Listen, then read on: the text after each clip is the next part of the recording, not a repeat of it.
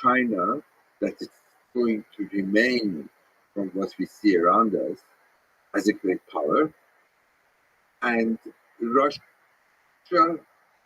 adventurous, foolish, but nevertheless would remain criminal, I would say, as far as its behavior in Ukraine. But actually, it's a rogue nation that it attracts another rogue nation. So Iran finds itself now in a greater place of security in alliance with Russia, in the hope that this could give Iran a greater security in this part of the world. Whether this is realistic or an illusion, I think remains to be seen. I think Iran-China relation makes more sense. Although, if you ask ordinary Iranians, they don't like it. They would tell, why should we be tied up with uh, with China as the only trade party with America because of the foolish isolations that you have created for us, because of all the sanctions that you have created for us, the Islamic Republic. So, in a sense, it's a very difficult question to answer. Probably Iranians also like to be more on the other camp.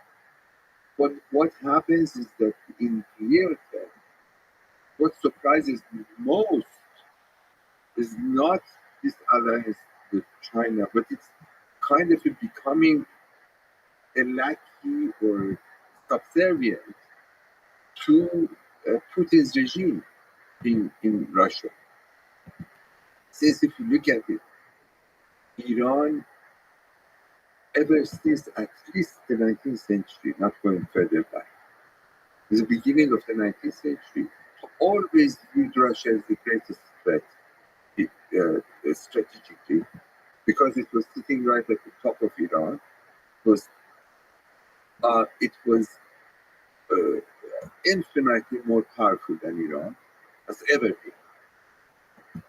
And Iran fought 2 rounds of war at the beginning of the century, lost the entire Caucasus to Russia, and learned its lesson that you have to be mindful of Russia, and you have to keep it as an arm's length.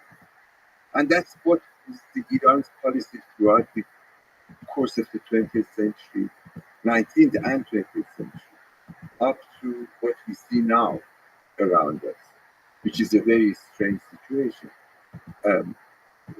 Whether the balance has changed in terms of if Russia is purchasing weapons from Iran, which was unheard of, it means that there is a new balance is emerging, a new relationship is emerging. Perhaps remains to be seen. But if you look at the historical precedents, it would have been enormously unwise to be an ally of Russia, given its long history of aggression in Iran. The Russians, part of the reason why it's actually Iran allied itself with the British Empire was the fact that it was so much afraid of the Russian expansion. And as such, I don't know what's going to be the future of this relationship. There is a big disconnect between governments and the people. And I think ultimately, I have faith that there's a love across the different cultures, across the different religions, amongst the people. And the governments are the source of the division and the conflict and the wars and all the geopolitics. That it is in part grounded in the battle for resources and all that kind of stuff. Nevertheless, this is the world we live in. So you looked at the modern history of Iran, the past few centuries. If you look into the future of this region, now you kind of implied that a historian has a bit of a cynical view of protests and things like this. that are fueled in the minds of young people with hope. If you were to just for a while have a bit of hope in your heart and your mind, what is a hopeful future for the next 10, 20, 30 years for us? I'm not cynical. I'm trying to be realistic. And I actually may be critical, but I have great hopes in Iran's future for a variety of reasons. I actually did write an article only, the last version of it is going to go out today, uh, in which the title of it is The Time of Fear and Women of Hope, which in a sense is this whole coverage about what this movement means that we see today.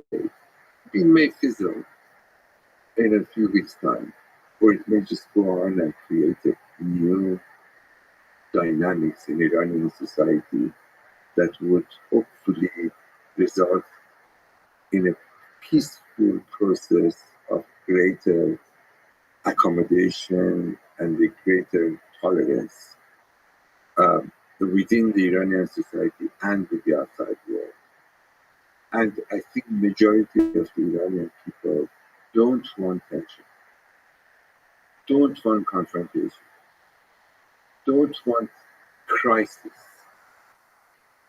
They, if 40 years they have suffered from a regime that has dictated an ideology that is regressive and impractical, they want to go back to a life in which they don't really create trouble for their neighbors or for the world. And therefore, I would see a better future for Iran. That's for one reason.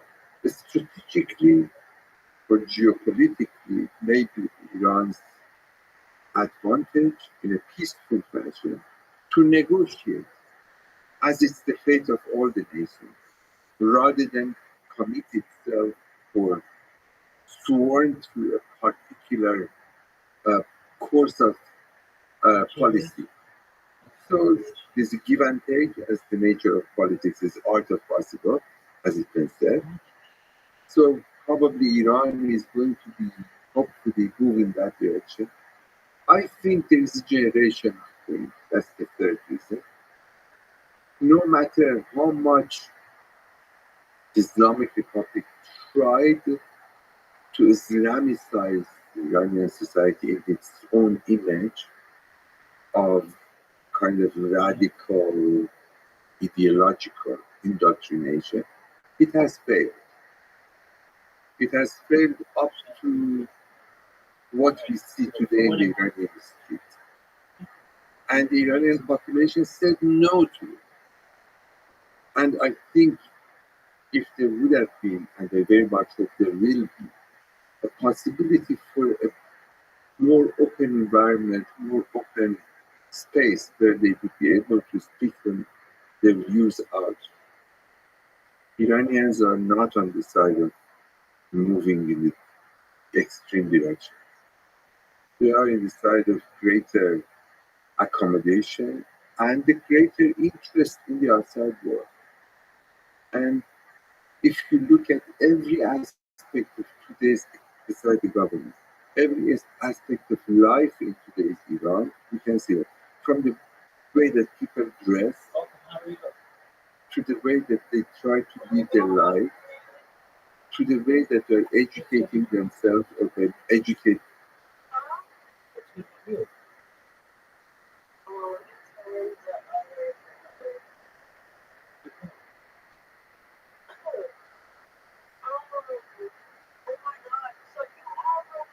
I am Brenda. How are you?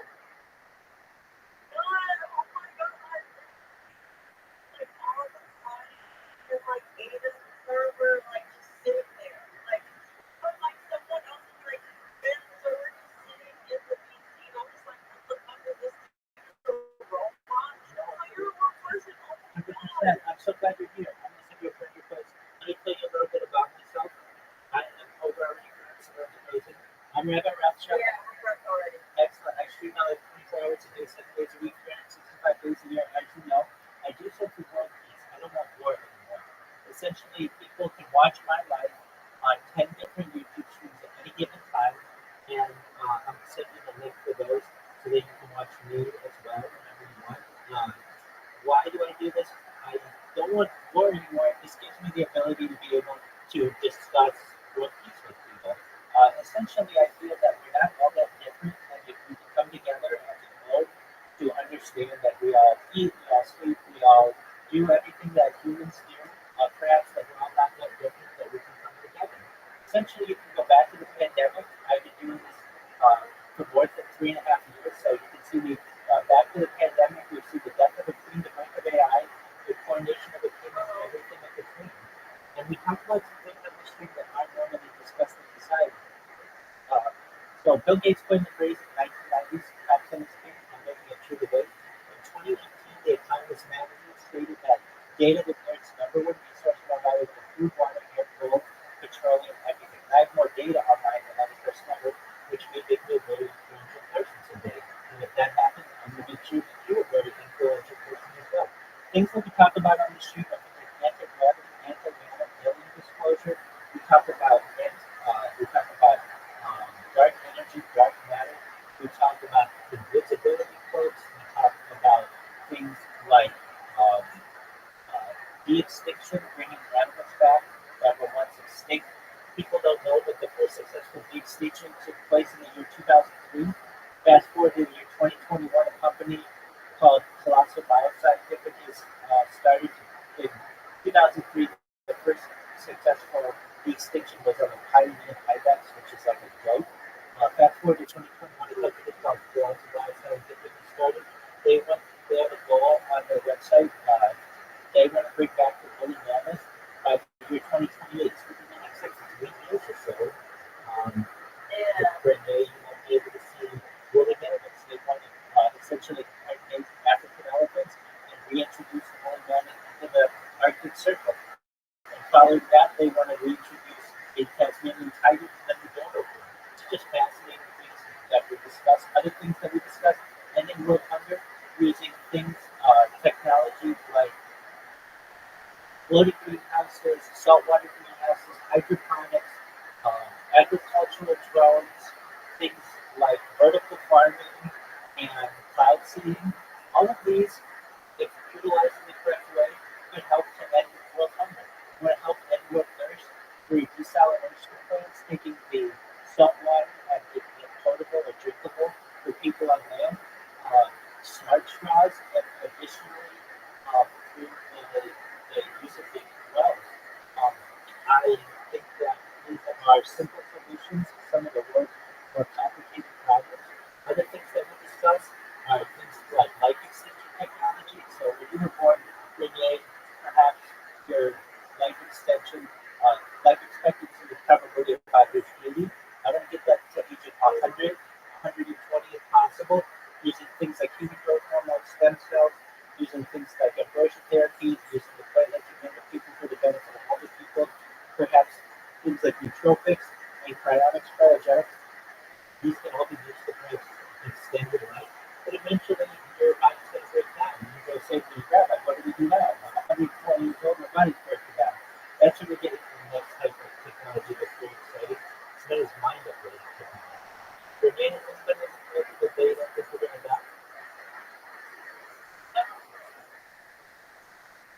Yes and no. Okay, tell me about it. I believe we all die one day, you know?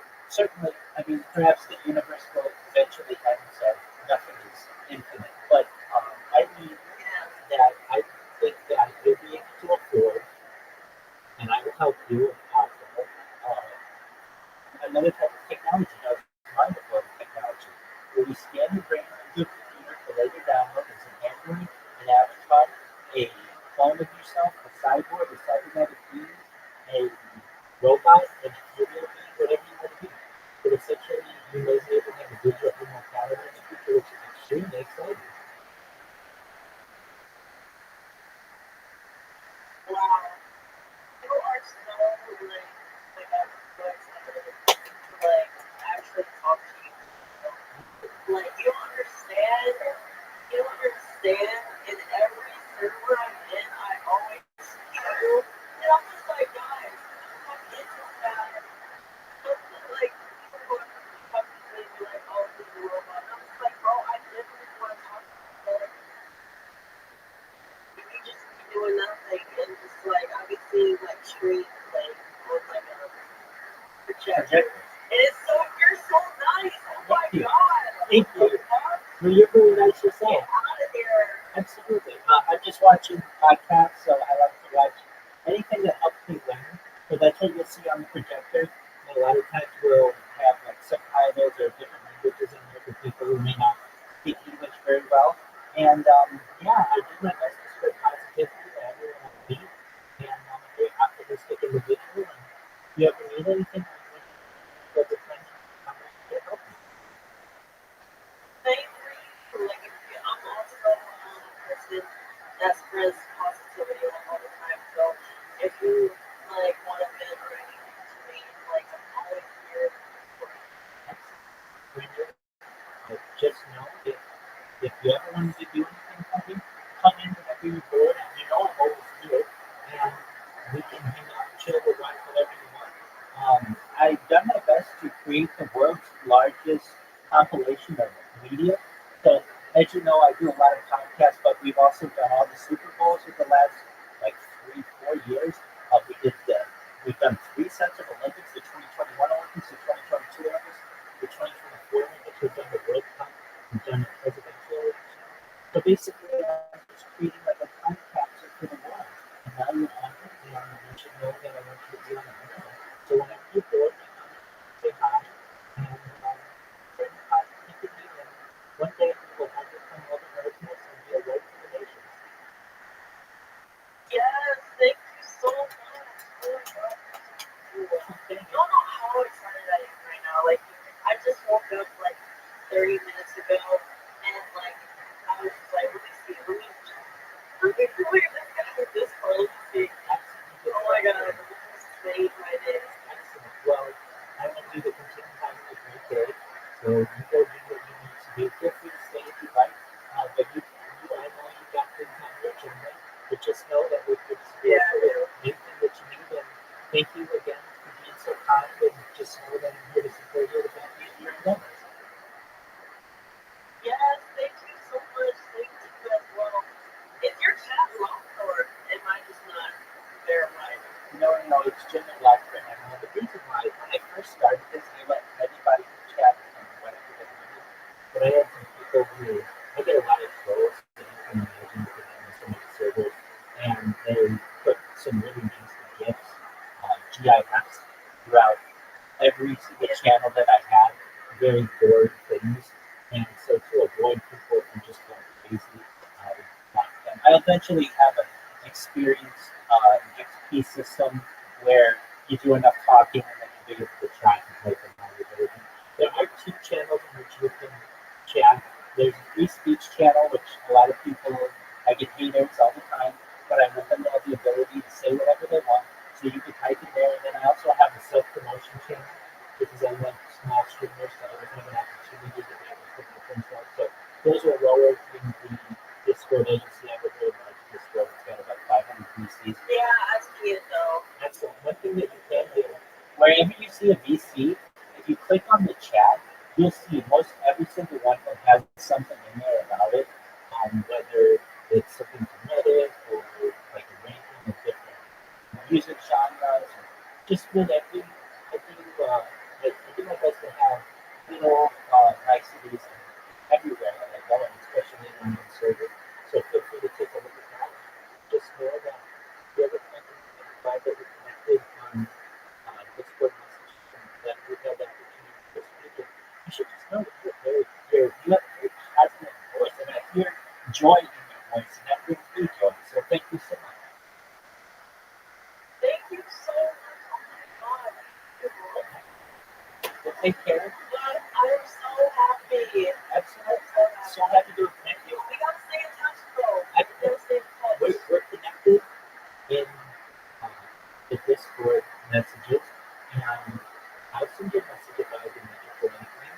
And you'll just know that I'm in here, and you see me in different Discords to know how to get hold of me. So this isn't the end. This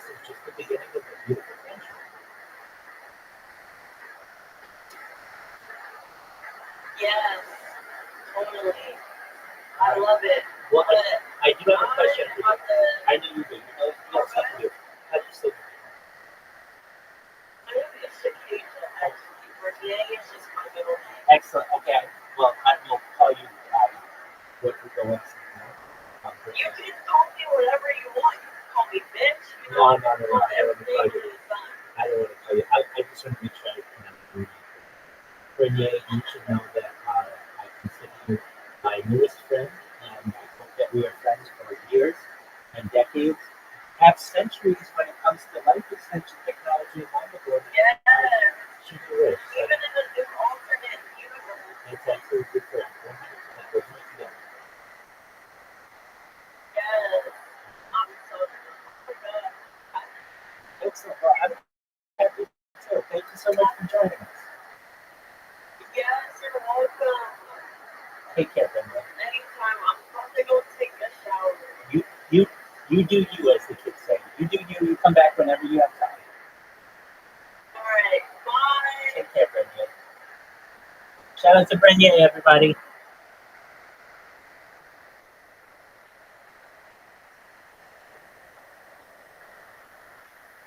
Educated in the institutions, you see a desire, an intention to move forward. And I'm optimistic. Well, in that struggle for freedom, like I told you offline, one of my close childhood friends is Iranian. He's a beautiful person. His family is a wonderful family. And on a personal level, is one of the deeper windows into the Iranian spirit and soul that I've gotten a chance to witness. So I really appreciate it. But in the recent times, I've got to hear from a lot of people that are currently living in Iran, that currently have that burning hope for the future of the country. So my love goes out to them in the struggle for freedom. That's so nice of you to say so. And I very much hope so. There are moments of despair, and there are moments that you would think that there is no hope. And but then again, something triggers them. You see 100,000 people in the streets of Berlin that are hoping for a better future for you. And I very much hope it eventually emerges. Even I'm hoping at the same time there is not going to be a very strong leadership as it was the case in the past.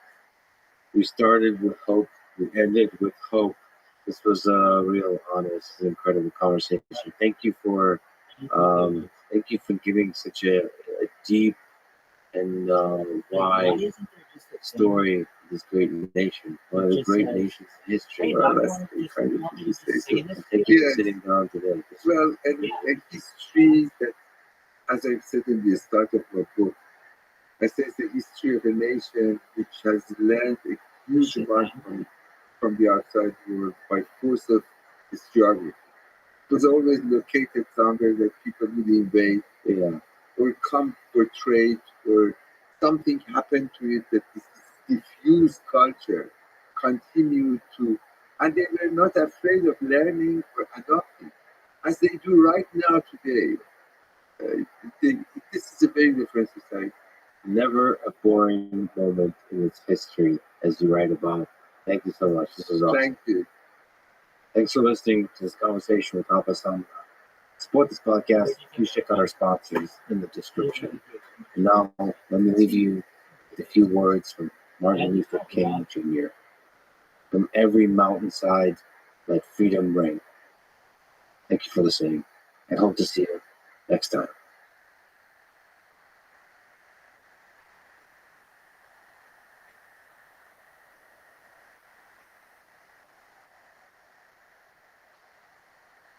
I think it's possible that physics has exploits and we should be trying to find them. Arranging some kind of a crazy quantum mechanical system that somehow gives you buffer overflow, somehow gives you rounding error in the floating point. Synthetic intelligences are kind of like the next stage of development. And I don't know where it leads to. Like at some point, I suspect the universe is some kind of a puzzle. These synthetic AIs will uncover that puzzle and solve it.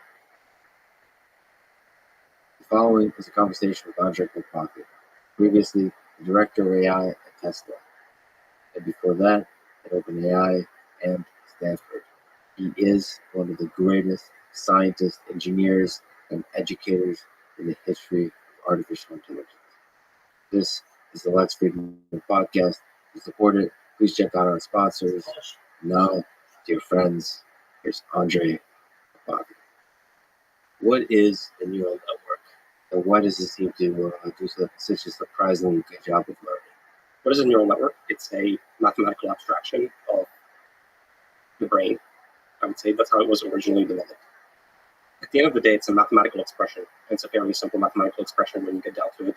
It's basically a sequence of matrix multiplies, which are really dot products mathematically, and some nonlinearities thrown in. And so it's a very simple mathematical expression, and it's got knobs, Many knobs. many knobs. And these knobs are loosely related to basically the synapses in your brain. They're trainable, they're modifiable. And so the idea is like we need to find the setting of the knobs that makes the neural net do whatever you want it to do, like classify images and so on. And so there's not too much mystery, I would say, in it. Like you might think that basically you don't want to endow it with too much meaning with respect to the brain and how it works. It's really just a complicated mathematical expression with knobs, and those knobs need proper setting for it to do something desirable. Yeah, but poetry is just a collection of letters with spaces that make us feel a certain way. You know, that same way when you get a large number of knobs together, whether it's inside the brain or inside a computer, they seem to surprise us with their power. Yeah, I think that's fair. So basically, I'm underselling it by a lot because you definitely do get very surprising emergent behaviors out of these neural nets when they're large enough and trained on complicated enough problems. Like, say, for example, the next word prediction in a massive data set from the internet. And then these neural nets take on pretty surprising magical properties. Yeah, I think it's kind of interesting how much you can get out of even very simple mathematical formalism. When your brain right now is talking, is it doing next word prediction? Or is it doing something more interesting? Well, it's definitely some kind of a generated model that's like GPT-like and prompted by you. Yeah. So you're giving me a prompt, and I'm kind of like responding to it in a generative way. And by yourself, perhaps a little bit? Like, are you adding extra prompts from your own memory inside your head? Mhm. Or Well, no? it definitely feels like you're referencing some kind of a declarative structure of like memory and so on, and then you're putting that together with your prompt and giving away some. Like, how much of what you just said has been said by you before? Nothing, basically, right?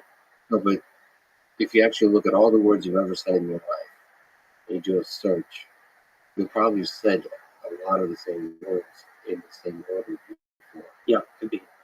I mean, I'm using phrases that are common, etc., but I'm remixing it into a pretty sort of unique sentence at the end of the day. But you're right, definitely there's like a ton of remixing. Why you didn't? You just like Magnus Carlsen said, I'm rated 2900 whatever, which is pretty decent. I think you're talking very. You're not giving enough credit to neural nets here. Why do they seem to? What's your best intuition about this emergent behavior?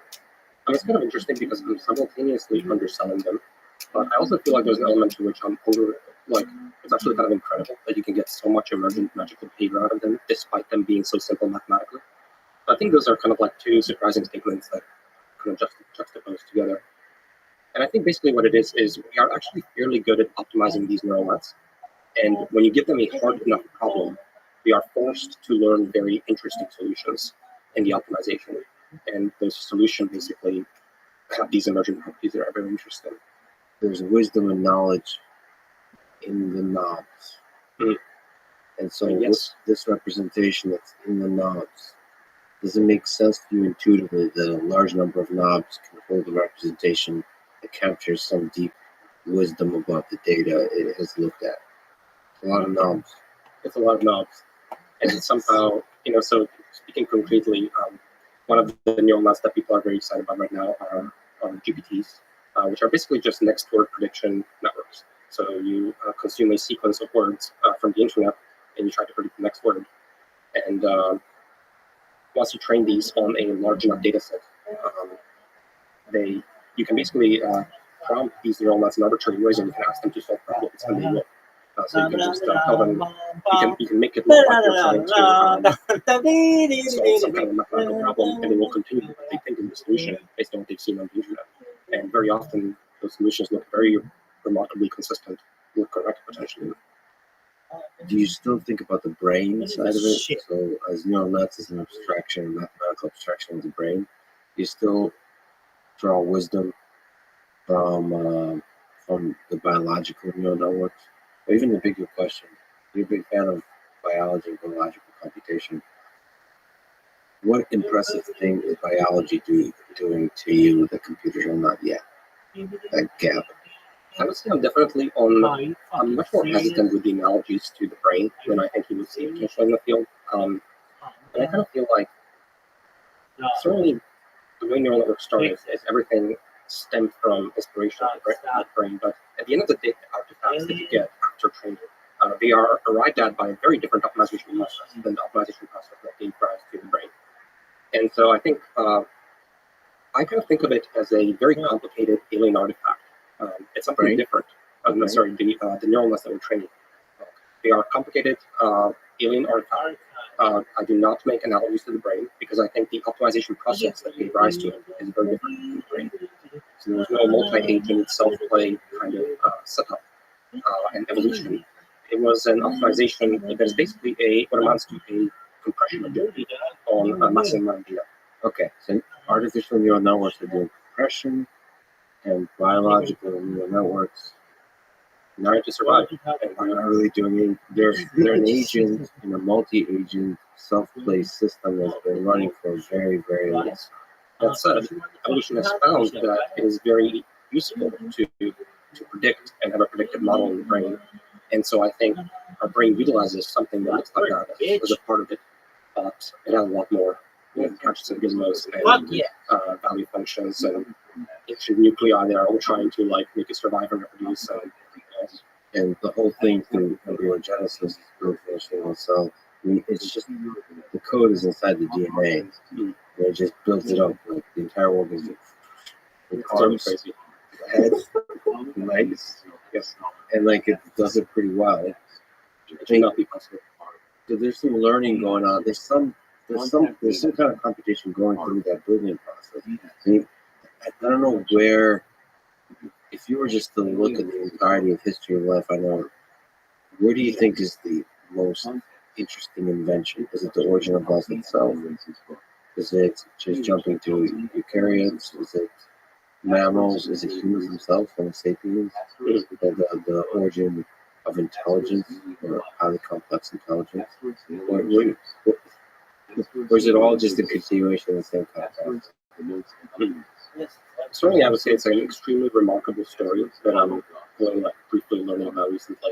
All the way from actually like you almost have to start at the formation of Earth and all of its conditions and the entire solar system and how everything is arranged with Jupiter and Moon and the habitable zone and everything.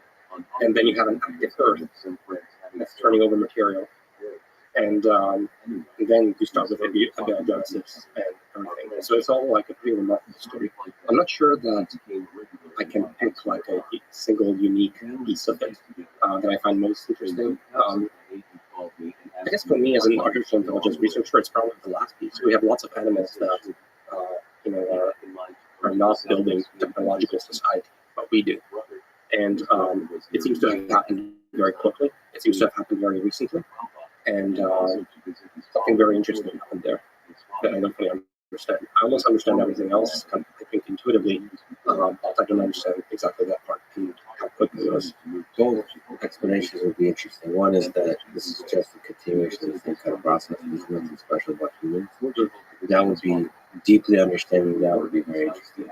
That we think of ourselves as special, but it was obvious. It was already written in code that you would have greater and greater intelligence emerging. And then the other explanation, which is something truly special happened, something with a rare event, whether it's like a crazy rare event like Space Odyssey, what would it be?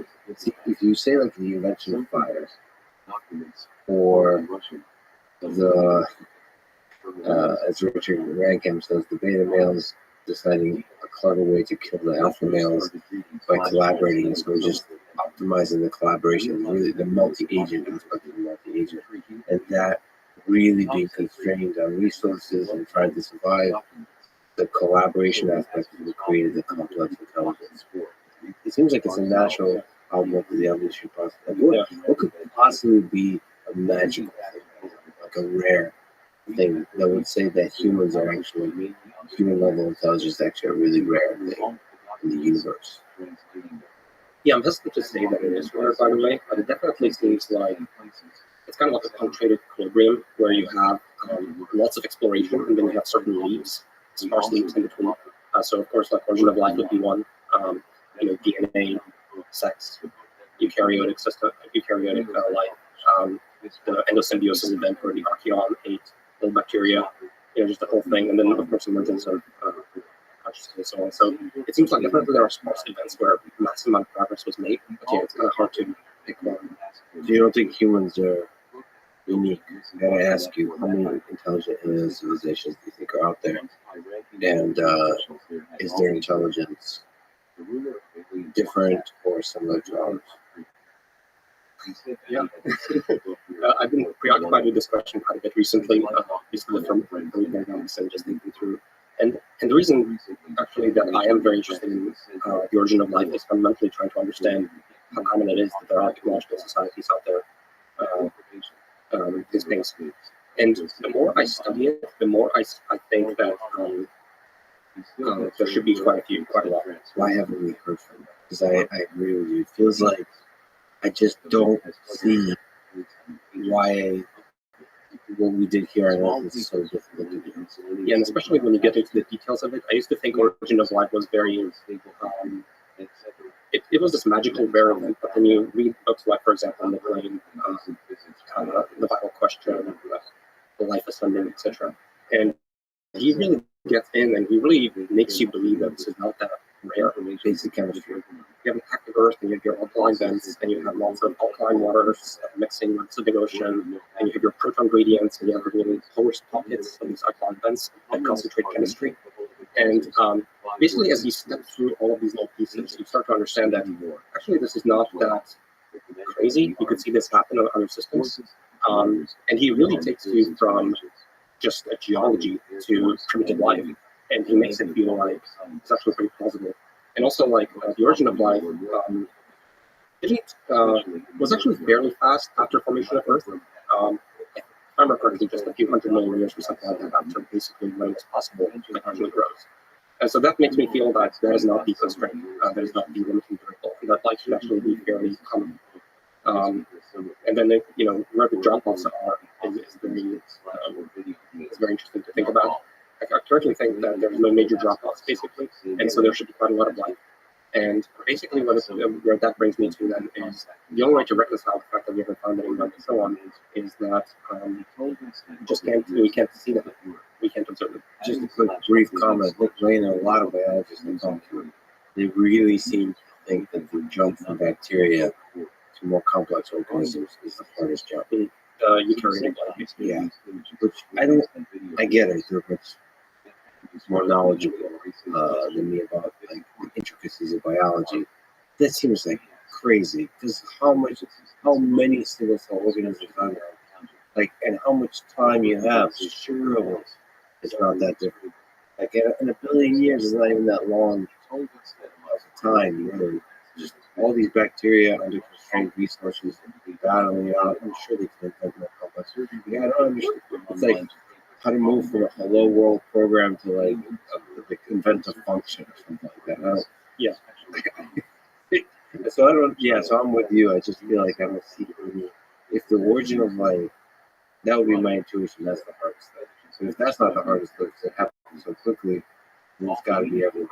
And yeah, maybe we're just too dumb to see it. Well, it's just that we don't have really good mechanisms for seeing this life. I mean, by what, how, so I'm not an expert just to preface this, but just by what I think it's, Who's going to need an expert on alien intelligence and how to communicate? I'm very suspicious of our ability to find these intelligences out there, to find these first, like radio waves, for example, are terrible.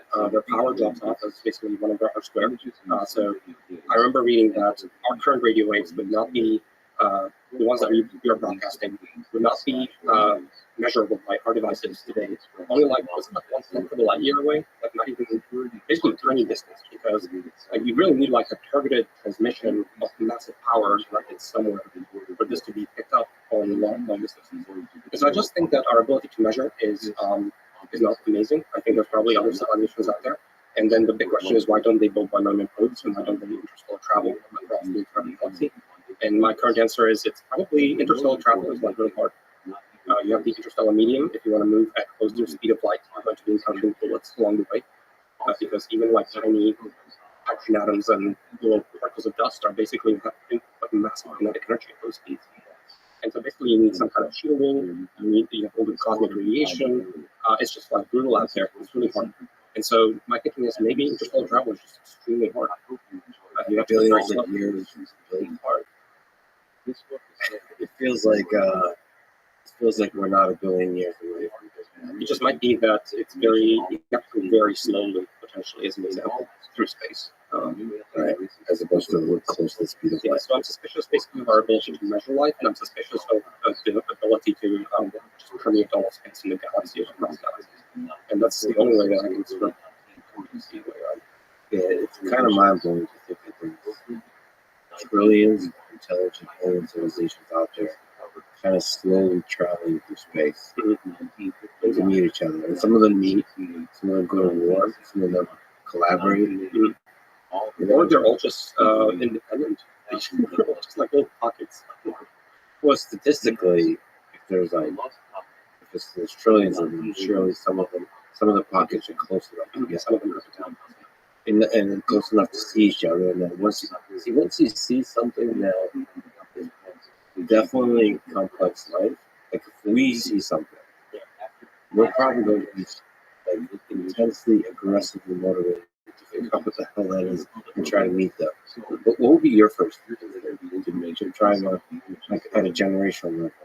Meet them or defend against them, or what would be your instinct as a president of the United States and a scientist? I don't know which one you prefer in this question.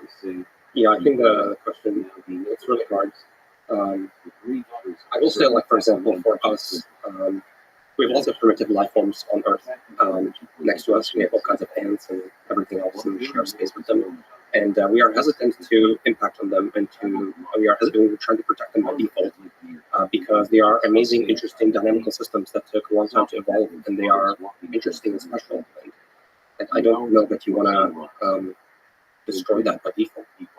And so I like complex dynamical systems that took a lot of time to evolve.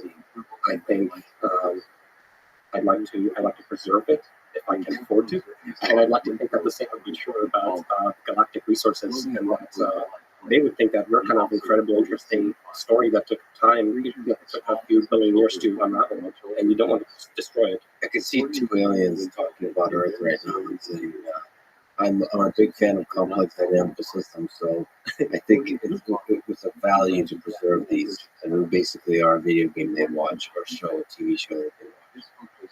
Yeah, I think you would need like a very good reason, I think, to destroy it. Why don't we destroy these endpoints and so on? It's because we're not actually like really in direct competition with them right now. We do it accidentally and so on, but there's plenty of resources. And so why would you destroy something that is so interesting and precious? Well, from a scientific perspective, you might you might interact with it later. Exactly. You might want to learn something from it, right? So I wonder, could be certain physical phenomena that we think is a physical phenomenon, but it's actually interacting with us to like poke the finger and see what happens. I think it should be very interesting to scientists, other alien scientists, what happened here. And what we're seeing today is a snapshot. Basically, it's a result of a huge amount of computation over like billion years. So it could have been initiated by aliens. This could be a computer running a program. Like, if you had the power to do this, for sure, at least I would pick an Earth-like planet that has the conditions, based on my understanding of the chemistry prerequisites for life, and I would seed it with life and run it, right? Like, wouldn't you 100% do that and observe it and then protect it? I mean, it's not just a hell of a good TV show. It's a good scientific experiment. Yeah, and it's physical simulation, right? Maybe the evolution is the most, like, actually running it is the most efficient way to understand computation and to compute stuff. Or to understand life, or what life looks like and what branches it contains. It does make me kind of feel weird that we're part of a science experiment, but maybe it's everything is a science experiment. Does that change anything for us? For a science experiment? I don't know. Two descendants of apes talking about being inside of a science experiment. I'm suspicious of this idea of like deliberate panspermia, as you described it, sort of. And I don't see a divine intervention in some way in the historical record right now. I do feel like the story in these books, like in the plays books and so on, sort of makes sense, and it makes sense how life arose on Earth. And yeah, I don't need to reach for more exotic. Sure, but NPCs inside a video game don't observe any divine intervention either. We might just be all NPCs running a kind of code. Maybe eventually they will. Currently, NPCs are really dumb, but once they're running GPTs, maybe they will be like, hey, this is really suspicious. What the hell? So you famously tweeted, it looks like if you bombard Earth with photons for a while, it can emit a roadster. So if like an Hitchhiker's Guide to the Galaxy, we would summarize the story of Earth. So in that book, it's mostly harmless. What do you think is all the possible stories, like a paragraph long or sentence long, that Earth could be summarized as? Once it's done, it's computation. Like all the possible full. If Earth is a book, right? Yeah. It probably has to be an ending.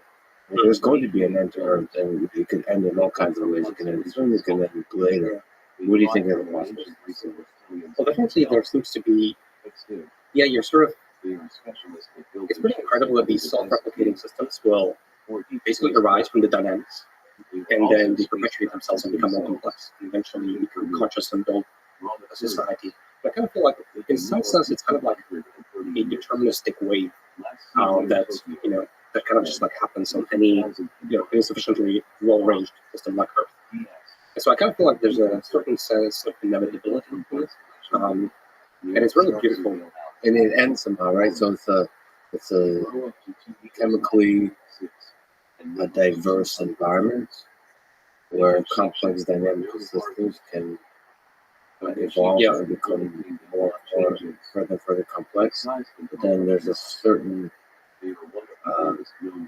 what is it? There's certain terminating conditions.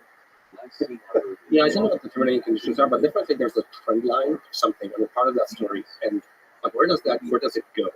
So, we're famously described often as a biological bootloader for AIs. And that's because humans, we're an incredible biological system, capable of computation and love and so on. But we're extremely inefficient as well. Like, we're talking to each other through audio. It's just kind of embarrassing, honestly. That we're manipulating 7 symbols serially, and we're using vocal cords. It's all happening over like multiple seconds. It's just like kind of embarrassing when you step down to the frequencies at which computers operate. And so basically, it does seem like synthetic intelligence is kind of like the next stage of development. And I don't know where it leads to. Like, at some point, I suspect the universe is some kind of a puzzle. And these synthetic AIs will uncover that puzzle and solve it.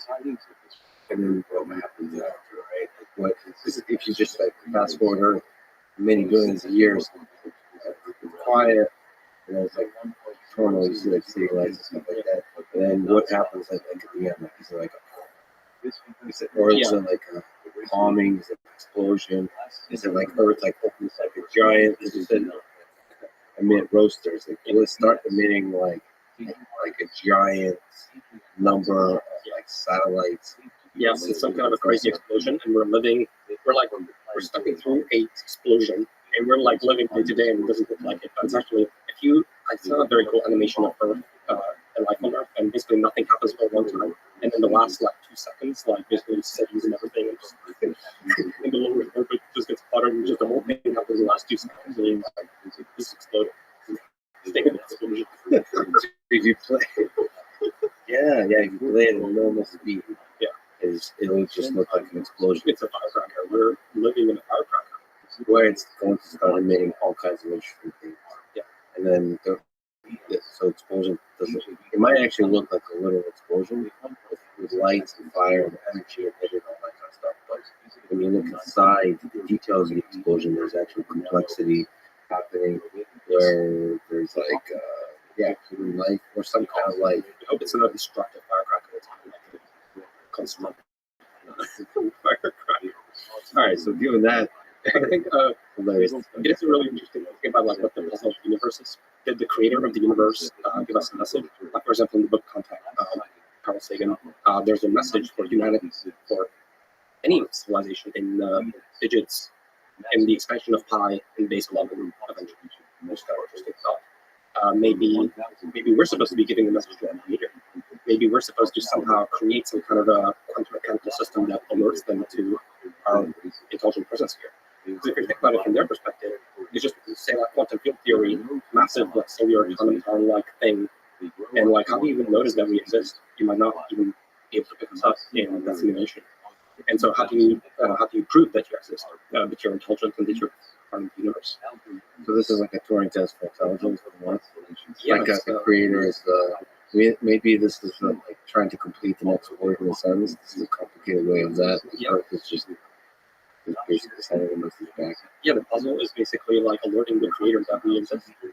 Or maybe the puzzle is just to just break out of the system and just stick it to the creator in some way. Basically, like if you're playing a video game, you can somehow find an exploit and find a way to execute on the host machine any arbitrary code. There's some, for example, I believe someone got a game of Mario to play Pong just by exploiting it and then creating basically writing code and being able to execute arbitrary code in the game. And so maybe that's the puzzle, is that we should be find a way to exploit it. So I think like some of these synthetic AIs will eventually find the universe to be some kind of a puzzle and solve it in some way. And that's kind of like the end game somehow. Do you often think about it as a simulation, as the universe being kind of computation that might have bugs? Yes, yeah, I think so. Is that what physics is? I think it's possible that physics has exploits and we should be trying to find them.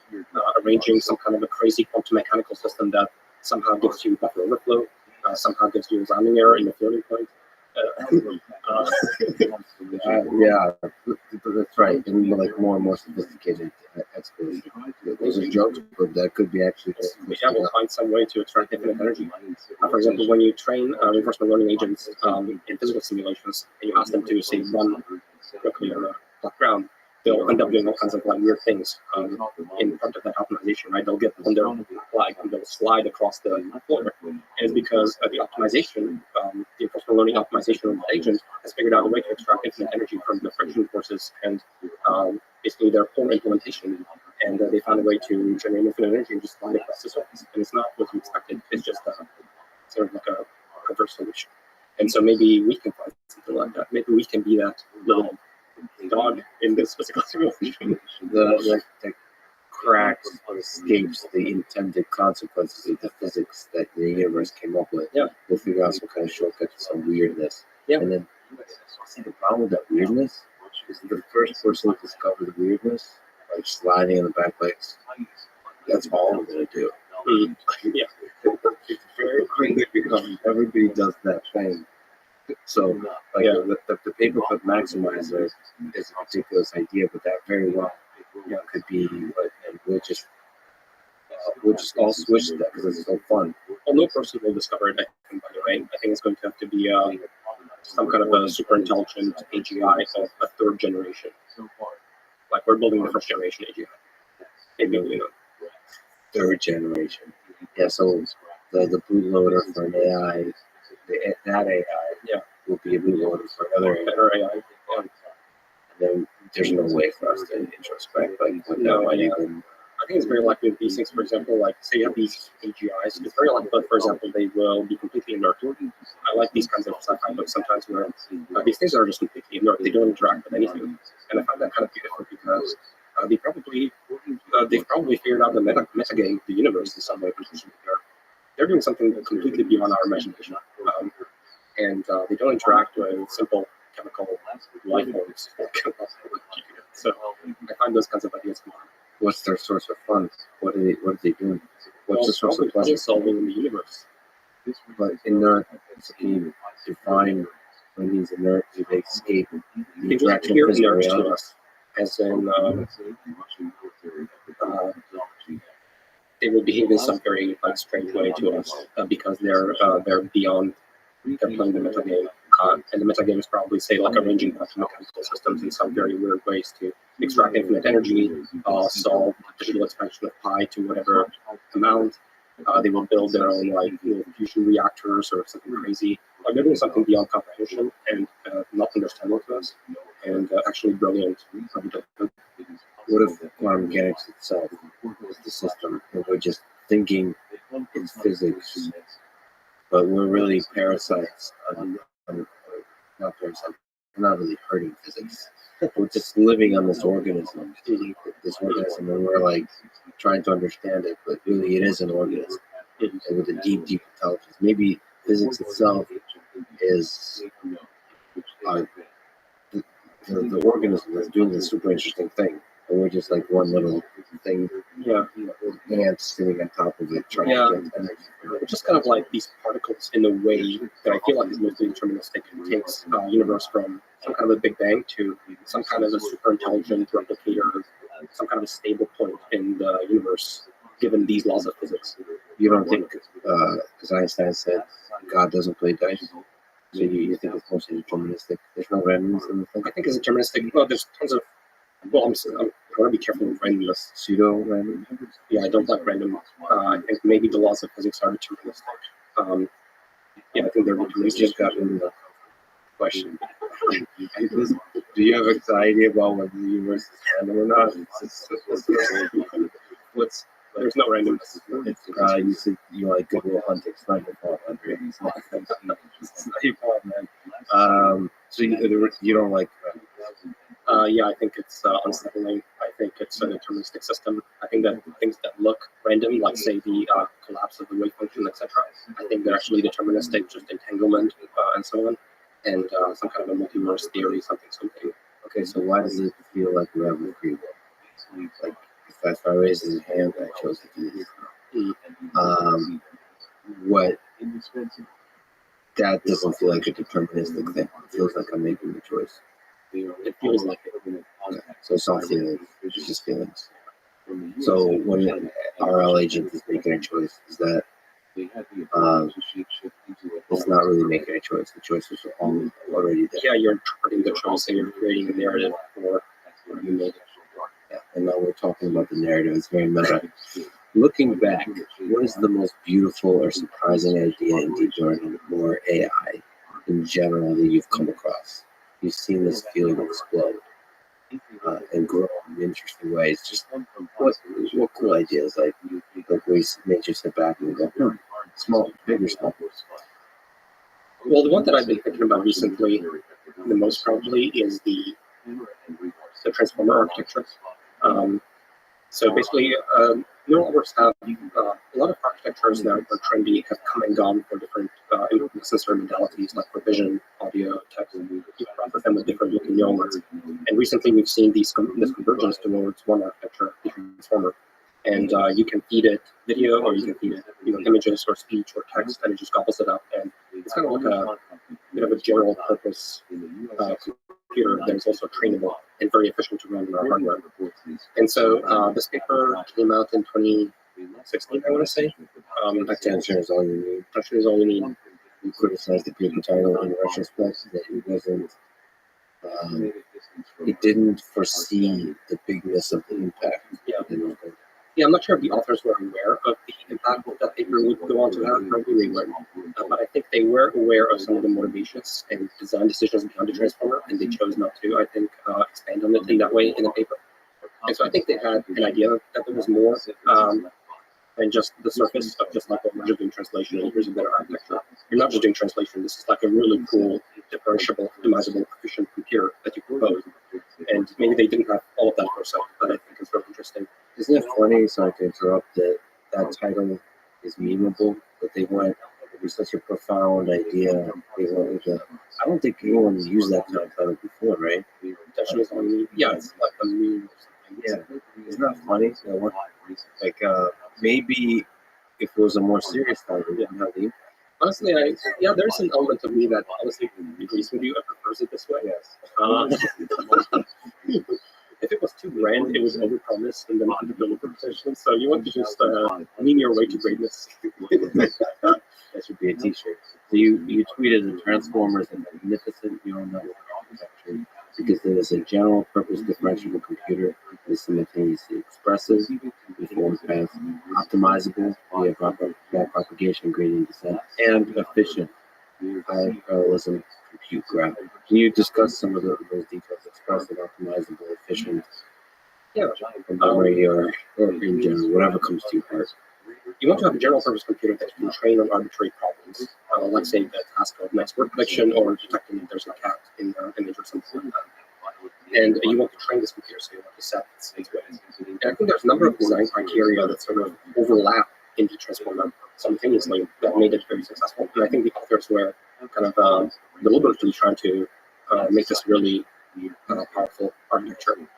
And so basically it's very powerful in the forward pass because it's able to express very general computation as sort of something that looks like message passing.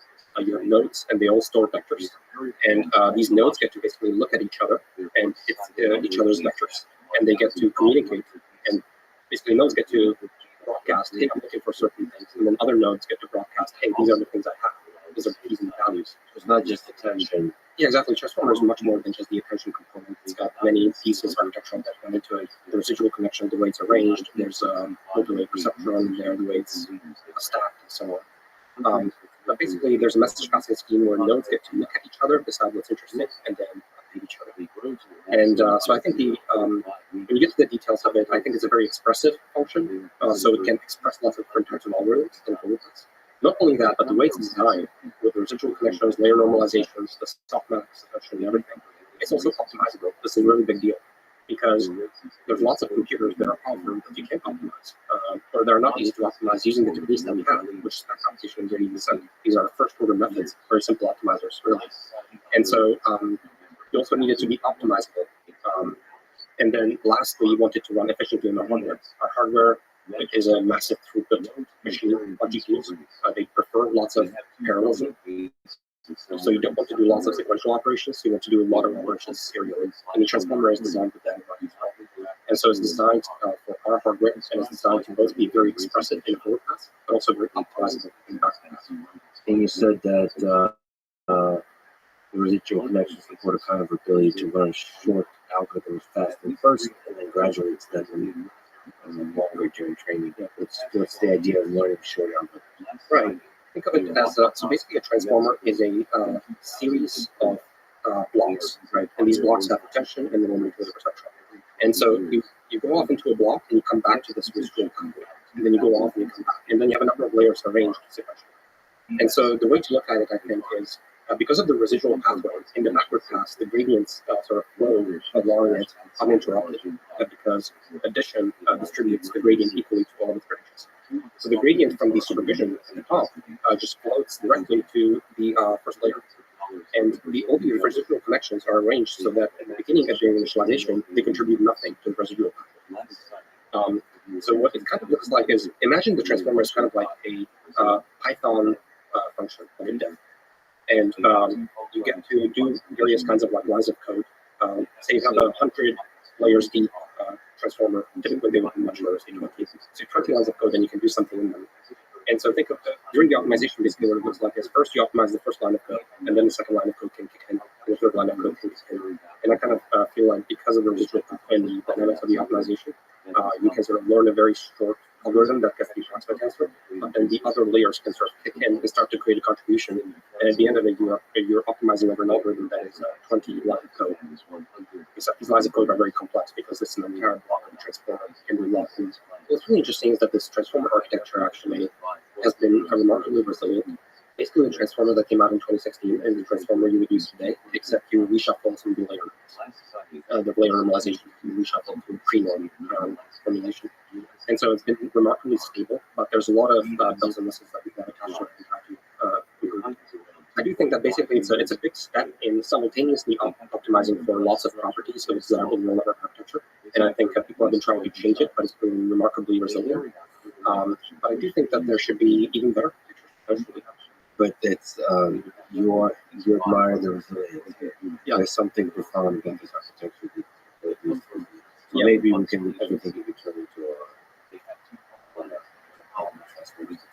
Currently, definitely looks like the transformers taking over AI, and you can feed basically arbitrary problems into it and say a general differentiable computer, and it's extremely powerful. And this convergence in AI has been really interesting to watch. What else do you think could be discovered here about transformers? Like, what surprising thing? Or is it a stable? We're in a stable place. Is there something interesting we might discover about transformers? Like aha moments? Maybe it has to do with memory, maybe knowledge representation, that kind of stuff. Definitely, the zeitgeist today is just pushing. Like basically, right now the zeitgeist is do not touch the transformers, touch everything else. So people are scaling up the data sets, making them much bigger. They're working on the evaluation, making the evaluation much bigger, and they're basically keeping the architecture unchanged. And that's how that's the last 5 years of progress in AI, kind of. What do you think about one flavor of it, which is language models? Have you been surprised? Has your sort of imagination been captivated by the GPT and all the bigger and bigger language models? And what are the limits of those models, do you think? So just the task of natural language. Basically, the way GPT is trained, right, is you just download a massive amount of text data from the internet, and then you try to predict the next word in the sequence, roughly speaking. You're predicting word chunks, but roughly speaking, that's it.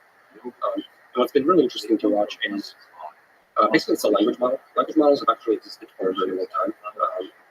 There's papers on language modeling from 2003, even earlier. Can you explain that case what a language model is? Yeah, so language model just basically the rough idea is just predicting the next word in the sequence, roughly speaking. So there's a paper from, for example, NGO and the team from 2003, where for the first time they were using a neural network to take, say, like 3 or 5 words and predict the next word. And they're doing this on much smaller data sets. And the neural net is not a transformer; it's a perceptron. That was the first time that neural network has been applied in that setting. But even before neural networks, there were language models. Except they were using n-gram models. So n-gram models are just count-based models. So if you try to get 2 words and predict the third one, you just count up how many times you've seen any 2-word combinations and what came next. And what you predict that's coming next is just what you've seen the most of in the training set. And so language modeling has been around for a long time. Neural networks have done language modeling for a long time.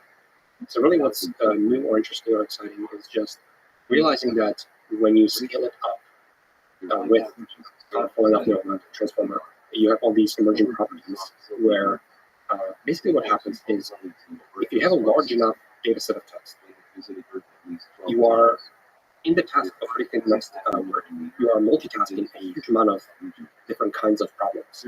You are multitasking understanding of chemistry, physics, human nature.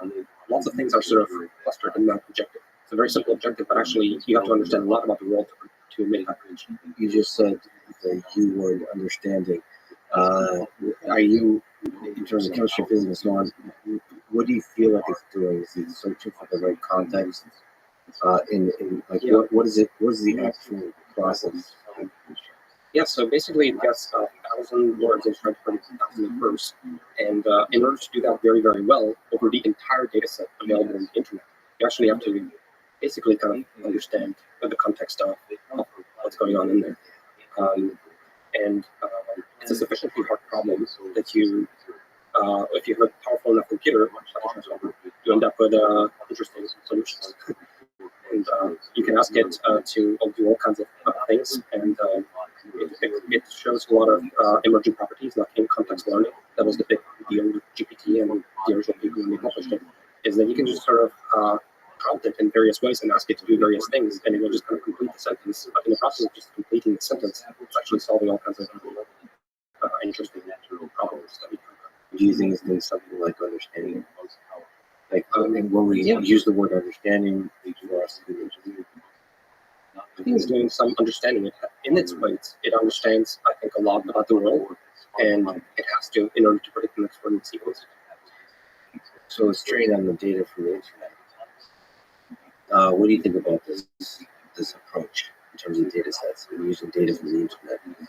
Do you think the internet has enough structured data to teach AI about human sensation? Yeah, so I think the internet has a huge amount of data. I'm not sure if it's complete enough set. I don't know that text is enough for having a sufficiently powerful AGI as an outcome. Of course, there is audio and video and images and all that kind of stuff. Yeah, so text by itself, I'm a little bit suspicious about. There's a ton of things we don't put in text in writing, just because they're obvious to us about how the world works and physics of it and things fall. We don't put that stuff in text because why would you share that understanding? And so text is a communication medium between humans, and it's not a all-encompassing medium of knowledge about the world. But as you pointed out, we do have video, with images, and with audio. And so I think that definitely helps a lot. But we haven't trained models sufficiently across all of those modalities yet. So I think that's what a lot of people are interested in. But I wonder what that shared understanding of like what we might call common sense has to be learned, inferred in order to complete the sentence correctly. So maybe the fact that it's implied on the internet, the model's gonna have to learn that. Not by reading about it, by inferring it in the representation. It's like common sense, just like I don't think we learn common sense. Like nobody tells us explicitly, we just figure it all out by interacting with it. Right. So here's a model of reading about the way people interact with the world. We might have to infer that. I wonder. Yeah. You briefly worked on a project called The World of Bits, training the RL system to take actions on the internet versus just consuming the internet and stuff. Do you think there's a future for that kind of system interacting with the internet to help the learning? Yes, I think that's probably the final frontier for a lot of these models because, as you mentioned, I was at OpenAI. I was working on this project called The Bits, and basically it was the idea of giving neural networks access to a keyboard and a mouse. And the idea could possibly go wrong. So basically, you perceive the input of the screen pixels, and basically the state of the computer is sort of visualized for human consumption in images of the web browser and stuff like that. And then you give the neural network the ability to press keyboards and use mouse. And we're trying to get it to, for example, complete bookings and interact with user interfaces. And we should learn from that. Like, what was some fun stuff? This is a super cool idea. Yeah. I mean, it's like, the step between observer to actor. Yeah. This is super fascinating stuff. Yeah. Both the universal interface and the digital realm. And there's a universal interface in like the physical realm, which in my mind is a humanoid form factor kind of thing. We later talk about Optimus and so on. But I feel like there's a kind of like similar philosophy in some way, where the physical world is designed for the human form, and the digital world is designed for the human form of seeing the screen and using keyboard and mouse. And so it's the universal interface that can basically command the digital infrastructure we've built up for ourselves. And so it feels like a very powerful interface to command and to build on top of. Now, to your question as to like what I learned from that, it's interesting because the World of Bits was basically too early, I think, at OpenAI at the time. This is around 2015 or so, and the zeitgeist at that time was very different in AI from the zeitgeist today. At the time, everyone was super excited for reinforcement learning from scratch. This is the time of the Atari paper, where neural networks were playing Atari games and beating humans in some cases, AlphaGo and so on. So everyone was very excited about training neural networks from scratch using reinforcement learning. It turns out that reinforcement learning is an extremely inefficient way of training neural networks because you're taking all these actions and all these observations and you get some sparse rewards once in a while. So you do all this stuff based on all these inputs, and once in a while you're like told you did a good thing, you did a bad thing. It's just an extremely hard problem. You can't learn from that. You can burn a forest and you can sort of brute force through it, and we saw that I think with Go and so on, and it does work. But it's extremely inefficient and not how you want to approach problems, practically speaking. And so that's the approach that at the time we also took to world is. We would have an agent initialize randomly, so keyboard mash and mouse mash and try to make a booking.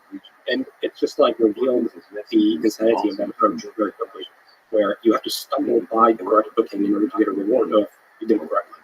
and you're never going to stumble by it on chance at random. So even with a simple web interface, there's too many options. Just too many options, and it's too sparse of a reward signal. And you're starting from scratch at the time, and so you don't know how to read, you don't understand pictures, images, buttons, you don't understand what it means to like make a cooking. But now what's happened is it is time to revisit that, and OpenAI is interested in this, companies like Adept are interested in this, and so on.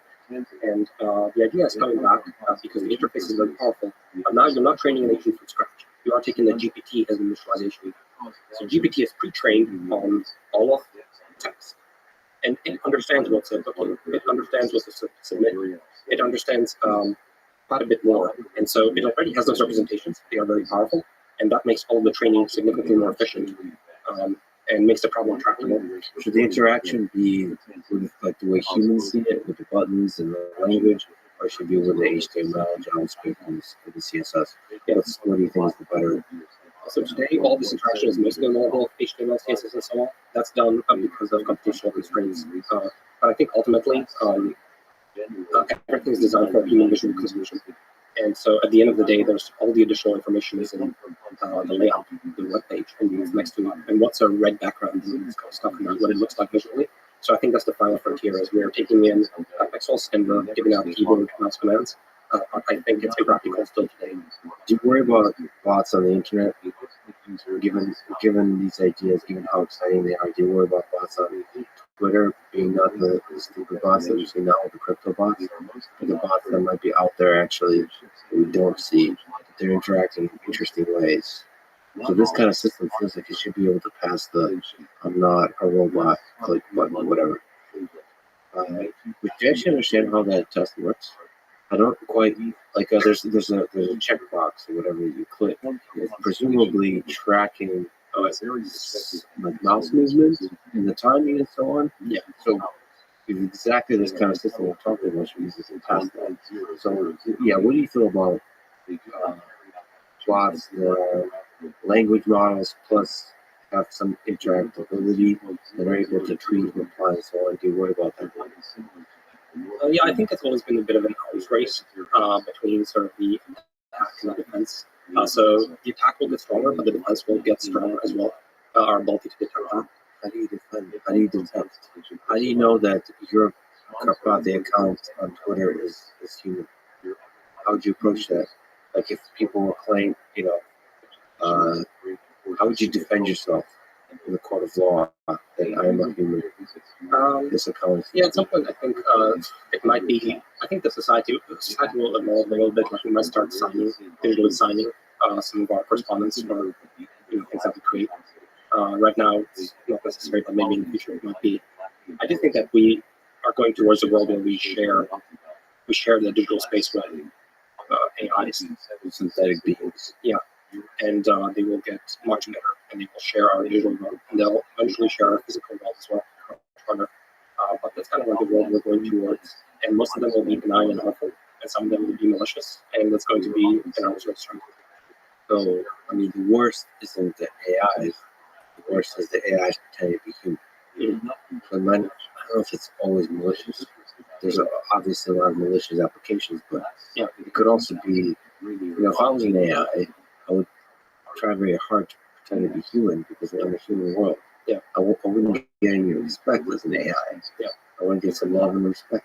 I don't think the problem is intractable. People are thinking about the proof of personhood. Yes. And we might start digitally signing our stuff, and we might all end up having like basically some solution for proof of personhood. It doesn't seem to be intractable. It's just something that we haven't had to do until now. But I think once the need really starts to emerge, which is soon, I think we will think about it much more. So with that, you would be a race because obviously you could probably spoof or fake the proof of personhood. You have to try to figure out how to. I mean, it's weird that we have like social security numbers and like passports and stuff. It seems like it's harder to fake stuff in the physical space. In the digital space, it just feels like it's going to be very tricky to out. Because it seems to be pretty low cost to fake stuff. What are you going to put an AI in jail for like trying to use a fake personhood proof? I mean, okay, fine, you'll put a lot of AIs in jail because there'll be more AIs, but you're like exponentially more. The cost of creating a bot is very low.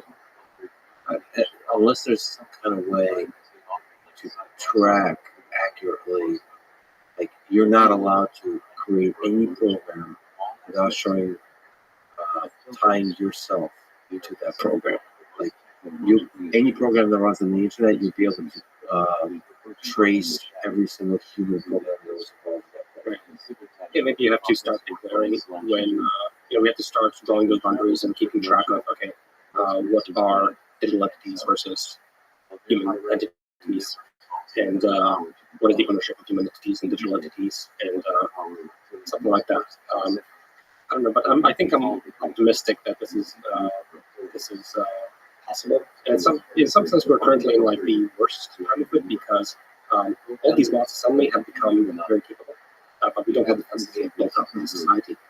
But I think that doesn't seem to me intractable. It's just something that it seems weird that the Twitter, like really crappy Twitter bots, are so numerous. Like, is it? So I presume that the engineers at Twitter are very good.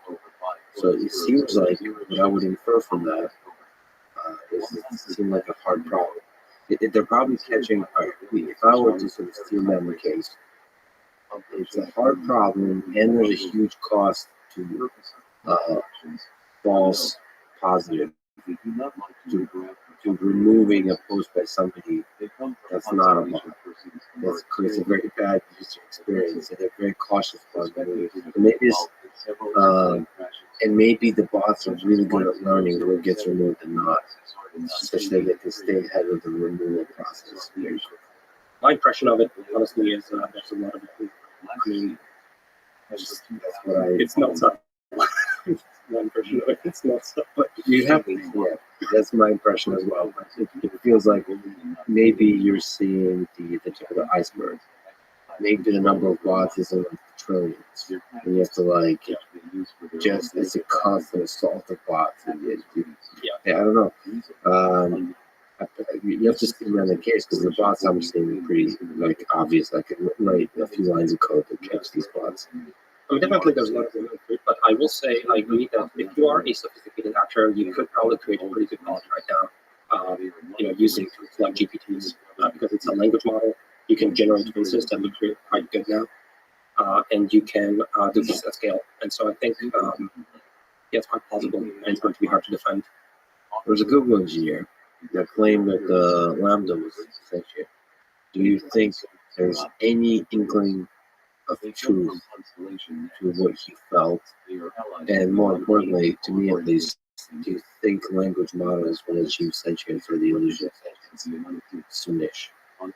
Yeah, to me, it's a little bit of a canary in the coal mine kind of moment, honestly, a little bit, because so this engineer spoke to like a chatbot at Google and became convinced that this bot is sentient. They asked it some existential philosophical questions. And he had like reasonable answers and not real and so on. So to me, it's a he wasn't sufficiently trying to stress the system, I think, and exposing the truth of it as it is today. I think this will be increasingly harder over time. I think more and more people will basically become. I think more and more there will be more people like that over time as this gets better. Like form an emotional connection to an AI. It's perfectly plausible in my mind. I think these AIs are actually quite good at human connection, human emotion. A ton of text on the internet is about humans and connection and love and so on. So I think they have a very good understanding, in some sense, of how people speak to each other about this, and they're very capable of creating a lot of that kind of text. There's a lot of like sci-fi from 50s and 60s that imagine AIs in a very different way. They are calculating gold with Vulcan-like machines. That's nothing we're getting today. We're getting pretty emotional AIs that actually are very competent and capable of generating, positive sounding text with respect to all these topics. See, I'm really hopeful about AI systems that are like companions that help you grow, develop as a human being, help you maximize long-term happiness. But I'm also very worried about AI systems that figure out from the internet that humans get attracted to drama So these should be like shit talking AIs. They're just constant. Did you hear? Like they'll do gossip. They'll do. They'll try to plant seeds of suspicion to other humans that you love and trust, and just kind of mess with people. In your, because that's going to get a lot of attention. So drama, maximize drama. That comes back to maximizing engagement, and us humans will feed into that machine. Yeah. And it'll be a giant drama shitstorm. Yeah. So I'm worried about that. So if the objective function really defines the way that human civilization progresses. Yeah. I think right now, at least today, they are not. It's not correct to think of them as goal-seeking agents that want to do something. They have no long-term memory or anything. It's literally a good approximation of it is you get 1,000 words and you're trying to produce 1,000 at first, and then you can continue feeding it. And you are free to prompt it in whatever way you want. So in text. So you say, okay, you are a psychologist and you are very good and you love humans. And here's a conversation between you and another human colon something, you something. And then it just continues the pattern. And suddenly you're having a conversation with a big psychologist who's not trying to help you. And so it's still kind of like in the realm of a tool is you can prompt it in arbitrary ways and it can create really incredible text. But it doesn't have long-term goals over long periods of time. It doesn't try to, so it doesn't look that way right now. Yeah, but you can do short-term goals that have long-term effects. So if my prompting short-term goal is to get Andre Kapati to respond to me on Twitter, and I think AI might, that's the goal. It might figure out that talking shit to you would be the best in a highly sophisticated, interesting way. And then you build up a relationship with them once, and then it, like over time, it gets to not be sophisticated and just talk shit. And okay, maybe it won't get to Andre, but it might get to another celebrity. It might get to other big accounts. And it'll just, so we just that simple goal, get them to respond. Yeah. Maximize the probability of actual response. Yeah, I mean, you could prompt a powerful model like this with its opinion about how to do any possible thing you're interested in. So they will just, they're kind of on track to become these oracles. I think think of it that way. They are oracles. Currently, it's just text. They will have calculators. They will have access to Google search. They will have all kinds of gadgets and gizmos. They will be able to break the internet and find different information. And yeah, in some sense, that's kind of like currently what it looks like in terms of. Do you think there'll be an improvement eventually over what Google is for access to human knowledge? That there'll be a more effective search engine to access human knowledge? I think there's definite scope in building a better search engine today. And I think Google, they have all the tools, all the people, they have everything they need. They have all the puzzle pieces, they have people training transformers at scale, they have all the data. It's just not obvious that they are capable as an organization to innovate on their search engine right now. And if they don't, someone else will. There's absolute scope for building a significantly better search engine built on these tools. It's so interesting. A large company where the search, there's already an infrastructure, it works, it has brings out a lot of money. So where structure inside the company is their motivation to pivot. Yeah. To say we're going to build a new search engine. Yeah. That's the part. So it's usually going to come from startup. That's that would be, yeah, or some other more competent organization.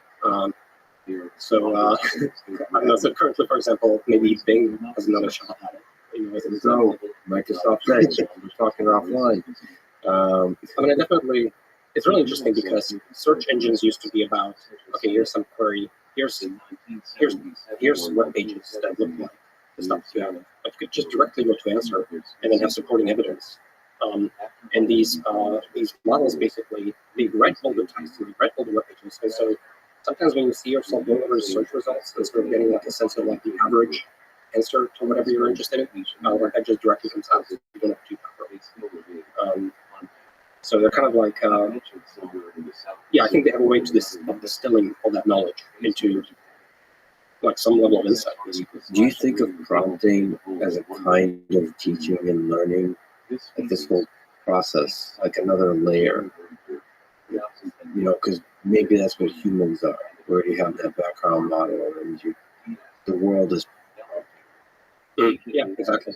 I think the way we are programming these computers now, or GPTs, is converging to how you program humans. I mean, how do I program humans? We have prompts. I go to people and I prompt them to do things. I prompt them on information. And so natural language prompts is how we program humans, and we're starting to program computers directly in that interface. It's like pretty remarkable. So you've spoken a lot about the idea of software 2.0. All good ideas become like cliches. It's kind of hilarious. It's like I think Eminem once said that like if he gets annoyed by a song he's written very quickly, that means it's going to be a big hit because it's too catchy. But can you describe this idea and how you're thinking about it has evolved over the 19 years since? Yeah. Yes, so I had a blog post on Software 2.0, I think several years ago now. And the reason I wrote that post is because I kept saw something remarkable happening in software development and how a lot of code was being transitioned to be written not in sort of like C++ and so on, but it's written in the weights of a neural net. Basically just saying that neural nets are taking over software, the realm of software, and taking more and more tasks. And at the time, I think not many people understood this deeply enough, that this is a big deal, it's a big transition. Neural networks were seen as one of multiple classification algorithms you might use for your dataset problem in CAD. Like, this is not that. This is a change in how we program computers. And I saw neural nets as this is going to take over. The way we program computers is going to change. It's not going to be people writing software in C++ or something like that and directly programming the software. It's going to be accumulating training sets and data sets and crafting these objectives by which you train these neural nets. And at some point, there's going to be a compilation process from the data sets and the objective and the architecture specification into the binary, which is really just the neural net, weights and the whole pass of the neural net. And then you can deploy that binary. And so I was talking about that sort of transition, and that's what the post is about. And I saw this sort of play out in a lot of fields, autopilot protocol being one of them, but also just simple image classification. People thought originally, in the 80s and so on, that they would write the algorithm for detecting a dog in an image. And they had all these ideas about how the brain does it, and first we detect corners, and then we detect lines, and then we stitch them up. And they were like really going at it, they were like thinking about how they're going to write the algorithm. And this is not the way you build it. And there was a smooth transition where, first we thought we were going to build everything. Then we were building the features, so like hot features and things like that, that detect these little statistical patterns from image patches. And then there was a little bit of learning on top of it, like a simple vector machine binary classifier for cat versus dog and images on top of the features. So we wrote the features, but we trained the last layer, sort of the classifier. And then people are like, actually, let's not even design the features because we can't. Also, we're not very good at it. So let's also learn the features. And then you end up with basically a convolutional neural net where you're learning most of it. You're just specifying the architecture. And the architecture has tons of the fill-in blanks, which is all the knobs. And you want the optimization right most of it. And so this transition is happening across the industry everywhere. And suddenly we end up with a ton of code that is written in neural networks. And I was just pointing out that the analogy is actually pretty strong. And we have a lot of developer environments for software development, like we have IDEs, how you work with code, how you debug code, how you run code, how do you maintain code. We have GitHub. So I was trying to make those analogies in the new realm. Like, what is the GitHub? Turns out it's something that looks like Hugging Face right now. And so I think some people took it seriously and built whole companies, and many people originally attacked the post. It actually was not well received when I wrote it. And I think maybe it has something to do with the title, but the post was not well received, and I think more people sort of have been coming around to it over time. Yeah, so you were the director of AI, that's where I think this idea was really implemented at scale, which is how you have engineering teams doing software 2.0. So can you sort of linger on that idea of, I think we're in the really early stages of everything you just said, which is like GitHub IDEs. Like how do we build engineering teams that work in software 2.0? And the data collection and the data annotation, which is all part of that software 2.0. Like, what do you think is the task of programming software 2.0? Is it debugging in the space of hyperparameters? or is it also debugging the space of data? Yeah. The way by which you program the computer and influence its algorithm is not by writing the commands yourself. You're changing mostly the data set. You're changing the loss functions of like what the neural net is trying to do, how it's trying to predict things. But basically the data set and the architecture is like the neural net. And so in the case of the RPL, a lot of the data sets have to do with, for example, detection of objects and lane line markings and traffic lights and so on. So you accumulate massive data sets of, here's an example, here's the desired label, and then here's roughly how the architecture, here's roughly what the algorithm should look like, and that's accomplished on the end. The specification of the architecture is like a hint as to what the algorithm should roughly look like. And then the fill in the blanks process of optimization is the training process. And then you take your neural net that was trained, it gives all the right answers on your data set, and you go.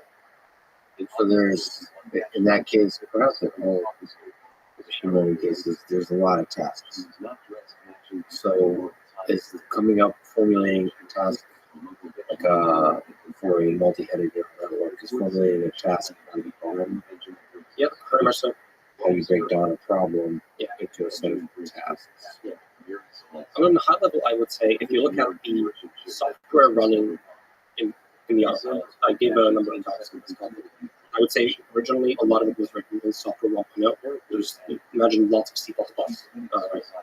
And then gradually, there was a tiny neural net that was, for example, predicting, given a single image, is there like a traffic light or not? And this neural net didn't have too much to do in the scope of the software. It was making tiny predictions on individual little images. And then the rest of the system stitched it up. So, okay, we don't have just a single camera, we have 8 cameras. We actually have 8 cameras over time. And so what do you do with these predictions? How do you put them together? How do you do the fusion of all that information? And how do you act on all that was written by humans in C++? And then we decided, okay, we don't actually want to do all of that fusion in the C++ code because we're actually not good enough to write that algorithm. We want the neural net to write the algorithm. And we want to port all of that software into the 2.0 stack. And so then we actually have neural nets that now take all the 8 camera images simultaneously and make predictions for all of that. Also, and actually they don't make predictions in the space of images. They now make predictions directly in 3D. And actually they don't in 3 dimensions around the corner. And now actually we don't manually fuse the predictions in 3D over time. We don't trust ourselves to write that tracker. So actually we give the neural net the information over time. So it takes these videos now and makes those predictions. And so you're sort of just like putting more and more power into neural network processing.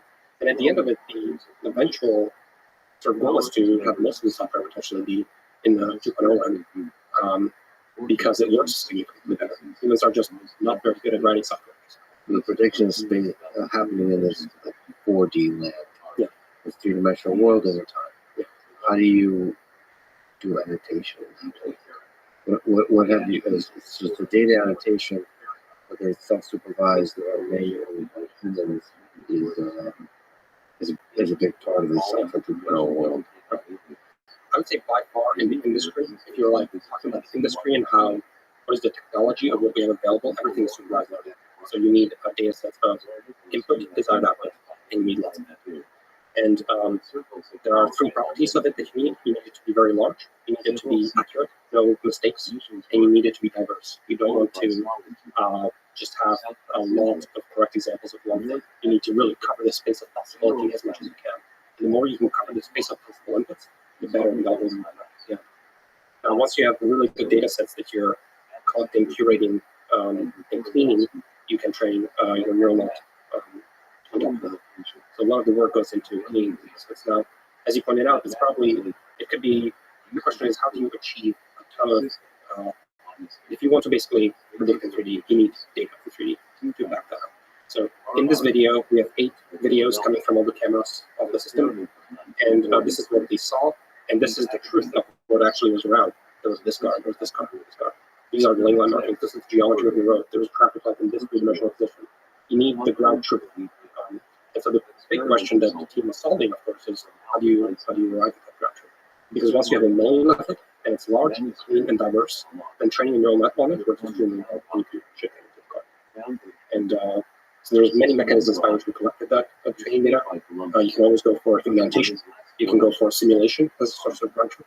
You can also go for what we call the offline tracker that we've spoken about at the AI Day and so on, which is basically an automatic reconstruction process for taking those videos and recovering the three-dimensional sort of reality of what was around that car. So basically think of doing like a three-dimensional reconstruction as an offline thing, and then understanding that, okay, there's 10 seconds of video, this is what we saw, and therefore here's a really nice car. So, and then once you have that annotation, you can train neural nets to And how difficult is the 3D reconstruction? It's difficult, but it can be done. So there's overlap between the cameras and you do the reconstruction. There's perhaps if there's any inaccuracy, so that's caught in the annotation stuff. Yes, the nice thing about the annotation is that it is fully offline. You have infinite time. You have a chunk of 1 minute, and you're trying to just offline in a supercomputer somewhere figure out where were the positions of all the cars, all the people, and you have your full 1 minute of video from all the angles. And you can run all the neural nets you want, and they can be very efficient, massive neural nets. There can be neural nets that can't even run in the car later in this time. So they can be even more powerful neural nets than what you can eventually deploy. So you can do anything you want, three-dimensional reconstruction, neural nets, anything you want just to recover that truth, and then you supervise that truth. What have you learned? You said no mistakes about humans doing annotation. Because I assume humans are, there's like a range of things they're good at in terms of clicking stuff on screen. Isn't that, how interesting is that to you of a problem of designing an annotator where humans are accurate, enjoy it? Like, what are even the metrics? Are efficient or productive? Yeah, so I grew the annotation team at Tesla from basically 0 to 1,000 while I was there.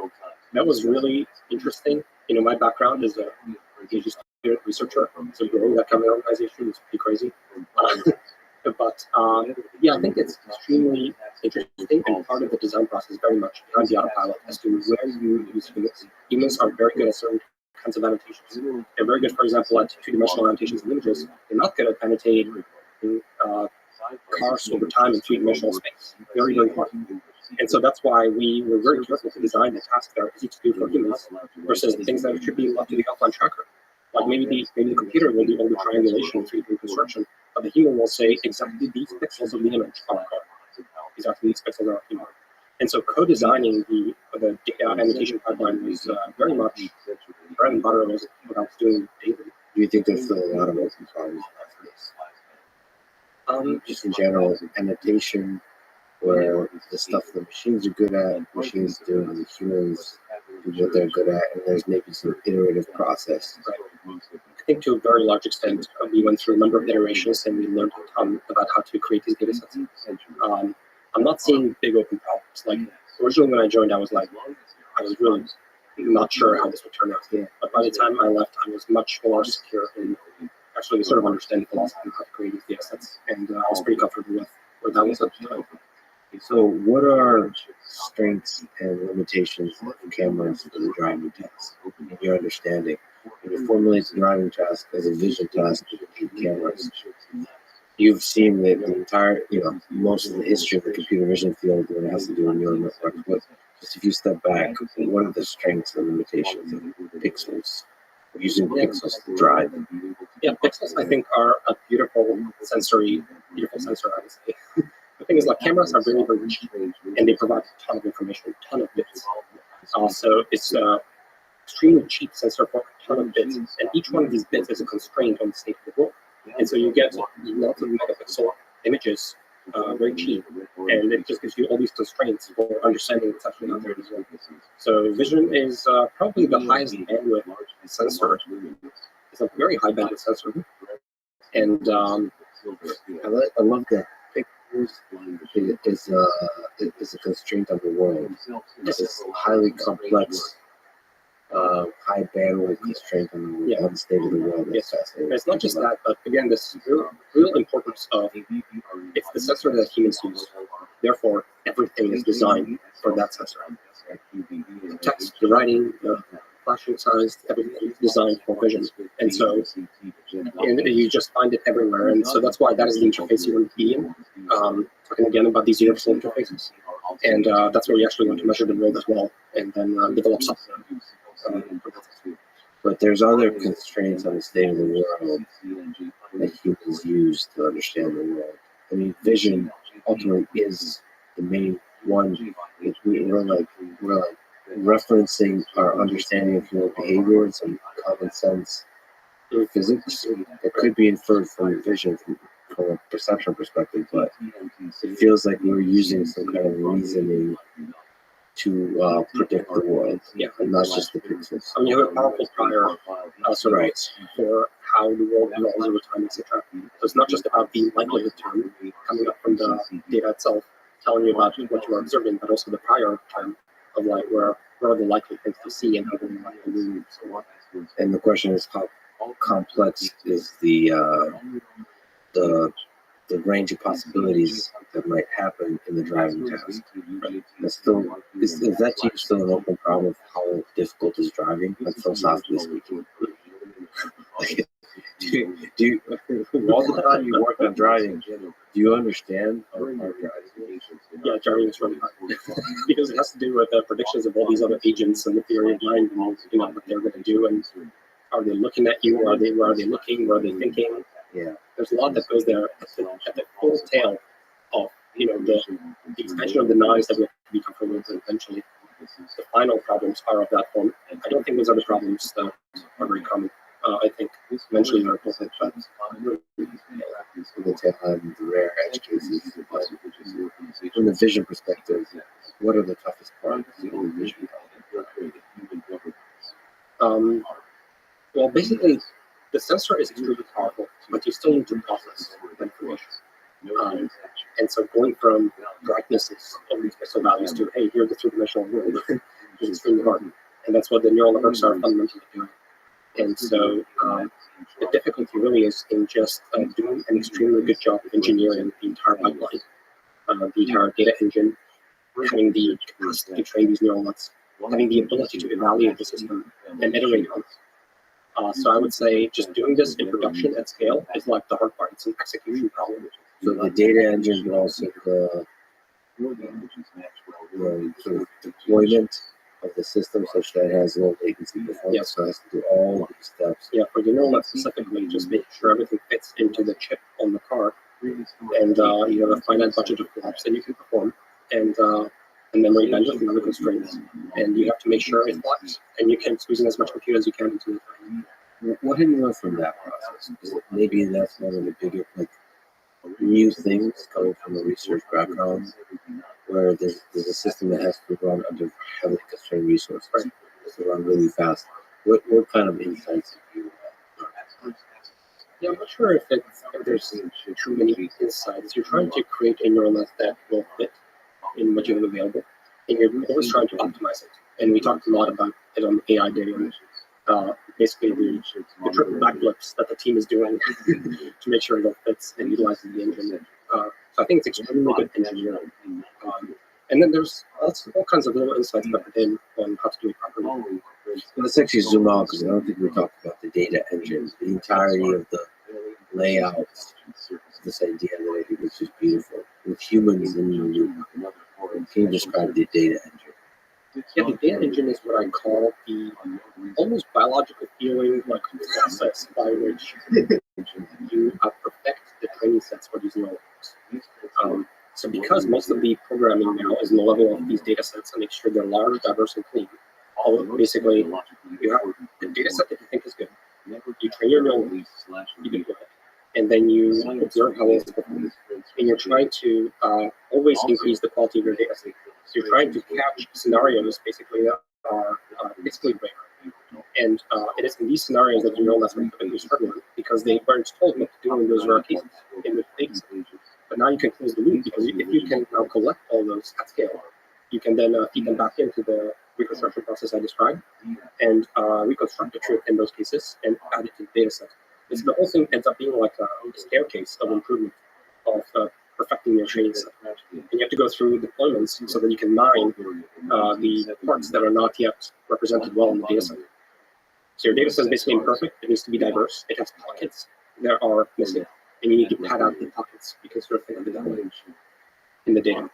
What role do humans play in this? So what's the this biological system, like human body's made up of cells? What role, like how do you optimize the human system? The multiple engineers collaborating, figuring out what to focus on, what to contribute, which tasks to optimize in this neural network. Who's in charge of figuring out which task needs more data? Can you speak to the hyperparameters of the human system? It really just comes down to extremely good execution from an engineering team who knows what they're doing. We understand intuitively the philosophical insights underlying data engine and the process by which the system improves, and how to, again, like delegate the strategy of the data collection, how that works, and then just making sure it's all extremely well executed. And that's where most of the work is not even the philosophizing or the research or the idea, so that it's just extremely good execution. It's so hard when you're dealing with data at that scale. But your role in the data engine executing well on it is difficult to make.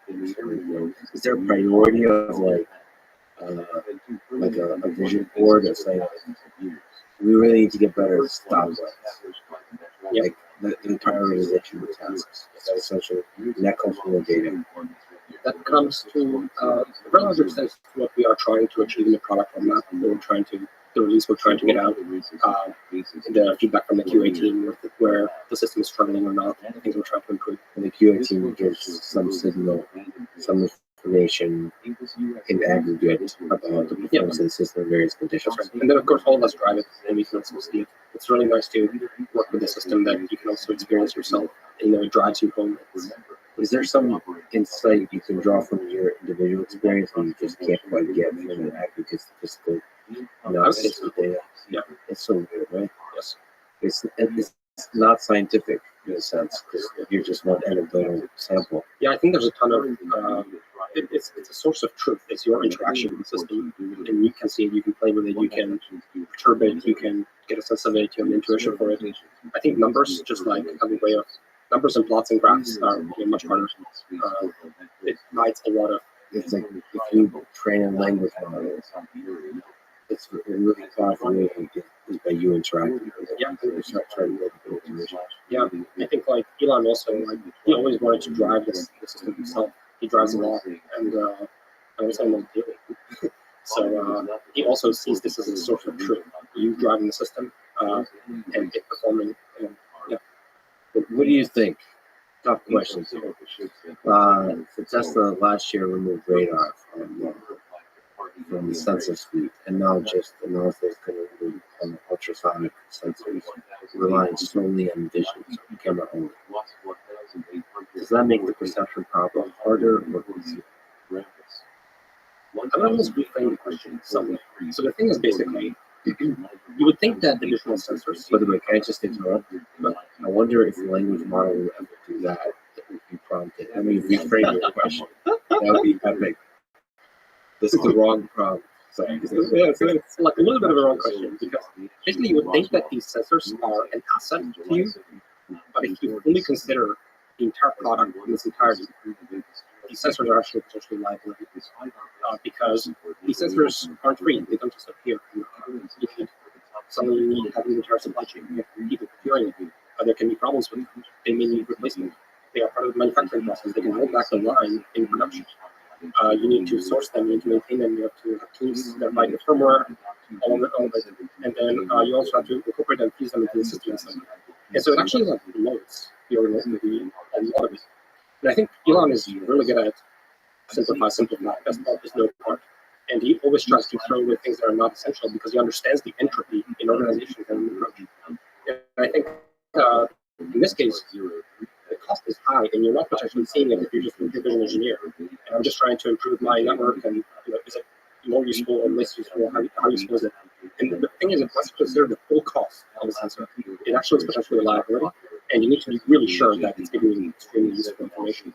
In this case, we looked at using it or not using it, and the delta was not massive, and so it's not useful. is it also bloat in the data engine, like having more sensors? And is it distraction? And these sensors, they can change over time. For example, you can have one type of, say, radar, and another type of radar that change over time. Now, suddenly you need to worry about it. The column in your SQL telling you, which sensor type was it. And they all have different distributions, and then they contribute noise and entropy into everything, and they bloat stuff. And also organizationally, it's been really fascinating to me that it can be very distracting. If all you want to get to work is vision, all the resources are on it, and you're building out a data engine, and you're actually making forward progress because that is the sensor with the most value and most constraints in the world, and you're investing fully into that, and you can make that extremely good. If you're only a finite amount of sort of spend of focus across different aspects of the system. And this kind of reminds me of where Sutton's a bit of lesson. It just seems like simplify the system. Yeah. In the long run, of course, you don't know in the long run. This seems to be always the right solution. Yeah. Yes. In that case, it was for RL, but it seems to apply generally across all systems. Yeah. So, what do you think about the LiDAR as a crutch debate? The battle between point cloud. Yeah, I think this debate is always like slightly confusing to me because it seems like the actual debate should be about like, do you have the fleet or not? That's like the really important thing about whether you can achieve really good functioning of an AI system at this scale. So data collections. Yeah, do you have a fleet or not is significantly more important than whether you have LiDAR or not. It's just another sensor. Yeah, I think similar to the radar discussion, basically, I don't think it doesn't have extra information. It's extremely costly. There's all kinds of problems. You have to worry about it. You have to calibrate it, etc. It creates bloat and entropy. You have to be really sure that you need this sensor. In this case, I basically don't think you need it. And I think, honestly, I will make a stronger statement. I think the others, some of the other companies that are using it are probably going to drop.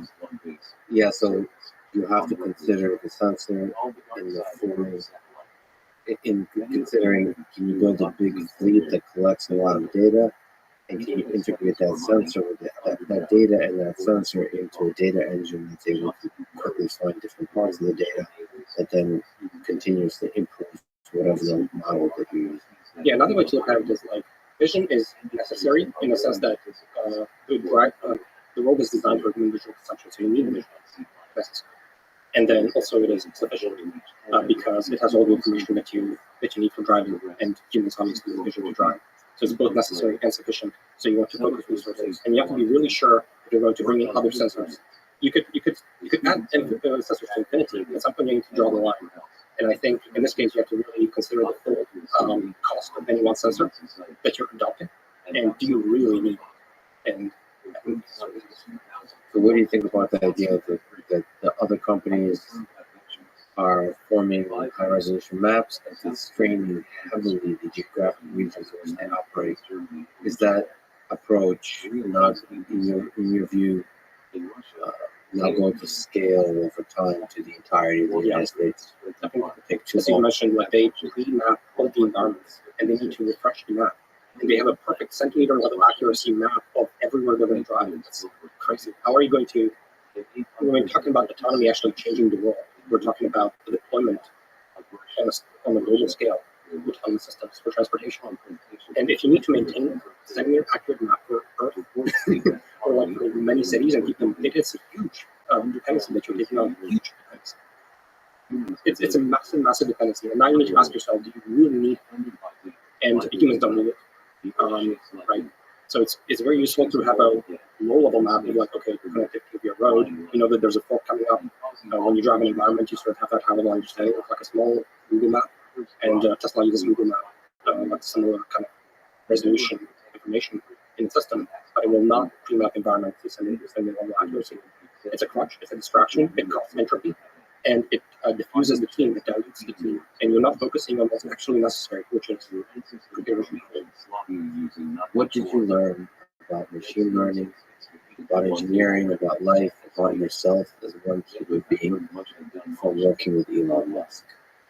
I think the most I've learned is about how to sort of run organizations efficiently and how to create efficient organizations and how to fight entropy in an organization. So human engineering in the fight against entropy. Yeah. I think Elon is a very efficient warrior in the fight against entropy in organizations. What is entropy in an organization?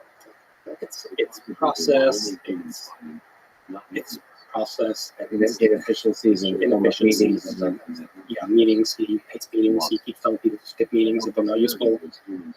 He basically runs the world's biggest startups. I would say. Tesla, SpaceX are the world's biggest startups. Tesla actually multiple startups. I think it's better to look at it that way. And so I think he's extremely good at that.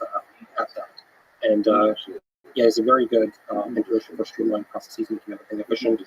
Best part is no part, simplifying, focusing, and just kind of removing barriers, moving very quickly, making big moves. All this is very startup-y sort of seeming things, but that's The strong drive to simplify. From your perspective, that also probably applies to just designing systems, machine learning, and otherwise. Yeah. Simplify. yes. What do you think is the secret to maintaining the startup culture that grows? Can you introspect that? I do think he needs someone in a powerful position with a big hammer, like Elon, who's like the cheerleader for that idea and ruthlessly pursues it. If no one has a big enough hammer, everything turns into committees, democracy within the company, process, talking to stakeholders, decision making, just everything. If you have a big person who's also really smart and has a big hammer, things move quickly. So you said your favorite scene in Interstellar is the intense docking scene with the AI and Cooper talking, saying, Cooper, what are you doing? Docking, it's not possible. No, it's necessary. Such a good line. By the way, just so many questions there. Why AI in that scene presumably is supposed to be able to compute a lot more than the human? It's saying it's not optimal. Why the human? I mean, that's a movie, but shouldn't the AI know what's better than the human? Anyway, what do you think is the value of citing seemingly impossible goals? So, like, our initial intuition seems like something that you have taken on and Elon espouses, that where the initial intuition of the community might say this is very difficult, and then you take it on anyway with a crazy deadline. You just, from a human engineering perspective, have you seen the value of that? I wouldn't say that setting impossible goals exactly is a good idea, but I think setting very ambitious goals is a good idea.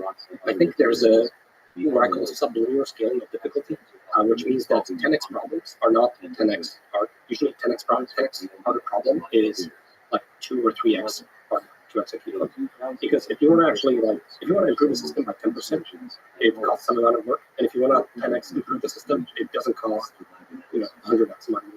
And it's because you fundamentally change the approach. If you start with that constraint, then some approaches are obviously not going to work. And it forces you to reevaluate. But I think it's a very interesting way of approaching problem solving. It requires a weird kind of thinking. Going back to your PhD days, it's like, how do you think which ideas in the machine learning community are solvable? It requires, what's that? I mean, there's the cliche of first principles thinking, but like, it requires to basically ignore what the community is saying, because doesn't a community in science usually draw lines of what is and isn't possible, right? And like, it's very hard to break out of that without going crazy. Yeah, I mean, I think a good example here is the deep learning revolution in some sense, because you could be in computer vision at that time, during the deep learning sort of revolution of 2012 and so on. You could be improving a computer vision stack by 10%, or you can just be saying, actually, this is useless. And how do I do 10x better computer vision? Well, it's not probably by tuning how the feature detector. I need a different approach. I need something that is scalable. Going back to Richard Sutton's and understanding sort of like the philosophy of the bitter lesson, and then being like, actually, I need a much more scalable system, like that in principle works, and then having some deep believers that can actually execute on that mission and make it work. So that's the 10x solution. What do you think is the timeline to solve the problem of autonomous driving? It's still in part an open question. Yeah, I think the tough thing with timelines of self-driving, obviously, is that no one has created self-driving. So it's not like, what do you think is a timeline to build this bridge? Well, we've built a million bridges before. Here's how long that takes. No one has built autonomy. It's not obvious. Some parts turn out to be much easier than others. So it's really hard to forecast. You do your best based on trend lines and so on, and based on intuition. But that's why fundamentally it's just really hard to forecast. So even still, like being inside of it is hard to do. Yes, some things turn out to be much harder, and some things turn out to be much easier. Do you try to avoid making forecasts? Because like Elon doesn't avoid them, right? Lots of car companies in the past have not avoided it either. Ford and other places have made predictions that we're going to solve level 4 driving by 2020, 2021, whatever. And they all kind of backtrack on their predictions. Are you, as an AI person, do you for yourself privately make predictions, or do they get in the way of like your actual ability to think about a thing? Yeah, I would say like what's easy to say is that this problem is tractable, and that's an easy prediction to make. It's going to work. Yes, it's just really hard. Some things turn out to be harder, and some things turn out to be easier. But it definitely feels tractable, and it feels like at least the team at Tesla, which is what I saw internally, is definitely on track to that. How do you form a strong representation that allows you to make a prediction about tractability? So like you're the leader of a lot of humans. You have to kind of say this is actually possible. Like, how do you build up that intuition? It doesn't have to be even driving; it could be other tasks. It could be what difficult tasks you work on. I mean, classification, achieving certain certain level of superhuman level performance. Yeah, expert intuition, just intuition, it's belief. So just like thinking about it long enough, like studying, looking at sample data, like you said, driving. My intuition is really far. Like I don't have a good intuition about trackability. It could be either. It could be anything. It could be solvable. Like the driving task could be simplified into something quite trivial. Like the solution to the problem would be quite trivial. And at scale, more and more cars driving perfectly might make the problem much easier. Yeah, and the more cars you have driving, like people learn how to drive correctly, not correctly, but in a way that's more optimal, more heterogeneous system, autonomous and semi-autonomous, manually driven cars that could change stuff. And again, also I've spent a ridiculous number of hours just staring at pedestrians crossing streets. I'm thinking about humans, and it feels like the way we use our eye contact, it sends really strong signals, and there's certain courts and edge cases of behavior.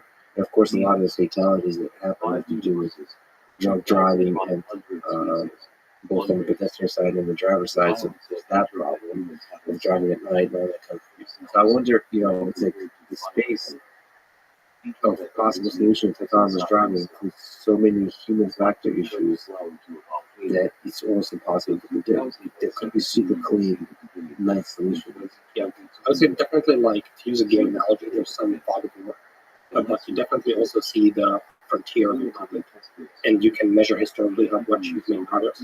And I think, for example, at least what I've seen in roughly 5 years at Tesla, when I joined, it barely kept lane on the highway. I've been going up from Palo Alto to SF with like 3 or 4 interventions. Anytime the road would do anything geometrically or turn too much, it would just let me go. And so going from that to like a pretty competent system in 5 years and seeing what happens also under the hood, and with the scale which the team is operating now, there's the data and compute and everything else, is just massive progress. So with you're climbing a mountain, just fog, but you're making a lot of progress. You're making progress, and you see what the next directions are. You're looking at some of the remaining challenges, and they're not like they're not perturbing you, and they're not changing your philosophy, and you're not contorting yourself. You're like, actually, these are the things that we still need to do. Yes, fundamental components of solving the problem seem to be there. The data entry to the compute, to the compute on the car, to the compute for the training. So you've done over the years you've been at Tesla, you've done a lot of amazing breakthrough ideas in engineering, all of it. From the data engine to the human side, all of it. Can you speak to why you chose to lead? Basically, as I described that, Ryan, I think over time, during those 5 years, I've kind of gotten myself into a little bit of a managerial position. Most of my days were meetings and growing the organization and making decisions about sort of high-level strategic decisions about the team and what it should be working on and so on. And it's kind of like a corporate executive role, and I can do it. I think I'm okay at it, but it's not like fundamentally what I enjoy. And so I think when I joined, there was no computer vision team because Tesla was just going from the transition of using Mobileye, the third-party vendor for Roth's computer vision, to having to build its computer vision system. So when I showed up, there were 2 people training deep neural networks, and they were training them at a computer at their legs. Like, that's Workstation, basic classification task. yeah, and so I kind of like grew that into what I think is a fairly respectable deep learning team, massive compute cluster, a very good data annotation organization, and I was very happy with where that was. It became quite autonomous, and so I kind of stepped away, and I'm very excited to do much more technical things again. Yeah, and kind of like focus on AGI. What was that soul searching like? It took a long time. Like what? How many mushrooms did you take? No, I mean, what was going through your mind? The human lifetime was finite. Yeah. You did a few incredible things here. You're one of the best teachers of AI. You're one of the best, and I don't mean that. I mean that in the best possible way. You're one of the best tinkerers in the AI world, meaning like understanding the fundamentals of how something works by building it from scratch and playing with the basic intuition. It's like Einstein, Feynman were all really good at this kind of stuff. Like small example of a thing to play with it and to try to understand it. So that, and obviously now with Tesla, you help build a team of machine learning, like engineers and systems that actually accomplish something in the real world. Given all that, like what was the solution? Well, it was hard because obviously I love the company a lot, and I love Elon, I love Tesla. I went, so it was hard to leave. I love the team, basically. But yeah, I think actually I would be potentially like interested in revisiting it, coming back at some point, working in Optimus, working in AGI at Tesla. I think Tesla is going to do incredible things. It's basically like it's a massive, large-scale robotics kind of company with a ton of in-house talent for doing really incredible things. And I think human robots are going to be amazing. I think autonomous transportation is going to be amazing. All this stuff in Tesla. So I think it's just a really amazing organization. So being part of it and helping it along, I think was basically I enjoyed that a lot. Yeah, it was basically difficult for those reasons because I love the company. But I'm happy to potentially at some point come back for Act 2. But I felt like at this stage, I built the team, it felt autonomous, and I became a manager. And I wanted to do a lot more technical stuff. I wanted to learn stuff. I wanted to teach stuff. And I just kind of felt like it was a good time for a change of pace a little bit. What do you think is the best movie sequel of all time? Speaking of part 2, because most of them suck. Movie sequels, yeah. And you tweeted about movies, so just a tiny tangent. What's like a favorite movie sequel? Godfather Part 2. Are you a fan of Godfather? Because you didn't even tweet me or mention that. Yeah, I don't love that movie. I know it has We're gonna edit that out. We're gonna edit out the hate towards the Godfather. How dare you I can make a strong statement. I don't know why. But I basically don't like any movie before 1995. Something like that. Okay. That's like Terminator 2 was a little bit later, 1990.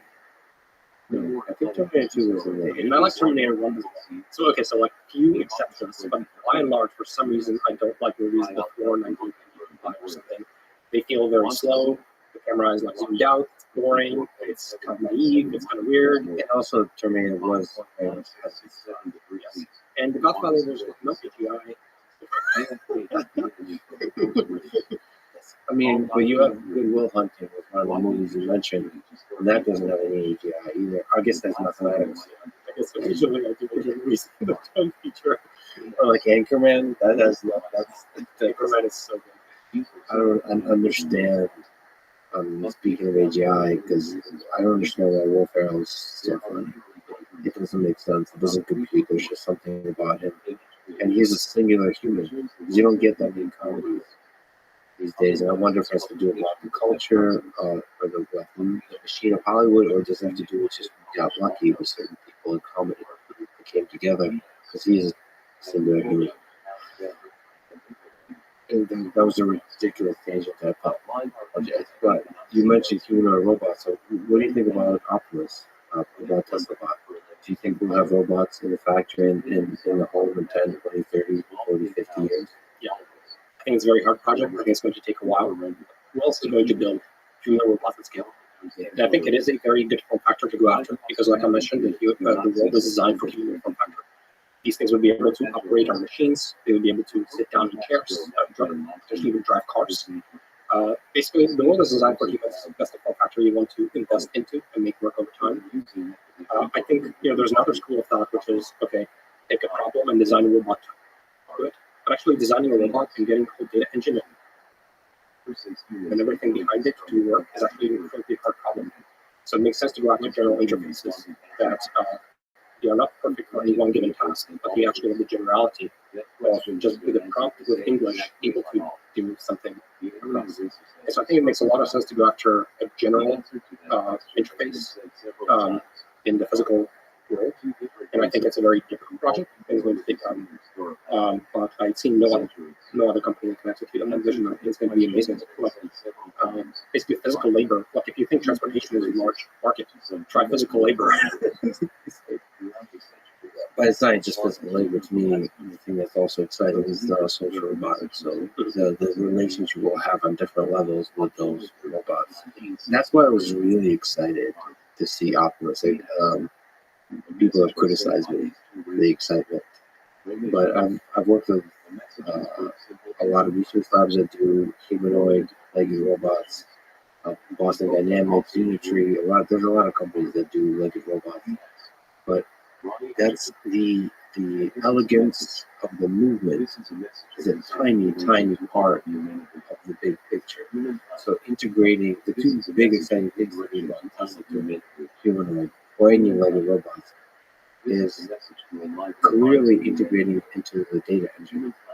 So the data engine aspect, so the actual intelligence, or the perception of the control and the planning and all that kind of stuff, integrating into the fleet that you mentioned, right?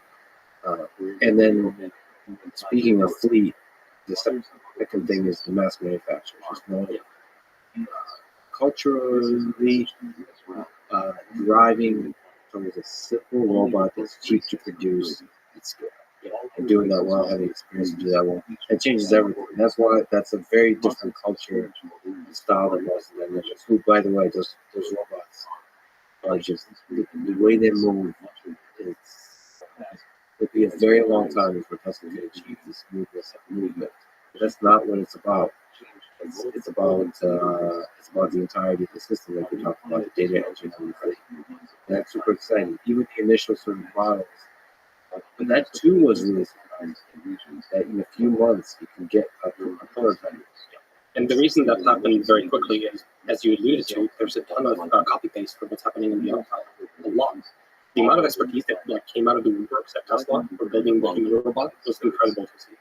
Like, basically, Elon said at one point we're doing this, and then next day, basically, all these CAD models started to be, and people talking about the supply chain and manufacturing, and people showed up with screwdrivers and everything the other day, and started to put together the body, and I was like, whoa, all these people exist at Tesla, and fundamentally building a car is actually not that different from building a robot. The same, and that is true, not just for hardware pieces, and also let's not forget hardware, not just for demo, but manufacturing of that hardware at scale is a whole different. But for software as well, basically this robot currently thinks it's a car. It's going to have a midlife crisis. It thinks it's a car. Some of the earlier demos, actually, we were talking about potentially doing them outside in the parking lot, because that's where all of the computer vision was working out of the box instead of inside. But all the operating system, everything just copy pastes. Computer vision mostly copy pastes. I mean, you have to retrain the neural nets, but the approach and everything, data engine and offline trackers, and the way we go about the occupancy tracker and so on, everything copy pastes. You just need to retrain the neural nets. And then the planning control for Tesla. But there's a ton of copy paste from what's happening with Tesla. And so if you were to go with goal of okay, let's build 1 million human robots, and you're not Tesla, that's a lot to ask. If you're Tesla, it's actually not that crazy. And then the follow-up question is how difficult, just like the drive, how difficult is the manipulation task, such that it can have an impact at scale. I think, depending on the context, a really nice thing about robotics is that, unless you're doing manufacturing and that kind of stuff, is there is more room for error. Driving is so safety critical, so that and also time. The robot is allowed to move slow, which is nice. Yes. I think it's going to take a long time, but the way you want to structure the development is you need to say, okay, it's going to take a long time. How can I set up the product development roadmap so that I'm making revenue along the way? I'm not setting myself up for a 0-1 loss function where it doesn't work until it works. You don't want to be in that position. You want to make it useful almost immediately, and then you want to slowly deploy it and scaleize it at scale. And you want to set up your data engine, your improvement loops, the telemetry, the evaluation, the harness, and everything. And you want to improve the product over time incrementally, and you're making revenue along the way. That's extremely important, because otherwise you cannot build these large undertakings just like don't make sense economically. And also from the point of view of the team working on it, they need the dopamine along the way. They're not just going to make a promise about this being useful. This is going to change the world in 10 years when it works. This is not where you want to be. You want to be in a place like I think how to call this today, where it's offering increased safety and convenience of driving today. People pay for it, people like it, people purchase it. And then you also have the greater mission that you're working towards. You see that, so the dopamine for the team, that was the goal. Yes, 100%. You're deploying this, people like it, people drive it, people pay for it, they care about it. There's all these YouTube videos. Your grandma drives it, she gives you feedback, people like it, people engage with it. You engage with it. Do people that drive Teslas like recognize or give you love?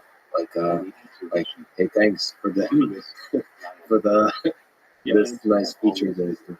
Yeah, I think the tricky thing is like some people really love you, some people unfortunately like you're working on something that you think is extremely valuable, useful, etc. Some people do hate you. There's a lot of people who like hate me and the team and everything, the whole project. And I think Are they Tesla drivers? in many cases they're not actually. Yeah, that's actually what sad. Or current ways that humans interact. I think that's actually fixable. I think humans want to be good to each other. I mean, Twitter and social media is part of the mechanism that actually somehow makes the negativity more viral. That it doesn't deserve, like disproportionately have like a viral boost of negativity. But I wish people would just get excited about to suppress some of the jealousy, some of the ego, and just get excited for others. And then there's a karma aspect to it. You get excited for others, that get excited for you. Same thing in academia. If you're not careful, there's a dynamical system where if you think of in silos, get jealous of somebody else being successful, that actually perhaps counterintuitively leads to less productivity of you as a community and you individually. I feel like if you keep celebrating others, that actually makes you more successful. Yeah, I think people have, depending on the industry, come to that. Yeah. Some people are also very negative and very vocal, so they're very prominently featured. But actually, there's a ton of people who are cheerleaders, but they're silent cheerleaders. And when you talk to people just in the world, they will all tell you, oh, it's amazing, it's great. Especially like people who understand how difficult it is to get this stuff working. Like people who have built products, makers, entrepreneurs, like making this work and changing something is incredibly hard. Those people are more likely to cheer you. Well, one of the things that makes me sad is some folks in the robotics community don't do the cheerleading and they should.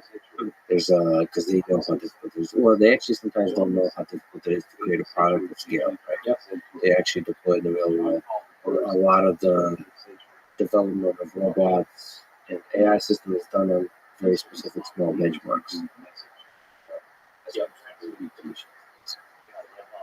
Yeah, I think it's really hard to work on robotics in that kind of setting. Or AI systems that are you've criticized, you flourished and loved for time the ImageNet, the famed ImageNet data set, and it recently had some words of criticism that the academic research ML community gives a little too much love still to the ImageNet, or like those kinds of benchmarks. Can you speak to the strengths and weaknesses of data sets used in machine learning research?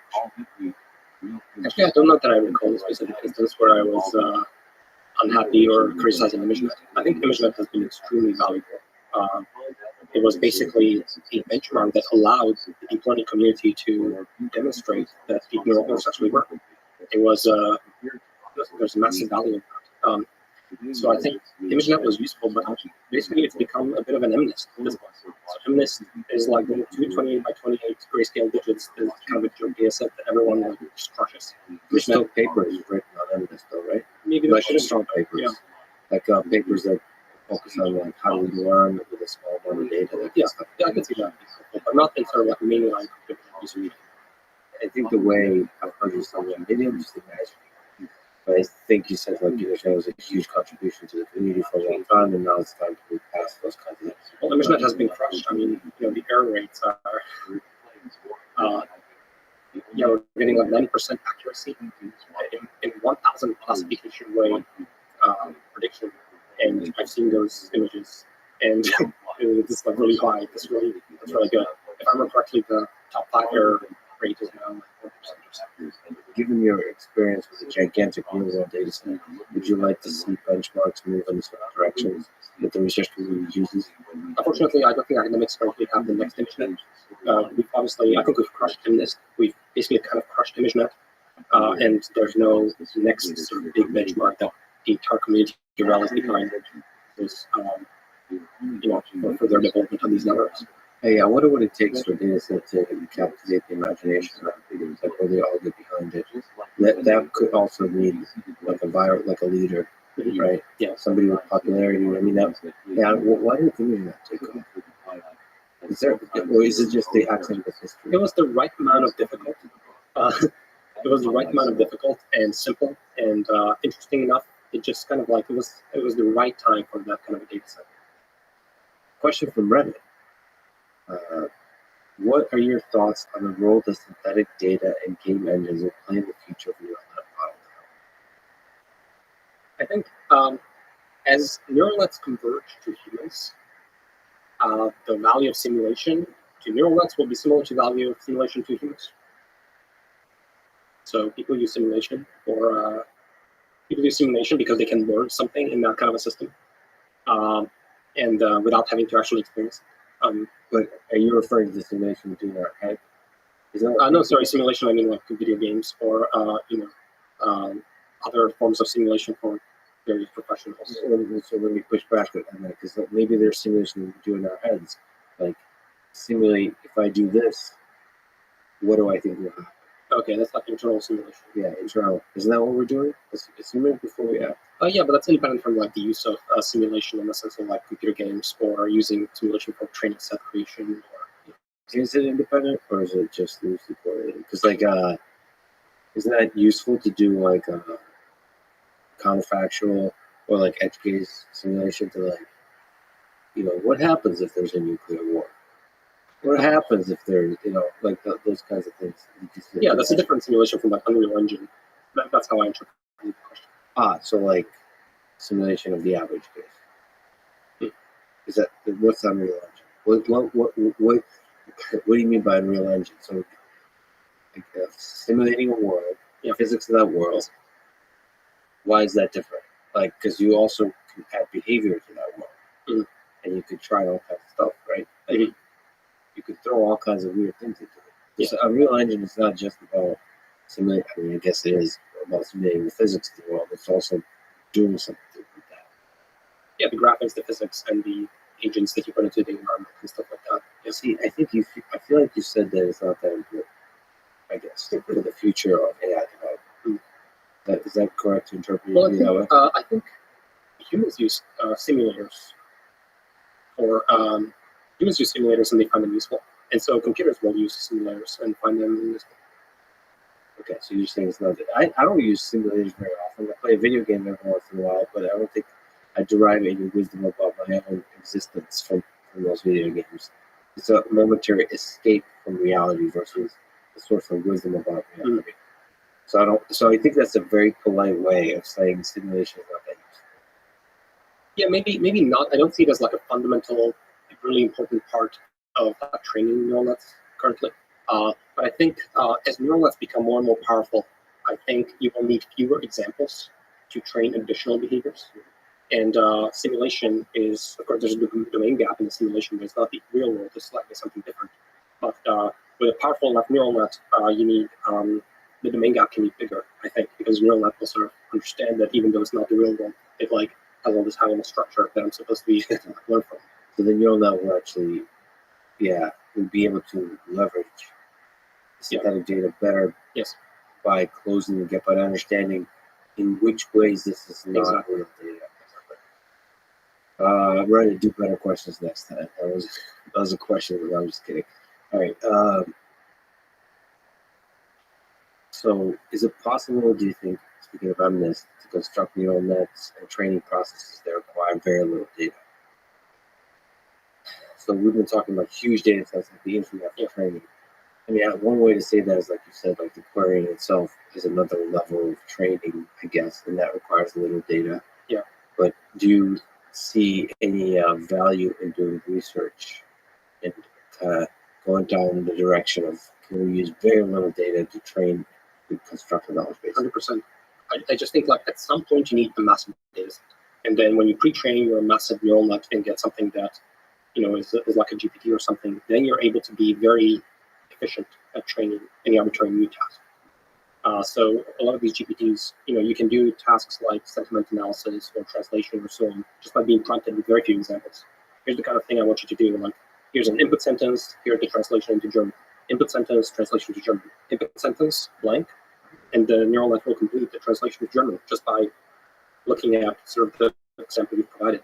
And so that's an example of a very few shot learning in the activations of the neural net instead of the width of the neural net.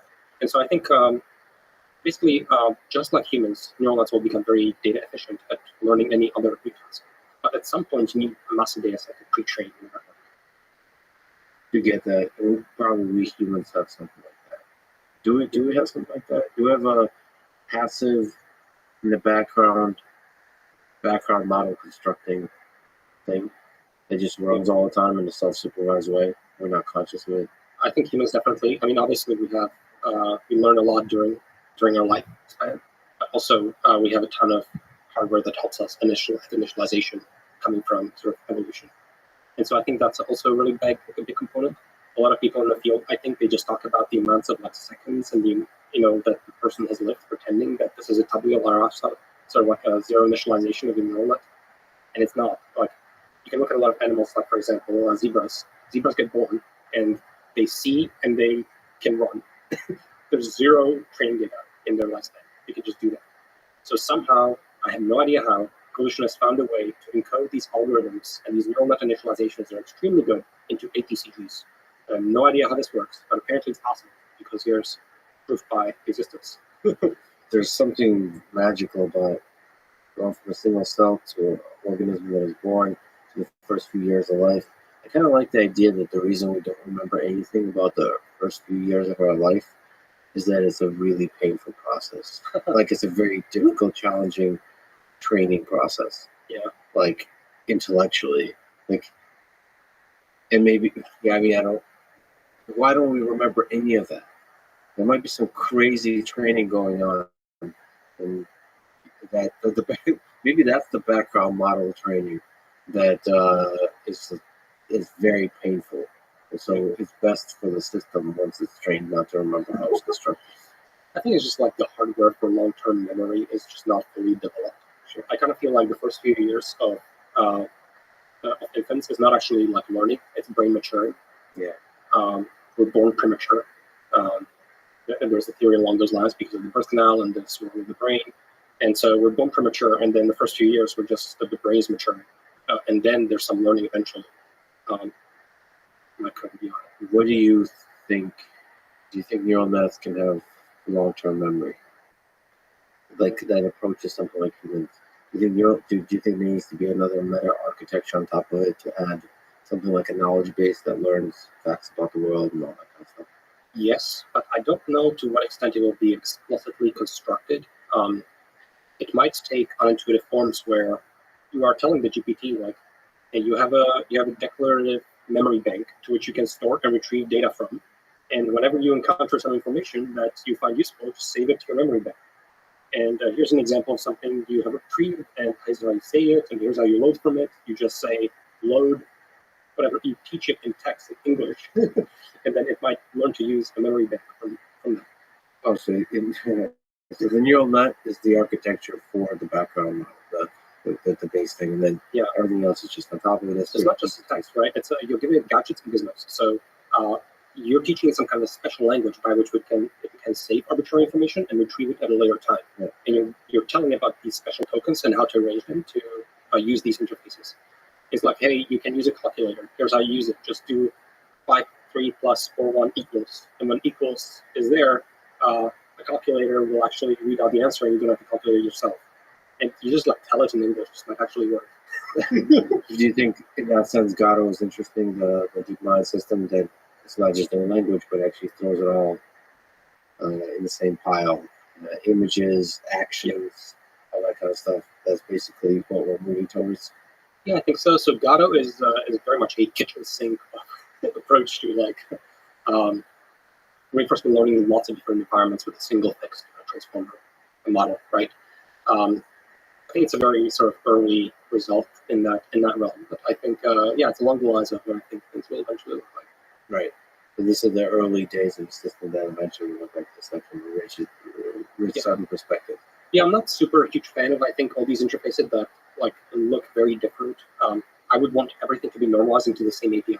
So for example, stream pixels versus same API. Instead of having like different world environments that have very different physics and joint configurations and appearances and whatever, and you're having some kind of special tokens for different games and you can plug. I'd rather just normalize everything to a single interface, so it looks the same to the neural net. If that makes sense. So it's all going to be pixel-based poly. I think so. Okay. Let me ask you about your own personal life. A lot of people want to know, you're one of the most productive and brilliant people in the history of AI. What is a productive day in the life of Andre? What time do you wake up? Because imagine some kind of dance between the average productive day and a perfect productive day. So the perfect productive day is the thing you strive towards, and the average is kind of what it kind of converges to, given all the mistakes and human eventualities and so on. Yeah. So what time do you wake up? Are you a morning person? I'm not a morning person. I'm a night owl for sure. Mm-hmm. Is it stable or not? It's semi-stable, like 8 or 9 or something like that. During my PhD, it was even later. I used to go to sleep usually at 3 a.m. I think AM hours are precious and very interesting time to work because everyone is asleep. At 8 a.m. or 7 a.m., the East Coast is awake. So there's already activity, there's already some text messages, whatever, there's stuff happening. You can go on like some news website and there's stuff happening, distracting. At 3 a.m., everything is totally quiet. And so you're not going to be bothered and you have solid chunks of time to do work. So I like those periods, night owl by default. And then I think like productive time, basically, what I like to do is you need to like build some momentum on the problem without too much distraction. And you need to load your RAM, your working memory with that problem. And then you need to be obsessed with it when you're taking a shower, when you're falling asleep. You need to be obsessed with the problem, and it's fully in your memory, and you're ready to wake up and work on it right there. So does the scale, is this in a scale, temporal scale, is this in a day or a couple of days, a week, a month? So I can't talk about one day based on isolation because it's a whole process. When I want to get productive in the problem, I feel like I need a span of a few days where I can really get in on that problem. And I don't want to be interrupted, and I'm going to just be completely obsessed with that problem. And that's where I do most of my good workouts. You've done a bunch of cool, like, little projects in a very short amount of time, very quickly. So that requires you just focusing on it. Yeah, basically I need to load my working memory with the problem, and I need to be productive because there's always like a huge fixed cost to approaching any problem. I was struggling with this, for example, at Tesla because I want to work on like small side project. But okay, you first need to figure out, okay, I need to SSH into my cluster. I need to bring up the VS Code editor so I can work on this. I run into some stupid error because of some reason. Like, you're not at a point where you can be just productive right away. You are facing barriers. And so it's about really removing all that barrier, and you're able to go into the problem, and you have the full problem loaded in your memory. And somehow avoiding distractions of all different forms, like news stories, emails, but also distractions from other interesting projects that you previously worked on or currently working on and so on. Yeah. You just want to really focus your mind. And I mean, I can take some time off for distractions and in between, but I think it can't be too much. Most of your day is sort of like spent on that problem.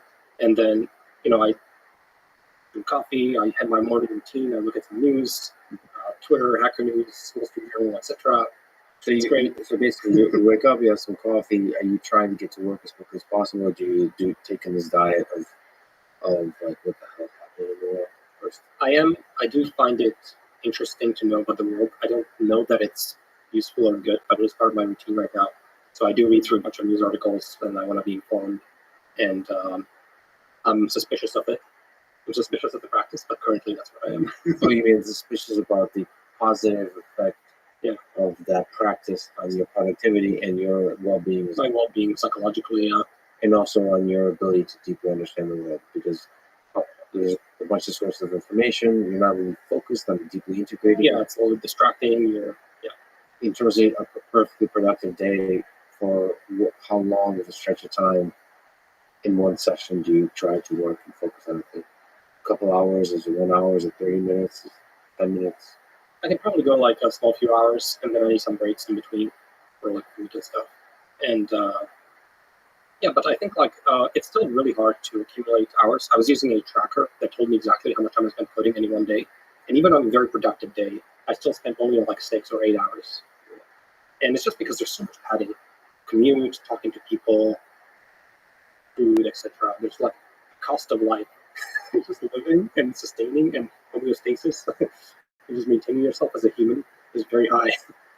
And that there seems to be a desire within the human mind to participate in society that creates that pattern. Because the most productive days I've ever had is just completely from start to finish, just tuning out everything. Yeah, it's just sitting there, and then you could do more than 6 and 8 hours. Yeah. Is there some wisdom about what gives you strength to do like tough days of long focus? Yeah, just like whenever I get obsessed about a problem, something just needs to work, something just needs to exist. It needs to exist, and so you're able to deal with bugs and programming issues and technical issues and design decisions that turn out to be the wrong ones. You're able to think through all of that, given that you want the thing to exist. Yeah, it needs to exist, and then I think to me also a big factor is are other humans who are going to appreciate it? Are they going to like it? That's a big part of my motivation. If I'm helping humans and they seem happy, they say nice things, they tweet about it or whatever, that gives me pleasure because I'm doing something useful. So like you do see yourself sharing it with the world, like with some GitHub, with your blog posts, with your videos. Yeah, I was thinking about it. Like, suppose I did all these things but did not share them. I don't think I would have the same motivation that I can build up. You enjoy the feeling of other people gaining value and happiness for the stuff you've created. Yeah. What about diet? Is there? I saw you play really fast. Do you fast? Is that help? With the things you played, what's been most beneficial to your ability to mentally focus on things and just mental productivity and happiness? You still fast? Yeah, I still fast, but I do intermittent fasting. But really, what it means at the end of the day is I skip breakfast. Yeah. So I do 18:6 roughly by default when I'm in my steady state. If I'm traveling or doing something else, I won't break the rules. But in my steady state, I do 18:6. So I eat only from 12 to 6. Not a hard rule, and I break it often, but that's my default. And then, I've done a bunch of random experiments. For the most part right now, where I've been for the last year and a half, I want to say, is I'm plant-based or plant-forward. I heard plant-forward. It sounds better. Yeah, exactly. I didn't actually know the differences, but it sounds better in my mind. But it just means I prefer plant-based food. And raw or cooked? I prefer cooked and plant-based. So plant-based, forgive me, I don't actually know how wide the category of plant entails. Well, plant-based just means that you're not like negligent about it, and you can flex. Yeah. And you just prefer to eat plants, and you're not trying to influence other people. And if you come to someone's house party and they serve you a steak that they're really proud of, you will eat it. Yes. Right. So that's beautiful. I mean, that's on the flip side of that, but I'm very sort of flexible. Have you tried doing one meal a day? I have accidentally, not consistently, but I've accidentally had that. I don't like it. I think it makes me feel not good. It's too much of a hit. Yeah. And so currently I have about 2 meals a day, 12 and 6. I do that nonstop. I'm doing it now. We do it 1 meal a day. It's interesting. It's interesting feeling. Have you ever fasted longer than a day? Yeah, I've done a bunch of water fasts because I was curious what happens. Anything interesting? Yeah, I would say so. I mean, what's interesting is that you're hungry for 2 days, and then starting day 3 or so, you're not hungry. It's like such a weird feeling because you haven't eaten in a few days and you're not hungry. Is that weird? It's really weird. One of the many weird things about human biology. Yeah. He figures something out. He finds another source of energy or something like that, or relax. I don't know. Yeah, the body is like, you're hungry, and then it just gets up. It's like, okay, I guess we're fasting now. There's nothing. And then it's just kind of like focuses on trying to make you not hungry and not feel the damage of that, and trying to give you some space to figure out the food situation. So are you still to this day most productive at night? I would say I am, but it is really hard to maintain my PhD schedule, especially when I was, say, working at Tesla and so on. It's a non-startup.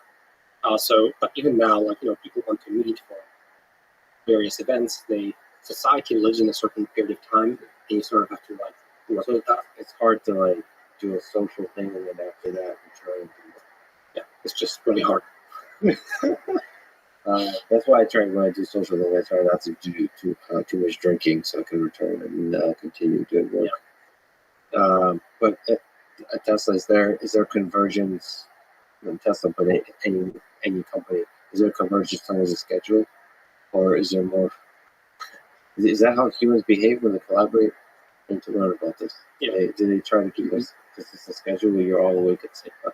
I mean, I do try to create a routine, and I try to create a steady state in which I'm comfortable with. So I have a morning routine, I have a day routine. I try to keep things to a steady state, and things are predictable. And then you can sort of just your body just sort of sticks to that. And if you try to stress that a little too much, it will create, when you're traveling and you're dealing with jet lag, you're not able to really ascend to, where you need to go. Yeah, that's me too. Humans with habits. What are your thoughts on work-life balance? A lot of humans like that. So Tesla in part was known for pushing people to their limits in terms of what they're able to do, in terms of what they're trying to do, in terms of how much they work, all that kind of stuff. Yeah, I mean, I will say Tesla gets a little too much bad rep for this, because what's happening is Tesla it's a bursty environment. So I would say the baseline, my only point of reference is Google, where I've entered 3 times and I saw what it's like inside Google and DeepMind. I would say the baseline is higher than that, but then there's a punctual equilibrium where once in a while there's a fire and people work really hard. And so it's spiky and bursty. And then all the stories get collected about the bursts. Yeah. And then it gives the appearance of total insanity, but actually it's just a bit more intense environment. And there are fires and sprints. And so I think, definitely though, I would say it's a more intense environment. But your personal, forget all that. Just in your own personal life, what do you think about the happiness of a human being, a brilliant person like yourself, about finding a balance between work and life, or is such a thing not a good thought experiment? Yeah, I think balance is good. But I also love to have sprints that are out of distribution. And that's when I think I've been pretty creative and as well. Sprints out of distribution means that most of the time you have a quote unquote balance. I have balance most of the time. I like being obsessed with something once in a while. Once in a while is what? Once a week, once a month, once a year? Yeah, probably like say once a month or something. Yeah. And that's when we get hungry. Yeah, that's when you really care about a problem. It must exist. This will be awesome. You're obsessed with it. And now you can't just do it on that day. You need to pay the fixed cost of getting into the groove. Yeah. And then you need to stay there for a while. And then society will come and they will try to mess with you and they will try to distract you. Yeah, the worst thing is a person who's I just need 5 minutes of your time. Yeah. The cost of that is not 5 minutes. And society needs to change how it thinks about just 5 minutes of your time. Right. It's never just 1 minute. It's just a quick. What's the big deal? Why are you being so? Yeah, no. What's your computer setup? What's the perfect? Are you somebody that's flexible no matter what? Laptop, 4 screens, or do you prefer a certain setup that be the most productive?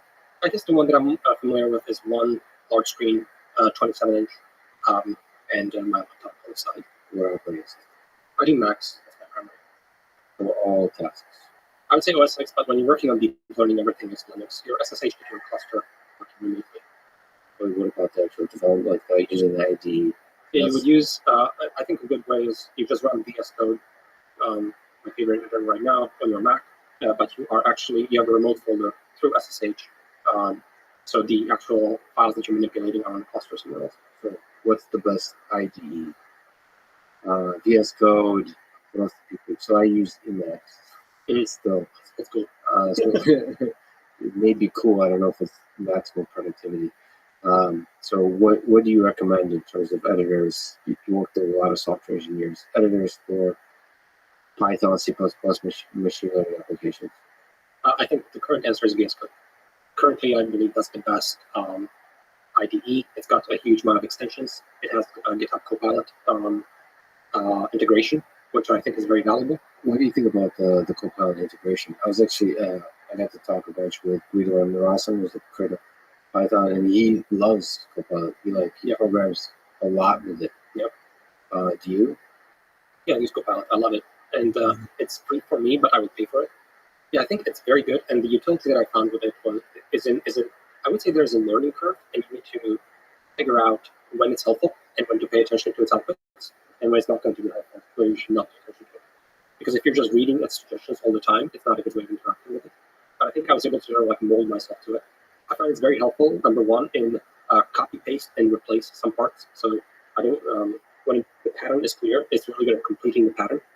And number two, sometimes it suggests APIs that I'm not aware of. So it tells you about something that you didn't know. So And that's an opportunity to discover. And it's an opportunity to. So I would never take Copilot code as given. I almost always copy paste into Google search, and you see what this function is doing, and then you're like, oh, it's actually exactly what I need. Thank you, Copilot. So you learn something. So it's in part a search engine, or maybe getting the exact syntax correctly. That once you see it, it's that NP-hard thing. It's like, once you see it, you know yes, exactly. it's correct. Exactly. But you yourself can verify. You can verify efficiently, but you can't generate efficiently. And Copilot really, I mean, it's autopilot for programming, right? And currently is doing the link following, which is like the simple copy paste and sometimes suggest. But over time, it's going to become more and more autonomous. And so the same thing will play out in not just coding, but actually across many, many different things. Coding is an important one, right? Or writing programs. Yeah. How do you see the future of that developing? The program synthesis, like being able to write programs that are more and more complicated. Because right now, it's human supervised in interesting ways. Yes. It feels like the transition will be very painful. My mental model for it is the same thing will happen as with the autopilot. So currently he's doing link following, he's doing some simple stuff. And eventually we'll be doing autonomy, and people will have to intervene less and less. And there could be like testing mechanisms. Like if it writes a function and that function looks pretty damn correct, but how do you know it's correct? Because you're like getting lazier and lazier as a programmer. Like your ability to, because like little bugs, I guess it won't make it. No, it will. Copilot will make off by one subtle bugs. It has done that to me. But do you think future systems will? Or is it really the off by one is actually a fundamental challenge of programming? In that case, it wasn't fundamental, and I think things can improve. But I think humans have to supervise. I am nervous about people not supervising what comes out, and what happens to, for example, the proliferation of bugs in all of our systems. I'm nervous about that, but I think there will probably be some other copilots for bug finding and stuff like that at some point. Because there will be like a lot more automation for. It's like a program copilot that generates a compiler, one that does a linter, yes, one that does like a type checker. Yeah. It's a committee of like a GPT, so like, and then there'll be like a manager for the committee. Yeah. And then there'll be somebody that says the new version of this is needed. Yeah. We need to regenerate it. Yeah. There were 10 GPTs that were forwarded and gave 50 suggestions. Another one looked at it and picked the few that they liked. A bug one looked at it and it's like, it's probably a bug. They got re-ranked by some other thing. And then a final ensemble GPT comes in and is like, okay, given everything you guys have told me, this is probably the next one. The feeling is the number of programmers in the world has been growing and growing very quickly. Do you think it's possible that it'll actually level out and drop to like a very low number in this kind of world? Because then you'll be doing software 2.0 programming, and you'll be doing this kind of generation of copilot type systems programming. You won't be doing the old school software 1.0 program. I don't currently think that they're just going to replace human programmers. Um, it's I'm so hesitant saying stuff like this, right? Yeah, because this is going to be replaced in 5 years. I mean, no, it's going to show that like this is where we thought. Because I agree with you, but I think we might be very surprised, right? Like, what are the next? And what's your sense of where we stand with language models? Like, does it feel like the beginning or the middle or the end? the beginning, 100%. I think the big question in my mind is, for sure, GPT will be able to program quite well, competently, and so on. How do you steer the system? You still have to provide some guidance to what you actually are looking for. And so, how do you steer it? And how do you talk to it? How do you audit it and verify that what is done is correct? And how do you work with this? And it's as much not just an AI problem, but a UI UX problem. Yeah. So beautiful, fertile ground for so much interesting work for VS Code ++, where it's not just human programming anymore. It's amazing. Yeah, so you're interacting with the system. So not just one prompt, but it's iterative prompting. Yeah. You're trying to figure out having a conversation with the system. Yeah. That actually, I mean, to me, that's super exciting. There's a conversation with the program. Yeah, maybe at some point you're just conversing and it's like, okay, here's what I want to do. Actually, this variable, maybe it's not even that low level as variable. You can also imagine, can you translate this to C++ and back to Python? Yeah, it already kind of exists. But just doing it as part of the program experience, I think I'd like to write this function in C++. Or you just keep changing for different programs because they have different syntax. Maybe I want to convert this into a functional language. Yeah. So you get to become multilingual as a programmer and dance back and forth efficiently. Yeah. I mean, I think UI UX of it though is still very hard to think through because it's not just about writing code on a page. You have an entire developer environment. You have a bunch of hardware on it. You have some environmental variables. You have some scripts that are running in the cron job. There's a lot going on to working with computers and how do these systems set up environment flags and work across multiple machines and set up screen sessions and automate different processes. How all that works and is auditable by humans and so on is massive question right now. You've built Archive Sanity. What is Archive, and what is the future of academic research publishing that you would like to see? So Archive is this preprint server. So if you have a paper, you can submit it for publication to journals or conferences and then wait 6 months and then maybe get a decision, pass or fail. Or you can just upload it to Archive. And then people can tweet about it 3 minutes later. And then everyone sees it, everyone reads it, and everyone can profit from it in their own little ways. You can cite it, and it has an official look to it. It feels like a publication process. Yeah. It feels differently if you just put it in a blog post. Oh yeah. Yeah, I mean it's a paper. And usually the bar is higher for something that you would expect on Archive as opposed to something you would see in the blog post. Well, the culture created the bar. You could probably post a pretty crappy paper on Archive. What's that make you feel? What's that make you feel about peer review? So rigorous peer review by 2-3 experts versus the peer review of the community, right, as it's written. Yeah, basically I think the community is very well able to peer review things very quickly on Twitter. And I think maybe it just has to do something with AI machine learning field specifically though. I feel like things are more easily auditable but the verification is easier potentially than the verification somewhere else. So it's kind of you can think of these scientific publications as little blockchains where everyone is building on each other's work and citing each other. And you sort of have AI, which is kind of this much faster and loose blockchain. But then you have, and any one individual entry is very cheap to make. And then you have other fields where maybe that model doesn't make as much sense. And so I think in AI, at least things are pretty easily verifiable. And so that's why when people upload papers that are a really good idea and so on, people can try it out the next day. And they can be the final arbiter of whether it works or not in their problem. And the whole thing just moves significantly faster. So I kind of feel like academia still has a place, this conference journal process still has a place, but it's sort of it lags behind, I think. And it's a bit more maybe higher quality process. But it's not sort of the place where you will discover cutting-edge work anymore. Yeah. It used to be the case when I was starting my PhD that you go to conferences and journals and you discuss all the latest research.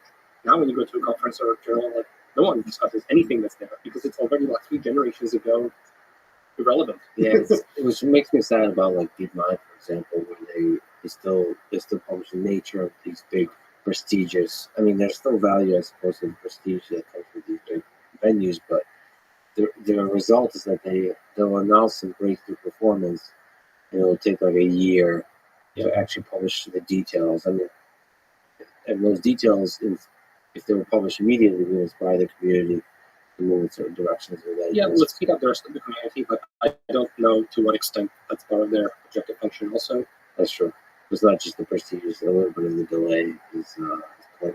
Yeah, they certainly, DeepMind specifically has been working in the regime of having slightly higher quality, basically process and latency, and publishing newspapers that way. Another question from Reddit. Do you or have you suffered from imposter syndrome? The director of AI Tesla, being this person when you're at Stanford, where like the world looks at you as the expert in AI to teach the world about machine learning. When I was leading Tesla after 5 years, I spent a ton of time in meeting rooms, and I would read papers. In the beginning, when I joined Tesla, I was writing code, and then I was writing less and less code, and I was reading code, and then I was reading less and less code. And so this is just a natural progression that happens, I think. And definitely, I would say near the tail end, that's when it sort of like starts to hit you a bit more that you're supposed to be an expert, but actually, the source of truth is the code that people are writing to GitHub and the actual code itself. And you're not as familiar with that as you used to be. And so I would say maybe there's some like insecurity there. Yeah, that's actually pretty profound. And a lot of the insecurity has to do with not writing code in the computer science space. Like that, because that is the truth. That right there. The code is a source of truth. The papers and everything else, it's a high-level summary. I don't, just a high-level summary, but at the end of the day, you have to read code. It's impossible to translate all that code into actual, paper form. So when things come out, especially when they have a source code available, that's my favorite place to go. So like I said, you're one of the greatest teachers of machine learning, AI, ever, from CS 231N to today. What advice would you give to beginners interested in getting into machine learning? Beginners are often focused on like what to do, and I think the focus should be more like how much you do. So I'm kind of like a believer on a high level in this 10,000 hours kind of concept where you just kind of have to just pick the things where you can spend time and you care about and you're interested in. You literally have to put in 10,000 hours. It doesn't even like matter as much like where you put it, and you'll iterate and you'll improve and you'll waste some time. I don't know if there's a better way. You need to put in 10,000 hours. But I think it's actually really nice because I feel like there's some sense of determinism about being an expert at a thing if you spend 10,000 hours. You can literally pick an arbitrary thing, and I think if you spend 10,000 hours with deliberate effort and work, you actually will become an expert at it. And so I think that's kind of like a nice thought. And so basically I would focus more on like, are you spending 10,000 hours? That's what I focus on. So, and then thinking about what kind of mechanisms maximize your likelihood of getting to 10,000 hours. Exactly. Which for us, silly humans, means probably forming a daily habit of like every single day actually doing the thing. Whatever helps you. So I just think to a large extent it's a psychological problem for yourself. One other thing that I think is helpful for the psychology of it is many times people compare themselves to others in the area. I think this is very harmful. Only compare yourself to you from some time ago, like say a year ago. Are you better than you a year ago? It's the only way to think. And I think then you can see your progress, and it's very motivating. That's so interesting that focused on the quantity of hours. I think a lot of people in the beginner stage, but actually throughout, get paralyzed by the choice, like which one, do I pick this path or this path? Yeah. Like they'll literally get paralyzed by like which IDE to use. Well, they're worried. Yeah, they're worried about all these things, but the thing is, you will waste time doing something wrong. Yes. You will eventually figure out it's not right. You will accumulate scar tissue, and next time you will grow stronger because next time you'll hit the scar tissue, and next time you'll learn from it. And now next time you come to a similar situation, you'll be like, oh, I messed up. I've spent a lot of time working on things that never materialize into anything. And I have all that scar tissue, and I have some intuitions about what was useful, what wasn't useful, how things turned out. So all those mistakes were not dead work, So I just think they should just focus on working. What have you done? That's a good question actually to ask for a lot of things, not just machine learning. It's a good way to cut I forgot what the term we used, but the fluff, the blubber, whatever the inefficiencies in life. What do you love about teaching? You seem to find yourself often like drawn to teaching. You're very good at it, but you're also drawn to it. I mean, I don't think I love teaching. I love happy humans. And happy humans like when I teach. Yes. I wouldn't say I hate teaching. I tolerate teaching, but it's not like the act of teaching that I like. It's that I have something I'm actually okay at it. Yes. I'm okay at teaching, and people appreciate it a lot. Yeah. And so I'm just happy to try to be helpful. And teaching itself is not like the most. I mean, it can be really annoying, frustrating. I was working on a bunch of lectures just now. I was reminded back to my days of 231 and just how much work it is to create some of these materials and make them good. The amount of iteration and thought, and you go down blind alleys, and just how much you change it. So creating something good, in terms of like educational value, is really hard, and it's not fun. It's difficult. So for people should definitely go watch your new stuff you put out. The lectures where you're actually building the thing, like from, like you said, the code is truth. So discussing backpropagation by building it, by looking through it, just the whole thing. So how difficult is that to prepare for? I think that's a really powerful way to teach. Did you have to prepare for that, or are you just live thinking through it? I would typically do, like, say, 3 takes, and then I take like the better take. So I do multiple takes, and then I take some of the better takes, and then I just build out a lecture that way. Sometimes I have to delete 30 minutes of content because it just went down the alley that I didn't like too much. There's a bunch of iteration, and it probably takes me, somewhere around 10 hours to create 1 hour of content. It's interesting. I mean, is it difficult to go back to the basics? Do you draw a lot of like wisdom from going back to the basics? Yeah, going back to backpropagation, loss functions, where they come from. And one thing I like about teaching a lot, honestly, is it definitely strengthens your understanding. So it's not a purely altruistic activity, it's a way to learn. If you have to explain something to someone, you realize you have gaps in knowledge. And so I even surprise myself in those lectures, like, oh, so the result will obviously look like this, and then the result doesn't look like it, and I'm like, okay, I thought I understood this. Yeah. That's why it's really cool. Is literally code, you run it in the notebook, and it gives you a result, and you're like, oh, wow. So like actual numbers, actual input, actual code. Yeah, it's not mathematical symbols, etc. The source of truth is the code. It's not slides. It's just like build it. It's beautiful. You're a rare human in that sense. What advice would you give to researchers trying to develop and publish ideas that have a big impact in the world of AI? So maybe undergrads, maybe early graduate students. Yeah. I mean, I would say like they definitely have to be a little bit more strategic than I had to be as a PhD student because of the way AI is evolving. It's going the way of physics, where in physics you used to be able to do experiments on your benchtop and everything was great and you could make progress. And now you have to work in like LHC or like CERN. And so AI is going in that direction as well. So there's certain kinds of things that's just not possible to do on the benchtop anymore. And I think that didn't used to be the case at the time. Do you still think that there's like GAM type papers to be written where like Yes. like very simple idea that requires just one computer to illustrate a simple example? I mean, one example that's been very influential recently is diffusion models. Diffusion models are amazing. Diffusion models are 6 years old. For the longest time, people were kind of ignoring them, as far as I can tell. And they're an amazing generative model, especially in images. And so stable diffusion and so on, it's all diffusion based. Diffusion is new. It was not there and it came from Google, but a researcher could have come up with it. In fact, some of the first, actually, no, those came from Google as well. But a researcher could come up with that in an academic institution. Yeah, what do you find most fascinating about diffusion models? So, from the societal impact of the technical architecture. What I like about diffusion is it works so well. Is that surprising to you? The amount of the variety, almost the novelty of the synthetic data is generated. Yeah, so the stable diffusion images are incredible. It's the speed of improvement in generating images has been insane. We went very quickly from generating like tiny digits to tiny faces, and it all looked messed up, and now we're stable diffusion, and that happened very quickly. There's a lot that academia can still contribute. For example, flash attention is a very efficient kernel for running the attention operation inside the transformer. That came from academic environment. It's a very clever way to structure the kernel that does the calculation, so it doesn't materialize the attention matrix. And so I think there's still like lots of things to contribute, but you have to be just more strategic. Do you think neural networks can be made to reason? Yes. Do you think they already reason? Yes. What's your definition of reason? information processing. And the way that humans think through a problem and come up with novel ideas, it feels like amusing. The novelty, I don't want to say, but out of distribution ideas, I think it's possible. Yes, and I think we're seeing that already in the current world.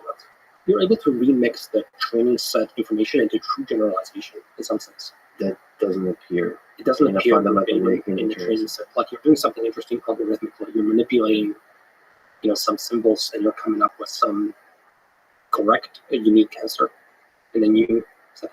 What would illustrate to you? Holy shit! This thing is definitely thinking. To me, thinking or reasoning is just information processing and generalization, and I think the neural nets already do that today.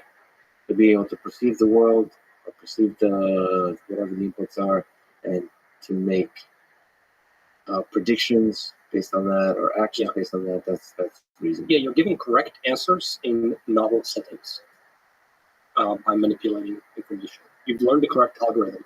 You're not doing just kind of a lookup table and there's research. Let me ask you about AGI. What are some moonshot ideas you think might make significant progress towards AGI? And maybe another way is, what are big blockers that we're missing? So basically, I'm fairly bullish on our ability to build AGIs. Basically, automated systems that we can interact with that are very human-like, and we can interact with them in the digital realm or physical realm. Currently, it seems most of the models that sort of do these sort of magical tasks are in a text realm.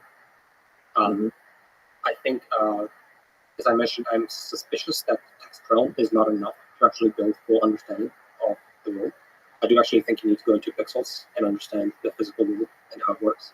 So I do think that we need to extend these models to consume images and videos and train on a lot more data that is multimodal in that way. Do you think you need to touch the world to understand it also? Well, that's the big open question I would say in my mind, is if you also require the embodiment and the ability to sort of interact with the world, run experiments, and have the data of that form, then you need to go to Optimus or something like that.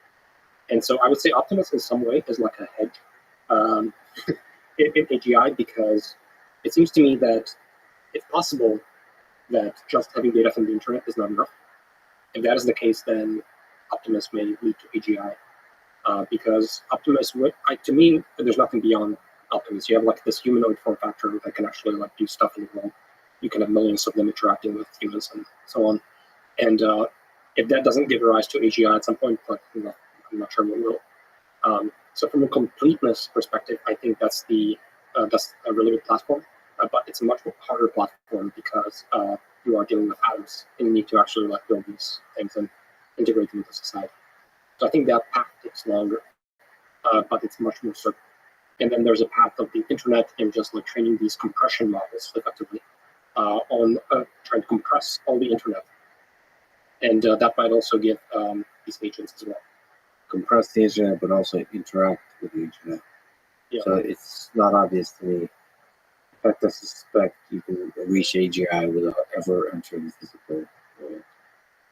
And which is a little bit more concerning, because that results in it happening faster. But it just feels like we're like in boiling water. We won't know as it's happening. I would like to. I'm not afraid of AGI. I'm excited about it. There's always concerns, but I would like to know when it happens. Yeah. And have like hints about when it happens, like a year from now when it will happen, that kind of thing. Yeah. I just feel like in the digital realm, it just might happen. Yeah. I think all we have available to us, because no one has built AGI again, so all we have available to us is there enough fertile ground on the periphery? I would say yes, and we have the progress so far, which has been very rapid. And there are next steps that are available. And so I would say, it's quite likely that we'll be interacting with digital entities. How will you know that somebody has built AGI? It's going to be I think it's going to be a slow incremental transition. It's going to be product-based and focused. It's going to be GitHub Copilot getting better. And then GPTs helping you write. And then these oracles that you can go to with mathematical problems. I think we're on the verge of being able to ask very complex questions in chemistry, physics, math of these oracles and have them complete solutions. So AGI to you is primarily focused on intelligence, so consciousness doesn't enter into it. So in my mind, consciousness is not a special thing you will figure out and bolt on. I think it's an emergent phenomenon of a large enough and complex enough generative model, sort of. So if you have a complex enough world model that understands the world, then it also understands its predicament in the world as being a language model, which to me is a form of consciousness or self-awareness. And So in order to understand the world deeply, you probably have to integrate yourself into the world. Yeah.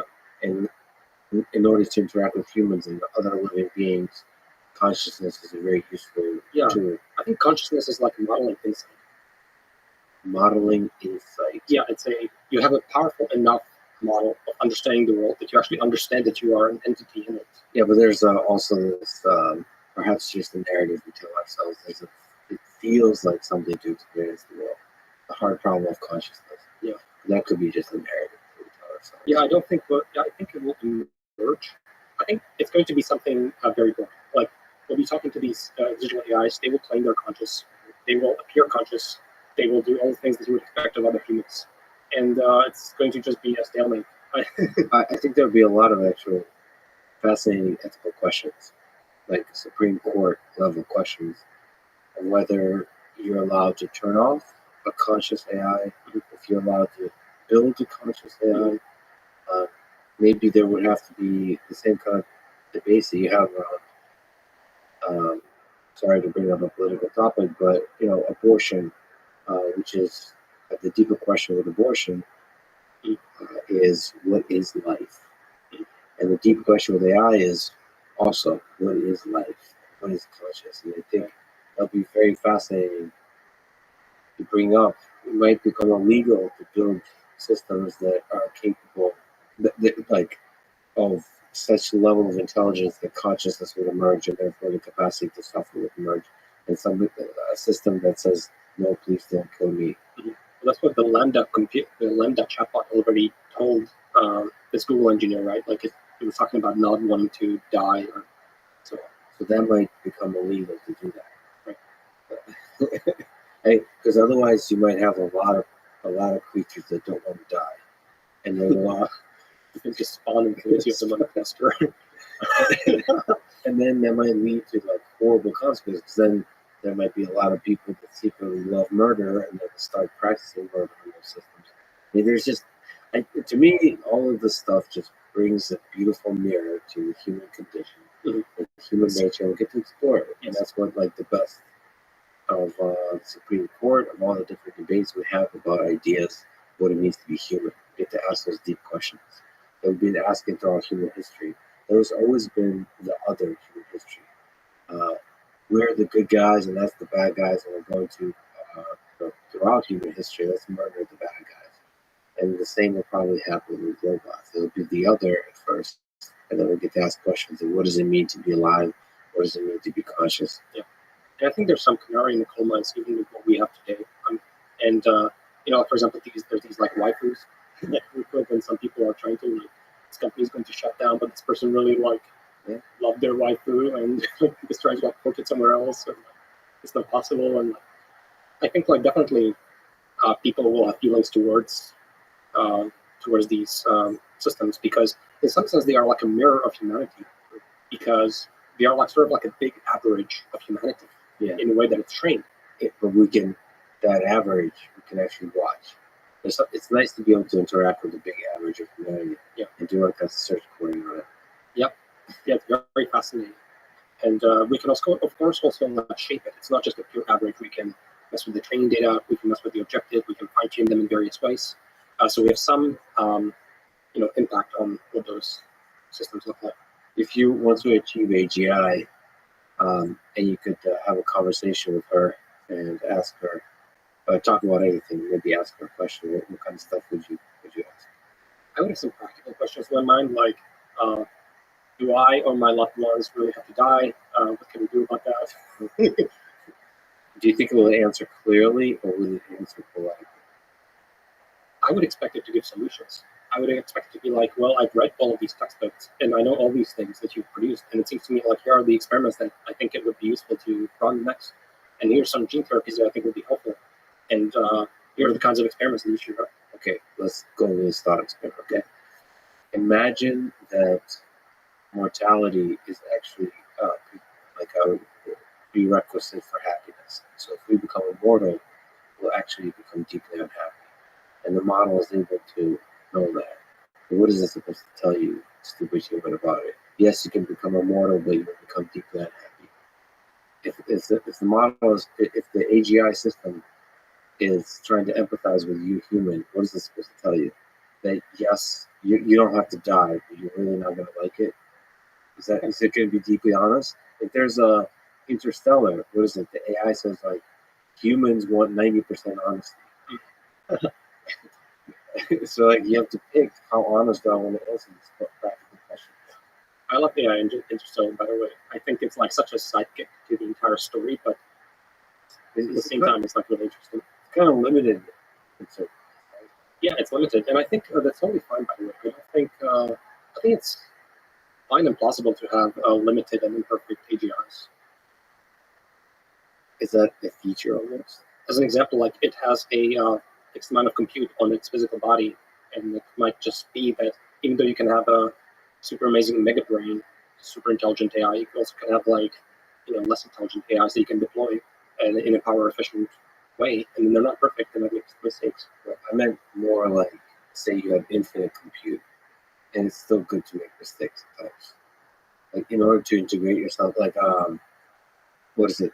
Go back to Good Will Hunting. Robbie Williams' character says like the human imperfections. That's the good stuff, right? Isn't that this? Like we don't want perfect. We want flaws in part to form connections with each other, because it feels like something you can attach your feelings to. The flaws. In that same way, you want AI. I don't know. I feel like perfection is. But then you're saying, okay, but it's not AGI. But see, AGI, you need to be intelligent enough to give answers to humans that humans don't understand. And I think perfect is something humans can't understand. Because even science doesn't give perfect answers. There's always gaps and mysteries. I don't know. I don't know if humans want perfect. Yeah, I can imagine just having a conversation with this kind of oracle entity as you'd imagine them. And maybe it can tell you about, based on my analysis of human condition, you might not want this. And here's some of the things that you might. But every dumb human will say, yeah, trust me. I can give me the truth. I can handle it. But that's the beauty. Like people can choose. But then it's the old marshmallow test with the kids and so on. I feel like too many people can't handle the truth. Probably including myself. Like the deep truth of the human condition. I don't know if I can handle it. Like what if there's some dark stuff? What if we are an alien science experiment and it realizes that? What if it happened? I mean, this is the Matrix, all over again. I don't know. What would I talk about? I don't even. Yeah, probably I'll go with the safer scientific questions first that have nothing to do with my own personal life and mortality, just like about physics and so on. To build up, like, let's see where it's at, or maybe see if it has a sense of humor. That's another question. Would it be able to, presumably, in order to, if it understands humans deeply, it would be able to generate humor. Yeah, I think that's actually a wonderful benchmark almost. Like, is it able? I think that's a really good point, basically. To make you laugh. Yeah, if it's able to be like a very effective stand-up comedian that is doing something very interesting computational, I think being funny is extremely hard. Because it's hard in a way, like a Turing test. The original intent of the Turing test is hard because you have to convince humans, and there's nothing. That's why when comedians talk about this, like this is deeply honest. Because if people can't help but laugh, if they don't laugh, that means you're not funny. If they laugh, it's funny. You're showing you need a lot of knowledge to create humor about like documentation, human condition, and so on, and then you need to be clever with it. You mentioned a few movies. You tweeted movies that I've seen 5+ times, but I'm ready and willing to keep watching Interstellar, Gladiator, Contact, Good Will Hunting, The Matrix, Lord of the Rings, all three, Avatar, Fifth Element, so on. Goes on. Terminator 2, Mean Girls, and nothing else. Anchorman. Mean Girls is great. What are some of the jump out to your memory that you love and why? Well, you mentioned The Matrix. As a computer person, why do you love The Matrix? There's so many properties that make it like beautiful and interesting. So there's all these philosophical questions, but then there's also AGIs and there's simulation, and it's cool. And there's the black, The look of it, the feel of yeah, it. the look so- of it, the feel of it, the action, the bullet time. It was just like innovating in so many ways. And then Good Will Hunting, why do you like that one? Yeah, I really like this tortured genius sort of character who's like grappling with whether or not he has like any responsibility or like what to do with this gift that he was given or like how to think about the whole thing. And There's also a dance between the genius and the person, like what it means to love another human being, there's a lot of things there. It's just a beautiful movie. and then the fatherly figure, the mentor, and the psychiatrist. And It like really like it messes with you. There's some movies that just like really mess with you on a deep level. do you relate to that movie at all? It's not your fault, Doctor, as I said. Lord of the Rings, that's self-explanatory. Terminator 2, which is interesting. We watched that a lot. Is that better than Terminator 1? You like Arnold? I do like Terminator 1 as well. I like Terminator 2 a little bit more, but in terms of like its surface properties. Do you think Skynet is at all a possibility? Yes. Like the actual sort of autonomous weapon system kind of thing? Do you worry about that stuff? I do worry AI about it, being 100%. used for war. I 100% worry about it. And so some of these fears of AGIs and how this will plan out. I mean, these will be like very powerful entities probably at some point. And so for a long time, they're going to be tools in the hands of humans. People talk about like alignment with AGIs and how to make the problem is like even humans are not aligned. So how this will be used and what this is going to look like is it's troubling. So Do you think it'll happen slowly enough that we'll be able to, as a human civilization, think through the problems? yes, that's my hope, is that it happens slowly enough and in an open enough way where a lot of people can see and participate in it. Just figure out how to deal with this transition, I think, is going to be interesting. I draw a lot of inspiration from nuclear weapons because I sure thought it would be fucked once they develop nuclear weapons. But like, it's almost like when the systems are not so dangerous they destroy human civilization, we deploy them and learn lessons, and then we quickly, it's too dangerous. We might still deploy it, but we very quickly learn not to use them. So there'll be like this balance achieved. Humans are very clever as a species. It's interesting. We exploit the resources as much as we can, but we avoid destroying ourselves, it seems like. Well, I don't know about that, actually. Hope it continues. I mean, I'm definitely like concerned about nuclear weapons and so on, not just as a result of the recent conflict, even before that. That's probably like my number one concern for humanity. So if humanity destroys itself or destroys 90% of people, that would be because of nukes? I think so. It's not even about full destruction. To me, it's bad enough if we reset society. It would be like terrible. It would be really bad, and I can't believe we're like so close to it. Yeah. It's like so crazy to me. It feels like we might be a few tweets away from something like that. Yep. Basically, it's extremely unnerving, and has been for me for a long time. It seems unstable that world leaders just having a bad mood can take one step towards a bad direction and then it escalates. Mhm. Yeah. Because of a collection of bad moods, it could escalate without being able to stop. Yeah, it's a huge amount of power, and then also with the proliferation. Basically, I don't actually really see. I don't actually know what the good outcomes are here. So I'm definitely worried about it a lot. And then AGI is not currently there, but I think at some point will more and more become something like it. The danger with AGI even is that I think it's even like slightly worse in the sense that there are good outcomes with AGI, and then the bad outcomes are like an epsilon away, like a tiny one. And so I think capitalism and humanity and so on will drive for positive ways of using that technology. But then the bad outcomes are just like a tiny, like flip a minus sign away. It's a really bad position to be in. A tiny perturbation of the system results in the destruction of the human species. The weird line to walk. Yeah, I think in general, what's really weird about like the dynamics of humanity in this explosion we talked about is just like the insane coupling afforded by technology and just the instability of the whole dynamical system. I think it doesn't look good, honestly. Yeah, so that explosion could be destructive or constructive, and the probabilities are not zero. Yeah, I'm gonna have to. I do feel like I have to try to be optimistic and so on, and I think even in this case, I still am predominantly optimistic. But there's definitely. Me too. Do you think we'll become a multi-planetary species? Probably yes, but I don't know if it's a dominant feature of future humanity. There might be some people on some planets and so on, but I'm not sure if it's like, it's like a major player in our culture and so on. We still have to solve the drivers of self-destruction here on Earth. So just having a backup on Mars is not going to solve the problem. So, by the way, I love the backup on Mars. I think that's amazing. Absolutely do. Yes. And I'm so thankful. Would you go to Mars? Personally, no. I do like Earth quite a lot. I'll go to Mars. I'll go. I'll tweet at you. Maybe eventually I would, once it's safe enough, but I don't actually know if it's on my lifetime scale, unless I can extend it by a lot.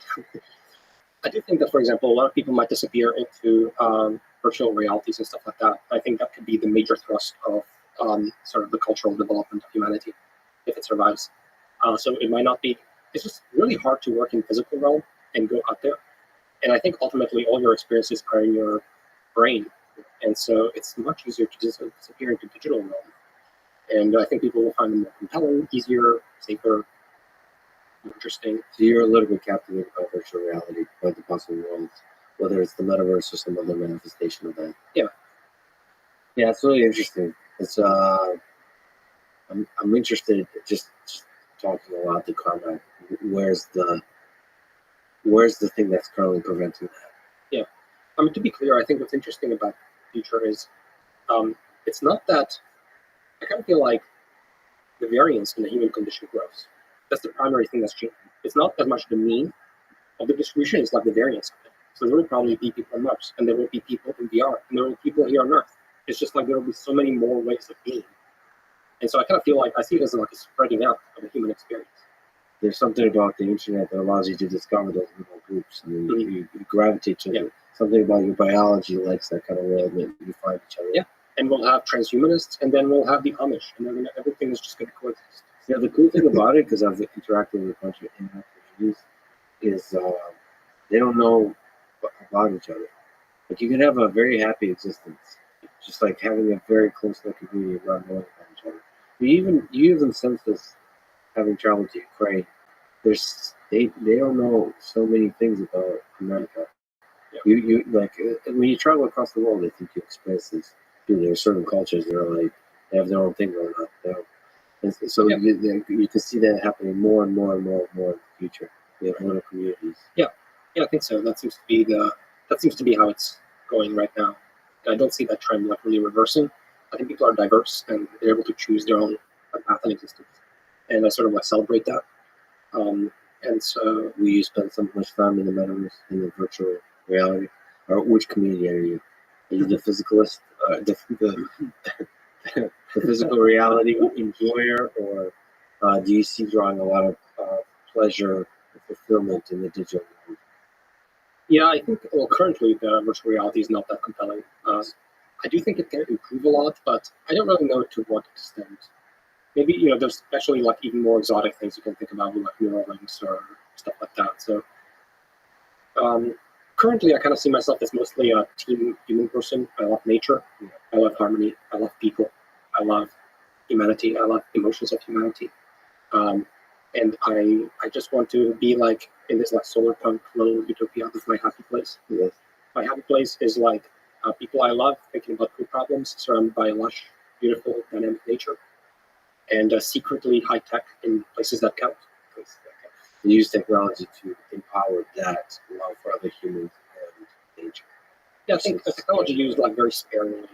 I don't love when it sort of gets in the way of humanity in many ways.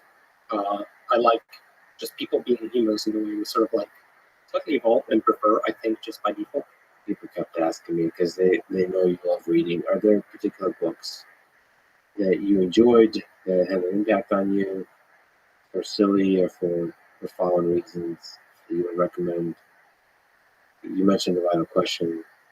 Many, of course. I think in biology, as an example, the vital question is a big one. Anything by Nick Lane, really, life ascending, I would say, is like a bit more potentially representative, is like a summary of a lot of the things he's been talking about. I was very impacted by The Selfish Gene. I thought that was a really good book to help me understand altruism as an example and where it comes from, and just realizing that, you know, the selections and level of genes was a huge insight for me at the time, and it sort of like cleared up a lot of things for me. What do you think about the idea that ideas are the organisms, the memes? Yes, love it, 100%.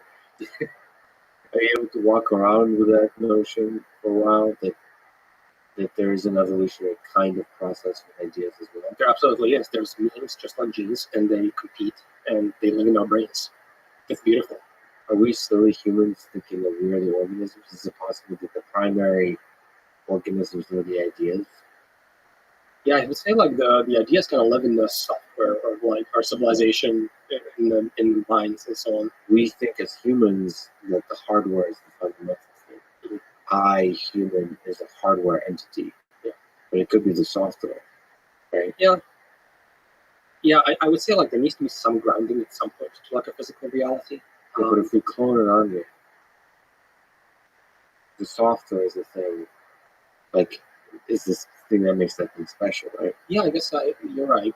But then cloning might be exceptionally difficult. There might be a deep integration between the software and the hardware in ways we don't quite yet understand. But from the evolution point of view, like what makes me special is more like the gang of genes that are riding in my chromosomes, I suppose, right? Like they're the replicating unit, I suppose. And no, but that's just the compute. The thing that makes you special, sure. Well, the reality is, what makes you special is your ability to survive based on the software that runs on the hardware that was built by the genes. So the software is the thing that makes you survive, not the hardware. It's a little bit of both. You know, it's just like a second layer. It's a new second layer that hasn't been there before the brain. They both coexist. But there's also layers of the software. I mean, it's not. It's a abstraction on top of abstractions. But okay, so Selfish Gene and Nick Lane. I would say sometimes books are like not sufficient. I like to reach for textbooks sometimes. I kind of feel like books are for too much of a general consumption sometimes, and they just kind of like they're too high up in the level of abstraction, and it's not good enough. So I like textbooks. I like The Cell. I think The Cell is pretty cool. That's why also I like the writing of Nick Lane, is because he's pretty willing to step one level down, and he doesn't. He's willing to go there. But he's also willing to sort of be throughout the stack. So he'll go down to a lot of detail, but then he will come back up. And I think he has basically I really appreciate that. That's why I love college, early college, even high school. Just textbooks on the basics. Yeah. Computer science and mathematics, of biology, of chemistry. Yes. They condense down like it's sufficiently general that you can understand both the philosophy and the details, but also like you get homework problems and you get to play with it as much as you would if you run programming stuff. Yeah. And then I'm also suspicious of textbooks, honestly, because as an example in deep learning, there's no like amazing textbooks, and the field is changing very quickly. I imagine the same is true in, say, synthetic biology and so on. These books like The Cell are kind of outdated. They're still high level. Like, what is the actual real source of truth? It's people in wet labs working with cells, sequencing genomes and actually working with it. And I don't have that much exposure to that or what that looks like. So I still don't fully. I'm reading through The Cell, and it's kind of interesting, and I'm learning, but it's still not sufficient, I would say, in terms of understanding. But it's a clean summarization of the mainstream narrative. Yeah, but you have to learn that we break out. Yeah, like towards the cutting edge. Yeah. What is the actual process of working with these cells and growing them and incubating them? And it's kind of like a massive cooking recipe. So making sure your cells live and proliferate, and then you're sequencing them on your experiments, and just how that works, I think, is kind of like the source of truth. But at the end of the day, what's really useful in terms of creating therapies. Yeah, I wonder what in the future AI textbooks will be. Because, you know, there's an artificial intelligence, the modern approach. Actually haven't read if it's come out, the recent version, there's been a recent edition. I also saw there's a science and deep learning book. I'm waiting for textbooks that are worth recommending and worth reading. Yeah. It's tricky. 'Cause it's like papers and code. Honestly, I think papers are quite good, especially like the appendix of any paper as well. It's like the most detailed you can find. It doesn't have to be cohesive, connected to anything else. You just describe it in a very specific way you saw the particular thing. Yeah. Many times papers can be actually quite readable. Not always, but sometimes the introduction and the abstract is readable, even for someone outside of the field. This is not always true. And sometimes I think, unfortunately, scientists use complex terms even when it's not necessary. I think that's harmful. I think there's no reason for that. And papers sometimes are longer than they need to be in the parts that don't matter. Yeah. The appendix would be long, but then the paper itself, it isn't. Yeah, but certainly I've come across papers, I would say, in, say, like synthetic biology or something that I thought were quite readable for the abstract and the introduction. And then you're reading the rest of it, and you don't fully understand, but you kind of are getting a gist. And I think it's cool. What advice you give advice to folks interested in machine learning and research, but in general, life advice to a young person, high school, early college, about how to have a career they can be proud of or a life they can be proud of? Yeah, I think I'm very hesitant to give general advice. I think it's really hard. I've mentioned, like, some of the stuff I've mentioned is fairly general. I think, like, focus on just the amount of work you're spending on, like, a thing. Compare yourself only to yourself, not to others. I think those are fairly general. How do you pick the thing? You just have, like, a deep interest in something, or like try to like find the artworks over like the things that you're interested in. Artworks at that moment and stick with it. How do you not get distracted and switch to another thing? You can if you like. Well, if you do an argmax repeatedly, It doesn't converge. that's the problem. Yeah, you can like low pass filter yourself in terms of like what has consistently been true for you. But yeah, I definitely see how it can be hard. But I would say like you're going to work the hardest on the thing that you care about the most. So low pass filter yourself and really introspect in your past. What are the things that gave you energy? And what are the things that took energy away from you? Concrete examples. And usually from those concrete examples, those patterns can merge. I like it when things look like this when I'm in these positions. So that's not necessarily the field, but the kind of stuff you're doing in a particular field. So for you, it seems like you were energized by implementing stuff, building actual things. Yeah, being low level, learning, and then also communicating so that others can go through the same realizations and shortening that gap. Because I usually have to do way too much work to understand the thing, and then I'm like, okay, this is actually like, okay, I think I get it. And like, why was it so much work? It should have been much less work. And that gives me a lot of frustration, and that's why I sometimes go teach. So aside from the teaching you're doing now, putting out videos, aside from a potential Godfather Part 2 with the AGI at Tesla and beyond, what does the future project about the hold? Have you figured that out yet? I mean, as you see through the fog of war, that is all of our future. Do you start seeing silhouettes of what that possible future could look like? The consistent thing I've been always interested in, for me at least, is AI, and that's probably what I'm spending the rest of my life on, because I just care about it a lot. And I actually care about like many other problems as well, like say aging, which I basically view as disease, and I care about that as well. But I don't think it's a good idea to go after it specifically. I don't actually think that humans will be able to come up with the answer. I think the correct thing to do is to ignore those problems and use solve AI and then use that to solve everything else. And I think there's a chance that this will work. I think it's a very high chance. And that's kind of like the way I'm betting at least. So when you think about AI, are you interested in all kinds of applications, all kinds of domains, and any domain you focus on will allow you to get insights to the big problem of AGI? Yeah, for me, it's the ultimate meta problem. I don't want to work on any one specific problem. There's too many problems. So how can you work on all problems simultaneously? You solve the meta problem, which to me is just intelligence. And how do you automate? Is there cool small projects like Archive Sanity and so on that you're thinking about that the world, the ML world can anticipate? There's always like some fun side projects. Archive Sanity is one. Basically, like there's way too many archive papers. How can I organize it and recommend papers and so on. I transcribed all of your podcasts. What did you learn from that experience? From transcribing the process of, like, you like consuming audiobooks and podcasts and so on. And here's a process that achieves closer to human level performance on annotation. Yeah, well, I definitely was like surprised that transcription with OpenAI's Whisper was working so well compared to what I'm familiar with from Siri and like the other systems. I guess it works so well, and that's what gave me some energy to like try it out. And I thought it could be fun to run a podcast. It's kind of not obvious to me why Whisper is so much better compared to anything else, because I feel like there should be a lot of incentive for a lot of companies to produce transcription systems, and that they've done so over a long time. Whisper is not a super exotic model; it's a transformer. It takes mass spectrograms and mixes up with tokens of text. It's not crazy. The model and everything's been around for a long time. I'm not actually 100% sure why. Yeah, it's not obvious to me either. It makes me feel like I'm missing something. I'm missing something. Yeah, because there's huge, even at Google and so on, YouTube transcription. Yeah. It's unclear, but some of it is also integrating into a bigger system. Yeah. That so the user interface, how it's deployed, and all that kind of stuff. Maybe running it as an independent thing is much easier, like an order of magnitude easier than deploying to a large integrated system like YouTube transcription or anything with meetings. Like Zoom has transcription. That's kind of crappy.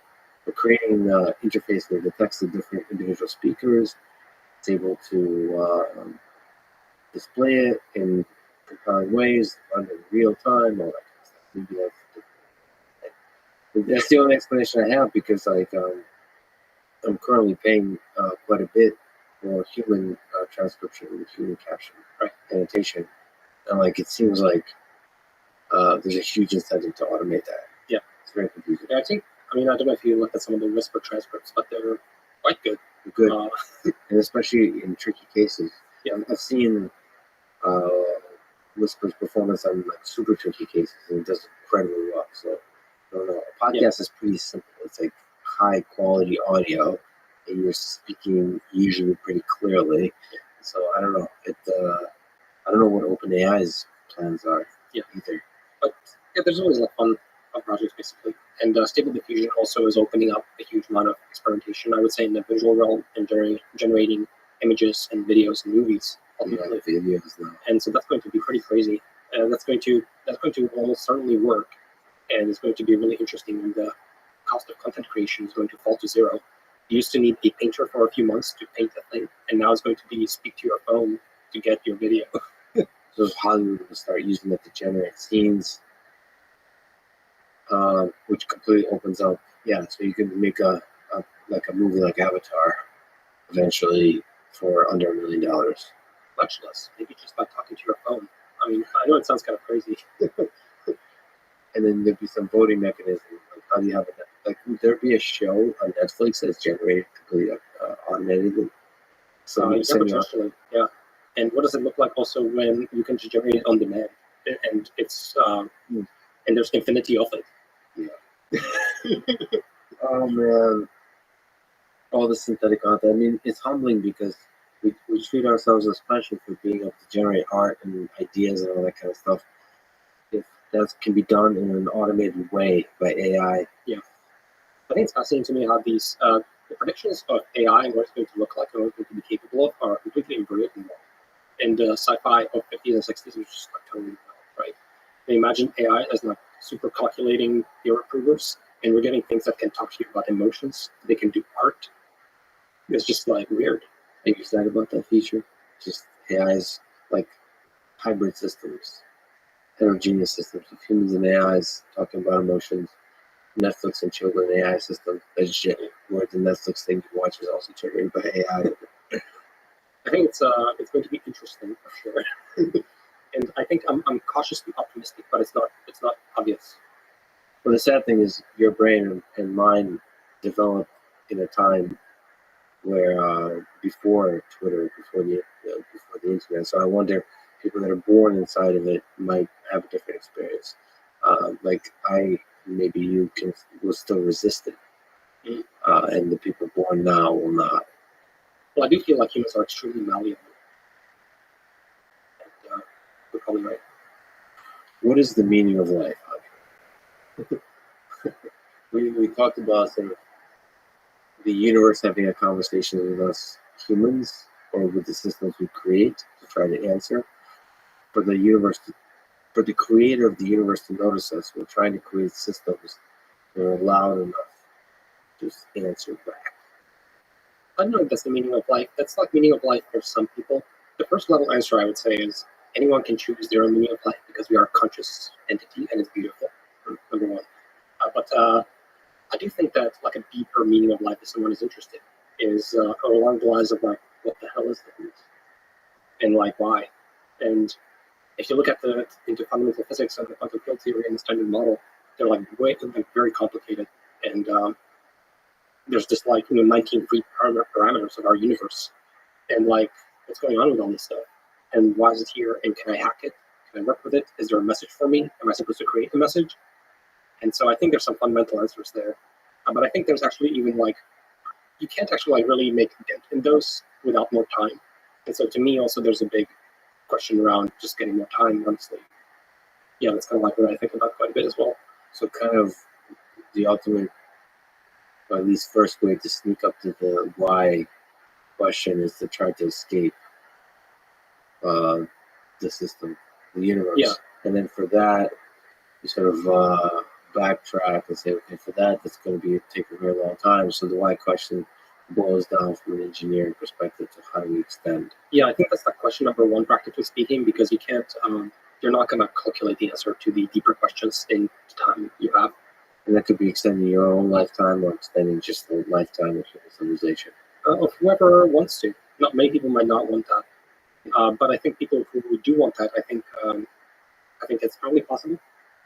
And I don't know that people fully realize this. I kind of feel like people think of death as an inevitability, but at the end of the day, this is a physical system.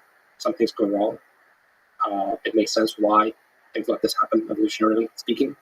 And there's most certainly interventions that mitigate it. That'd be interesting if death is eventually looked at as a fascinating thing that used to happen to humans.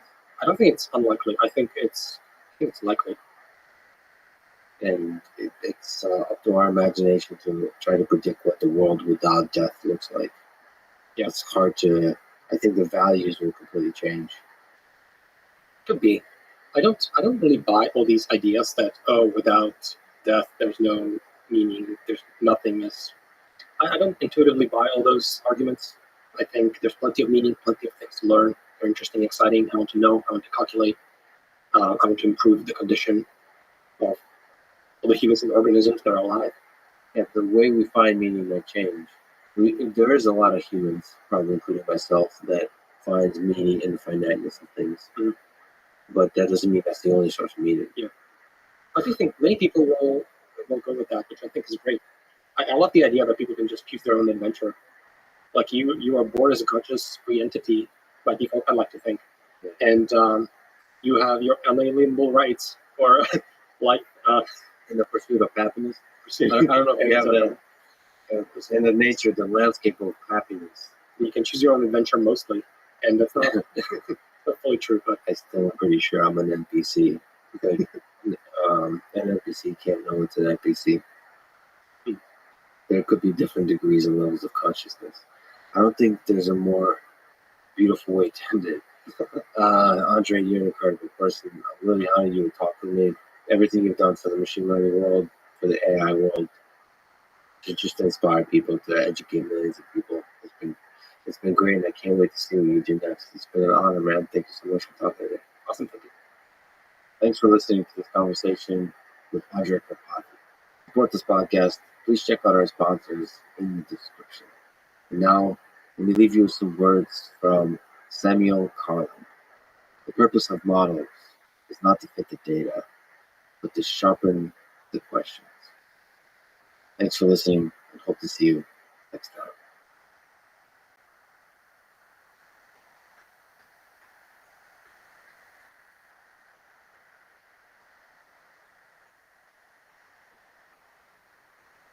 The following is a conversation with Ye, the legendary artist, producer, and designer formerly known as Kanye West. And this Lex Friedman podcast. Based off of our connection and just you being a friend, I need to show you my 2 tech companies and get your perspective on it. Because now I have friends that can give perspective. Like when I would work on albums, I had other friends that worked on albums and they would give me their perspectives on it. You want to do this? We are doing it. This is part of it. This is part of it? Absolutely. All right, beautiful. Oh, well, I wanted to finish. The thing is, okay, you're going to ask me different questions, but I'm about growing and building, bringing the idea to life. So when I see you, I say, oh, this guy understands how to hire engineers. Where I'm coming from Hollywood, coming from press, coming from media, all of the guys, that so many of the guys that have been like voices and faces and talking heads, whatever, have not understood how to engineer product. And that's the reason why I was able to jump past everyone in the entertainment field, become, whatever the net worth is, 11 billion. I'm going to stop putting the whole black thing on my work flag. Let's just see where I am on the scale of life, because that's a cop-out for me to say richest black guy of all time, because that's feeding into the same, trauma economy that Black Lives Matter feeds into. That's why I love and respect engineers. That's the only thing that we really need to teach in school is engineering. We don't need to teach history. We don't need to teach anything that is subjective. It needs to only be engineering taught in school, and everything else needs to be recessed. Nothing that at all, any forced subjective information is just to weaken and indoctrinate our species, and that's what schools do now.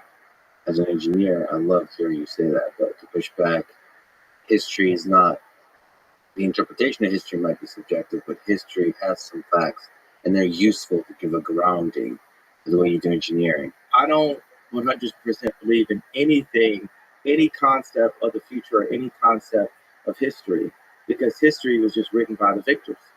Yeah. So if I see stuff happen on the day that later that day is reported wrong, so how wrong is something reported 1,000 years ago? And why would we argue about something that's not in the now? Because that's the only thing that everyone can agree upon, is that it is now, right now. You try not to make the mistakes of the past. That's the usefulness of history, the limited usefulness of The history. biggest mistake from the past that we keep making is looking at the past. Too much. Giving too much value to the past. Too much value to the past. We are now. We are now. We are here. We are one species. We are one race. We're here. And it's time. And the leadership is changing, because you have Elon as a leader, Ye as a leader, and we're the top leaders. We're more influential than the presidents. So you're a human being with engineering challenges before you. With STEM player, with parlor. What's the hardest thing in front of you in engineering? That's the first sentence that any of our species needs to hear when they're born. You are a human being with engineering challenges, and I consider challenges to be opportunities in front of you. Literally, let me see if he's here. I need to write that down. That's the beginning of our new species constitution. I'm gonna do the paper like this wide, put it in widescreen. This for Ridley. You are. No, let me you are a being with engineering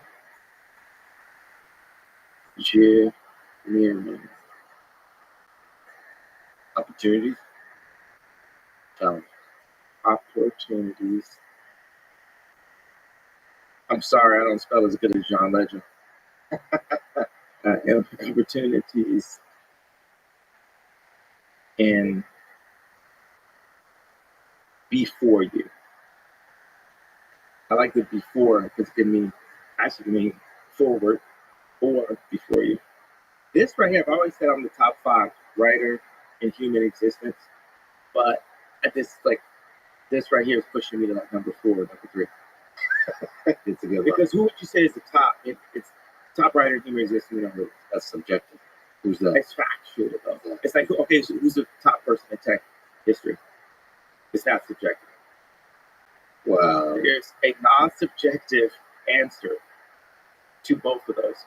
Both of those people have influenced 30% of our existence. So the influence is the main metric of greatness. Okay, one person, 30% of our language was, the English language was written by them. The other person, 30% of the products we use was led by them. So They were talking about language. Come on. Shakespeare, and it was and then the product. But Steve Jobs. Yeah. You put Steve above like the Elons of the world. Because Steve is a designer, he's a designer and engineer, but he's a visionary in the design space. Well, I would lean to him because I'm not an engineer, right? So I'm more like, Then you're an engineer. If Steve is an engineer, you're an engineer, essentially. he's a cultural engineer. Like the people who run the emotions of the world and run the world off of people's emotions right now are social engineers. And social engineering is so important, like city design. There's a fancier word for that. But I was in Oxford last night to see Anthony Jeselnik, and I gotta find out what his opening joke was because I'm doing interviews and I'm thinking I'm funny, and I like that he just kept on saying 20-year anniversary. I've been doing this for 20 years, and his opening joke was so high level. I realized that I wasn't funny. I realized that this dude is a professional at what he does, and so many things are subjective. I always talk about this. It's like, people are arguing like, is Emily Ratajkowski the hottest, person? And I'm like, that's such a subjective thing. But like, if you go and shoot 3-pointers with Steph Curry, it's not subjective, right? Or if you go and compare bank accounts with Elon, it's not subjective. And another thing that's not subjective, porn. What about Dick size? It's not subjective. You can measure. But porn is more about more than just dick size, and greatness is more than the size of the bank account, right? There's a subjective. Greatness is subjective, though. Right. So do you care about the stuff that's objective or subjective more? Because greatness to me is what matters. The bank account comes and goes. The impact on our society, like you said, social engineering, the impact on the collective intelligence of our species, that permeates throughout the rest of time. I like what you said, the impact. I'm taking notes. How did you say the On the impact collective intelligence of our species. impact on the collective and Kanye is writing down the words that came out of my dumb mouth. I've made it in life. there's a lot of people that have kind of like sat through. I wanted to wear a different color hoodie because I was tired of seeing this hoodie in all the interviews. And there's a lot of kids that are with me. They see what I'm saying. Yeah. And they had to sit through all of the muck of all the previous interviews to get to this.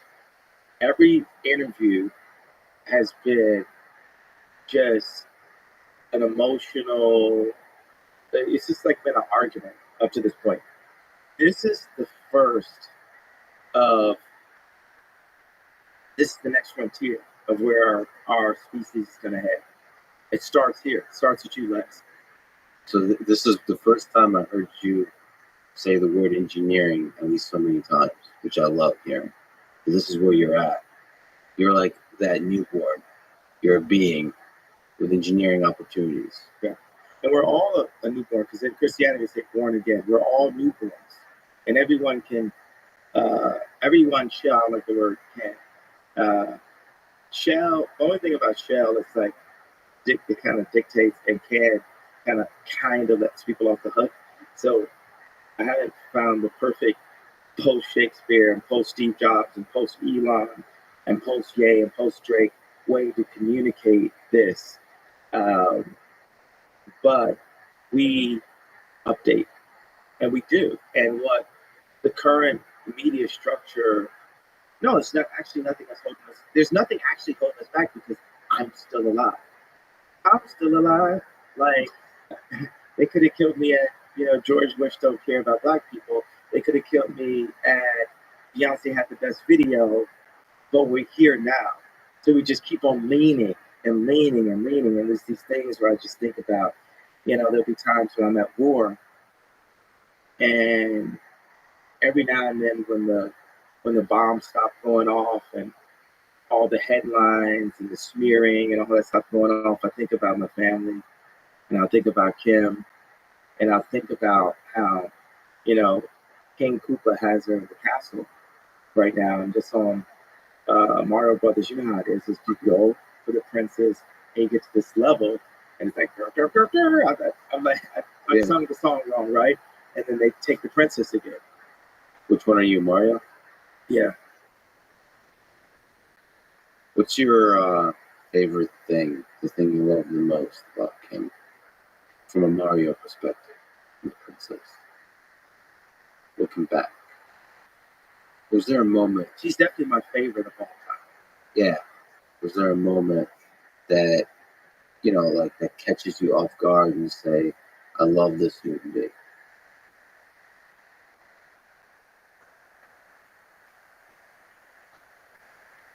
Yeah. I mean, it's just the DNA is like, she's a mix of Rob and Chris.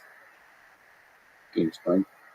I mean, that's like a really high pool right there. Those are like two geniuses. So, okay. So, like, the entire history of evolution of the human species created this DNA that created this being. There's a life there. There's a set of memories in the history that brought you together, and you're like, damn, I like this DNA. Yeah. It's like certain people have just like high DNA. Ivanka Trump has high DNA. It's like, How's your DNA? Pretty good? I think we've seen that. It's been proven. I mean, but look at my mom and look at my dad. Me and my dad have a water purification center in the DR right now, and my dad is the original Steve Jobs, and he was blocked by people around him, and people were abusing him and taking advantage, and not believing in his vision. My dad's the educated version of Ye. What'd you learn about life with that? And my dad got girls too. But those are the small details. That's a big detail, being that I found my dad's Playboy when I was 5 years old. It greatly affected my motivation. Yeah. All right. So that's part of the engine that drives Ye. Actually, I remember when Pharrell was first in all the videos, and my girl was like, girls like Pharrell, and I was like, I want girls that like me too. Funny that's behind all the ambition, all the drive. That's how we make people. How people are made. The desire to be loved. Is that at the individual level, just being noticed, and also at the societal level and scale? Well, now I've gone past. I'm like at that place where Nikolai Tesla was later into his career, where it wasn't about being loved. It wasn't about sitting at the dinner parties next to Anna Wintour and stuff. It was about getting the idea across. So I have these cells that are very, and I just keep on saying Ridley Scott, but Ridley Scott has a special anointing. It isn't just sci-fi what he's doing. There's something in there, just like George Lucas. There's something different that's there. So what are you drawing? I'm drawing these new living cells that we will exist in. And this is over, okay, let's do like, I don't like talking about money because like man-made money anyway is like 4 quadrillion respected dollars, and you have other forms of currency or certain social currencies you can work now. But this is a drawing, and it's in a pretty good place Now, this be 40,000 square feet. I want to start just talking in meters. I just think we should go to anything to restore the Tower of Basel. Like I said, when I just draw a person here for scale. Yeah, that would help. Okay. What do you think of that? Look at my person, see the scale. This one. All right. So, Wait, the dot is the person? yeah, I'm saying it's 40,000 square feet, but that would be like What are the other parts of the cell? Okay, so what if it's a screen? It doesn't go all the way to the top, and it's one hole for light, but the water and the light and air all come in from the top. So that's like the mouth, and then this is the belly button. We're God's iPhone, or His greatest creation. So this is all connected? These are all connected? Yes, I'm drawing how these other cells go next to each other. What's the vision here? Happiness. Then we talk about like what's the motivation? Like, yeah, there's a motivation somewhere in the back of my mind of my family. And if it's like where Moses smite the rock and God didn't allow him to get to the promised land, because the promised land is family. That is the promise. That is earth. I mean, that's heaven on earth is family. Family is heaven. That's the promised land. And for your family to be together. So say I smite the rock and God doesn't let me have my family back. My mission in life is still to promote families at all costs and make families' existence easier. So you take this thing, put a localized farm citizen community that we do localized growing, and then we partner with big pharma and and say, hey, you're actually going to make more money by making better food. Because at the end of the day, you want money right now. It's like everyone knows that between the pesticides and between the medical industry, and especially in America, that we're keeping people safe. And we know that McDonald's makes food that kills people, and Coca-Cola is selling sugar water and all this. Like, just in case I haven't pissed off enough people in power. Okay, so You got to piss off the sugar. Anybody that's power on sugar. Sugar. What's the Health was actually documentary on sugar. It wasn't about how bad meat was. It was like a reverse documentary on sugar. I don't even call it a reverse, like a sub, but if you watch it again, when they show sugar in it, it's just the sugar looks super clean. Yeah. So as I state these things, I know I have protection. If I have God's protection, that's why I'm here to this day, right? So it's for me to have this platform and express exactly what I feel, because it's kids out there, right, that it's kids that are going to save the world through engineering and through facts. And I've got to download as much of the information and as much of the don't be afraid to state your facts is the biggest thing, because the world is being ran by fear. And that is, no, actually God runs the world, but there's this like little cloud, this patina of our ego that deals with the money and car and girl dating and all this in the clothes you wear and spending too much on clothes and a lot of stuff that I've been involved with promoting. So now what I'm promoting is you have the idea, you say it out loud, like if you had Tourette's. Say your truth out loud. You hate gay, you hate me, say that out loud. Say whatever you feel out loud. Like you say it non-violent, non-violent. I have to say that, like, as as a shout out to Alex Jones, and Trump, where they try to say that when they say their truths out loud, that it's inciting violence. So let's be like really clear.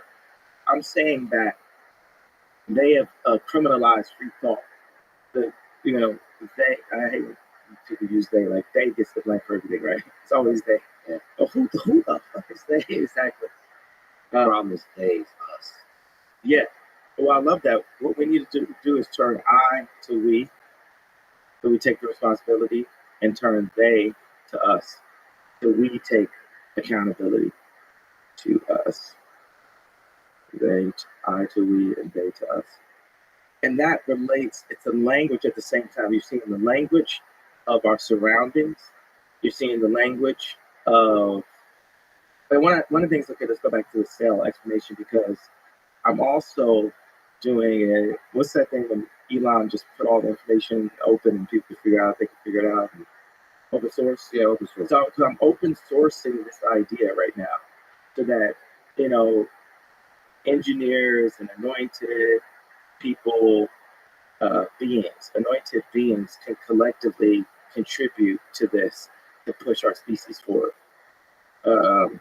So where I've got to with my research is that there will be a hole at the top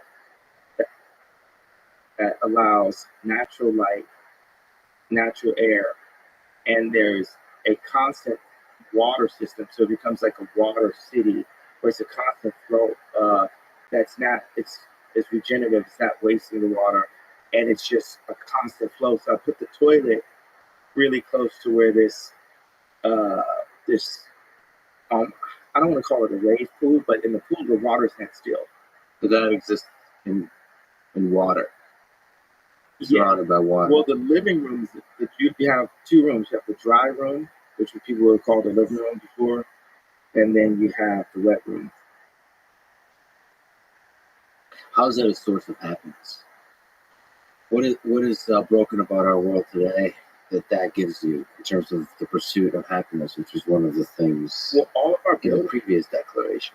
All of our buildings are based on just the industry and the economy. And then people lean into what people are used to seeing. Like what we think is attractive, because then you go back to the, women who give life. So everyone wants to be attractive to the attractive. And that's the reason why the media goes and gets, Bella Hadid, Kim Kardashian, Emily Ratajkowski. Those are the only ones I'm gonna. There's more. There's more, but I'm thinking the ones that I think are attractive. So it is subjective. Yeah, because it's subjective. So to my subjective, but I think the only guys that can argue with me on my opinion on girls would be Brad and Leo, because we're the only ones with the track record. Everything else. So for everybody else is subjective. We've got history. So, are you happy? Absolutely. I'm just here. It's actually, it's difficult to make me unhappy. Now I can deal with frustrations, but when those frustrations are, it's like when you've allowed people to be in your life that shouldn't be there, and then they do the thing you knew they were going to do, and you're screaming at them, but you really need to scream at yourself. Yeah, so you realize anything that's like anger or frustration, that's something that's wrong with you that needs to be dealt with. Yes. Like right now, they say I got this pattern cutter that I wanted to remove because I felt like she was copying our patterns into the computer. And I didn't know why she wanted to do that. And I just wanted to do the patterns by hand. And then, You mean like automating the patterns? Is that yeah. And my head of it, because that's the whole thing. It's like,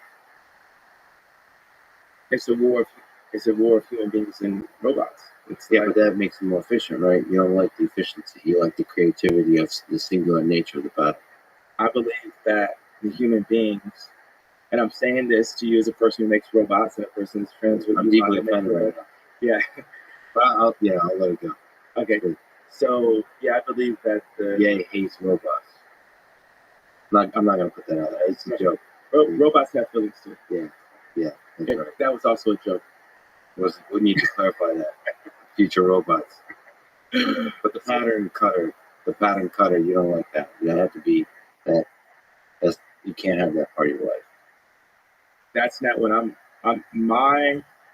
everything that I'm doing is for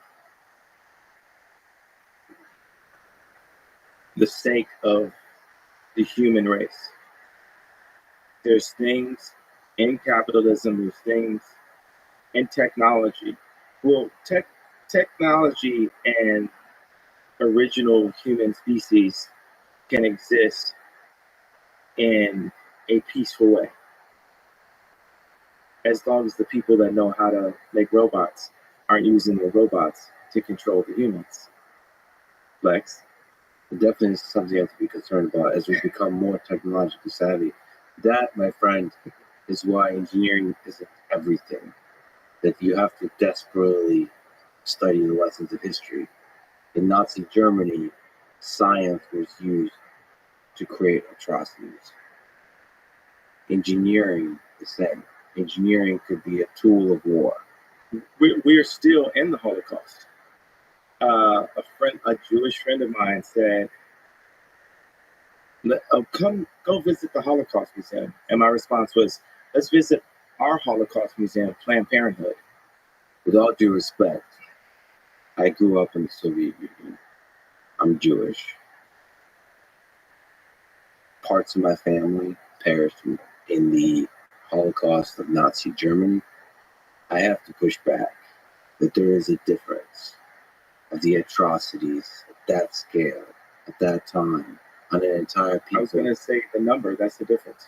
It's not the number. Because 6 million, well, also, African Americans are actually Jew also, the lost tribe of Israel. Back in that too. Okay, so well, everyone came from Africa. I'm African. I'm basically African American. We're brothers. And we're both Jew, and we're brothers. So we're human.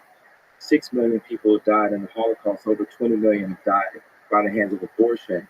And the media promotes the My Body, My Choice, which is actually still a promotion for Planned Parenthood.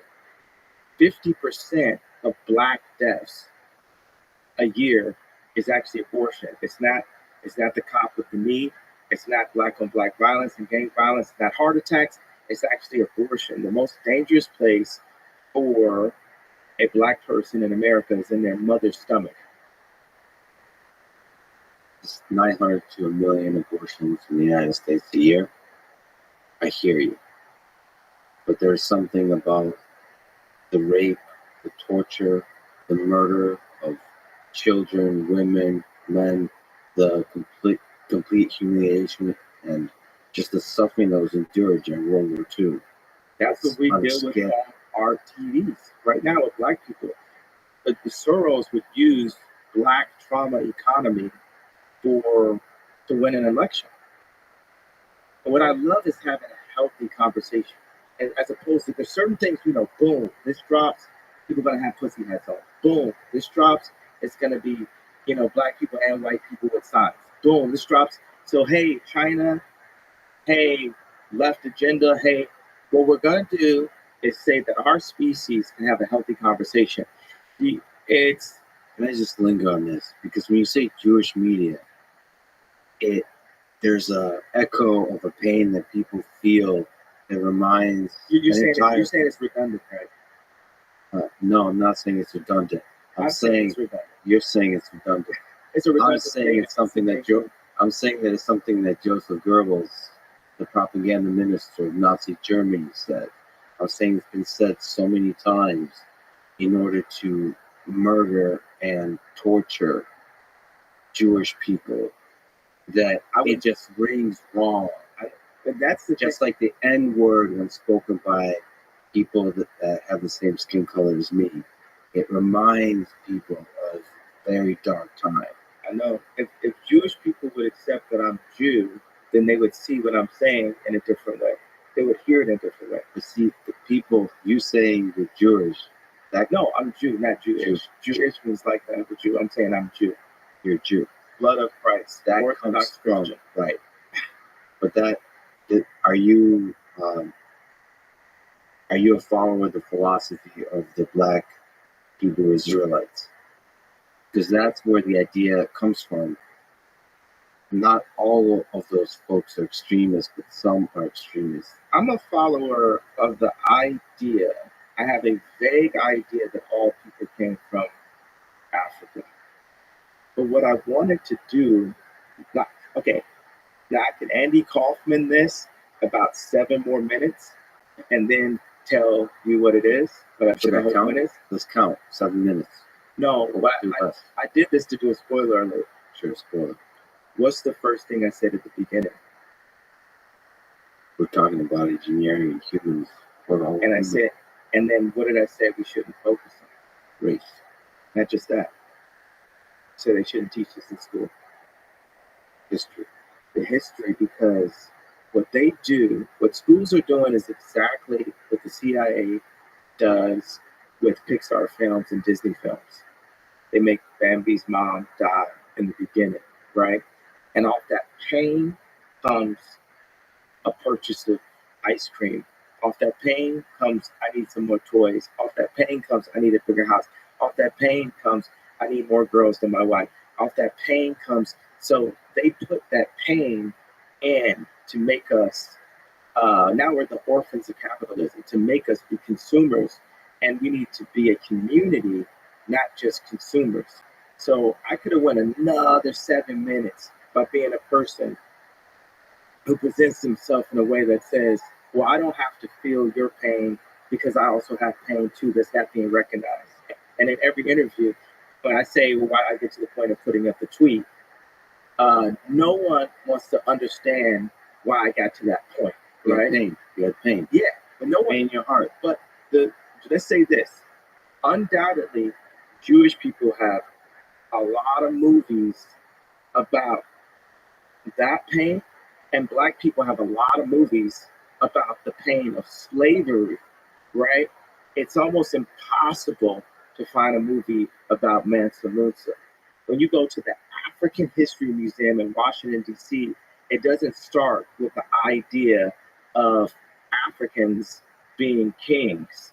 It starts with the idea of Africans being slaves. But here's another interesting point about this. This was said to me one time, and it stuck with me as a family member of mine. With Africans, how many times have you heard like a rapper, talk about we were kings? That's incorrect. If we're Jew, and since we weren't the kings. We were the slaves that Moses freed. Africans have always said, you've listened to rap music and hear Black people say, we kings, we blood of the pharaohs. And if we are Jew, then we weren't. We were the people that Moses freed. And when we talk about, have you heard Black people talk about 400 years of slavery? All right, that is and we're having this history lesson, right? And But history doesn't matter. You're exploring ancient history and drawing deep wisdom from it. And at the same time saying we need to forget all of it. We need to put that behind us. absolutely, we need to forget it and we need to move forward. There's so much wisdom to draw from history, even the 20th century. Look at this, communism. Without the lessons of history of the 20th century, communism sounds like a great idea, except that some of the worst atrocities conducted by Stalin and Mao killed 50, 100 plus million people. Not just killed, tortured, starvation. Where people, cannibalism, they ate each other. They ate their children. There's just dark, people should read some books on this, on the Holodomor. See, 1930s. I disagree. With that lesson, we would, and now it's becoming more popular. I'm not disagreeing that happened. I'm disagreeing that we need to harp on the things that happened, because the truth is, I'm giving a fact. 50% today of, let's say, you don't call Black people Jew, right? Black people's deaths today is abortion today, right now. Like that, it's not racism. That's too wide of a term. It's genocide and population control that Black people are in today in America, that is promoted by the music and the media that Black people make, that Jewish record labels get paid off of, or media companies, record labels, media company also to give it a wider. You know, I agree with Martin Luther King. I have a dream too. Martin That one day would not be judged by the color of your skin or your race, black or Jew, but by the content of your character. All the assholes that fucked you over in the music industry, fucked artists over in the music industry, are individuals. They're not Jews. Can you say they are Jews. it doesn't? They're human with opportunities, and they took those opportunities. I don't care if they're Jewish. Do you feel like I Jew- should release that pain and separate it? Yes. Okay, so if you're saying I should release that pain and separate it, then I'm telling you, you should release your pain and separate it, and we can get to this, the list of how you are being with engineering opportunities. That's 100%. I see what you're doing. That's exactly what you're doing. The pain, let it go. Engineering challenges. I get it. One of the problems you highlight is people get fucked over in the music industry and get fucked over in the media. Get fucked over all over the place. They created. There was a Jewish trainer that brought me to the hospital and put in press that I went to the hospital. I have friends that off of exhaustion, a Jewish doctor that diagnosed saying Jewish because they were diagnosed me with bipolar disorder and shot me with medication and put me on medication, then put it in the press. And every time, even if I wore the wrong color hat that a nigger is not supposed to wear, right? Then they immediately say he's off of his shit, he's off his meds, he's off his rocker, and it's literally used as a scarlet letter control mechanism for the people understand. The kids, the colleges, the high schools, what do you think they put me right now? They put me as the prophet, not the leader. It doesn't have to be the leader, right? Because we need a more intelligent person to be the leader. But at least, right, they put me as the prophet. They put me as the only person that would say this. And I'm just saying that was 4 Jewish members that controlled my voice because for the fact that 90% of Black people in entertainment, from sports to music to acting, are in some way tied into Jewish business people. Meaning that in some way, just like if Ron is sitting next to Obama or Jared sitting next to Trump, there's a Jewish person right there controlling the country, the Jewish people controlling that who gets the best video or not, controlling what the media says about it's me. a person, not Jewish. Let me just say what that. But they are, though. That's the only thing. It just so happens that they are. It just You happens say that they are. That doesn't mean that I hate them. Yes, that just means that they are. but it's a dog whistle. 2. Let me just say, as I would love to add more love to the world, I would love you to do that as a person with a big voice, with a big, powerful voice that a lot of people look up to. And when you say Jewish media, funny how this world works that way. When you say Jewish media, or Jews are controlling the voice of Black artists, Black people, Black artists, when you say that, Am I not allowed to say it out loud? you can say there's a large number of people that are hurting and have anger and even have hate in their heart when they hear Jewish media. That hate starts being directed towards the Jewish people. Do you acknowledge that? Do you understand? Can you feel the hate in the world? That comes to the surface when you say stuff like that. Okay. I feel that when we go into therapy, my dad was a therapist, and obviously I've got some therapy skills myself. A lot of people, my music is healing. These type of spa-like existences are healing. The color palettes I use are healing, and we can use healing words, right? What I really feel I feel that there's no accountability and no responsibility on Jewish people in media to at least start with owning up with the facts of what's dealt with and tell me if I say the facts out loud, to the point of Ari Emanuel writing a letter in the Financial Times trying to take food out of my children's mouth, telling people that they're not allowed to work with me. Even Chris Como or Pierce Morgan getting me to apologize and separate Jewish business people from the families of the Jewish business people, which I did. Update. I did that. That already happened. And the That was a shitty apology. That wasn't really an apology. But shout out to that conversation. I need to get on my knees and kiss the dick of Howard Stern and. You don't need to kiss anyone's dick. But that's what you guys are acting like. You guys, look at that. Because you're talking about it's a shitty opinion, apology. But where's our fucking apology? Watch this. Sorry. We don't get. Thank you. What? Let's move on. Sorry. Oh, do I need to get on my knees? And kiss my dick. So just escalated quickly. And so that's escalated quickly. So no, I'm saying, where's our apology? Well, right, we can't get to apology because you're telling me there's no right way for me to word it. So tell me, for me, a person who's been fucked on my deals and a person that has friends that never figured out how to make shoes with a German company that couldn't tell me to wear a BLM shirt and take off my red hat, like what would have happened if I was at Nike, right? Tell me exactly how to engineer the situation. I'll tell you exactly how. You got a big voice, have the balls as a man to call out the individuals. Don't call them Jews, call them by their name and start a war against those individuals. They're not Jewish. But if that's the case, will you help me with that? Sure. Okay. 100%. Assholes are assholes. Well, let me flip that too. I don't understand the industry well.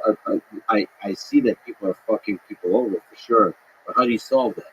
If you right now run the world's, you're doing a million things, but say you ran also a record. I have ran a record label. I've been ran by a record label where I was the face of a record label and had Big Sean and different people complaining to me. And I knew fuck about running a record label. I was simply just a talented producer and an influencer that then started good music, but I wasn't the one running good music. How would you do it different? This is something I propose. I would look at the top 10 execs in 3 fields, in sports, film, and music. And I would look at the top 10 clients, participant, talent. I would look at the top talent in each of those fields, the top 10 of them.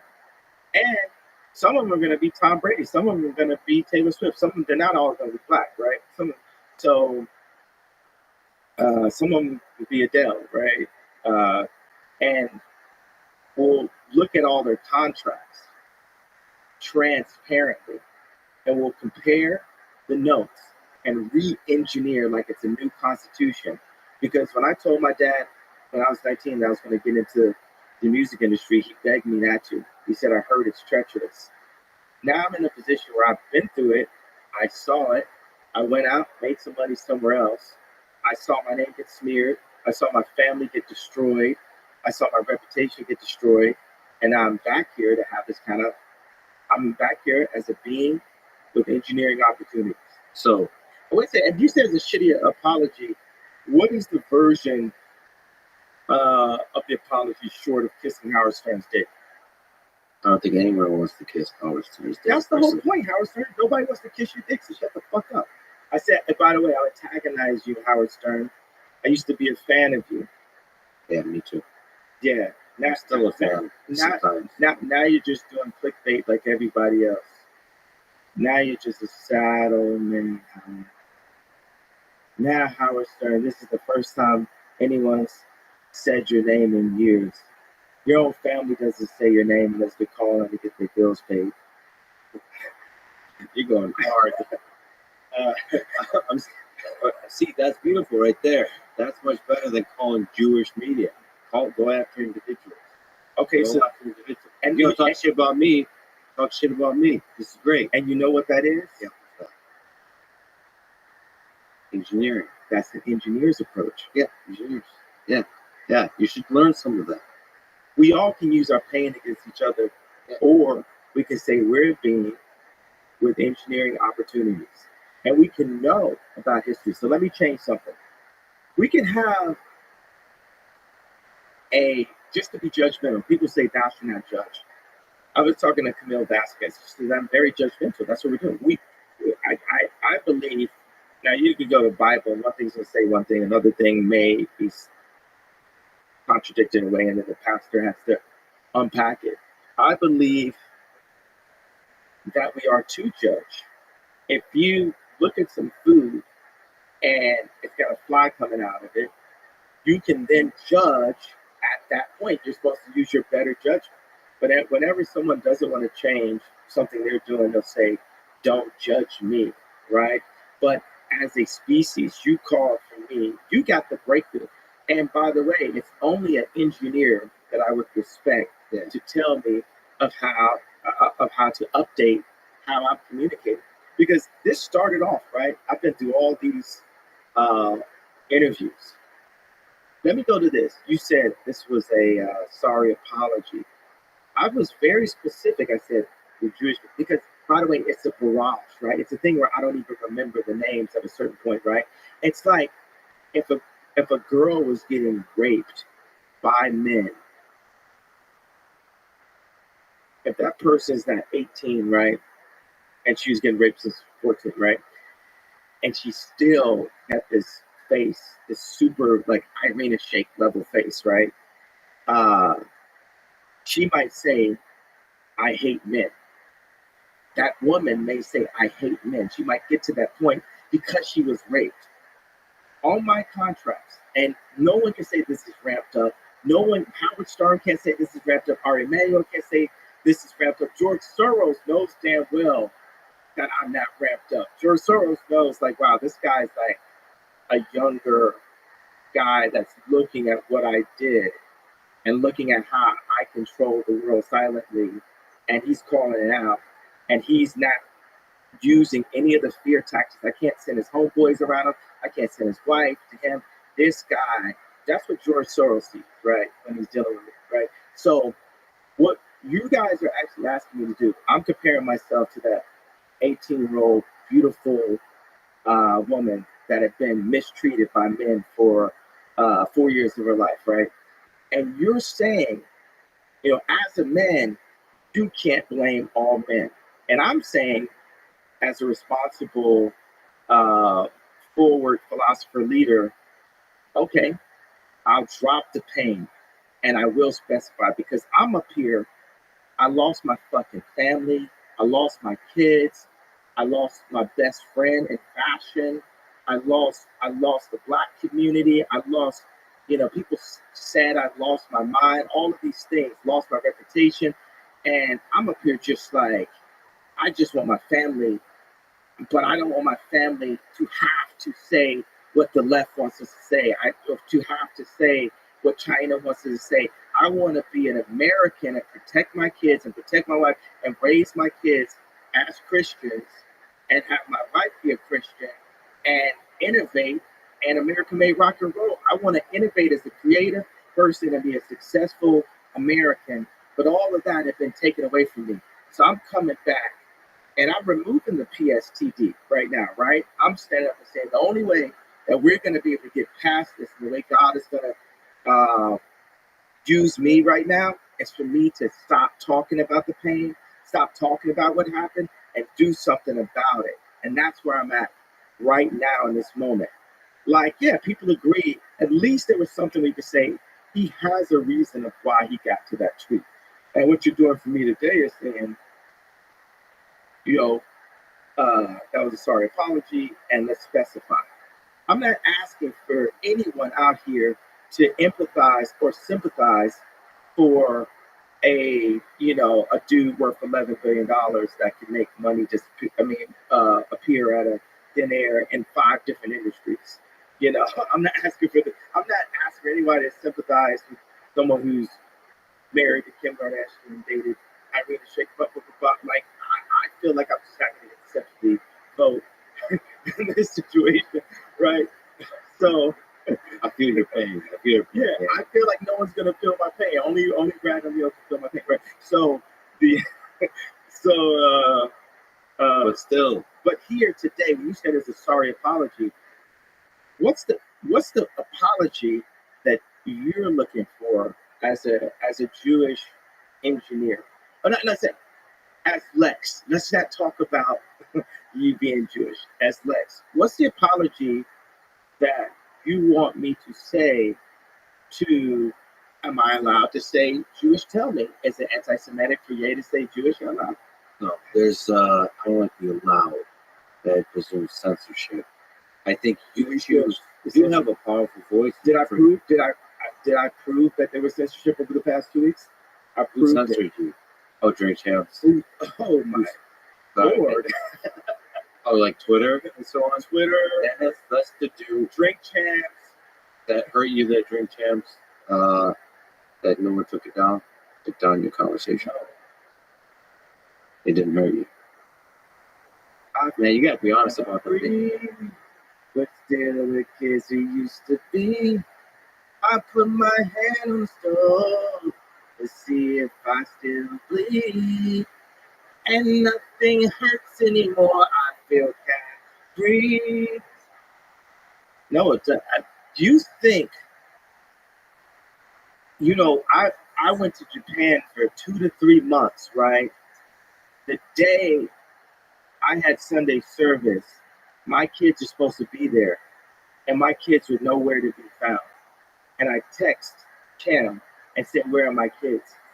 We get into an argument, and then I get a text from a number I don't know, and it's Pete Davidson bragging about being in bed with my wife. Then,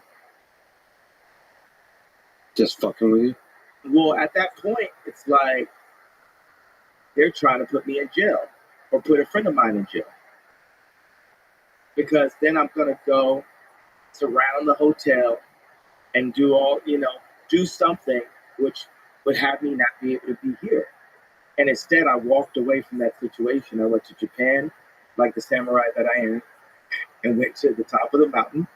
And because I knew there was no way she could love this dude, not just because he's ugly, he's not black. She likes black guys. Every guy that she, is with looks exactly the same. Ray J, Reggie Bush, at that time Kanye West, she has a type. Just like how I have a type. Like a lot of my girls look kind of similar to her because in a video game character, people have their type, right? So I knew that this was like The princess has a type. She likes Mario. right, there you go. As somebody who cares for you and hopefully could be a friend, yay, I gotta say, these words and the words about Jews is not the words of a samurai, of a great man. I would say, you said something that inspired, that resonated with a lot of people when you said George Bush doesn't care about black people. I have to say, as somebody who cares for you, that yay, the artist formerly known as Kanye West doesn't care about Jewish people. In the same way you spoke about George Bush being a politician and not giving a fuck about the poor people that suffered after Katrina, you're not giving a fuck about the suffering of the Jewish people across the world. Why am I not? Because you're giving strength, motivation. But we already updated. I gave an apology. You said it wasn't good enough. Yeah, that's right. Now you're telling me, no, I'm not good. No, you don't need to kiss anyone's dick. Well, yeah, You're asking me to kiss to say it was wrong to say. There's no Jewish media. There's no Jewish. There isn't. There's no control of the media by Jewish You're people. an engineer, brother. If you're an engineer and you're not holding to the truth, that's not engineering. Engineering is not. It's not. It doesn't. That's hate. That's not engineering. Engineering called, I'm going to build a better record label. It's called And I'm stereotypes. going to respect Stereotypes exist for engineers. Don't do stereotypes. Stereotypes are dumb. They allow you to channel hate towards the other. You know what the biggest thing is? With something a veteran that was sitting next to me at Cheesecake Factory last night, he said, the general justice, he serves for whoever is the president, right? And he said, what's happening in politics is we're forgetting we're on the same side. We're forgetting we're on this is someone is practically now he's a nurse, so he's still, fighting for humanity in a way. He went from holding, guns in battle to being a nurse, and when people are battling for their lives. And he said, we're forgetting we're on the same side. This is a person that no matter who becomes president, he can still be told to go to war. And the chaos that's created by the media has split the country in half. And what us as beings with engineer opportunity need to do right now is find the blue water. Where are places that we agree on? And I want you to finish everything. Hey, I'm gonna let you finish everything that you want to express to me. Get off all. I'm your scarecrow today. I'm your punching bag today for everything I did, and I want you to stand up for all of the hate that I'm your Al Gore when he lost the election. Remember, he almost became a punching bag for the lady that had voted on him, and she just said all this stuff, and he's like, I know, I agree with you, right? But there's nothing, that he could do about it. With this, it's like things that you're saying, I agree with you. It's like if you sit some kids in the principal's office and I punch somebody, right? I took my hand, right, as what it really means. Even Ari Emanuel had to say, this is a pop icon, right? And I went and just punched an entire group at one time, or said that I was about to. I went like this, right? And I got blacked out, black mirror, done, right? And it's like, what were you even gonna do? And why did you go like this? I went like this because I can't even. I would look insane to physically show you a metaphor, a physical representation of my last 20 years of what I've been through as a musician, as a father, and as a black person with a political opinion. A great man still through the pain does the right thing. And I think the right thing is to not say that there's Jewish control of the media. That's incorrect, though. That's a fucking lie. There is. And they did come and bully me. It proved the point. No, the reason you don't say it Why? is because the world is much bigger than the narrow little world you exist in. Your impact stretches way past those little boardroom meetings over contracts. So what should I have done? What should I have done? Not say that you should be a strong man that doesn't mention religion or people, and then fight. Do you want to win this fight? How do we win? Call out individual people. Build. That's one way because you have a big voice. The other voice that I prefer is to build another label. I feel like you're controlling my creative narrative and because just like how you're telling me I shouldn't have said that, do you think there are people telling me I shouldn't have wore a red hat? No, because you asked me, what should I have done? You're supposed to be a scarecrow, so I thought I'm going to beat the shit out of the scarecrow with my words, right? You let me. Yeah. It was consensual. The punching bag is about the scarecrow. Actually has a different. Yeah, real that's right. So let's say punching bag. I should say scarecrow. Yeah. But every single person that I've sat with from the point when I wore the red hat till now has done the same thing. Sit in the principal's office and don't do what you're doing. We're in the general's closet right now together, and I'm not. The red hat is very different. The red hat is you have a set of beliefs. You represent half the country that has a hope, a vision for the future of America. That's very different than without any purpose whatsoever saying Jewish media, Jewish control of the media. You said there's no purpose, so you're taking away my history and my reason of what my purpose was. I'm saying also, I'm speaking my voice, vocalized. Also, it's God's plan. There's a lot of things that open up. Let me tell you something that opened up. There's a guy, like I told you, that was running STEM Player, who I've had issues with, who hadn't got paid on time, certain things, right? and he took his IQ, his know-how, his engineering know-how to. He basically was trying to Adidas me with, even though I was the bigger money in the situation. That was funny. We funded together, and he hired these engineers, and he said, "Well, because of your comments, we're not going to be able to hire anybody else." And I was like, "Well, how many Jewish people do we have in our company?" He said, "I don't know." He didn't say exactly, right? I said, "Do we have black people?" He said, "Yes." I said, "How many?" He said, "2." So we have like 60 full-time employees, like 40 half-time and part-time. And I took as a responsibility. Let's take a step back from us being one species and say, "Hey, you're Jewish, I'm black," right? Why step back? For this example, for the sake of this example, and I said, "Wow, I'm sure I can hire more than 2 black engineers." And what happens is, because there are so many businessmen that just so happen to be Jewish, that it's good business, right? Just to monopolize. That's what people are looking. Everybody wants to be Elon, right? So I disagree with that. okay, but let me finish this point. I'm gonna let you finish. A lot of businessmen want to be as successful as Elon and as popular as Elon. A lot. Like, it just worded like that. Which I hate the term a lot, actually. I want to be more specific, but I haven't done the math on it. Let's say some. Actually, for sure, there are some business people of all different walks and backgrounds that would like to be as rich and as popular as Elon Musk. So let me just take a step back from the we're one species into the we're separated by race, gender, socioeconomic class conversation. And say, as a black owner of 2 tech platforms, hardware and software, I need to take action. Let's not call it affirmative.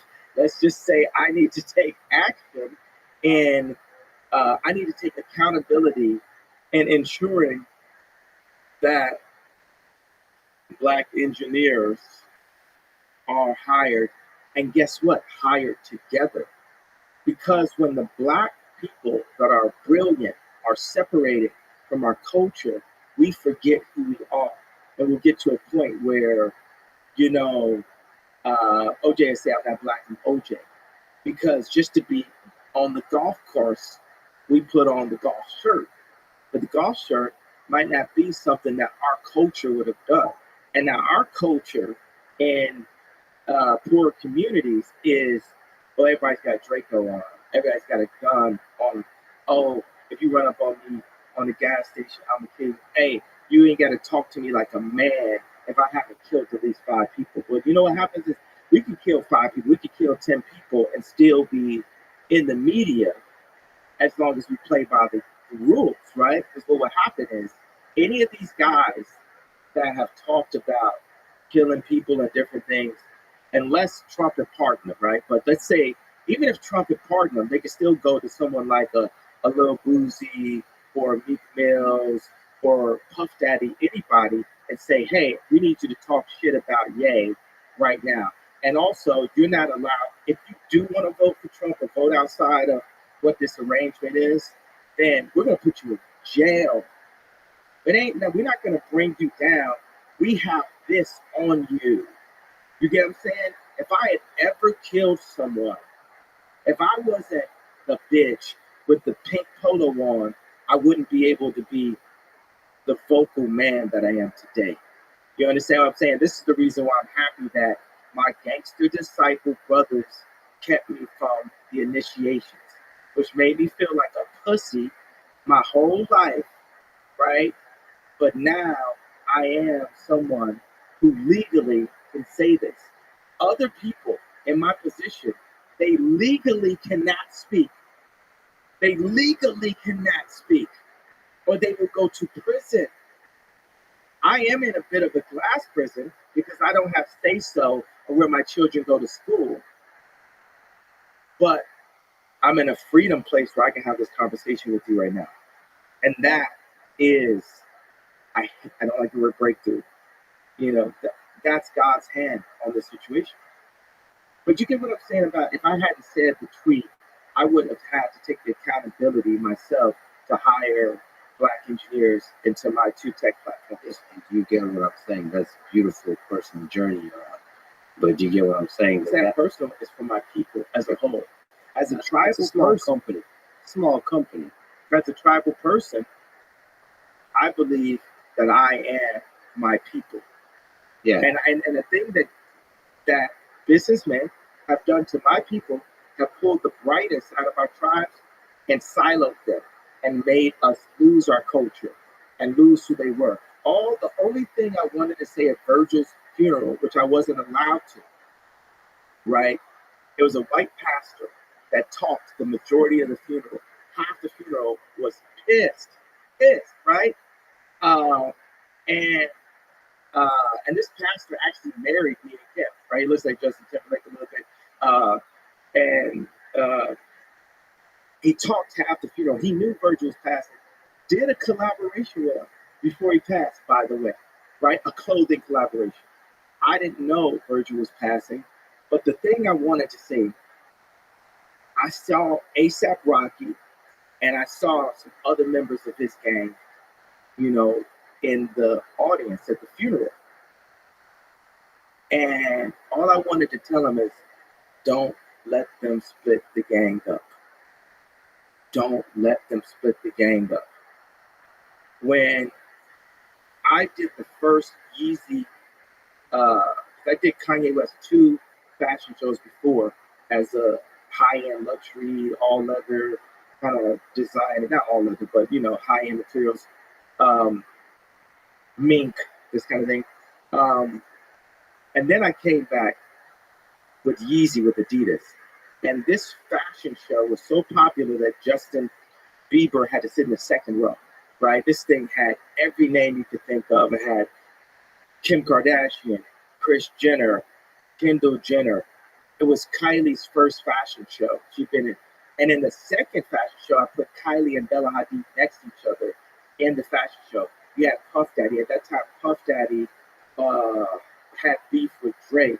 Drake still came to the show, and Jay-Z had to break up the fight backstage.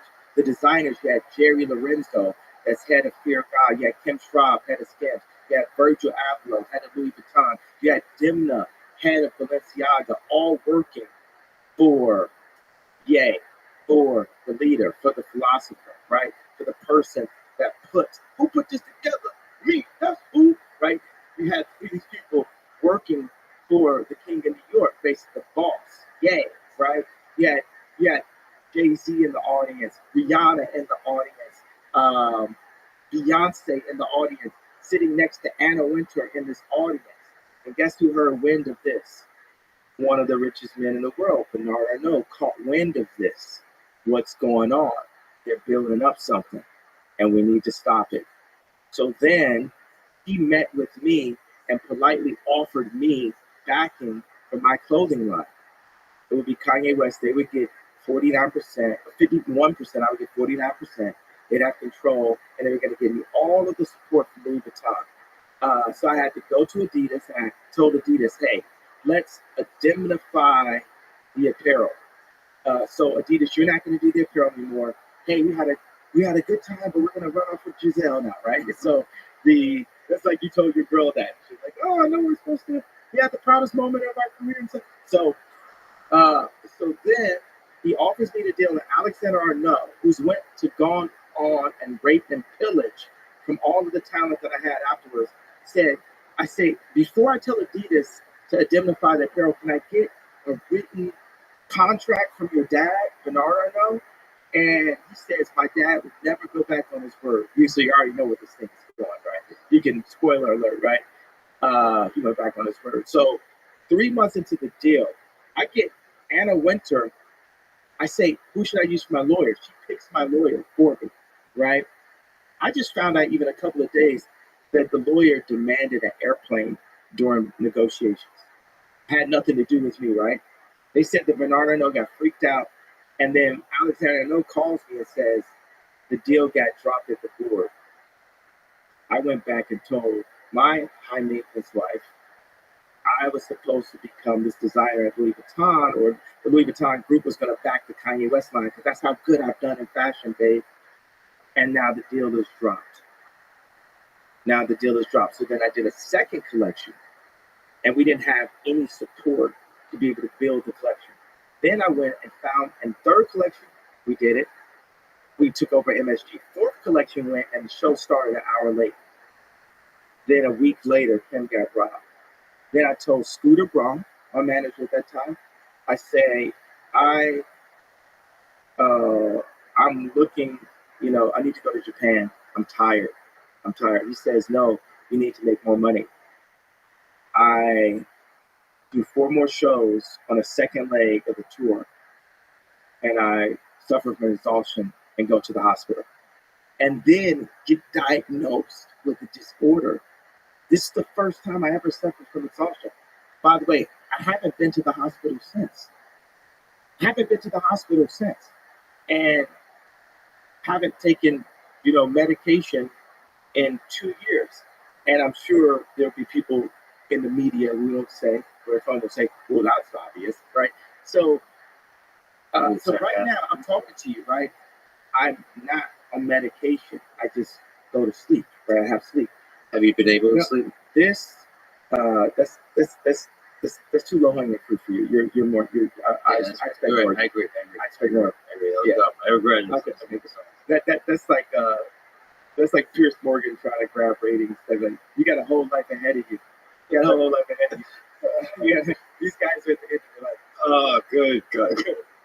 So it's cool. Me out of my shit. I love it. But then, amidst that, the same guy that dropped my deal, Bernard Arnault, goes and hires my best friend. Goes and hires my main engineer, right? It would have been like them hiring, Elon from Peter before they figured out Paul, before they figured out PayPal. But Paul sounds like, Kyle sounds like Paul. I just say it because I'm a Christian. I thought it was cool. But it would have been like, what if someone could have went in and took Elon away from Peter before they pay Paul? Because they pay Paul. Yeah, before they pay Paul. It's just too close. Yeah, it just sounds so fresh. The fact that it's so close, right? And that's what happened, right? They broke the gang up. And I'm telling you right now, that hadn't happened. Virgil's alive. I'm still married. You know what I'm saying? The power structure was broken then, right? Because we were building something. Kylie wasn't a billionaire. You know what I mean? We were building something together that a French colonizer came in and caught it early and tried to destroy it. But the only thing is, God is alive and I'm anointed. And even with those drawbacks, losing my wife, losing my friend, exhaustion, all of these late night tweets that piss off an entire group, like this, the frustration, still there. I work for God and God runs the world, and we'll see what happens. But in those words, don't you feel that being split up, don't you feel you're doing the thing that you stand against, which is playing victim? Aren't you playing victim to the forces in the world? I didn't play victim. I didn't even get a chance to play. I just said I was about to. I said like this, like. No, you played pretty damn well. What do you mean? What do you mean about to? You're like one of the greatest designers in history, fashion designers. You were playing. You are playing. What does that even mean? I thought you were referring to the tweet. Yeah, all of them. But there's a full set of things that you're under attack for. The tweet and everything beyond that. Well, like you're not blaming, but you're saying that the Jewish media, the Jewish revolution, the Jewish people, forget Jewish or not, it doesn't matter, is playing victim, right? Ultimately, I am fighting a battle in the spiritual sense. And anyone that believes in God and is looking at this interview would agree with that. And I just so happen to be a bright part of God's army. I'm fighting for us to live. The greatest gift is life itself. I am pro-life. I am pro-God. I believe that Jesus Christ is our Lord and Savior and died for our sins. What do you feel about another attack Another painful thing, I imagine super painful, is Balenciaga. When you had a really close relationship and friendship with their creative director. And how do you feel about all of it? I told you I sang the song. I'll sing another song from one of my mentors, Future. I never felt pain. I done felt too much pain. Like, there was a day where I was headed to Nashville to meet with George Farmer, who is the CEO of Parla, the day when we made the announcement. At that same day, Balenciaga was taking my imagery off of their site, and the Drink Champs was being taken down. And I said, this is the happiest day of my life. I love cutting the grass low. People wasn't really with you, they was part-time. People switch up when it's wartime.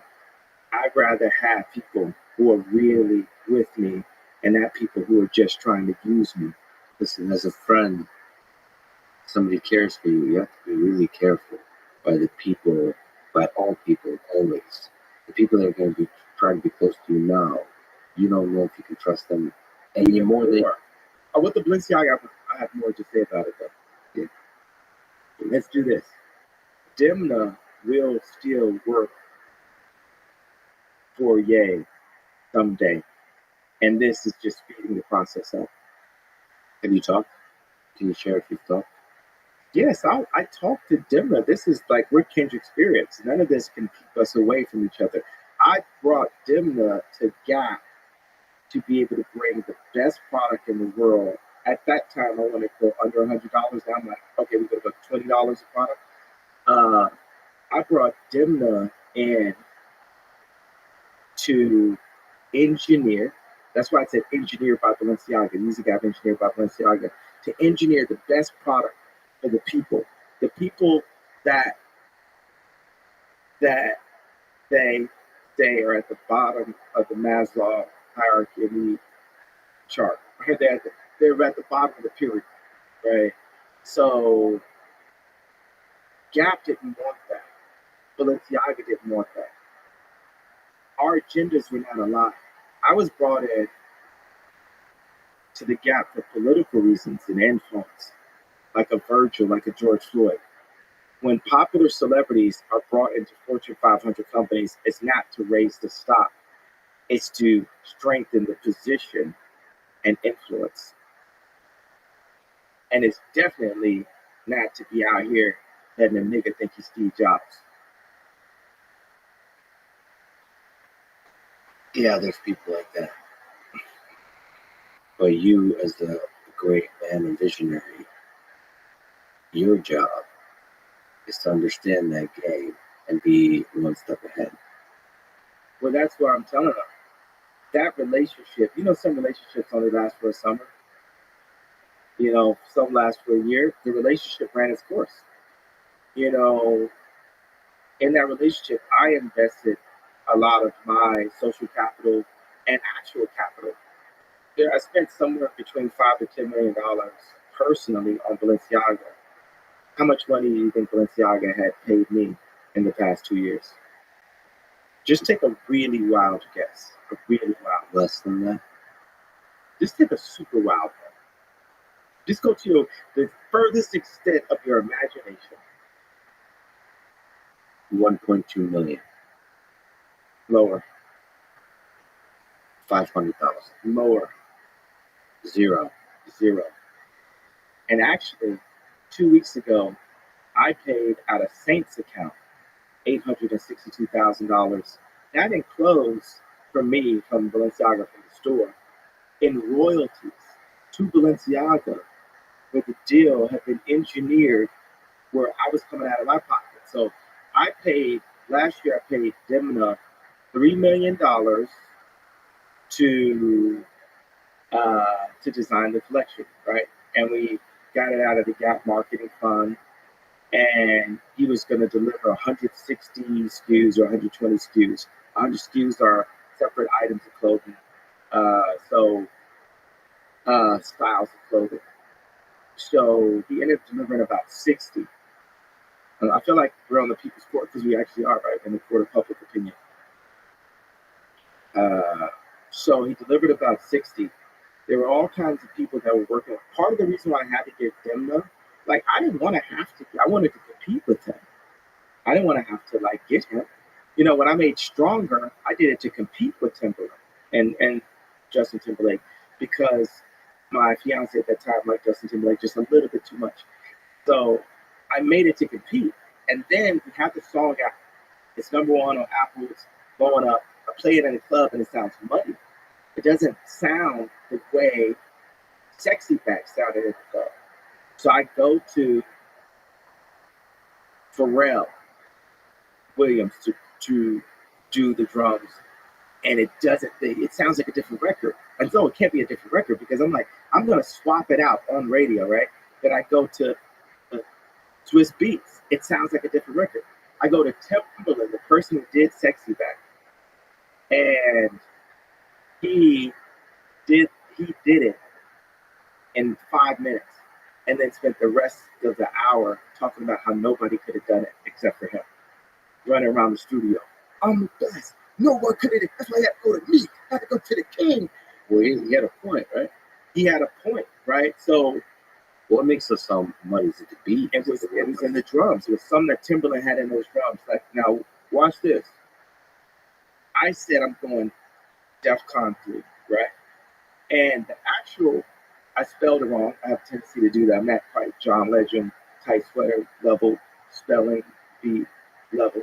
So I feel a parallel to me going to Timberland to when I said, hey, you as an engineer, I need to work with you as an engineer that is Jewish to look at these contracts and what my people, not just Black people, let's say artists, are dealing with in our contracts. These contracts need to be fixed. Everyone could be so mad at the messaging, right? Yay, you said it the wrong way. You're offensive. You're like Hitler now because you said it. You said this out loud. But it does not, you weren't getting enough sleep. All this shit does not negate the fact that we do have Houston, we have a problem. Yeah, but it's just the music industry. Like, there's a lot of hate that was created by just saying that, you know? But you're saying what is just is everything to me, right? Yeah. One person can mean everything to me, right? And for George Bush, winning an election was everything. And then when you said George Bush doesn't care about Black people, that you woke him up. You woke the people up to the fact that he was narrowly being selfish. There's a sense to which you're being corrupted by your own greatness. You're focusing too much on the industry that you've made great, that you've rose to the very top. One of the richest artists in history, one of the greatest designers. I am the richest artist in history. Probably the richest artist in history. Yeah. They say, the funny thing is they're like, oh, richest Black person, like, oh, also richest actor, richest musician, richest fashion designer. Like, it's a bunch of riches in that. You know what I'm saying? It's like richer than Ralph Lauren, like richer than Armani, like richest, like of that, but still low, because where do you put that? You know, like on the totem. Because I don't even want to. Man's bank account isn't everything. I would say you and I are equal in a certain deep sense. No matter what the bank account says. Boom, boom, boom, boom. So, I wanted to give you some theme music for your moments. Sound a little muddy. Let me give you the Timberland version. But okay, so the other thing about, like Balenciaga is Demna will work with Gay someday, and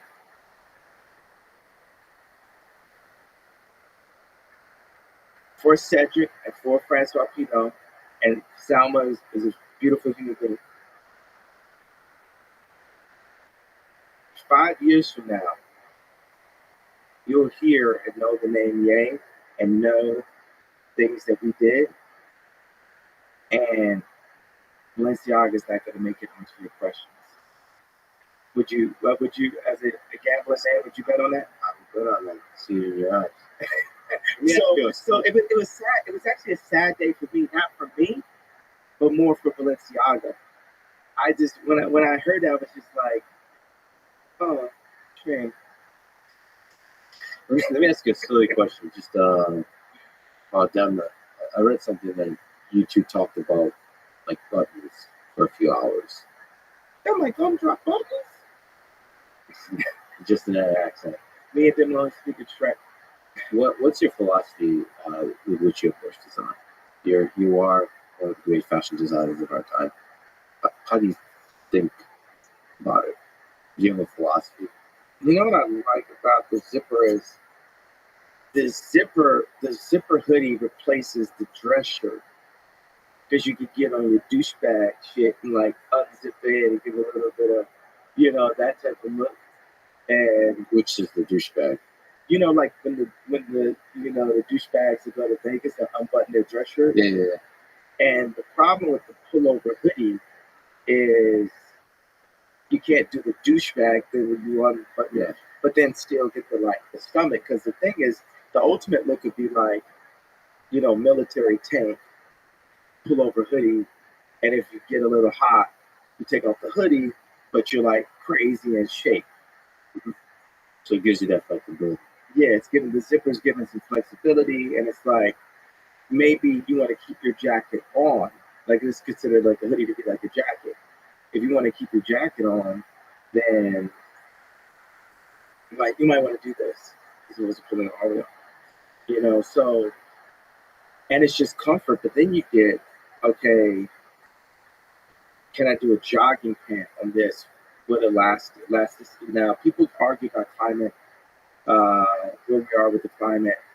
I take a responsibility as being the most influential designer of all time to say we're going to use biodegradable clothing. Now, the issue there is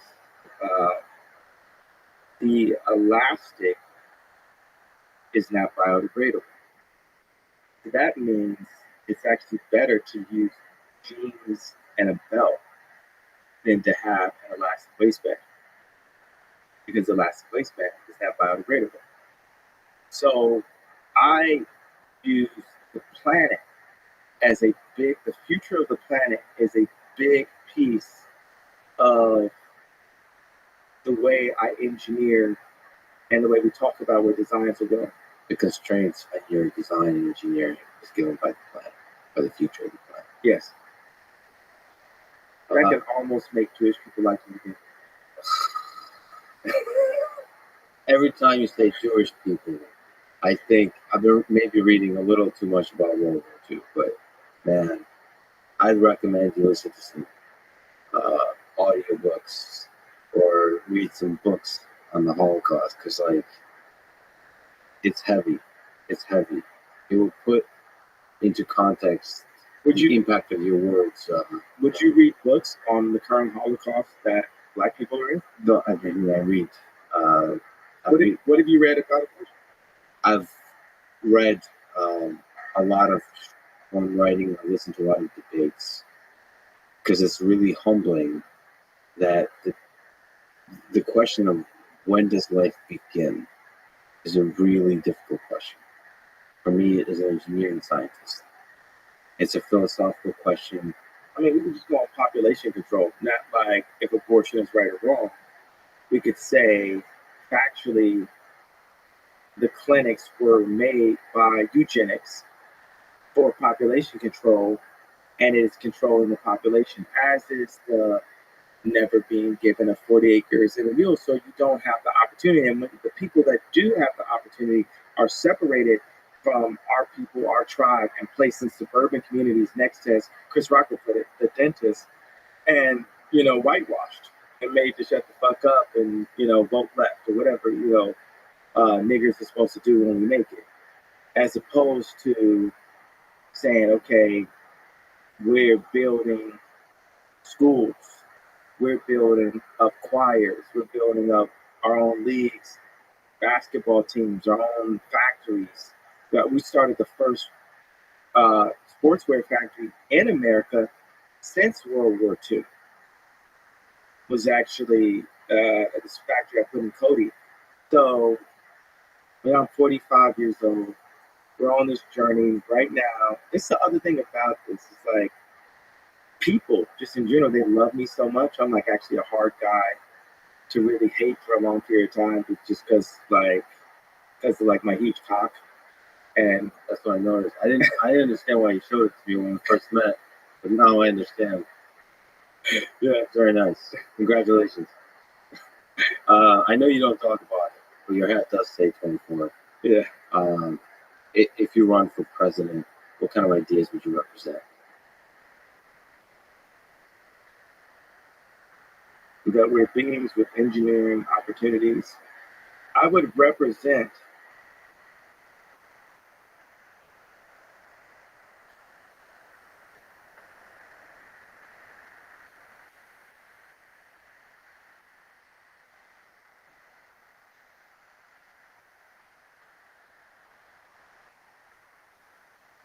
just as you served the platform here, there's something that happened on my last run that I know was brilliant. It was noisy, but it was brilliant. I had one rally, and in the rally, I just let people come up and I gave them a platform.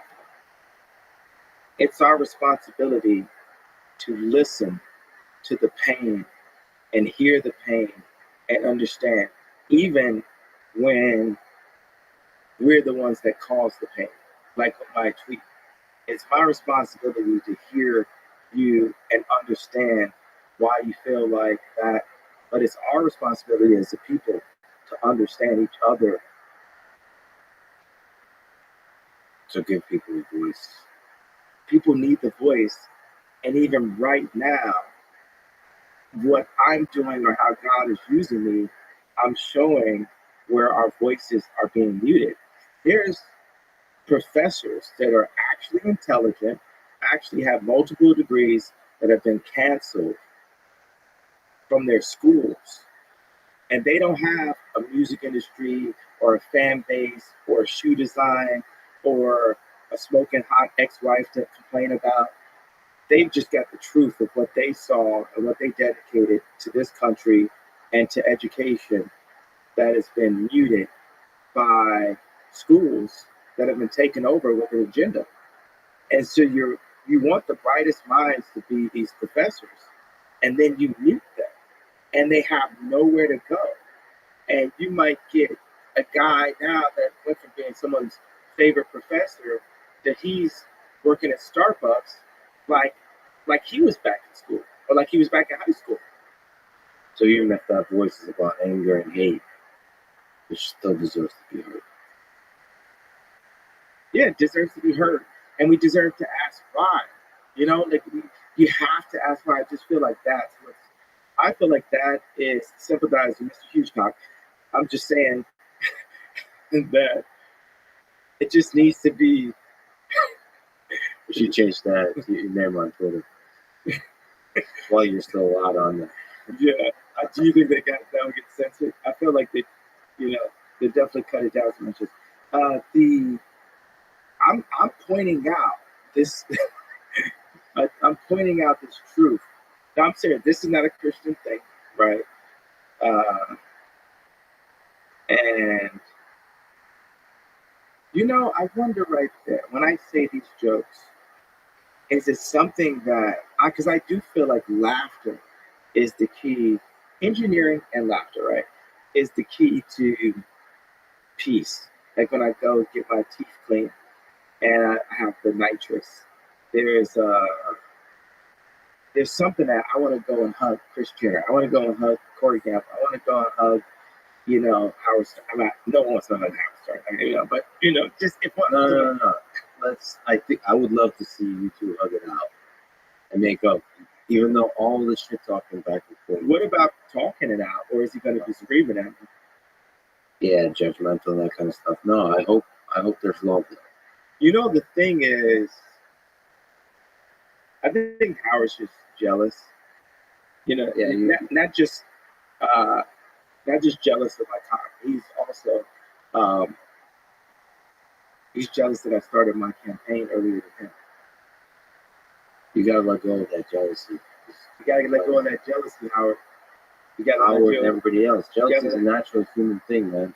I wonder, just as a Christian, right, when I joke and say this stuff, it's like, am I being disobedient to God? Because as a boss, right, I'll talk to an employee, and I'll be like, why didn't you just listen? Because I've got the bigger plan, right? So it's like me talking to God, were the things that I did in this interview that were disobedient to God, and for those things I pray and I repent for anything that I've said that was disobedient to God. But humor is not one of them. Joking. I feel like humor is the way we avoid so much suffering in the world. It's the way to. It's like a catalyst for love. Like it's a way to. People that have gone through some of the darkest trauma that I've ever met through war. I just came back from Ukraine. They're laughing. They're making jokes. That's the best way to deal with dark times. I don't know what it is about like humans. I feel like humor. That's the best way to socially engineer a good future. Is humor, not taking shit too seriously. That's the problem with censorship. One of the things that really suffer is humor, jokes. Maybe going too far in the jokes. You mentioned Anthony Jeselnik. That guy goes hard. That guy goes really hard. And it's great. He crosses all the lines. That's why he's a genius. And that's what people feels refreshing when he does it. I don't know what it is. But then it's like hurtful when I do it. But I'll tell you something that was interesting. I'm pretty sure Anthony doesn't like, sorry for the assumption, but just most comedians I know didn't vote for Trump. That's interesting. Not saying there aren't comedians that did, but just the ones I know, because I live in California, right? But they have an appreciation for Trump because of the sense of humor. I gotta ask you about Parliament and engineering. I'm interested about that. Doom, doom, doom, doom. Hey man, I'm actually trying to hold it together. You're pretty offensive towards a lot, and I'm not looking to be offensive. I really want to bring people together and get these I sales know, up. but the word, 100%, I see your vision. How do we do As somebody who cares, well, don't say Jewish media and Jewish controlled media. JM? Like, man, you sound like it sounds too much like 1930s Nazi Germany that was leading up to the atrocities. Oh, he was saying JM? Yeah, he was branded JM. That's right. No, it's just the implied, like this memeified prejudice towards a group in a way that's going to lead to hate. And I know you don't mean that. I know you have love in your heart. That's You know what what's a prejudice towards a group that led to hate? BLM. BLM took a black person, showed his death on camera, because, okay, there are examples of us being killed and being killed on camera, but if it was spread on camera, it was done on purpose by the media, because 14, 20 kids get killed in Chicago every week, and it's not spread that much. They, like you said, singled out a person, directed everything on that person, right, as the martyr, and raised the people that hadn't had any. We didn't have a 40 acres and a mule. We didn't have, like a lot of things, right, like that black people have not ever been given. So once we're given just a little bit, like, your life matters, right, then we literally like, oh, okay, now you're being heard, right? But actually the death toll is up. The city where this happened is completely been turned to a war zone. It's actually something like Candace Owens can actually specify this better, but it's like its own city or something. Like they made it not be a part of the actual state or something. It's like DC and stuff. It's like Washington DC now and stuff. Like, and that has to be from the government, you know, that's got higher level agenda written all over it. Yeah, they're using the death of an individual. Yeah, sure. The media are. Not the Jewish media, the media. And that's the media is fucked up. That machine just takes whatever tragedy and pushes it towards whatever narrative that gets more clicks and views and so on. Sure, and then politicians do the same. They use the media, they influence the media to tell a story. And This is a simple thing I put. I believe that the idea of anti-Semitism and the closeness of the Holocaust is used by certain individuals in media to not take accountability for the bad things that are happening. And what's happening is there's a new frontier, right? Meaning, like, it used to be okay for somebody to be a billionaire. We thought about a billionaire, right? A lot of times you think of actually kind of being out of shape, and 20 years ago, 30 years ago, like Onassis or something, like you thought about it differently. Now you think about it, you think about Elon, you think Kim, you think Ye, you think it's a new kind of billionaire. It's not just Soros who's a billionaire, it's a new form of billionaire. Well, right now what I'm calling for the industry is I'm calling the industry out and saying, like, hey, it just so happens that there's been times where I had my lawyer was Jewish, my regular was Jewish, but like 8 people that basically would collude and talk without me were in groups saying, okay, this is what the tour is going to be, this is his next house, and they're making all these decisions, and they're making all this money, and at the end I was like, I ended my tour, I don't have the money. And it just so happens that that's the case, that what they were. But what I'm saying is, if everyone could say, hey, you can't point out this fact, or we're going to say you're anti-Semitic, and we're going to call you Hitler, I feel that there has to be at least 1% of safeguarding the ability to screw the artist based on saying it's anti-Semitic by pointing out that they just so happen to all be Jewish. And I don't think that's anti-Semitism. I just think that's, hey, this is another thing. Like, okay, the Kardashians, when you hear that, do you think male or do you think female? You think female. You get what I'm saying? You think this is the realities. This is why rap works, right? They're going to make an anti-women thing in a second, right? And it's going to say, well, if you point out that these 5 women, 6 women are having a meeting on where the Christmas party is, and none of the ball players or rappers that they have babies with have any say-so, so that Christmas happened at Courtney's house all 8 years when I was there, and it never happened at anyone else's black family house, right? If I'm the one that pointed it out, they just don't have, they don't have their, oh, you're anti-Semitic word to say, shut the fuck up. yeah, but Because this is the way it runs, and this is the way we want to do if you say that women are silencing the black voice, yes, you're gonna get the same response. But especially historically It's not resonates the fact that it's true. when you talk in groups, that breeds hate. When you talk about individuals, it solves problems. You're in engineering. Okay, but this is something I pointed out on Pierce. I said, if a black person gets pulled over with a car and it's 3 other people in the car, they're also going to jail. They're not going to single them out. They're going to say, you guys are all in collusion. I just described collusion 5 times in this interview. And you keep on going back to this is like 1930.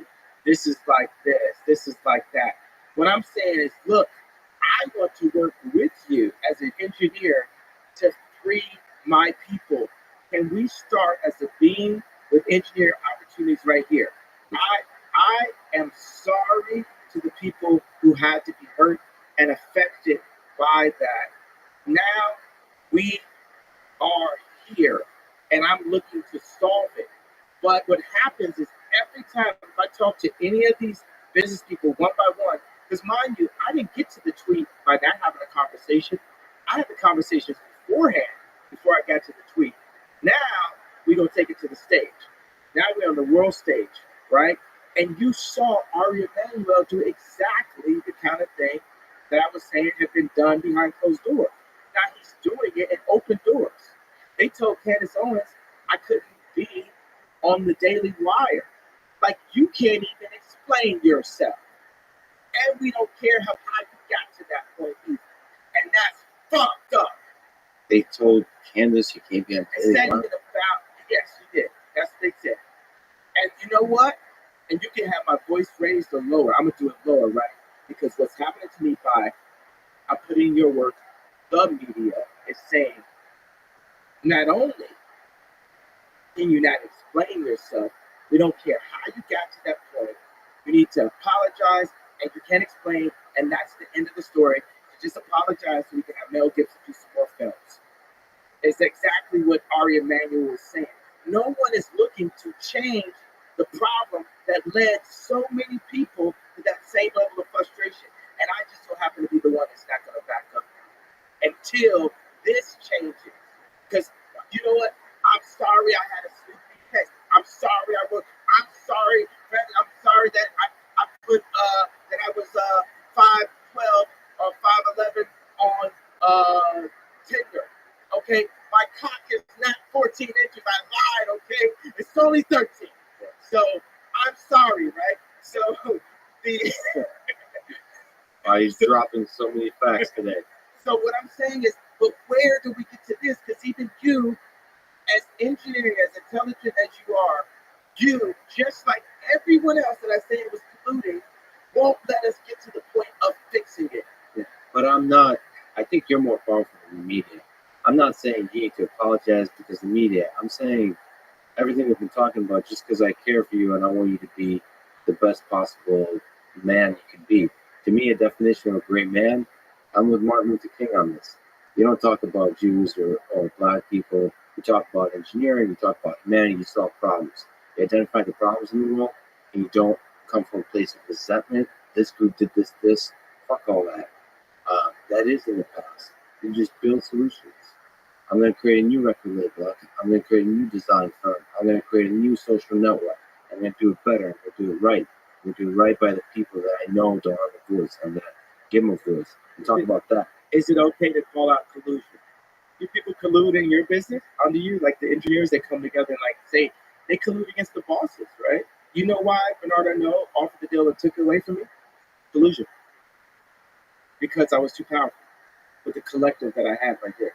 He had to stop that at all costs. They said for whatever reason, this kid, Ye, it has the ability to have all of the Kardashians, Jay-Z and Beyonce, Justin Bieber, Demna, Virgil, all these people in the same room working towards the same goal. I've been that person since preschool. That's called a leader, right? And right now, what I'm saying is, hey, for the people in business, whatever their background is, whether they turn their cell phones off on Friday or not, there's been some bad business done, there's some bad business practices, and we have to change that because this game is like boxing. More people end up retarded than rich.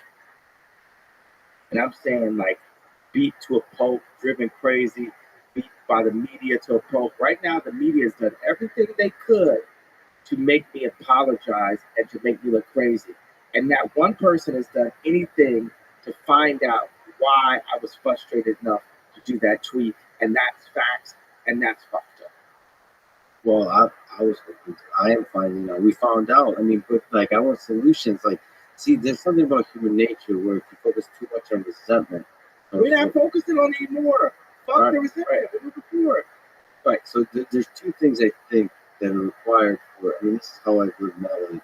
For great engineering, you surround yourself in your personal life by people you trust, and then in your professional life, from the engineering perspective, with a team, with an incredible team, and everything else doesn't matter. That allows you not to focus on other groups, how they're fucking you over, how they're like trying to manipulate you, collude, and all that kind of stuff. You focus on solutions and you find a way around all the different shit. That's it. If you have people in your life you can trust, that's like lifelong. You said like some people you're with for the summer, for a year. Find people you can be with for your whole life. Do you have people in your life that you trust, like really trust? No, I trust God. At any point, a human being, and like I could like, if I like go and like really, treat this guy like a piece of shit or do this, that. Am I supposed to, trust him to be loyal and stay in the situation? No, I trust people to be people, and people are flawed. And people can have the right intentions, but it only makes sense for us to work together when our agendas align. When Kim was pulled really far to the left, our agenda is no longer, aligned. So that made the marriage impossible. It aligned where it's like, oh, I can wear a red hat. I can help her get Alice Johnson out of jail because Trump wanted to do that for my wife because I was the only person in my position that stood up and said, wait a second, I like you. Because isn't there a deeper agenda, the human agenda of just being in love? Like, that's just politics. When you're talking about red hat, it's just politics, right?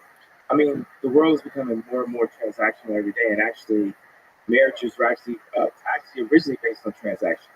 And that's why they're less needed the more autonomous we become, or the world makes it less needed. I feel like we do need each other. I feel like we do need someone we can always, count on. It's like I'm pulled away by King Koopa, which is the media, the politics, the promise. Oh, we're going to keep you safe. So the reason why I get, really frustrated with Kris Jenner is she says losing Rob Kardashian was the greatest mistake of her life, but she never gave Kim's hand over in marriage. Because this is the bottom line. When me and Kim met, we were millionaires or whatever, right? You're telling me you just hand her hand over in marriage that your daughter's not successful, handing your hand over in marriage too. But no, she had to still be the husband to all of her daughters. And we see what the results are consistently. So that's where I get, frustrated. It's like, let that go.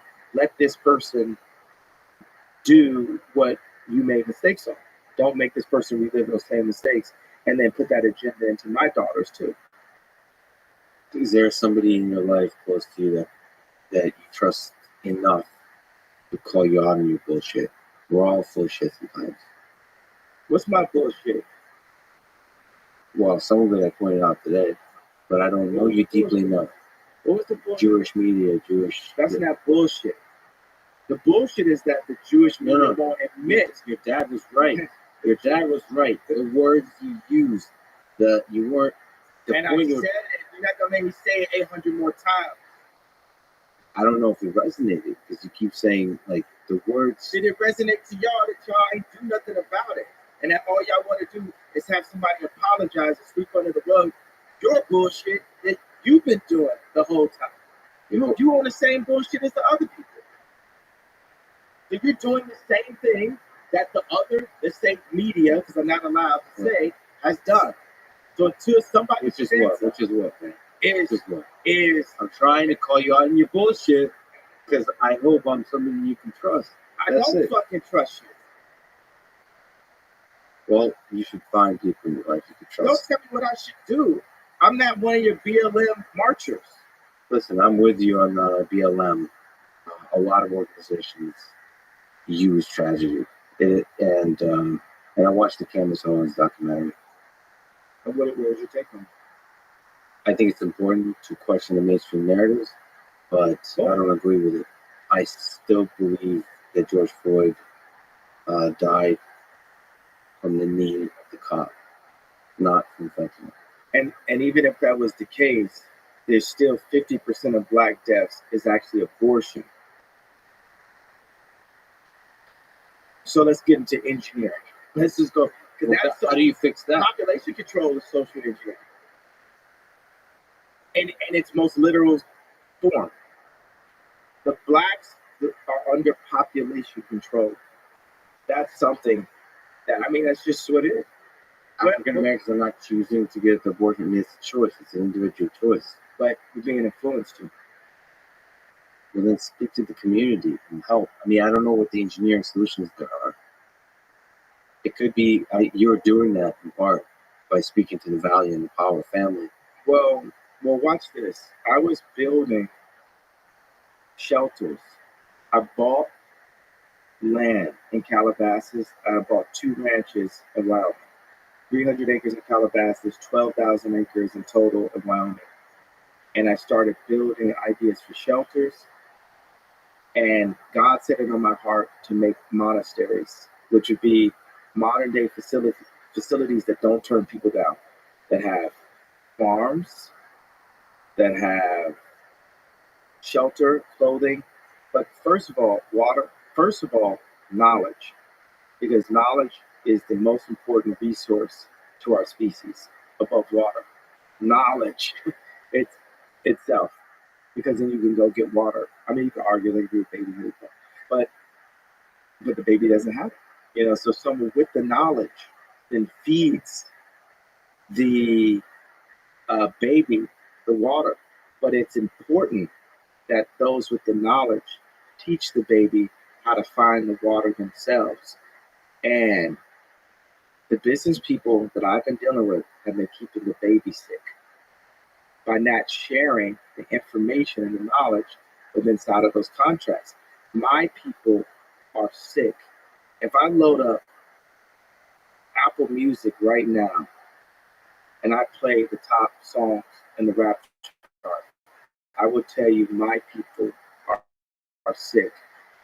If I go to the restaurants and opportunity zones and we look at the calorie rating and the cholesterol, I will tell you that my people are sick. If we look at the obesity rate, if you go to just a restaurant somewhere in Middle America, Denny's or something, I went to Denny's the other day, you will see that my people are sick. And my people mean all people, right? But Black people are very influential to all people. So, right, so if the media picks overweight Black woman and says this is body goals, then the media are influencing my people to stay sick. And it just so happened that night I was so frustrated after 20 years that I had to call it out in one tweet. That now, even if I say, hey, okay, I was frustrated for these reasons, now it's not good enough. You've literally tried to make me re-apologize 10 times in this meeting, re-say this, re-say that, but it doesn't change the fact that my people are sick, and I'm the only person in my position that will say that my people are sick. Today, not 30 years ago, not 60 years, my people are sick today. 50% of my people's deaths are abortion today. My people don't have the opportunities today, even to the point that because if J.P. Morgan had been nice to me, and if Alex Klein, a STEM player, had been fair to me with different things, and I wouldn't even point out that we don't have any Black, we have 2 Black engineers. So I have to have a responsibility, obviously to all people, but specifically to my tribe, because tribes move. You know, tribalism is real with Black people. To separate the brightest from the tribe, or to separate the leaders, it is factual that the CIA removed the leaders from the Black community, put crack in the communities, put guns in the communities, and locked up all the leaders and called them gang leaders, right? Locked up all the leaders, locked up all the fathers. Now 72% of Black mothers are raising children by themselves. This is an agenda like a Tuskegee experiment set on my people, right? And what I'm calling out for the Black people in entertainment is, what are we doing? We have to collude. And if we don't collude, because even if I say, hey, I'd like to make a company that's all Black, right? Is that okay for me to say? Is that okay for me to say? Or is that anti-Semitic? See, if I hadn't crossed the line so far, then that would have sounded anti-Semitic. Now I've stretched a bit, but now we can go to, okay, let's make an all-Black company. But that would have been anti-Semitic. Just that concept, because you could word that in a different way that would sound anti-Semitic. I don't know, man. No, listen. Look, if I said I didn't want to have Jewish people in the company, would that be anti-Semitic? It would sound like it, right? You'd say I'm from 1930s, right? But for me as a tribe to say, "No, I want an all black company," right? I'm generally against that kind of thing, but you first of all, you have the right to do whatever the hell you want. Well, what I'm saying is that's what I feel may need to happen for my people to have power again. Because when my people have been left under the media's control, we've been made sick. We've been allowed to be sick. And we're promoting sickness. I think, at least in the engineering realm, I haven't met an engineer who happens to be black who would like to be called a black engineer. And when you have a company of all black people that are engineers, I don't know creative arts, I apologize. Engineering, they really try to look at each other as humans and look at the problem. And you want to know, you want to have the confidence that everybody on the team is the best possible person for the job. What I can say is the world is sick, and I have slight images of utopia, slight images of happiness, slight images as a visionary and a creator. And I know for a fact the way that business deals have been done for me are keeping the world sick. Fix them. I see that's what you're trying to do. And you probably, listen, people should not doubt yet. I gotta tell you, I have to be honest, this is silly because you don't know me, but it hurt when you say you don't trust me. You kind of lost me. I don't think anyone's ever said that to me. I don't know, man. Fuck that. I don't care about views or clickbait or any of that bullshit. I just thought you were one of the greatest artists ever. It'd be cool to talk to you. And I feel like you got pain you're working through. I never had anyone say that to me. Maybe I'm just being a mess about it, I guess. That's fucked up, though. But maybe it's not. Maybe you shouldn't trust it. But I just haven't heard. Yeah. Do you think I would trust anybody at this point in my life? Yeah, it's tough. It's tough. I hear you. And it's also kind of good to see how much strength you got. You're not broken by any of this. You're under a lot of attack. A lot of attack. By a lot of people. You have a vision. And you're trying to feel your way through it. And you might get destroyed for it. That's the human, that's the risk you take. A wonderful life, though. What do you hope your legacy is? To be forgotten. You think you'll be forgotten? Because there's ego in memory, and the memories. Who designed the sidewalk? Who designed the water fountain? Who designed the stop sign? Who designed the stoplight? These things are so ubiquitous that the person that designed them is forgotten.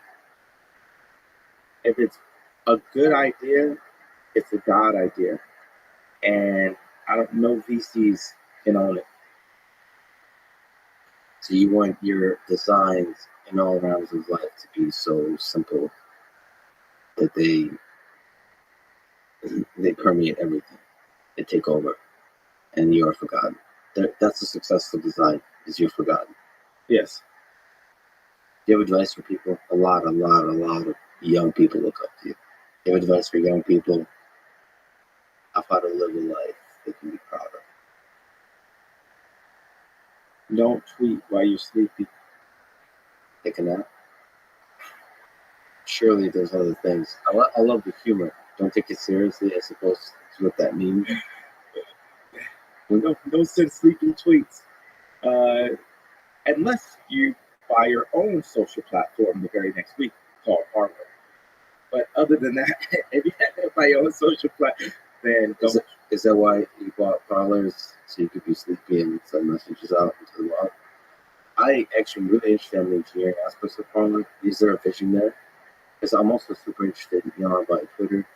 I like Instagram better than Twitter, and I'm sure Mark Zuckerberg liked Instagram better than Facebook, or saw how how valuable that was, and bought it. So you'd like to take Parler, something, whatever is the magic that makes Instagram work, you want to push it. Well, I thought it was interesting how it felt like Snapchat made the Kardashians bully Instagram.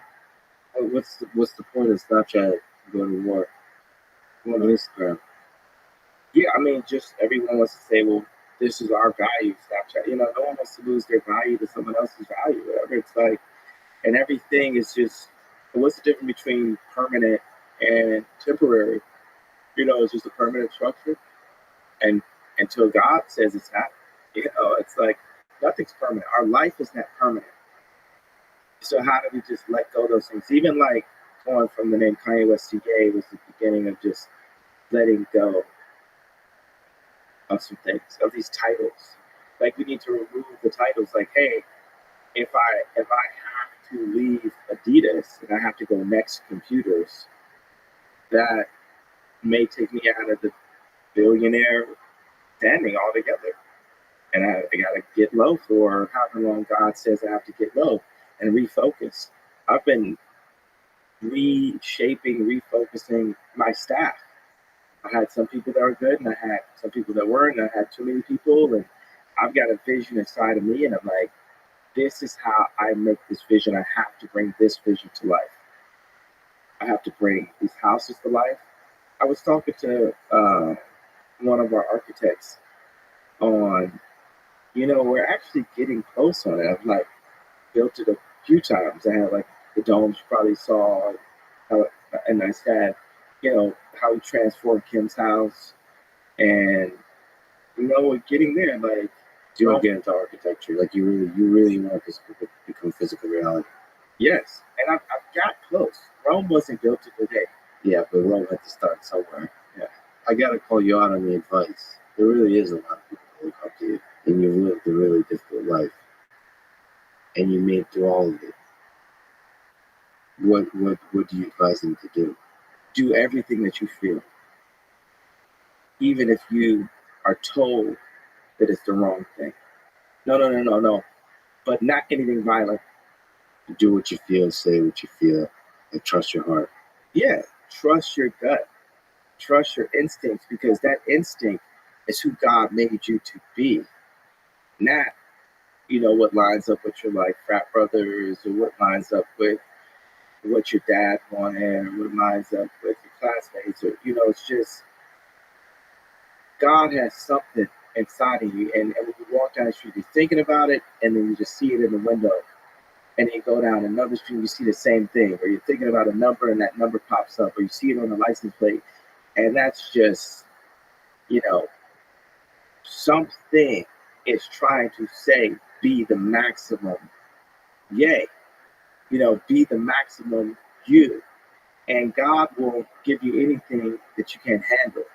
So for me, everything is a yes. I think they say be like water.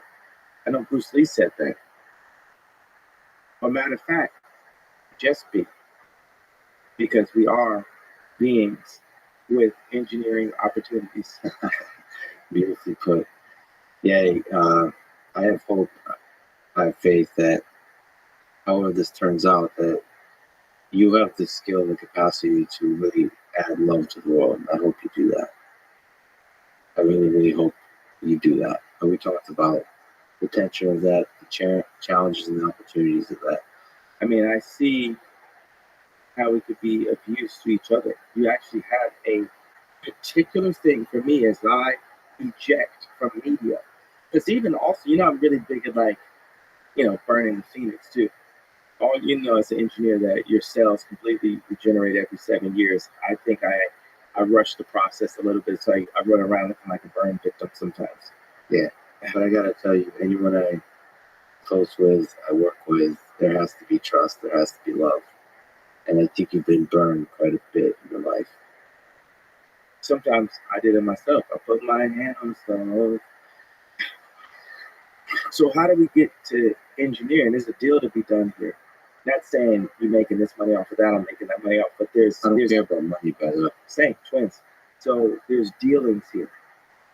You got pain, I got pain, but we're beings with engineering opportunities. For a long time, I thought somebody should create a new social network. And it looks like great engineering could do that. You got two at one time from two of your homeboys at one time. Yeah. And that's a great way. I mean, it can be done from scratch, or it can be done anew with an already established platform. Yeah. Now I'm very excited about that possibility. Parler is smaller, Twitter is larger. I wonder whether you can do any kind of revolutionary engineering with a large company. If anyone can, I would say it's Elon. Well, Elon can look at what we do over here. That's why I like God does this a lot of times. He creates doppelgangers. There's a lot of examples where theory happened two places at one time. A really similar type of personality happens at one time. Weird. It's beautiful. It's hilarious, actually. Yeah. It's kind of humorous. So we should just share every piece of information together as I go build Parler and as he builds up Twitter and see how to make both those better. But I'll be like, hey, I'm not gonna let Snapchat bully me out of, adding something to it that's best. It should just be the best platform possible. That means TikTok has amazing features. Twitter has amazing things about it. I know this girl that's like, I like Instagram better than Twitter. It's just, she likes that Twitter has porn. But other than that, Instagram. But I was like, well, Instagram is porn also. It's like soft. It's more subtle. It's not telling you. It's not conservative by any means. And I mean, that's the thing. You have to please a lot of people with these platforms. And I think the goal of a platform should be to help individuals maximize their long-term happiness and growth, like intellectually, spiritually, psychologically, all of that. That's a tricky thing to figure out how to do that. Of course, you could just have a platform that's just strictly for fun. I think that's where TikTok leans. But I think there's a balance to strike. Like Twitter, there's a lot of intellectual, philosophical stuff going on Twitter, but it somehow currently makes it too easy to be divisive and hateful towards each other and cancel and all that kind of stuff. I think we need to have these healthy conversations. That's what it is. Healthy conversations, healthy dialogues. That's the biggest thing. Like when I first wore the red hat, the conversation is less healthy than it is today. The conversation about George Floyd, it's like, did I send the tweet the right way? Is Candace Owens' documentary perfect? Michael Moore's, that documentary is perfect, essentially self. Is it fully accurate? It's 2 to 3 hours of a transmit of information through a particular, usually one person's view. And anything you want to research, if you're interested in it, you got to look at 10 versions of it, 20 versions of it. George Floyd, we looked at one version of that. Now we have a second. Well, by the time we get to the, I know this is like, it's not my last hoodie, but it's definitely not my first hoodie that I put on. It's like, that's how we got to. Like even this particular size of zipper, or the fact that, for people who know, they know that it's like Carhartt. Even though the Carhartt tag isn't there anymore, you just know by the shape of it, you feel it. So it abstracts, it takes into like this cubist place, like Picasso Matisse or African Cubism or Dire Straits. Money for nothing, and your chicks for free. Look at that. Yeah, I wouldn't think you could reference Dire Straits. That video. Yeah, I know. It's a great video. That is. It's like your encyclopedic knowledge of music is great. I think that, porn is not just sexual. That term actually relates to torture. Like, you know what I'm saying? Like watching people beat each other up on World Star or something. It's like, that's called torture porn. There's also food porn. How do you explain that? What's food porn? Food porn is like looking at really delicious cakes and cookies and steak and so on, and you're like, holy shit. Exactly. Architecture. Like, there's people who love architecture. When they see architecture, I know I got friends that are like, oh, that's porn. Yeah. Architecture. Yeah. Yeah. It's like, that's like love, like dopamine fueled love for a thing. Yeah. That's beautiful. I think it's beautiful. Well, I think as long as nobody's getting hurt. The intoxication that people have, the worst part is like when one person's in love and the other person's in like. That's us right now. Well, who's unlike? No, because you said you love Bill Maher and you like me, Not and and I love you. So that was no, I actually love you both. And the funny thing is, like, as a visionary, visionaries are more extreme than business people because a visionary would do bad business for their vision. A business person will never do bad business. Well put. Yeah, really well put. So when you say I don't care about money, it's like, yeah, I feel you. Like I feel that I care in a way that I need that. But I care about the vision that I have to a Steve Jobs level, to the point of putting that above my regular human existence, meaning having to go and take all the arrows, that I become a soldier of the vision. Because someone could say, a wife could say to, like, say, like in the 60s, their husband's about to go to war. The wife may not want their husband to go to war because of their children, but he's going to war because of their children. definitely. Do you regret any aspect of just giving everything to your vision? I mean, you've spoken about that, saying like I got fucked over in the business side. I promise that I had to stop envying cool people at their current cool time. If anything, if someone's cool and I say their name a lot, I'm gonna flash the light on them so much that it ages their coolness. It's actually a war technique, showered in compliments. You know, because that to be able to stay at 45 years old to still be the bad kid in class, at 45, I'm still in the principal's office. Because if you look at, like, say, fashion, right? If you think of something fashionable, it's probably going to look like the kid in the principal's office. That's going to be the fashion. And that's part of the reason why I'm the most influential person at fashion. In fashion, because I refuse to leave the principal's office. If the substitute teacher comes in, I'm going to say, "You got a big butt." Yeah. I'm gonna get, and they're gonna right back to the principal's office. And people are gonna be like, "Yo," and that's what you're gonna say. Like, who can we talk to? Because no one can talk to me. No one. I'm out of control, bro. It's just God, then me, and then fuck everybody. You know what I mean? That's really how I live my life.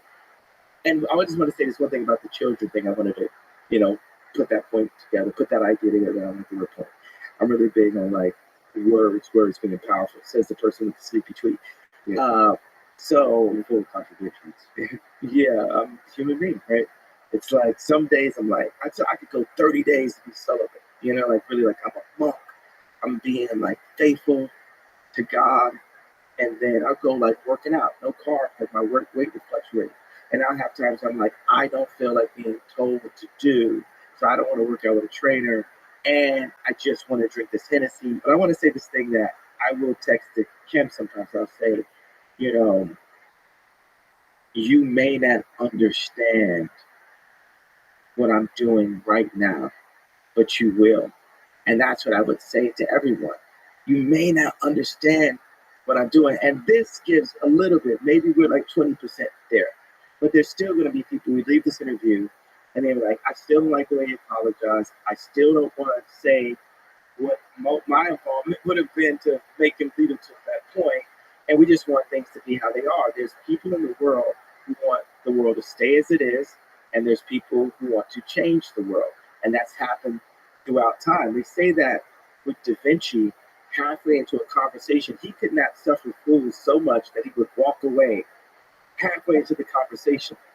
And I said, well, that's why it's the Da Vinci Code and not the Da Vinci world. And every time I go and piss off a group of people or do these things, on some end, it's like I could be turning my thing from a potential world vision to a code, or I could be opening up conversations with new friends that I may trust something. Yeah, that's beautiful. That's beautiful. that because the change you will have on the world that you don't know for sure, it'll happen across years, even decades. So you have to think in the future. Like you're working in the future. Your actions are working in the future. And a lot of people will judge this conversation, others you've done, so on in the present, and that doesn't matter. You know why I apologize when I say I'm sorry to the Jewish people that I hurt? It's not about, like I said, I'm not going to hold this apology hostage, right? It's obviously it's by God, but God is everything, right? So what's the point of having language and being that you can't engineer if you say God, God, God, right? It's like it's God asks us to be judgmental so that you become, if you're a doctor, right? It's your judgment that saves grandma, right? And God puts that in there. It's like we have God inside us. We're a piece of God also, right? So I'm going to go specific to a person. That story about Da Vinci alone is enough of a reason for me to give a sincere apology to the Jewish people, because I do believe that there's a Da Vinci Code inside of all of my misspellings and scribbles right here that God wants me to get to the world. And when I'm in my way, if God has set something on me, but I'm in my way, I'm in God's way. And I could point at other people and say, hey, you guys are in God's way because you're not listening to me. But if I'm in my way, I'm not listening to God. And for me to be a philosopher and leader, whatever other language, I have to listen to God. So before God, what I would do is start off as a samurai and say, I'm sorry for hurting you as a Jewish person. I'm sorry for the way that made you feel. And I'm sorry for the entire population of a race that I feel is actually my brothers, because I classify and feel that I'm also connected to Christ in that way, that my people came from Africa in that way. And I can't say it's this exact teaching or that exact teaching, but I feel that there's an important, the sons of Abraham, however we want to word it, right? For us to come together and bring our different talents together to serve God collectively. And he, as much of an alien as I am, he did not call for me to alienate. And that's what the problem has been, especially in politics and in America. He placed America as the TV, as the radio to the world. We invented rock and roll, right? We are the influencers of the rest of the planet. We're the youngest startup in history, right? We're the youngest country. We're the youngest superpower, right? So for me, in my position, the fact that I can talk to Trump one day and be at a game with Kim Kardashian the next day and then be at Paris Fashion Week, they don't want me to be involved with language of divisive language, proving that I could be just as racist as a racist white person. Oh, I can be a racist black person also. That's not what God has called me to do. So how do I simplify and say, hey, to you as a visionary, as an engineer, as a person that's given me a platform, that as my brother, I want to apologize to you for how that made you feel, and to the rest of the people that carry specifically that pain, not the pain that I talk about. That doesn't seem to be as much of a pain for people when I talk about the abortion clinics and stuff. That's the argued pain even in my own community. Like, not everyone thinks that's a pain. But for the Jewish community, it's collectively, this was a pain. And I've gone so far just psychologically on this journey since that statement had happened, where I didn't want to give up the candy in my pocket. I didn't want to say, hey, I stuck my hand in the candy jar. I wanted to defend my freedom of speech. I wanted this. But even with freedom of speech, pain is pain. Causing people to hurt is not helping. Causing people to hurt is not helping. So that means I have to take a more sophisticated approach to engineering this problem. This problem is an opportunity. And yes, that what could some people may deem as a mistake. Would it be more genuine if I called it a mistake? I think I would be hypocritical by calling it a mistake with any of that the idea I'm going to say out loud. So I don't try to be a hypocrite on purpose. But I will call it a mistake to add a genuine, to be genuine about the feeling. With that mistake, with me as a human being, not to justify, but I have to state that God makes no mistakes, because if I hadn't made that mistake, I wouldn't be in front of you today. And that's not to justify this sleepy text. But I can tell you're a man that has love in his heart, and I hear that. I hear it through the words explicitly and implicitly. And I think if we're to engineer a better future, the way to do that is with love. So as one human to another, I love you, brother. Thank you for talking with me. This is great. I like you too. Son of a bitch. Thanks for listening to this conversation with Ye, formerly known as Kanye West. To support this podcast, please check out our sponsors in the description. And now, let me leave you with some words from Ye himself. Nothing in life is promised except death. Thank you for listening. We hope to see you next time.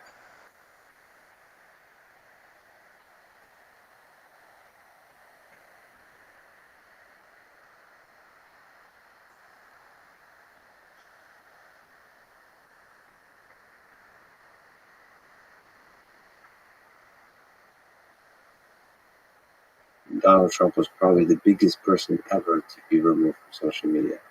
Do you understand why that was done? Can you steel man the case for it, against it?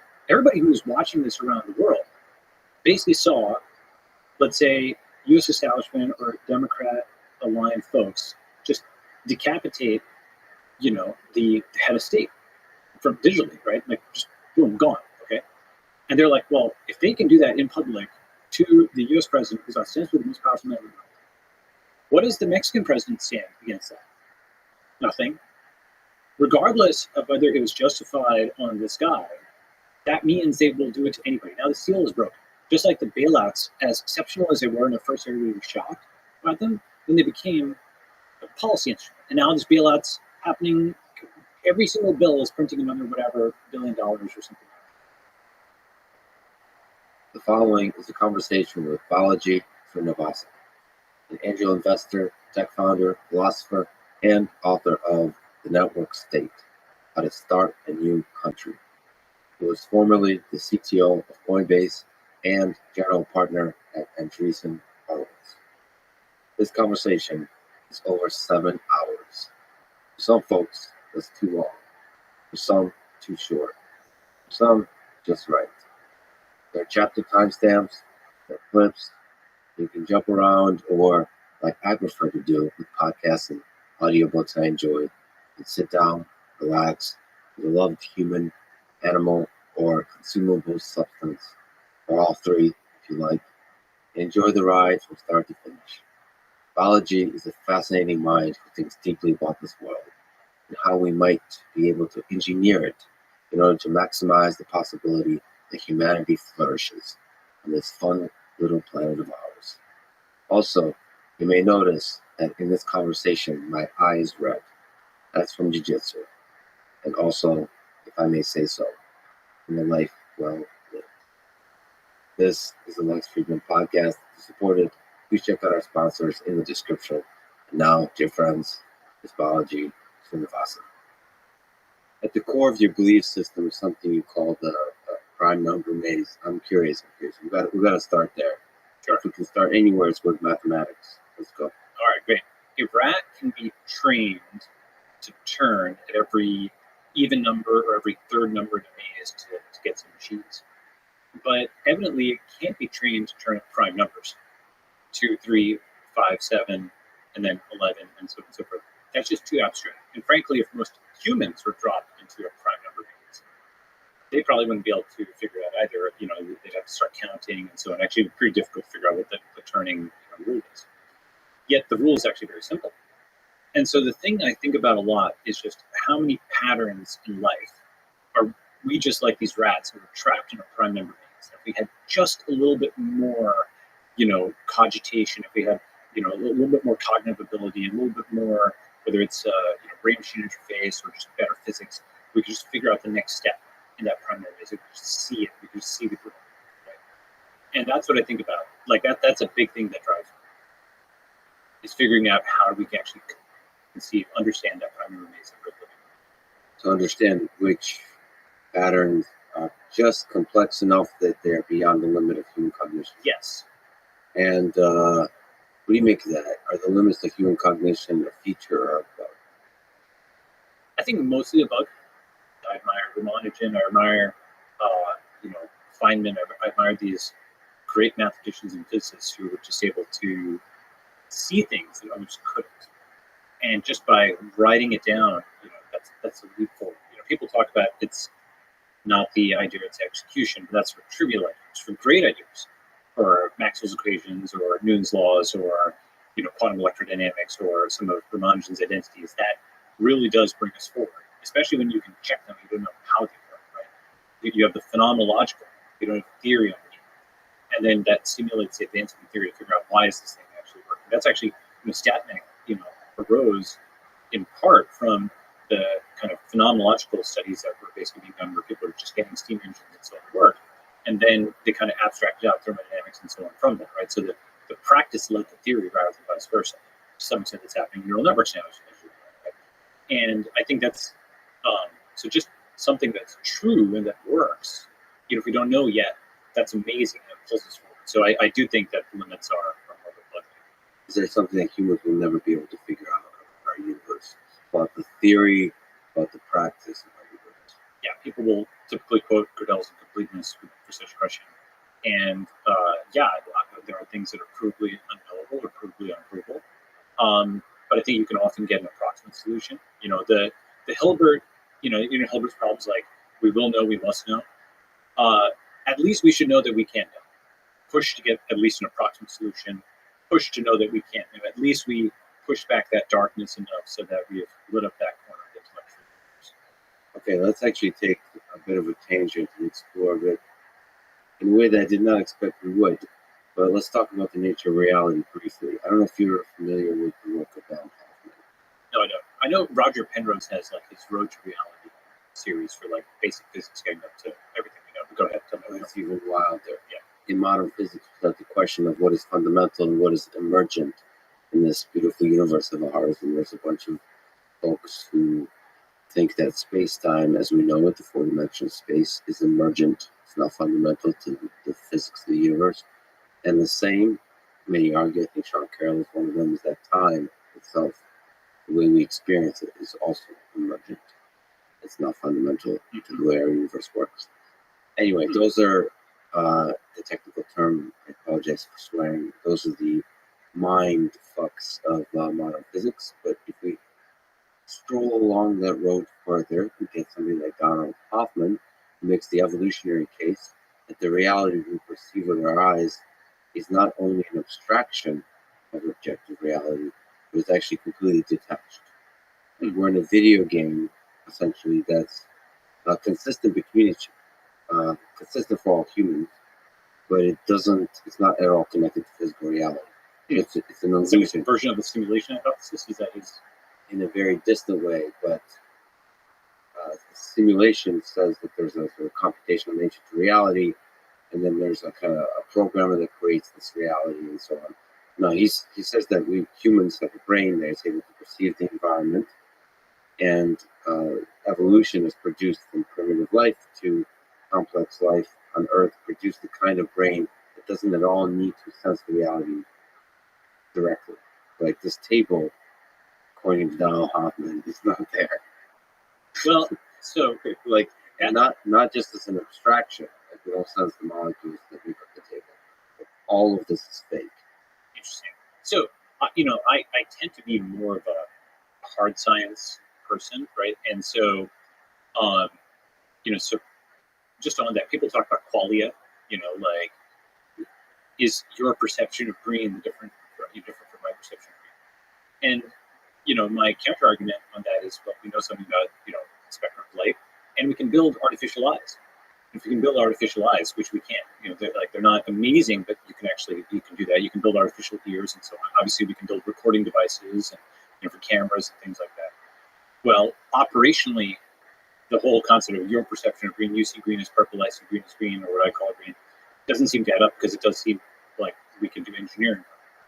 So the Hoffman thing, I get why people more broadly will talk about a simulation hypothesis, because it's like Feynman and many others have talked about how math is surprisingly useful to describe the world. Like very simple equations give rise to these complex phenomena. Wolfram is also on this from a different angle with the cellular autonomous stuff. But I'm suspicious of how it works. Yeah, but on the other hand, it's like it is. Yet we're still also in a prime number maze. There's things we just don't understand, and so also within the constraints of the non-prime numbers, we find math to be extremely effective, surprisingly effective. Yeah, exactly. So maybe the math we have gets us through the equivalent of the even turns and the odd turns, but there's math we don't yet have that is more complex.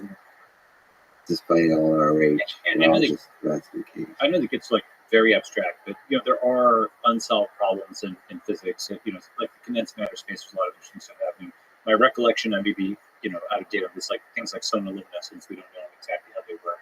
And sometimes those things that are like at the edges of physics, in the late 1800s, I think Rutherford, somebody, I think it was Rutherford, said, basically all the physics is being discovered, etc. That was obviously before quantum mechanics. That sort of edge case, people looking at the Balmer and the Paschen series and seeing, this weird thing, with the hydrogen spectrum was quantized, and that led to like the sort of phenomenological set of observations that led to quantum mechanics and everything. And sometimes I think the UAP stuff might be like that, right? People immediately go to aliens for UAP, like the unidentified aerial phenomena, right? People have been there's surprising amount of stuff out there. The UK has declassified a bunch of material. Harry Reid, who's the senator, has talked about this. It's not an obviously political thing, which is good. It's something that is there something happening there, right? And people had thought for a long time that the UAP thing was a American kind of counter propaganda to cover up their new spy planes that were spying over the Soviet Union, to make anybody who talked about them seem crazy and hysterical or whatever. But if the UAP thing is real, it could be atmospheric phenomena like the aurora borealis or the northern lights, but some things we don't understand. It could be something like the Balmer and Paschen series, which were the observations of like emission spectrum before quantum mechanics. So that's like another option, as opposed to doesn't exist or little green men. It could be physics we don't understand yet. That's one possibility. Do you think there's alien civilizations out there? So there's a lot of folks who have kind of written and talked about. There's just the Drake equation, which is like the multiplying all the probabilities together. There's perhaps more sophisticated takes like the dark forest, which says that if the universe is like a dark forest, we're the dumb ones that aren't hiding our presence. There's one calculation I saw, I haven't reproduced myself, but basically says that the assumption that other civilizations have seen ours is wrong, because when you have like a spherical radius for like the electromagnetic radiation that's leaving our planet, as that sphere gets larger and larger, it gets like smaller and smaller amounts of energy. So you get farther out, you're not getting enough photons or what have you to actually detect it. I don't know. Actually, I haven't looked into the math behind it, but I remember seeing that argument. So actually, it is possible that it's so diffuse when you go past a certain number of light years out that people, that an alien civilization wouldn't be able to detect it. Right? That's another argument. That's more basically about signals from them, from us, to be able to signals colliding enough to find the signal from the noise. Right. Exactly. Intelligent signal. Yeah. Hansen has an article called "Grabby Aliens." Have you seen his thing? Yes. Right. And so he's been on this podcast. Oh, great. He's good. I like him. He pushes boundaries in interesting ways. In every way. In all the ways. In all the ways. That's right. I like him overall. He's NASA too. Rabbi aliens. So he has this interesting idea that the civilizations quickly learn how to travel close to the speed of light. Right. So we're not going to see them until they're here. Yeah, that's possible. I mean, one of the things is, so here's, for example, a mystery that we haven't yet done, right? We haven't really figured out yet, which is abiogenesis in the lab, right? We've done lots of things where you can show macromolecules binding to each other. You can show, evidence for the so-called RNA world. Abiogenesis is to go from, like non-life to life, right, in the lab. You can show microevolution, obviously, with bacteria. You can do artificial selection on them. Lots of other aspects of, fundamental, biochemistry, origins of life stuff are being established. There's a lot of plausibility arguments about primitive environment and nitrogens and carbons snapping together to get, the RNA world is the initial hypothesis. But to my knowledge, at least, we haven't actually seen abiogenesis demonstrated. Now, one argument is you need just like this massive world with so many different reps before that actually happens. And one possibility is if we could do atomic level, simulations of molecules bouncing into each other, it's possible that in some simulation we could find a path, a reproducible path of abiogenesis, and then just replicate that in the lab, right? I don't know, okay, but that seems to me to be like a mystery that we still don't fully understand, like an example of the prime number case. Right? One of the most fascinating mysteries. One of the most important. Yep. Yeah. And again, there may be some biochemist who's like, how about you didn't know about X, Y, and Z that happened in the abiogenesis world? I freely confess I'm not like full current on it. The last thing I remember looking at is what's a current to me? Like up to the Oh, nice. That's a nice word. That's a current. Yeah, I'm probably mispronouncing it. But, yeah. We'll edit it in post. So sure. Correctly with AI. Yeah. We'll copy your voice and it will pronounce it perfectly correctly. Yeah. In post. One thing that I do think was interesting is Craig Venter a while back tried to make a minimum viable cell where he just tried to delete all of the genes that were not considered essential. And so it's like a new life form. This was like almost 20 years ago. So and that thing was viable in the lab, right? And so it's possible that you kind of reverse engineer. So you're coming at the problem from different directions. Like RNA molecules can do quite a lot. You've got some, reasonable assumptions as to how that could come together. You've got like sort of stripped down minimum viable life forms, and so it's not there isn't stuff here. You can see microevolution. You can see at the sequence level. If you do molecular phylogenetics, you can actually track back the bases. There's actually, so it's not like there's no evidence. There's a lot of tools to work with. But this, in my view, is a fascinating area, and actually also relevant to AI, because another form of abiogenesis would be if we were able to give rise to a different branch of life form, the silicon-based as opposed to carbon-based, to stretch your point. You give rise to something that actually does meet the definition of life for some definition of life. What do you think the definition is for an artificial life form? Because you mentioned consciousness. Yeah. When will it give us pause that we created something that feels, by some definition or by some spiritual, poetic, romantic, philosophical, mathematical definition, that it is alive? Right. And we wouldn't want to kill it? So a couple of remarks on that. One is Francis Crick of Watson and Crick. Before he died, I think his last paper was published on something called the claustrum. Okay, and the thing is that sometimes in biology or in any domain, people are sort of discouraged from going after the big questions, right? But he proposed the claustrum is actually the organ that is the seat of consciousness. It's like this sheath that like covers the brain. And for mice, if you and again, I may be recollecting this wrong, so but you can look at it. My recollection is in mice, if you disrupt this, the mouse is like very disoriented, right? It's like it's the kind of thing which Watson and Crick were all about. Structure implies function, right? They found the structure of DNA, this amazing thing, and they remarked in this very understated way at the end of the paper that, well, obviously this gives a basis for how the genetic material might be replicated and error corrected, because Felix unwinds and copy paste, right? So he was a big structure function person, and that applies not just at the protein level, not just at the level of DNA, potentially also at the level of organs. Like the claustrum is kind of this system integrated level, right? It's like the last layer in the neural network or something, and so that's the kind of thing that I think is worth studying. So consciousness is another kind of big abiogenesis is a big question. Primary consciousness is a big question. And then definition of life, right? There's folks, I think, so this one is something I'd have to Google around, but there was a guy, I think at Santa Fe Institute or something, who had some definition of life and like some thermodynamic definition. But you're right that it's going to be a multi-feature definition. We might have a Turing test-like definition, frankly, which is just if enough humans agree it's alive, right?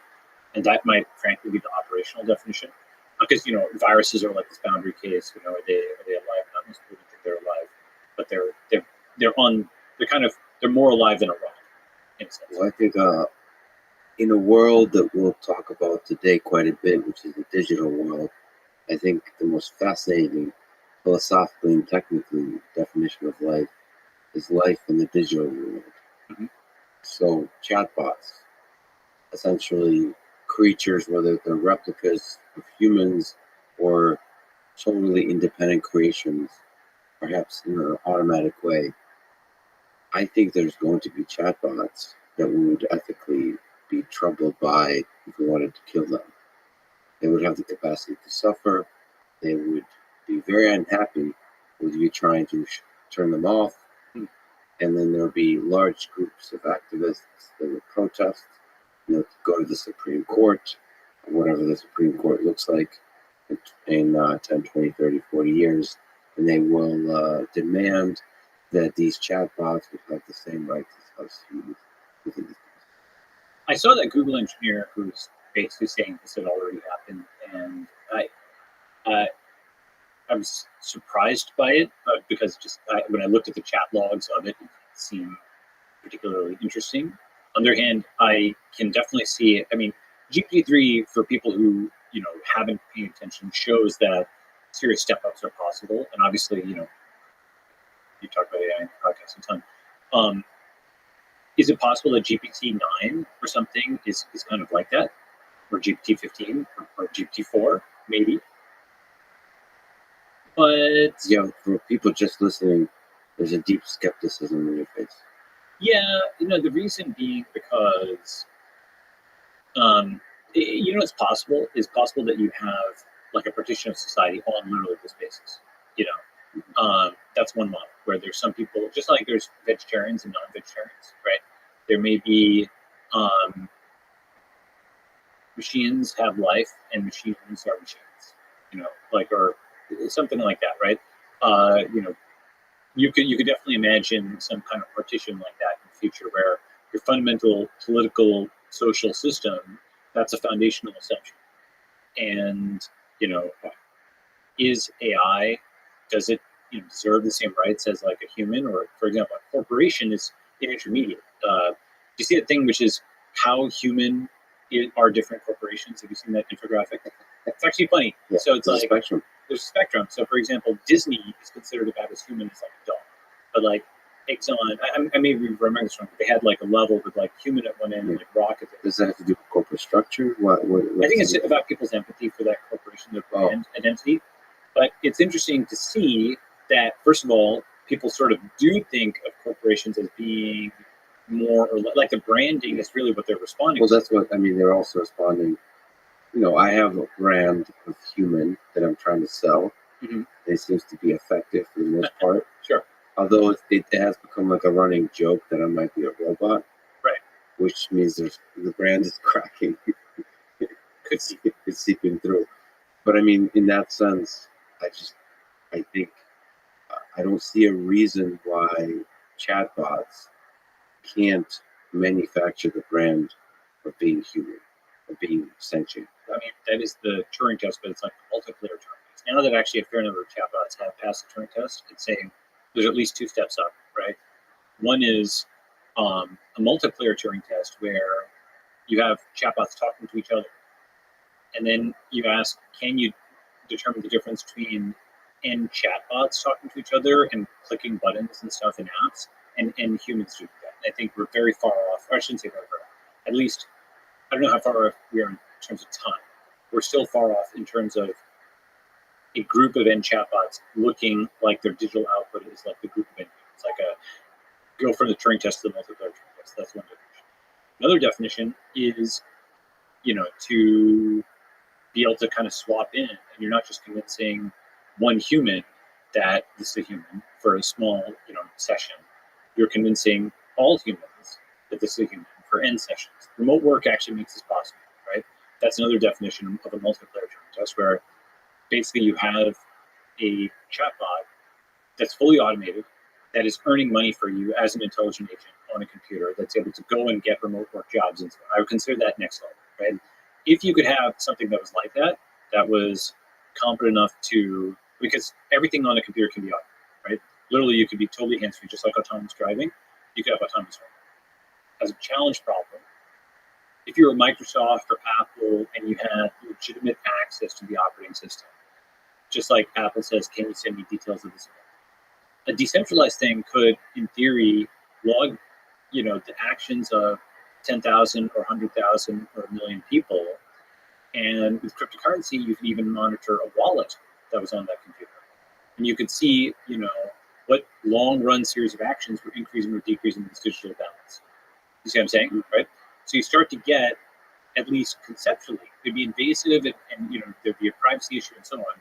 Conceptually, you could imagine an agent that could learn what actions humans were doing that resulted in an increase of their local cryptocurrency balance. Okay, there may be better ways to formulate it, but that I would consider a challenge problem is to go from the Turing test to a genuine intelligent agent that can actually go and make money for you. If you can do that, that's a big deal. People obviously have trading bots and stuff, but that would be the next level. It's typing out emails, it's creating documents. It'll mimic human behavior in its entirety. Yeah, that's right. And it'll schedule Zooms, it'll send emails, it'll essentially, because if you think about it, a human is hitting the keys and clicking the mouse. But just like a self-driving car, the wheel rotates by itself, right? Those keys are effectively just, it's like a automator app in Apple, right? Everything's just moving on the screen. You're seeing it there, and it's just an AI. It's kind of hilarious that the I'm not a robot click thing actually works. So I actually don't know How it's happening. how it works, but I think it has to do with the movement of the mouse, Yes. the timing, and they know that it's very difficult currently for a bot to mimic human behavior in the way they would click that little checkbox. Yeah, exactly. I think it's something, again, my recollection on that is it's like a pile of highly obfuscated JavaScript with all kinds. It looks like a very simple box, but it's doing a lot of stuff and it's collecting all kinds of instrumentation. And yeah, exactly, like a robot is just a little too deterministic, or if it's got noise, it's like Gaussian noise. And the way humans do it is just not something that you'd easily be able to do without collecting thousands and thousands and thousands of human traces. But it is a predator prey. Well, and then the computer, Or millions of human traces. the computer just sees the JavaScript. It needs to be able to look outside the simulation. The computer, the world is like, Right. It doesn't. The computer doesn't know about the Right. physical world, so it has to look outside of its world and introspect back on this simple box. Right. Which is kind of, I think that's exactly what mushrooms do, or like psychedelics, is you get to go outside and look back in. Yeah, That's what a computer needs to do. I do wonder whether they actually give people insight or whether they give people the illusion of insight. Yeah, because actual insight, actual insight is, again, Maxwell's equations. You're able to shift the world with that. There's a lot of practical devices that work. The illusion of insight is, I'm Jesus Christ, and nothing happens, right? So, that's quite different. I don't know. I think you can take it till you make it on that one, which is insight in some sense is revealing a truth that was there all along. Yeah, so I guess I'm talking about technical insight, where you have, this is the thing we were talking about actually before the podcast, like technical truths versus political truths, right? Some truths they're on a spectrum. And there's some truths that are actually entirely political in the sense that if you can change the software in enough people's heads, you change the value of the truth. For example, the location of a border is effectively consensus between large enough groups of people. Who is the CEO? That's consensus among a certain group of people. What is the value of a currency or any stock? Right, that market price is just psychology of a bunch of people. Like literally, if you can change enough people's minds, you can change the value of the border, or the position in the hierarchy, or the value of the currency. Those are purely political truths. Then all the way on the other end are technical truths that exist independent of whatever any one human or all humans think. Like the gravitational constant, right, or the diameter of a virus. Those are just those exist independent of the human mind. Change enough human minds doesn't matter; those remain constant. And then you have things that are interestingly in the middle, where cryptocurrency has tried to pull more and more things from the domain of political truths into technical truths, where they say, okay, the one social convention we have is that if you hold this amount of Bitcoin, or that if you hold this private key, you hold this Bitcoin. And then we make that very hard to change. You have to change a lot of technical truths. So you can push things to this interesting intermediate zone. So the question is how much of our world can we push into that? Right. And that takes us in a non-linear, fascinating journey to the question I wanted to ask you in the beginning, which is this political world that you mentioned, the world of political truth. As we know it in the 20th century and the early 21st century, what do you think works well and what is broken about government? The fundamental thing is that we can't easily and peacefully start new opt-in governments. And startup governments. Yeah, and what do I mean by that is basically you can start a new company, you can start a new community, you can start a new currency even these days. You don't have to beat the former CEO in a duel to start a new company. You don't have to become head of the World Bank to start a new currency. Okay, because of this, yes, if you can, if you want to, you can join. I don't know, Microsoft or name some company that's in GameStop, and you can try to reform it. Okay, or you can start your own. And the fact that both options exist means that you can actually just start from scratch. And that's just, I mean, the same reason we have a clean piece of paper, right? I mentioned this actually in the Network State book. Just quote this bit, but we want to be able to start a new state peacefully for the same reason we want a bare plot of earth, a blank sheet of paper, an empty text buffer, a fresh start, or a clean slate, because you want to build something new without historical constraint, right? For the same reason you hit plus and do docs.new, create a new doc. It's for the same reason, right? Because you don't have backspace, you don't have just like 128 bytes of space, 120 kilobytes, and just have to backspace the whole document for creating a new one. So that's a fundamental thing that's wrong with today's governments. And it's a meta point, right? Because it's not any one specific reform, it's a meta reform being able to start the countries. Okay, so that's one problem, but there, you can push back and say that's a feature. Because, a lot of people argue that tradition is power. In generation, if you try a thing long enough, which is the way I see marriage, there's value to the struggle and the journey you take through this struggle, and you grow and you develop ideas together, you grow intellectually, philosophically together. And that's the idea of a nation that spans generations, that you have a tradition that becomes more, that strives towards the truth, is able to arrive there, or no, not arrive, but take steps towards there through the generations. So you may not want to keep starting new governments. You may want to stick to the old one and improve it one step at a time. And just because you're having a fight inside a marriage doesn't mean you should get a divorce and go on Tinder for a dating round. That's the pushback. So it's not obvious that this is a strong feature to have. To launch new governments. There's several different kind of lines of attack or debate or whatever on this, right? First is, yes, there's obviously value to tradition, and people say this is Lindy and that's Lindy. It's been proven for a long time. So, but of course, there's a tension between tradition and innovation. Like going to the moon wasn't Lindy. It was awesome, and like artificial intelligence is something that's very new. New is good, right? And this is a tension within humanity actually itself, because it's way older than all of these nations. I mean, humans are tens of thousands of years old. Ancestors humans are millions of years old, right? And you go back far enough, and the time that we know today of the sessile farmer and soldier is, if you go back far enough, you want to be truly traditional, or actually stem from hunter-gatherers who are mobile and wandered the world, and there weren't borders and so on. They kind of went where they want, right? And people have had done historical reconstructions about skeletons and stuff like that. Many folks report that the transition to agriculture and being sessile resulted in diminution of height. People had tooth decay and stuff like that. The skeletons, people had traded off upside for stability. Right? That's what the state was. That was what these sessile kinds of things were. Now, of course, they had more likelihood of living consistently. You could support larger population sizes, but it had more quality of life, right? And so the hunter-gatherer era, maybe that's actually our collective recollection of the Garden of Eden, where people, just like a spider kind of knows innately how to build webs, or a beaver knows how to build dams. Some people theorize that the entire Garden of Eden is like a sort of built-in neural network recollection of this, pre-sessile era, where we're able to roam around and just pick off fruits and so on, low population density. So the point is that I think what we're seeing is a V3.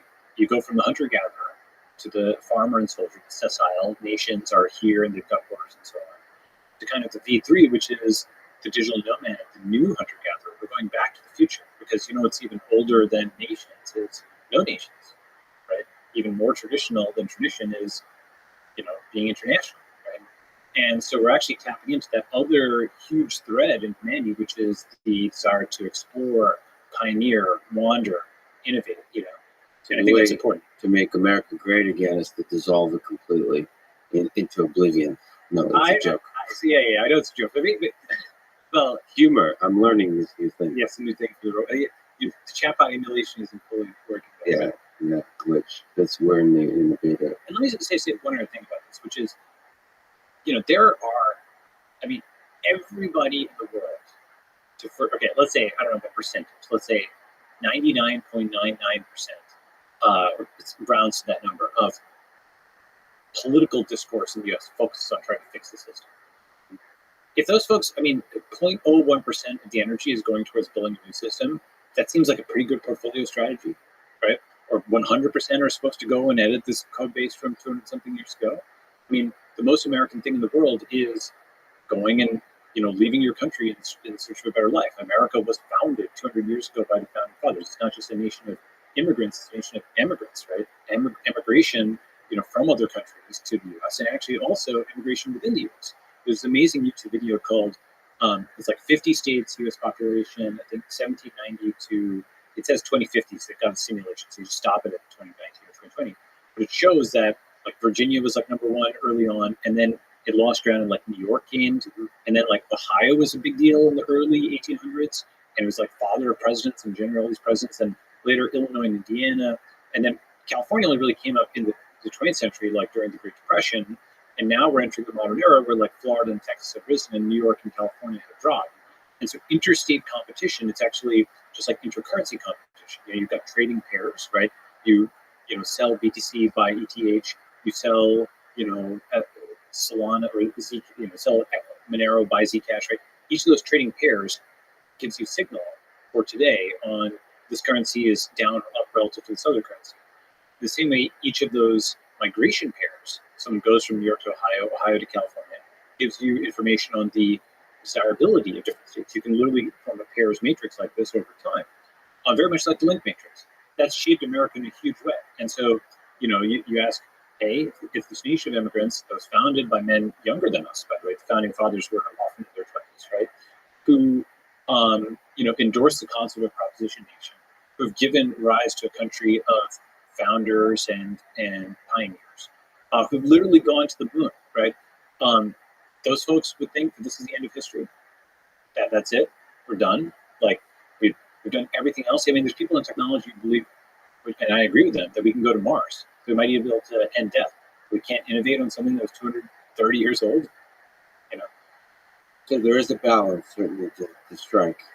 But the American experiment is fascinating, nevertheless. So one argument you can make is actually that we're in the very early days of this V2. So what you describe as V2, you could make the case that we're not ready for V3. That we're just actually trying to figure out the V2 thing. We're trying to skip. When are we ever ready? Now again, we go back to marriage, I think, and having kids kind of thing. I think everyone who has kids is never really ready to be kids. That's the whole point to dive in. Okay. But you mentioned that you can't watch it. Is there other criticisms of government that you can provide as we know today before we kind of outline the ideas of V3? Let's stick to V2. I'll give a few, right? And so a lot of this stuff will go into the version. So I've got this book, The Network State, which covers some of these topics. Does Network State have a subtitle? It is The Network State: How to Start a New Country. How to Start a New Country. But I just have it at thenetworkstate.com. I should say it's an excellent book that you should get. I read it on Kindle, but there's also a website. And Balaji said that he's constantly working on improving it, changing it. By the time the whole project is over, it'll be a different book than it was in the beginning. I think so. Always shedding its old skin. Well, I wanted to get something out there and get feedback and whatnot, just like an app, right? You have these two poles of an app is highly dynamic and you're accustomed to having updates all the time, and a book is supposed to be static. And there's a value in something static, something unchanged and so on. But in this case, I'm glad I kind of shipped a version 1.0. And the next version, I'm going to split into like tentatively motivation, theory, and practice. Like motivation, like what is the sort of political philosophy and so on that motivates me at least to do this, which you can take or leave, right? And then theory as to why network state is now possible, and I can define it in a second. And then the practice is zillions of practical details and everything from roads, diplomatic recognition, and so on, funding, founding, all that stuff. A lot of stuff actually I left out of V1 simply because I wanted to kind of get the desirability of it on the table and then talk about the feasibility. I should actually linger on that briefly in terms of things we can revolutionize. Like one of the biggest innovations I think that Tesla does with the way they think about the car and the way they deploy the car is not the automation or the electric. To me, it's the over-the-air updates. Mm-hmm. Right. Be able to send instantaneously updates to the software that completely changes the behavior, the UX, everything about the car. And so I do think it would be interesting because books are a representation of human knowledge, a snapshot of human knowledge. And it would be interesting that if we can somehow figure out a system that allows you to do sort of like a GitHub for books. Like if I buy a book on Amazon without having to pay again, and I get updates like V1.1, V1.2, and there's like release notes. Right. That would be incredible. It's not enough to do like a second edition or a third edition, but like minor updates. It's not just on your website, but actually go into the model that we used to buy books. Right. So I spend my money. Maybe I'll do a subscription service for $5 a month where I get regular updates to the books. Right. And there's an incentive for authors to actually update their books such that it makes sense in the subscription. And that means your book isn't just a snapshot, but it's a lifelong project. Right. So caring about the book. So I think there's a lot to come out there because actually in going through this process, I mean, it was the most traditional thing I did was self-publish ebook on Kindle, right? Why? Because it's basically like, if you actually ink a deal with a book publisher, first they'll give you some advance. I didn't need the advance or anything. The second is all these constraints. You want to translate into this, or you want to do this other format, or you want to update it, you have to go and now talk to this other party, right? But, and also the narrowing window of what they'll actually publish gets narrower and narrower. You see all these, meltdowns of very young adult novels and stuff on Twitter, but it's more than that.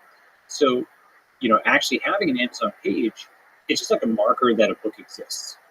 Okay. And now I've got an entry point where if someone says, okay, I like this tweet, but how do I kind of get the, that might be a concept in like the middle of chapter 3, right? How do I get the thing from front to back? I can just point to that, thenetworkstate.com. That is import this, right? This one entry point. Okay. And you mentioned like subscription and money and so on and so forth. And I think people are paying for content online now with newsletters and so on. But I've chosen to, and I will always have the thing free. And I want it on, you can get the Kindle version on Amazon simply because you have to kind of set a price for that. But thenetworkstate.com, what I want to do is have that optimized for every Android phone. So people in India or Latin America or Nigeria can just tap and open it. Going to do translations and stuff like that. Greg Fodor of Allspace VR, founder of Allspace VR, he sold that and he coded the website and, worked with him on it. And there's another designer who, Elijah, and it's basically just a 3-person group. and we thought we had something pretty nice. But one thing I was really pleasantly surprised by is how many people got in touch with us afterwards and asked us if we could open source the software to create this website, right? Because actually, you can try it on mobile. I think it's actually, in some ways, a better experience than Kindle. And so that was interesting because I do think of the website as like a V1 version of it's concept of a book app, right? For example, imagine if you have the Bible and the Ten Commandments are just text, but there's like a checklist and there's a gateway to a Christian community there, and the practice is embedded into the thing. Like you know, Brilliant.org, amazing site. I love this site. Brilliant is basically mobile-friendly tutorials, and you can kind of just swipe through. You're in line at Starbucks or getting on a plane or something. You swipe through and just get really nice micro lessons on things, and it's just interactive enough that your brain is working and you're problem solving. And sometimes you'll need a little pen and paper, but that format of sort of very mobile friendly, just continuous learning, I'd like to do a lot more with that. And so that's kind of where we're going to go with the book at. So there's a lot of fun stuff about the way you did, at least me, one with the book, which is you have like a 1-sentence summary, 1 paragraph summary, TLDR, and like 1 image summary, which is, I think honestly, it's not even about a short attention span. It's a really good exercise about summarization, condensation, like helping you think through what is the key insight.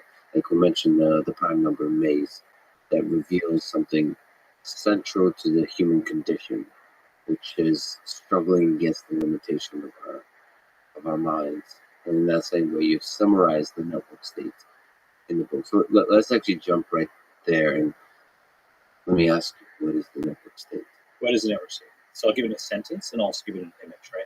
So the informal sentence: the network state is a highly aligned online community with a capacity for collective action that crowdfunds territory around the world and eventually gains diplomatic recognition from pre-existing states. Okay, so just taking those pieces: highly aligned online community. That is not Facebook. That is not Twitter. People don't think of themselves as Facebookers or Twitterians, right? That's just a collection of hundreds of millions of people who just fight each other all day, right? It's a fight club. A company is highly aligned, where you'll put a task into the company Slack, and if you do an all hands, about 100% of the people in the company Slack will do it. So they're highly aligned in that way. But online communities don't tend to be highly aligned. Online communities tend to be like a Game of Thrones fan club or something like that. Or a Twitter account, you might get 0.1% of people engaging with something. It's not 100%. If you combine the degree of alignment of a company with the scale of a community, that's like what a highly aligned, online community is, right? So to get 1,000 or 10,000 people who can collectively do something as simple as just all liking something on Twitter. For example, why would they do that? They're a guild of electrical engineers. They're a guild of graphic designers, and you've got 1,000 people in this guild, and every day somebody is asking a favor from the guild, and the other 999 people are helping them out. For example, I've just launched a new project, or I'd like to get a new job. Can somebody help me? And so you kind of give to get. You're helping other people in the community, and you're kind of building up karma this way. And then sometimes you spend it down. Like Stack Overflow has this karma economy. It's not meant to be an internal economy that is like making tons and tons of money off of. This sort of keeps score, right? That's a highly aligned online community. Then capacity for collective action, I just kind of described that, which is at a minimum, you don't have a highly aligned online community unless you have 1,000 people and you paste in a tweet and 1,000 of them RT or like it. Okay, if you can't even get that, you don't have something. If you do have that, you have the basis for at least collective digital action on something. Okay, and you can think of this as a group of activists. You can think of it as, for example, let's say I mentioned a guild, but let's say they're a group that wants to raise awareness of the fact that life extension is possible. Right, every day there's a new tweet on, I don't know, whether it's Metformin research or Sinclair's work or David Sinclair, right? Andrew Huberman has good stuff here, or there's Longevity VC, there's a bunch of folks working in this area. Every day there's something there, and literally the purpose of this online community is raise the risk of longevity, and of the 1,000 people, 970 go and like that. That's pretty good, right? That's solid. You've got something, or you've got a laser, right? You've got something which you can focus on something, because most of the Web 2 internet is entropic. You go to Hacker News, you go to Reddit, you go to Twitter, and you're immediately struck by the fact it's like 30 random things. random. It's just a box of chocolates. It's meant to be, we're Some of them look delicious. some look delicious. Novelty, we can overconsume novelty, right? So, where we're talking about earlier, the balance between tradition and innovation, right? Here is a different version of that, which is entropy going in a ton of different directions due to novelty versus like focus. It's like heat versus work. Heat is entropic and work, force along a distance, are going in a direction, right? And so if those 30 links on the next version of Hacker News or Reddit or something like so brilliant, it's just that's leveling you up. The 30 things you click, you just gain the skill as a function, right? So these kinds of online communities, I don't know what they look like. They probably don't look like the current social media. They just like, for example, I know it's a meta analogy, but in the 2000s, people thought Facebook for work would look like Facebook. And, David Sachs, founded and sold a company, Yammer, that was partially on that basis. It was fine. It was a $1 billion company. But Facebook for work was actually Slack, right? It looked different. It was more chat focused. It was less image focused.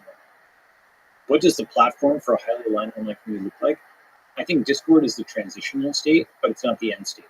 Discord is sort of chatty. The work isn't done in Discord itself, right? The cryptocurrency for tracking, or the crypto karma for sort of tracking people's contributions, is not really done in Discord itself. Discord was not built for that. And I don't know what that UX looks like. Maybe it looks like tasks, maybe it looks like something different. Okay. So wait. Let me linger on this, because you're actually, some people might not be even familiar with Discord or Slack and so on. Mm-hmm. Even these platforms have like communities associated with them. Yes. Meaning the meta community of people who are aware of the feature set, and that you can do a thing, that this is a thing, and then you can do a thing with it. Discord, like when I first realized it, I think it was born out of the gaming world. Yes. It's like, holy shit, this is like a thing. There's a lot of people that use this. Right. There's also a culture that's very difficult to escape that's associated with Discord that spans all the different communities within Discord. Reddit is the same.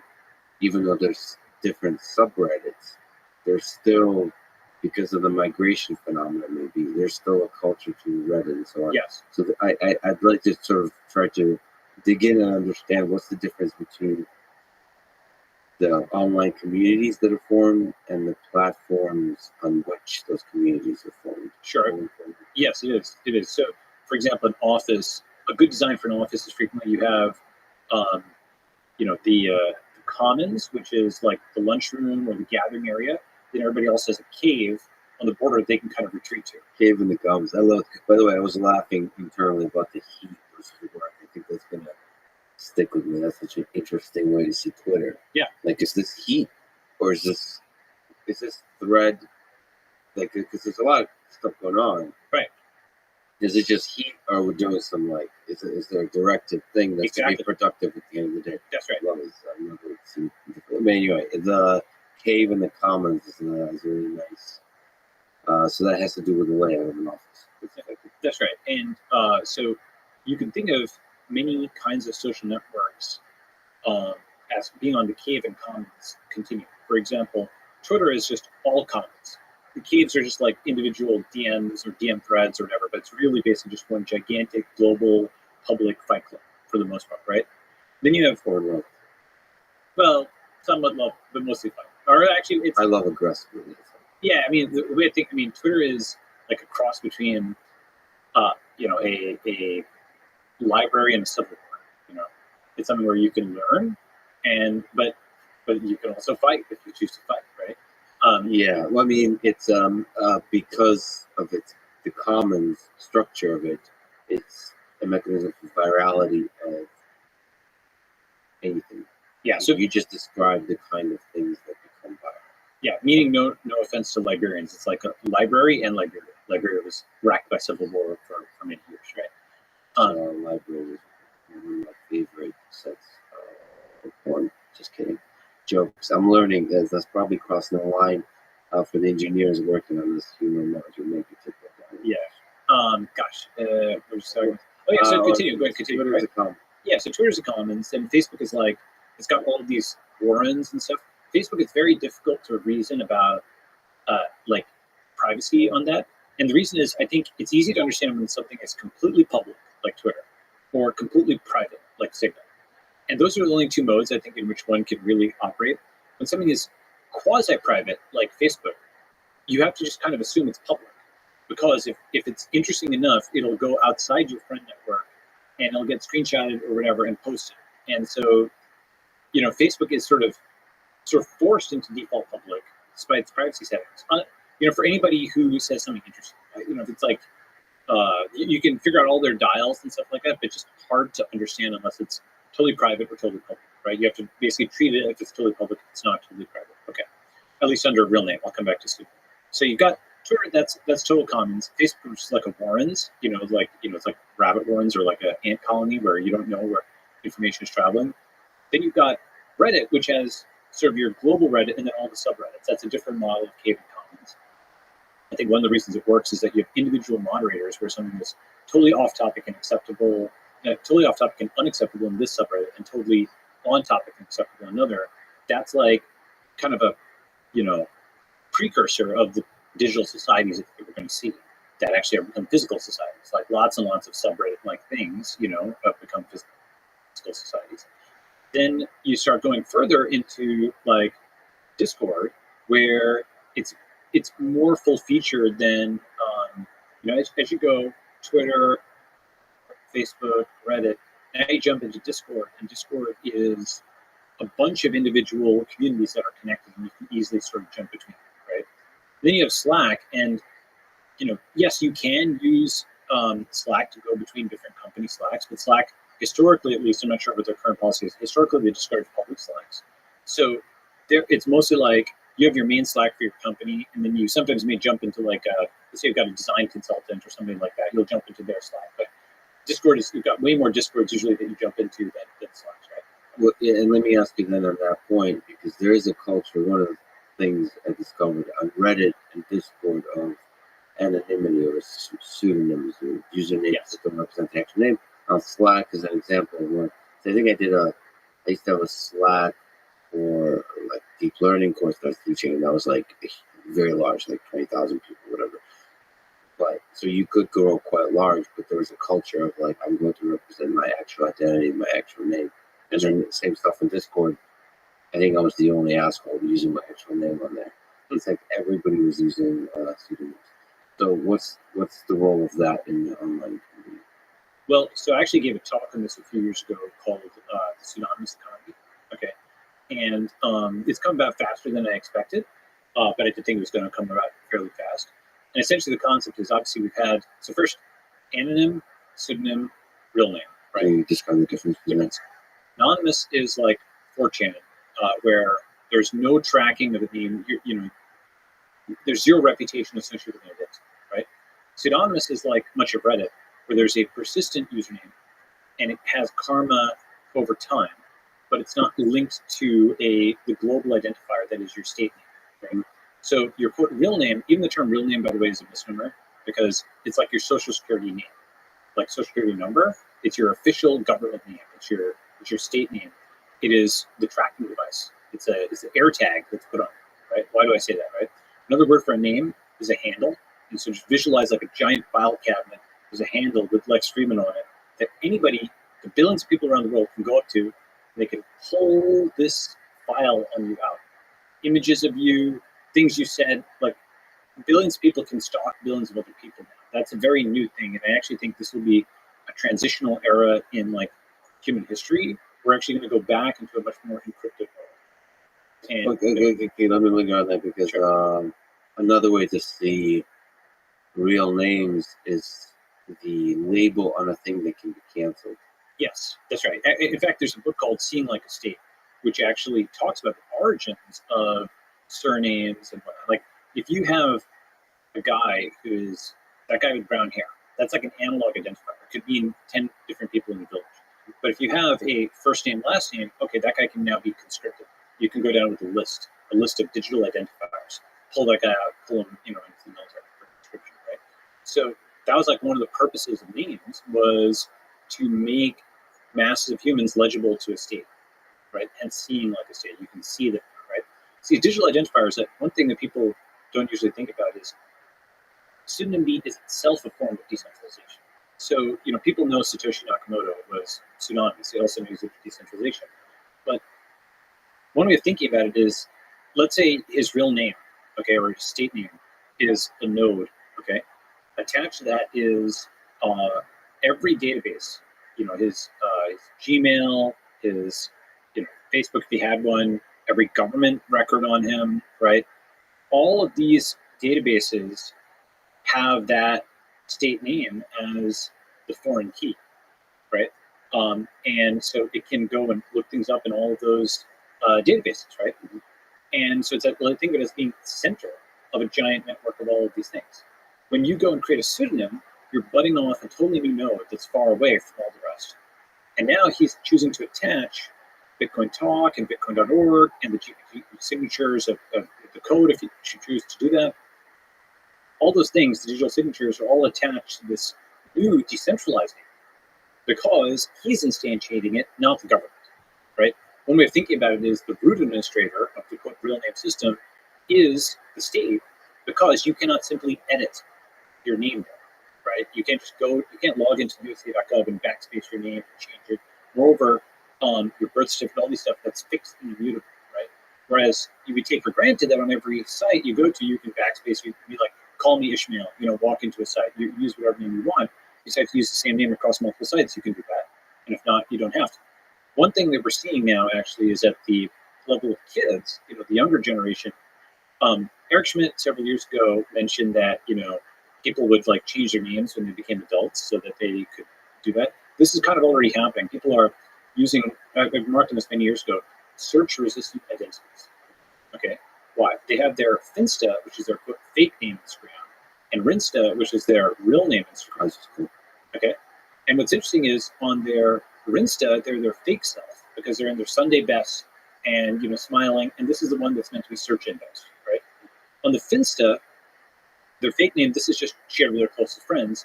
They're their real self, and they're hanging out at parties or whatever, And so this way, they've got something which is a public persona and a private persona, right? The public persona that's search indexed, and the private persona that is private for friends, right? And so organically, people are, like Gene Jacobs talks about like cities and how they're organic and like some of the mid 20th century guys, the architecture they had removed shade from like awnings and stuff like that got removed. So this is like the restoration of like awnings and shade and structures, so that you're not always exposed to the all-seeing web crawler that I have Sauron, which is like Googlebot just indexing everything. These are search-resistant identities, and that like I just sort of passes over you, like the Terminator, like in the Terminator, I just kind of passes over you, right? So search-resistant identity is not pulled up, it's not indexed, right? And now you can be your real self. And so we've had this kind of thing for a while with communication. The new thing is that cryptocurrency has allowed us to do it for transaction, hence the pseudonymous economy, right? And you go from anonymous, pseudonymous, real name. These each have their different purposes. But the new concept is that pseudonym. You can have multiple of them, by the way. Your ENS name, you can have it under your quote, real name or state name, like Lex Friedman by DTH. But you can also be punk6529.u.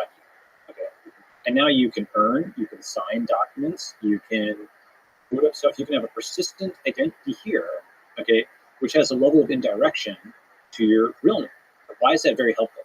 Because now it's harder to both discriminate against you and cancel you. Concerns of various factions are actually obviated or at least partially addressed by going pseudonymous as default, right? It is the opposite of bring your whole self to work. It's bring only your necessary self to work, right? Only show those credentials that you need, right? Now, of course, anybody who's in cryptocurrency understands Satoshi Nakamoto and so on is for this. But actually, many progressives are for this as well. Why? Ban the boxes. It's like you're not supposed to ask about like felony convictions when somebody is being hired because they've served their time, right? Or you're not supposed to ask about immigration status or marital status in an interview. People have this concept of blind auditions where if a woman is auditioning for like a violin seat, they put it behind a curtain so they can't downgrade her for playing. So her performance is judged on the merits of its audible quality, not in terms of who this person is. So this way they don't discriminate versus male or female for who's getting a violin position. So you combine those concepts like ban the box, not asking these various questions, blind auditions, and then also the concept of implicit bias. Like if you believe this research, people are unconsciously biased towards other folks, right? Okay, so you take all that, you take Satoshi, and you put it together, and you say, okay, let's use pseudonyms. That actually takes unconscious bias even off the table, right? Because now you have genuine global equality of opportunity. Moreover, you have all these people, billions of people around the world that might speak with accents, but they type without them. And now, if they're pseudonymous, you are discriminating against them, right? Moreover, with AI, very soon, the AI version of Zoom, you'll be able to be whoever you want to be and speak in whatever voice you want to speak in, right? And that'll happen in real time. So I mean, this is really interesting. But for Finsta and Rinsta, there's some sense in which the fake background you're saying is where you can be your real self. But my question is, under a pseudonym or when you're completely anonymous, is there some sense where you're not actually being your real self? That as a social entity, I think it is, human beings are fundamentally social creatures. Mhm. And for us to be social creatures, there is some sense in which we have to have a consistent identity that can be canceled, that can be criticized or applauded in society, and that identity persists through time. So, is there some sense in which we would not be our full, beautiful human selves unless we have a lifelong, consistent real name attached to us in the digital world? So this is a complicated topic, but let me make a few remarks. First is real names, quote unquote, state names, were not built for the internet. They're actually state names, right? It's actually a great way of thinking about Social Security, right? So your state name, your official name, was not built for the internet. Why? They give both too much information and too little. Okay, so too much information because someone with your name can find out all kinds of stuff about you. Like, for example, if someone doesn't want to be stalked, right? Their real name is out there, the stalker knows it. They can find address information, all this other kind of stuff, right? And with all these hacks that are happening, just every day we see another hack, massive hack, etc. That real name can be indexed into data that was supposed to be private, right? Like, for example, the Office of Personnel Management, like the government, the U.S. government, many governments actually, are like a combination of the surveillance state and the Keystone Cops, right? Why? They slope up all the information and then they can't secure it, so it leaks out the back door.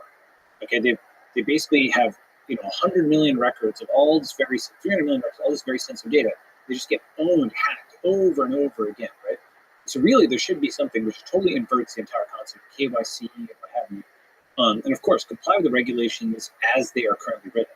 But also, you should argue privacy over KYC. The government should not be able to collect what it can't secure. It's slurping up all this information. It's completely unable to secure it. It's hacked over and over again. China probably has the entire opium file. And it's not just that, like Texas is hacked.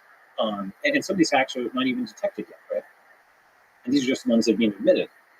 And so, what happens is criminals can just run this stuff and find, okay, so that guy who's got that net worth online, he merges various databases, they've got a bunch of addresses to go and hit. Okay. So in that sense, real names state names were not built for the internet, they just give too much information. In our actually existing internet environment, they give too much information. On the other hand, they also give too little. Why? If instead you give out lexfriedman.eth, okay, or a similar crypto domain name or Urbit name or something like that, now that's actually more like a DNS. Okay. First, if you've got a lexfriedman.eth, what can you do that? Some you can do today, some you'll soon be able to do. You can pay lexfriedman.eth, you can message lexfriedman.eth, you can look it up like a social profile, you can send files to it, you can upload and download. Basically, it combines aspects of an email address, a website, a username, et cetera, et cetera. But eventually, I think you'll go from email to phone number to EMS address or something like that as the primary online identifier, because this is actually a programmable name, right? Whereas a state name is not. Think about it, like a state name will have apostrophes perhaps in it, or is that your middle name? That was a format that was developed for the paper world, right? Whereas the ENS name is developed with Nolan. Now, the reason to say ENS or something like it, somebody in a village, their name might be Smith because they were a blacksmith, or a potter because they were a potter, right? The same, I think your surname, right now, for many people, it's .eth, and that reflects the Ethereum. Your surname online will carry information about you. Like .sol says something different about you. .btc says something different. They were going to have a massive fractionation of this over time. We're still in the very earliest days of our internet civilization, right? 100, 200 years from now, those surnames may be as informative as, say, Chen or Friedman or Srinivasan in terms of what information they carry. Because the protocol, it's a civilization fundamentally that you associate.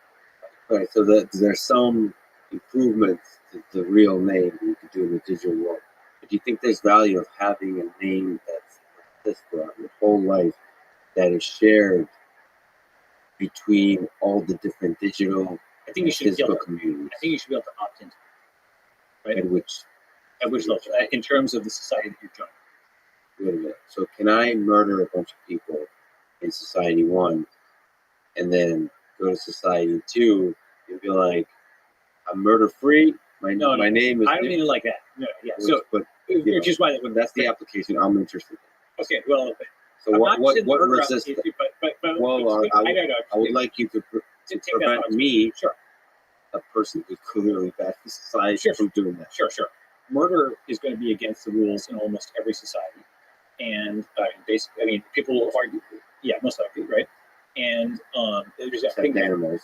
Well, I'm thinking like the Aztecs or the Mayas or something like that. It's very, Soviet Union. There's weird edge case. Yeah, there's societies, unfortunately, that have actually. That's why I asked Krista. But let's say murder is something that Society 1 probably has effectively a social smart contract or a social contract that says that's illegal, therefore you're in jail, therefore you're deprived of the right to exit. But upon entry into that society, in theory, you would have said, okay, I accept this quote social contract, right? Obviously, if I kill somebody, I can't leave. Okay, so you've accepted upon crossing the border into that, right? Now, as I mentioned, like what is murder? Like people will, there's an obvious answer, but as I said, there's been human sacrifices in societies. Communism, they kill lots of people. Nazism, they kill lots of people. Unfortunately, there's quite a lot of societies. I wanted to say it's an edge case, but maybe many of the 20th century societies around the world have institutionalized some kind of murder, whether it was the Red Terror in the Soviet Union, or obviously the Holocaust, or the Cultural Revolution, or Year Zero, and so on and so forth. Right? So my point there is that who's committing all these murders? It was the state, it was the organization that one is implicitly trusting them to track you, right? And how do they commit these murders? Well, how did Lenin, the hanging order? I'm talking about the hanging order for the kulaks. Yes. Okay, the famous hanging order, which actually showed they were actually bloodthirsty. The key thing was he said, here's a list of all the rich men, the kulaks, who killed them. The real names, the state names were what facilitated the murder. They didn't prevent the murderers, right? So my point is, just in the ethical weighting of it, it's a two-sided thing, right? You're right that the tracking can, prevent disorganized murders, but the tracking facilitates, unfortunately, organized murders. Lists of undesirables were the primary tool of all of these oppressive states in the defense. You see my point? I see your point, and it's a very strong point.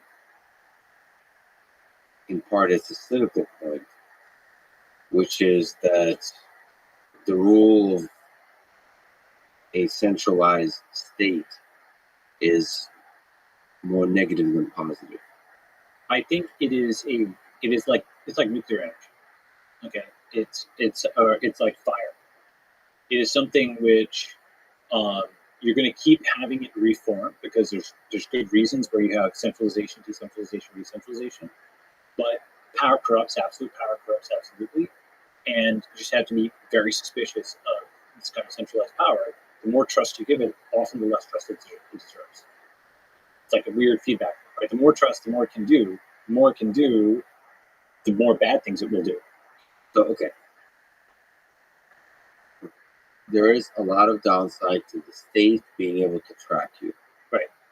And history teaches us lessons when at a large scale, especially in the 20th century, at the largest of scale, a state can commit a large amount of murder and suffering. and by the way, history isn't over. If you think about what the Chinese are building on this, right? That surveillance state, it's not just tracking your name; it's tracking everything. You know, like WeChat is essentially like it. It is all the convenience and none of the freedom. So that's the downside. But don't you? The question is, I think, probably fundamentally about the human nature of an individual, of how much murder there would be if we can just disappear every time we murder. Well, I at mean, the individual level. So the issue is basically like once one realizes that the moral trade-off has two poles to it, right? And moral that basically centralized organized murder has. I mean, if we add up all the disorganized murder of the 20th century, it's probably significantly less than the organized murder that these states facilitated, right? And probably by R.J. Rommel has this thing called democide, right? The thing is, it's so grim, right? Because it's saying like one death is a tragedy, a million is a statistic, right? These are just incalculable tragedies that we can't even understand. But nevertheless, engaging with it, I don't know, is the ratio 10x? Is it 100x? I wouldn't be surprised if it's 100x. Yeah, but have you seen the viciousness, the negativity, the division within online communities that have anonymity? So that's the thing. It's basically, there's also a Scylla and a Sherlock's. I'm not, when you see what centralization can do, and you correct in the direction of decentralization, you can overcorrect with decentralization and you get anarchy. And this is basically, then you want to re-centralize, right? And this is the, I think it's the Romance of the Three Kingdoms, the empire long united must divide, the empire long divided must unite. That's always the way, right? So what's going to happen is we will state certain verbal principles, right? And then the question is where in state space you are. Are you too centralized? Well, then, okay, you want to decentralize. And are you too decentralized? Then we want to centralize and maybe track them, right? And people will opt into more tracking because they will get something from that tracking, which is a great use of society. So it's kind of like saying, are we going north or south? And the answer is like, what's our destination? Where's our current position in the civilizational state space? Well, my main question, I guess, is does creating a network state escape from some of the flaws of human nature? The reason you got Nazi Germany is a large-scale resentment of the different explanations for that resentment that's ultimately losing the heart of each individual that made up the entirety of Nazi Germany. And it had a charismatic leader that was able to channel that resentment into action, into actual policies, into actual political and military movements. Did you not have the same kind of thing in digital communities as well? Have you heard the term argumentum ad Hitler, or like Godwin's law, or something like? It's something where if the reference point is Hitler, it's this thing where a lot of things break down. But I do think, look, is there any? Did Bitcoin manage to get where it was without a single shot being fired? To my knowledge, yes. Right? Did Google manage to get to where it is without shots being fired? Absolutely. And while a lot of shots were being fired elsewhere in the world. Sure. But who's firing those shots? The states, right? Yeah. But that's because Bitcoin and Google are a tiny minority of communities. It's like the icing on the cake of human civilization. Sure. Basically, any technology. You can use a hammer to go and hit somebody with it, right? I'm not saying every technology is equally destructive or what have you, but you can conceive of. It's kind of like Rule 34, but for technology, right? You can probably figure out your ability to reference brilliant things throughout is quite admirable. Yes. But anyway, sorry, Rule 34 for technology. Rule 34, but for abusive technology, you can always come up with a Black Mirror version of something. And in fact, there is this kind of funny tweet, which is like a sci-fi author. My book, Don't Invent the Torment Nexus, was meant to be a cautionary tale on what would happen if society invented the torment nexus. And then it's like, tech guys, at long last, we have created the torment nexus. Right? And so the thing is that simply describing something, some abuse, unfortunately, after the initial shock wears off, people will unconsciously think of it as sort of an attractor in the space, right? It's like, I'll give you some examples, like, Minority Report had the gesture thing, right? And the Connect was based on that. So the dystopian movie that had this cool kind of thing and people, kind of keyed off, right? Or people have said that movies like Full Metal Jacket, that was meant to be, in my understanding, is meant to be like an anti-war movie, but lots of soldiers just love it, despite the fact that the drill sergeant's actually depicted as a bad guy, right? For the sort of portrayal of that kind of environment, right? So I'm just saying, it's like giving the vision of like the digital Hitler or whatever is not actually a vision I want to paint. I do think is it everything is possible. Obviously, ISIS uses the internet, right? Like, is it? Yeah, we're not bringing up Hitler in a shallow argument. We're bringing up Hitler in a long, empathetic, relaxed discussion. Sure, Which is different, which is where Hitler can live in a healthy way. So there's deep lessons in Hitler and Nazi Germany, as there is in Stalin. Yes. Okay, so in many ways, and this is a very superficial way of talking about it, but this is exit is the anti-genocide technology, right? Because exit is the route of the politically powerless. Exit is not. People always say, "Oh, exit is for the rich," or it's actually not true. Most immigrants equals most immigrants are not rich. They're politically powerless. You described exit. What is exit? So there's this book which I reference a lot. I like it, called "Exit, Voice, and Loyalty" by Albert Hirschman. Okay, he essentially says, and I gave this talk in 2013 that goes through this Weissy Starb School, but just to describe these: voice is reform, exit is alternatives. For example, in the context of an open source project, voice is submitting a bug, and exit is forking. In a company, voice is you're saying, hey, here's a ticket, okay, that I'd like to get solved, and exit is taking your business elsewhere, okay. At level of corporate governance, voice is board of directors vote, and exit is selling your shares, right? In a country, voice is a vote, and exit is migration, okay. And I do think that the two forces we talk about a lot, democracy and capitalism, are useful forces. But there's a third, which is migration, right? So you can vote with your ballot, you can vote with your wallet, you can vote with your feet. Wallet has some aspects of exit built into it. But voting with your feet actually has some aspects of voice built into it, because when you leave, it's like an amplifier on your vote. You might say 10 things. When you actually leave, then people take what you said seriously. You're not just like complaining or whatever. You actually left San Francisco because it was so bad on this and this issue, and you've actually voted with your feet. It is manifest preference as opposed to stated preference. So voice versus exit is this interesting dichotomy. Do you try to reform the system, or do you exit it and build a new one, or seek an alternative? And then loyalty modulates this, where if you are a patriot, as part of the initial part of your conversation, right? Like, are you a traitor? You're giving up on our great thing, or whatever, right? And people will push those buttons to get people to stay. That's like, I usually the bad version. Let's say a common version. Sometimes good, sometimes good. But then there's the good version, which is, maybe the price is down right now, but you believe in the cause. So even if they're, on paper, you would rationally exit. You believe in this thing, and you're going to stick with it. Okay. So loyalty can be, again, good or bad, but it kind of modulates the trade-off between voice and exit. Okay. So given that framework, we can think of a lot of problems in terms of, am I going to use voice or exit or some combination of that? Because they're not mutually exclusive. It's kind of like, left and right sides use both together. I think that one of the biggest things the internet does is it increases microeconomic leverage, and therefore increases exit in every respect of life. For example, on every phone, you can pick between Lyft and Uber, right? When you're at the store, you see a price on the shelf and you can comparison shop, right?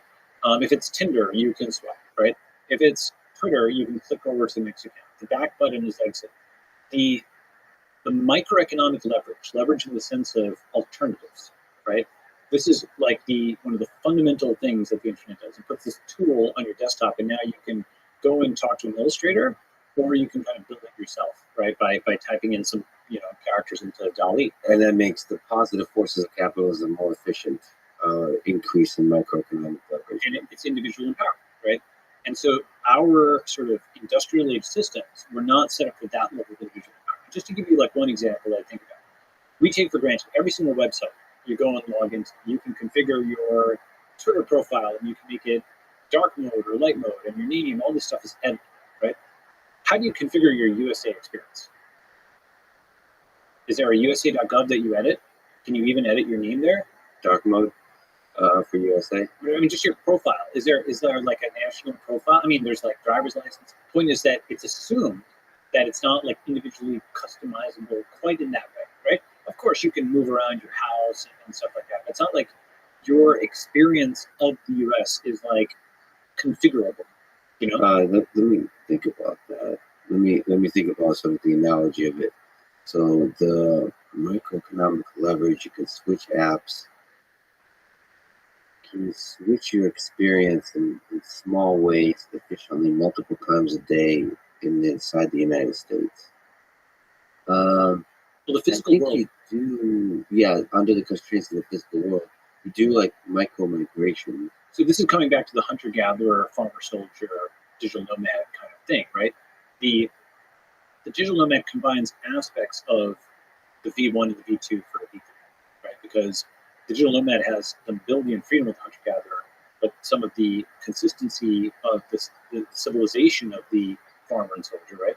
But coming back to this, like, one other thing about it is, in the 1950s, if a guy in assembly line might literally push the same button for 30 years, okay? Whereas today, you're pushing a different key every second, right? That's like one version of like microeconomic leverage. Another version is, you know, in the 1980s, I mean, didn't have Google Maps, right? So you could just like discover things off the path. People would just essentially do, you know, home to work and work to home and home to work, and a trip had to be planned, right? They were contained within a region of space, or you do home to school, school to home, home to school. You know, it wasn't like you went and explored the map. Most people didn't, right? They were highly canalized, okay? Meaning, you know, that it was just back and forth, very routine, just like the push the button, trapped within this very small piece, and also trapped within this large country because it was hard to travel between countries. Again, you know, of course, there were vacations, of course, there was some degree of news and so on. Your mobility wasn't completely crushed, but it was actually quite low, okay, relatively speaking. Just you were trapped in a way that you weren't even really thinking about. Okay? And now that map is opened up. Now you can see the whole map. You can go all over the place. You know, I don't have the data to show it, but I'd be shocked if the average person didn't go to more places, wasn't, you know, doing more, you know, going to more restaurants and things like that today than they were in the 80s, simply because the map is open.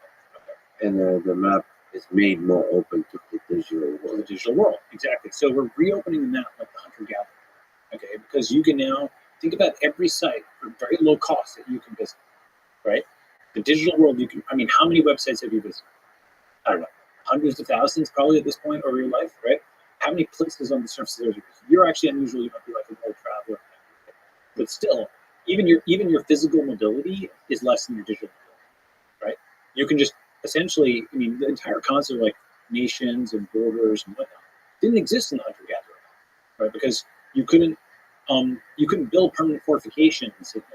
Even nations as we currently think of them with like demarcated borders, you needed cartography, you needed maps, right? That stuff didn't exist for a long time. You just had a sort of a fuzzy area of, we kind of control this territory and these guys are on the other side of the river, okay? I think just to, I don't want to digress too much, but yeah.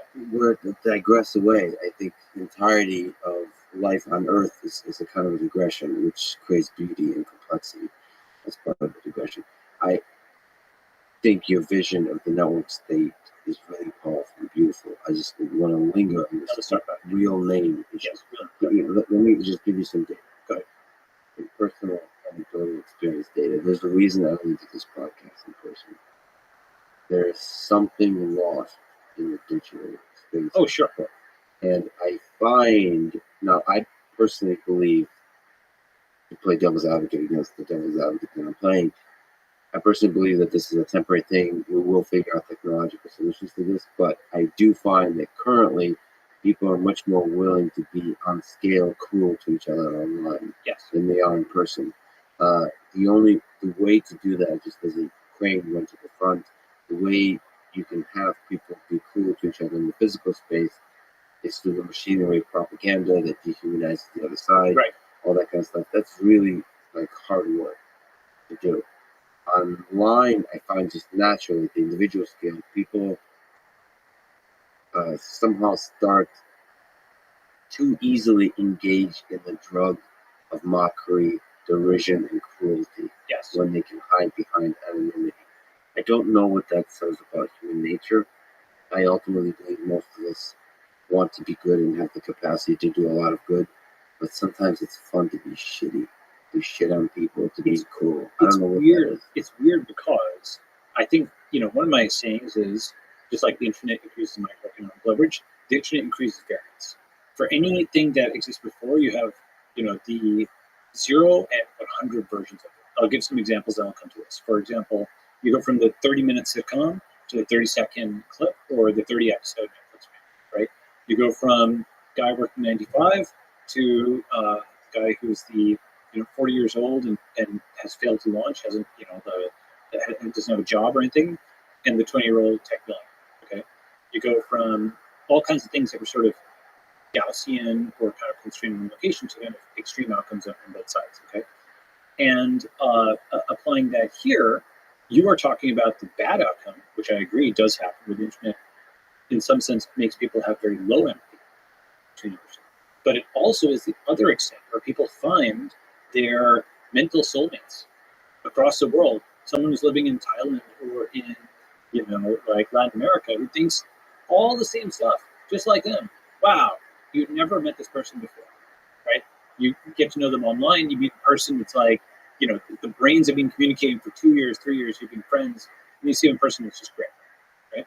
So it's not just the total lack of empathy, it is frankly far more empathy than you would be able to build usually with an in-person conversation in the 80s or the 90s with someone on the other side of the world, because you might not even know their visas or their country or not even know they existed. How did you get them to find each other and so on and so forth, right? So it is kind of both. It is tearing society apart and it's putting it back together, both at the same time. My main concern is this. What I see is that young people are for some reason more willing to engage in the drug of cruelty online under the veil of anonymity. That's what you're seeing public, but you're not seeing the private chats. Like it's a Well, I work for the intelligence agency, okay. so I'm You see the private chats. I mean, I'm collecting all your data. Yes, but you can intuit stuff, and I don't think I'm being very selective. I mean, if you just look at the young folks, I mean, I am very concerned about the intellectual, psychological growth of young men and women. So I'm not disagreeing with you on this. I am saying, however, there is a positive there that once we see it, we can try to amplify that. Yes, with technology. Yes. Yes. But I'm just saying the very, very basic technology. I get stuff I code up over the weekend kind of thing.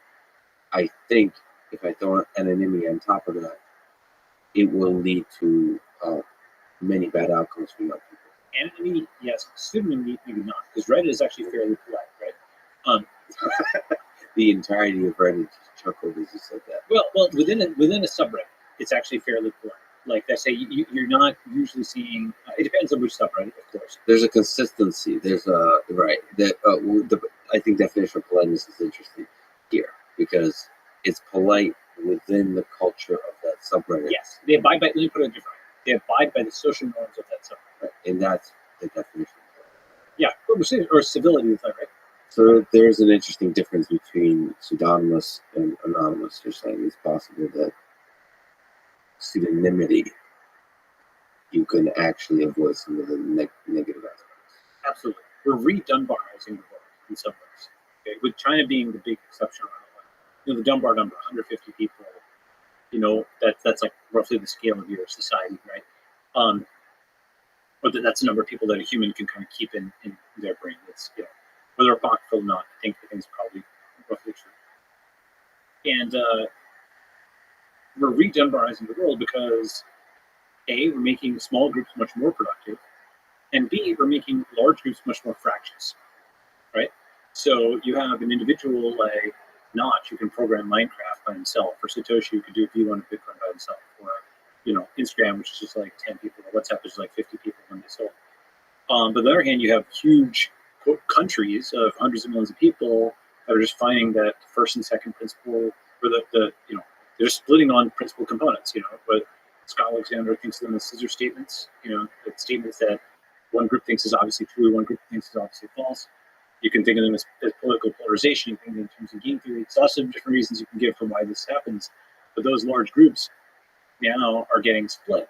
And so you have both the unsustainability of these large sort of artificial groups and the productivity of these small organic ones. And so that is kind of, it's like sort of obvious that's the direction of civilizational rebirth. You just need to kind of There's so many beautiful, just like, you mentioned chocolates, right? Advertising themselves. Your entirety of speech is an intellectual, like, box of chocolates. But okay, so I don't think we finished defining the network state. Let's like linger on the definition. You gave the one sentence statement, which I think essentially encapsulated the online nature of it. I forget what else. Can we just try to bring more richness to this definition of how you think about the network state? Absolutely. So that informal sentence is a network state is a highly aligned online community with a capacity for collective action that crowdfunds territory around the world and eventually gains diplomatic recognition from pre-existing states. So we talked about was the alignment of online communities and the capacity for collective action. Yep.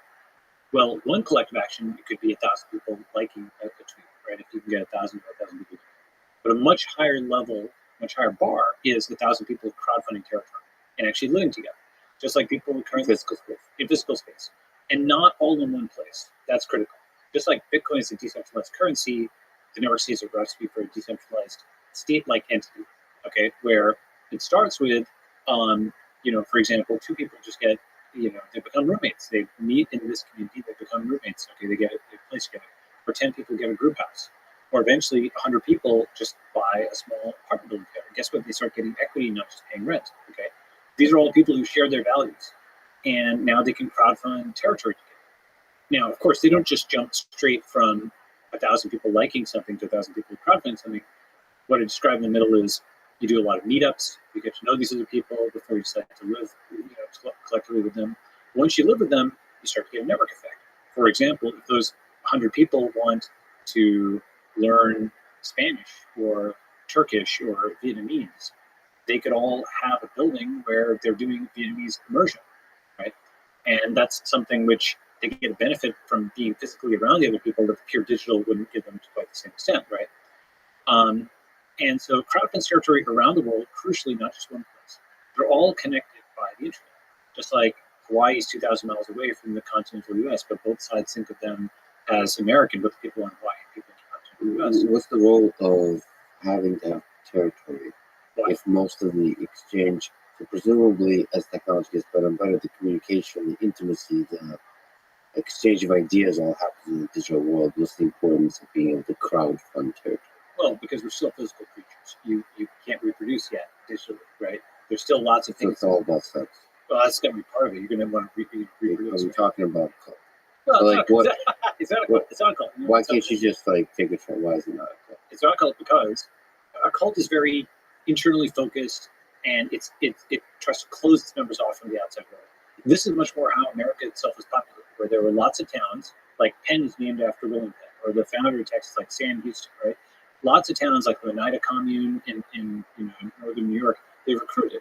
They became a town, and they became actually the Oneida glassware company, kind of makes glassware out of it. All of these communities that were opt-in voluntary communities were not simply like cults that were closed off from the world. They were meant to set an example to the world of what virtuous living looked like, and they're trying to recruit from the rest of the world. They were exporting goods to the rest of the world, right? So it's yes, reproduction, it's marriage and kids and so on, but it's also just hanging out, and it is just, the physical world is very high bandwidth. There's lots of stuff. It's fun to just go and have a dinner in person, just to hang out, to build things. Moreover, there's also lots of innovation that can only take place in the physical world. Look, one of my sayings in the book is cloud first, land last, but not land now. Okay. In many ways, one of the problems the book solves is Thiel's problem of, we have innovation in bits, but not in atoms, right? We can build $1 billion company online, but we need 1 billion permits to build in San Francisco, right? How do you reconcile that? Well, what is stopping the innovation in atoms? It is a thicket of regulations. What are those regulations? Ultimately, a social construction. If you lean into the whole deconstructionist school of thinking, you can deconstruct and then reconstruct the state itself, given sufficient social consensus online. Okay, if the population of Nevada had 100% consensus, you could just dissolve every law in Nevada in theory and then build new ones.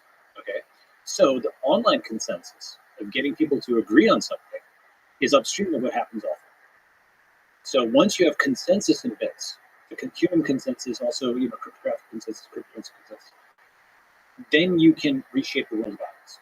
The reason we can't reshape the world of atoms right now is because you don't have that consensus of minds. Okay, for example, in SF, anything you do, there's going to be 50% of people who are against you. That's just a recipe for gridlock.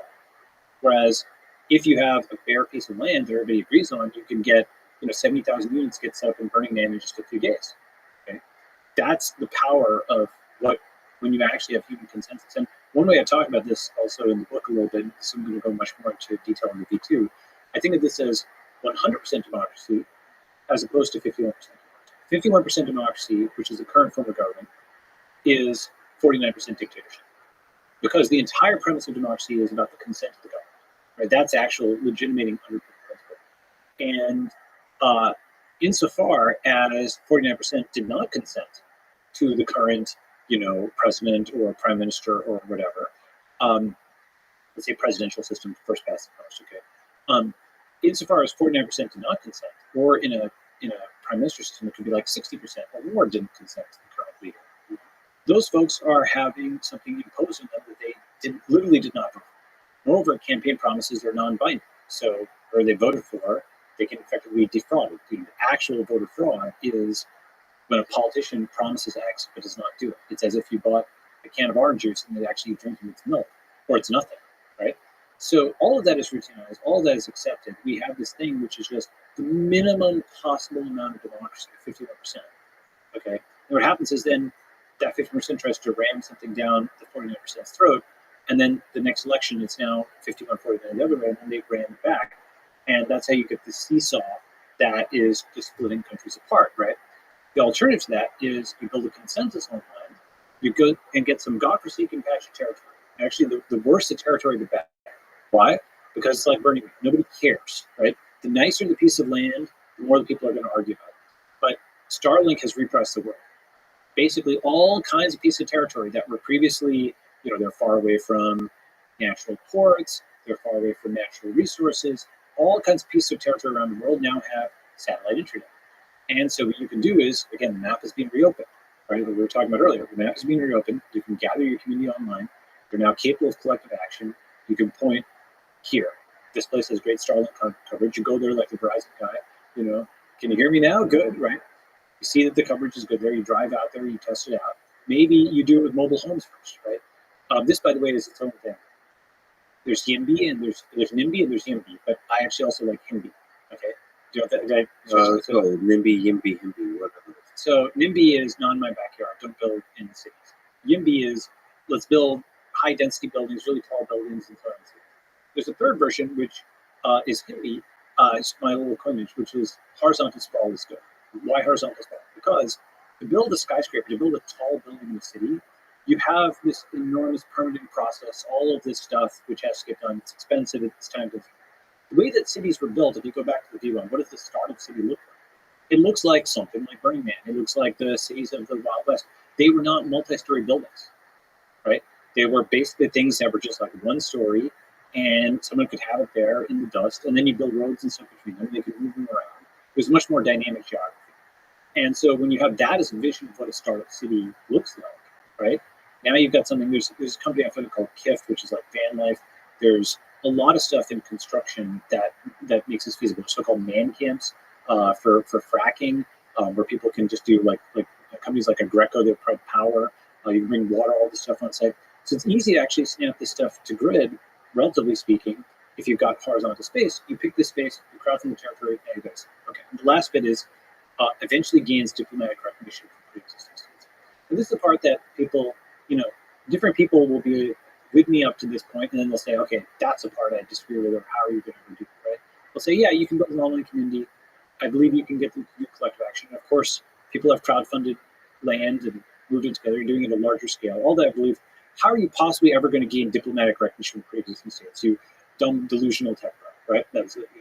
Okay, and that's about the tone of it as well. Right? And so, first, I would say sovereigns are already out for business. They're inking deals. Okay, Nevada inked a deal with Tesla to build the Gigafactory. El Salvador has Bitcoin as its national currency. Wyoming has done the DAO law, where Ethereum is now recognized, where you can have on-chain corporations that are recognized by Wyoming. Virginia and New York negotiated with Amazon for HQ2. Tuvalu signed a deal with GoDaddy for the .tv.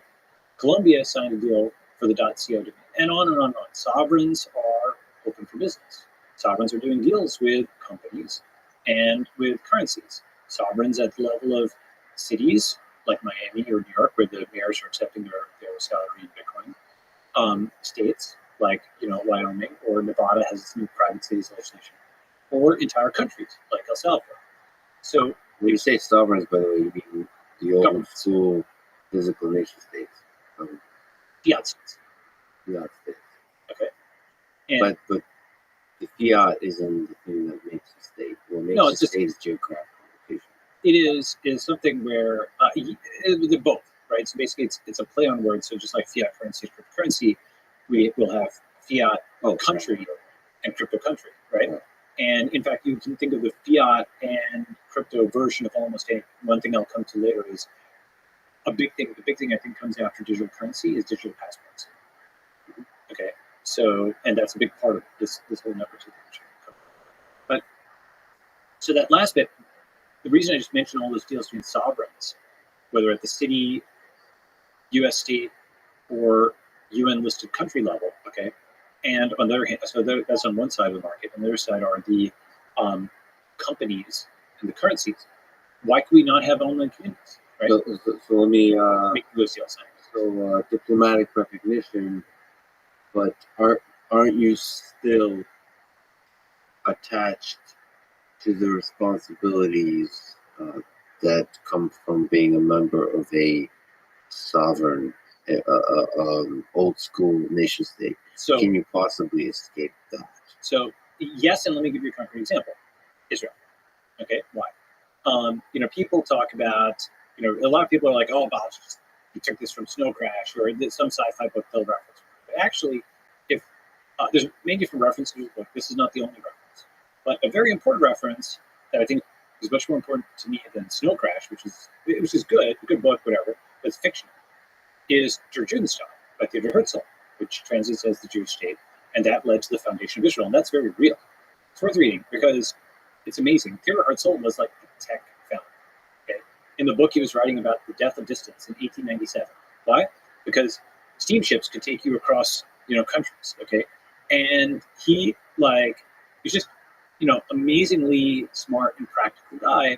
We just handle all these various objections, and he said, look, the Jewish people, our choices are either A, assimilate, go with the culture, or B, some people are thinking communism is a good idea. I disagree with that. We should do C, build our own country, right? And that was considered totally crazy. What he did was he, A, wrote a book, B, started a fund, C, organized a semi-annual conference, the World Zionist Congress, and the fund and the Congress are still going today. Crucially, there were a bunch of intermediate stages between the book and the idea and then the actual state of Israel in 1947. For example, the folks who were committed Zionists got together and started crowdfunding territory that is now Palestine. And in fact, though, Palestine was only one choice. In the book, they also had Argentina as a choice. So this is my concept: cloud first, land last, and the land's a parameter you can choose. Right? Other places that were considered at various points, like Madagascar, Benson, the former Soviet Union. Right? So the land was a parameter.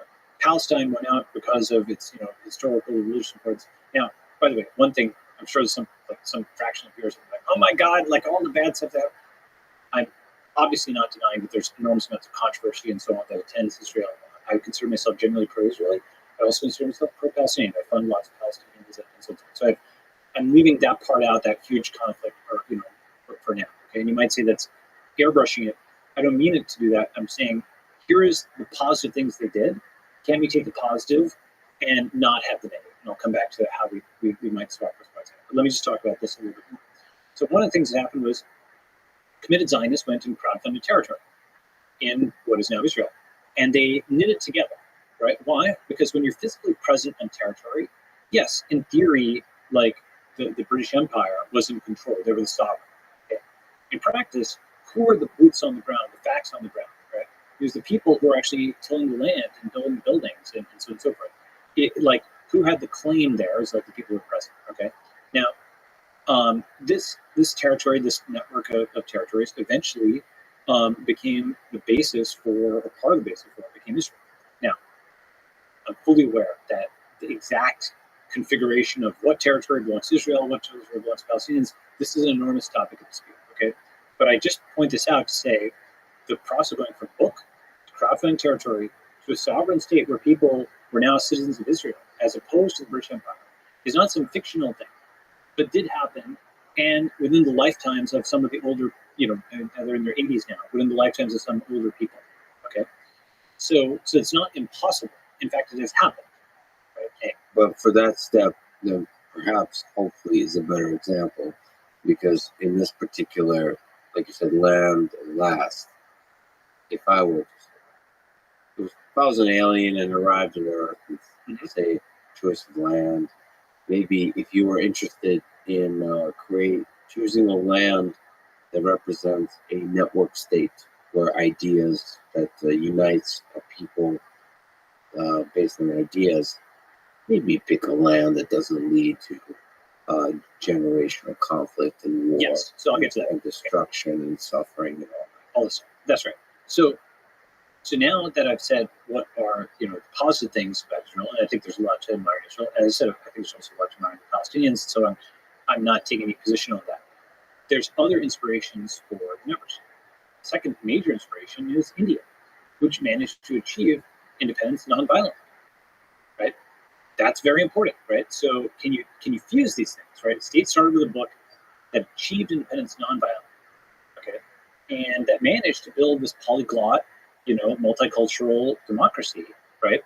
That does, India has its flaws, but it does manage to have human rights of lots of people respected and what have you, right?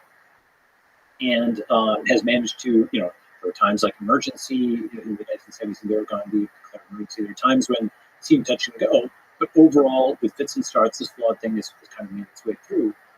And the third inspiration is Singapore with Lee Kuan Yew, who built a city-state from nothing. I shouldn't say from nothing. Okay, there was something there, but let's say built one of the richest countries in the world without huge amounts of natural resources, in the middle of a zone where there was lots of communist revolution going on.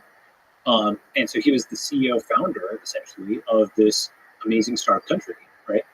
And, finally, of course, America, which has too many influences to name on things we talked about, the nation of immigrants, obviously the Constitution and so on.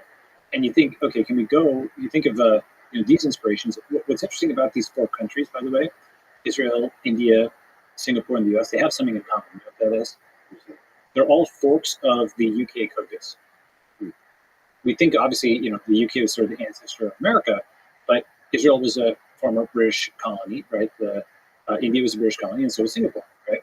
And for people who don't know what fork and code base means, it's language from versioning systems, particularly Git, represented online on a website called GitHub. And a fork means you copy the code, and all the changes you make to the code now live in their own little world. So America took the ideas that define the United Kingdom and then forked it by evolving those ideas in a way that didn't affect the original country. That's right. And what's interesting about this is, of course, I'm saying that in a somewhat playful way, right? I think it's a useful analogy, interesting analogy, right? So you have the Americans who forked, the UK code base, and then you have, the Indians, the Israelis, and the Singaporeans who also made their own modifications. And in some ways, each society has pieces that you can take from them and learn from them and try to combine them, right? So you have a state that is started by a book that non-violently assembles, that crowdfunds territory around the world, that is led by a CEO founder, and that is also governed by something that's like a constitution. But just like you went from, I talk about the V1, V2, and V3 a lot, right? Like V1 is gold, and V2 is fiat, and V3 is Bitcoin, right? Or V1 is hunter-gatherer, and V2 is farmer-soldier, V3 is digital nomad or sovereign collective, okay, which is not just an individual, but a group. Here, V1 is UK common law. They don't have a constitution. It's all precedent going for many years, right? V2 is the US Constitution, and V3 is the smart contract, the social smart contract, which is a fusion, obviously, of Rousseau's concept of the social contract and the smart contract. The social smart contract is like written in code. Okay? So it's like even more rigorous in the Constitution. And in many ways, you can think of going from the United Kingdom of England, Wales, Scotland, Northern Ireland, the United States of America, the network states of the internet, okay, where you go from the rights of Englishmen with Magna Carta to Europeans, African Americans, all the immigrants to the Americas or the North America. Then you go all the people of the world, and so you basically are more democratic, and you're more capitalist because you're talking about internet capitalism, not just nation state law capitalism. In a sense, it's the V3, right? In other ways, it's the V3. Only about 2% of the world is over 35, native-born American, can qualify to be president of the United States. But 100% of the world, you can become the president of a network state. There might be a, Palestinian Washington or a, Brazilian Hamilton, right? And now, rather than say, okay, maybe you have a small percentage chance of immigrating to the U.S. and a small percentage chance of your descendant, becoming president. Now we can just say you can start online. And you know what? Maybe this person is so exceptional they have Americans coming to their, networks, right? You don't think that kind of thing is possible with like the rich get richer in the digital space too? The people with more followers have friends that have followers, and they like. I don't think it's the rich get richer. I think what happens is, so this is an important concept, but it's multi-axis, right? That is to say, for example, just the introduction of the Bitcoin axis, right? And those, because it didn't exist pre-2009, now it exists. Those people who are rich in BTC terms are only partially correlated with those who are rich in USD terms. There's all these folks. It's essentially BTC is Bitcoin and USD is US dollar. Yes. So that's a new axis, and ETH is yet another axis, right? Ethereum, ETH is Ethereum. Right. So you are essentially getting new social systems which are actually net inequality decreasing, because before you only had USD millionaires, and now you have a new track, and then another track, and another track, right? You have different hierarchies, different ladders, right? And so on net, you have more ladders to climb. And so it's not the rich getting richer. In fact, old money, in some ways, is a last to cryptocurrency. Old money and old states, I think, those people who are the most focused on, you might call it reform, I would call it control. Okay? The most focused on control of the old world, who have the least incentive to switch, the rich will get poorer, because it will be the poor or those who are politically powerless, politically poor, who go and seek out these new states. Yeah, I didn't mean in the actual money, but yes, okay, there's other ladders. I meant in terms of influence, political and social influence in these new network states. You I think said that basically anybody can become president of a network state. Just like anybody can become CEO of a startup company. Of course, whether people follow you is another matter, but anybody can go and found it. Go ahead. Sorry. Oh, from the perspective that anyone can found you. Mm-hmm. Anyone could found. I see. We don't think it's implausible that somebody from Brazil or Nigeria. I mean, most quote billionaires in the world are not American. And in fact, actually, here's another important point. It's far easier to become a tech billionaire or billionaire period than become president of the United States. There's less than 50 U.S. presidents ever, all time. Okay, it is a much more realistic ambition to become a billionaire than to become president. There's like thousands of billionaires worldwide. In fact, 75% of them are outside the U.S. And many of those have been, some of them are like energy and oil, which is often based on political connections, but a very large chunk of the rest are tech. Okay, and that's something where you're mining, but you're mining online by hitting keys as opposed to with a pickaxe, in granite, right? So the point is that we think it's totally understandable today for there to be a huge founder who comes out of Vietnam or South America, like that. Like you can name founders from all over the world, right? Exceptional people can rise from all over the world to run giant companies. Why can they not rise to run giant new countries? And the answer is we didn't develop the mechanism, right? And just as another example, I talk about this in the book. Vitalik Buterin is far more qualified than Jerome Powell right? Or anybody at the Federal Reserve. He actually built he managed a monetary policy and a currency from scratch, okay, as a 20-something, right? Obviously, that's a more accomplished person than somebody who just inherited an economy. This is a lot of people can push back at that and say that the people that initially build the thing aren't necessarily managing scale. Sometimes, but Zuck has done a good job of both. I think Vitalik has done a good job. But that's not an inherent truth. Well, so actually, if you built the thing, you would be the best person to run it. I will agree with you on that, and actually, I talk about this in the book, or I've got an essay on this called "Founding versus Inherited." Okay? And the premise is actually that the classic example, you know, the saying "shirt sleeves to shirt sleeves in 3 generations." It means the guy who starts out poor and builds a fortune, his son maintains it, and his disparate grandson dissipates it. Right? But why is shirt sleeves a symbol of poverty? Well, back in the past, it was kind of like, you know, you're just working with you're not white collar. You're back to working with your hands. You're just you're blue collar to blue collar too, right? Yeah, or working class or something like that, right? So essentially, that the grandson squanders, right? And you know, in sense, by the way, just to talk about that for a second, if you have 2 children and 4 grandchildren and 8 great grandchildren and 16 and so on, and older families, you know, they're much bigger, right? 6, you know, children are uncommon. Whatever fortune you have is now split 6 ways, and then 6 ways, and 6 ways again. So, with the exception of primogeniture, where the oldest son inherits all the way down, the majority of your descendants, just a few generations out, have probably inherited none of that fortune, unless it is compounded to such an extent that it's like up 6x over 20 years, right? So it's actually hard to maintain a ruling class in the sense that this person who's like 4 generations down has, you know, like 1/16 of the DNA, you know, 1/2 to the 4th, right, of their scion who built a fortune. So it's not even like the same. Is it the same family, even, right? Is a fortune actually in the family? So most people don't think a few generations out. They just kind of think, oh, Marx is right. There's always been a rich and a poor. It's actually much more dynamic than that, because you literally, like, what is even the family when it's diluted out, you know, 1/16, right? If you're 1/16 of Rockefeller, are you a Rockefeller? Or you're 15, 16, something else? Would you have the Rockefeller fortune? Probably not, right?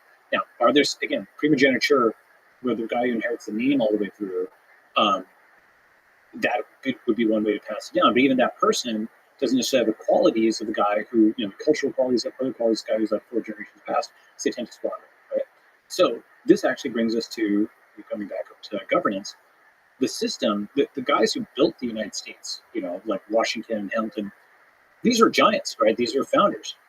And the folks today are like, not the grandson, but like the 40th generation heir of a factory that somebody else built. Like, think about a factory and you have, you know, this grandchild or great grandchild that inherits a factory.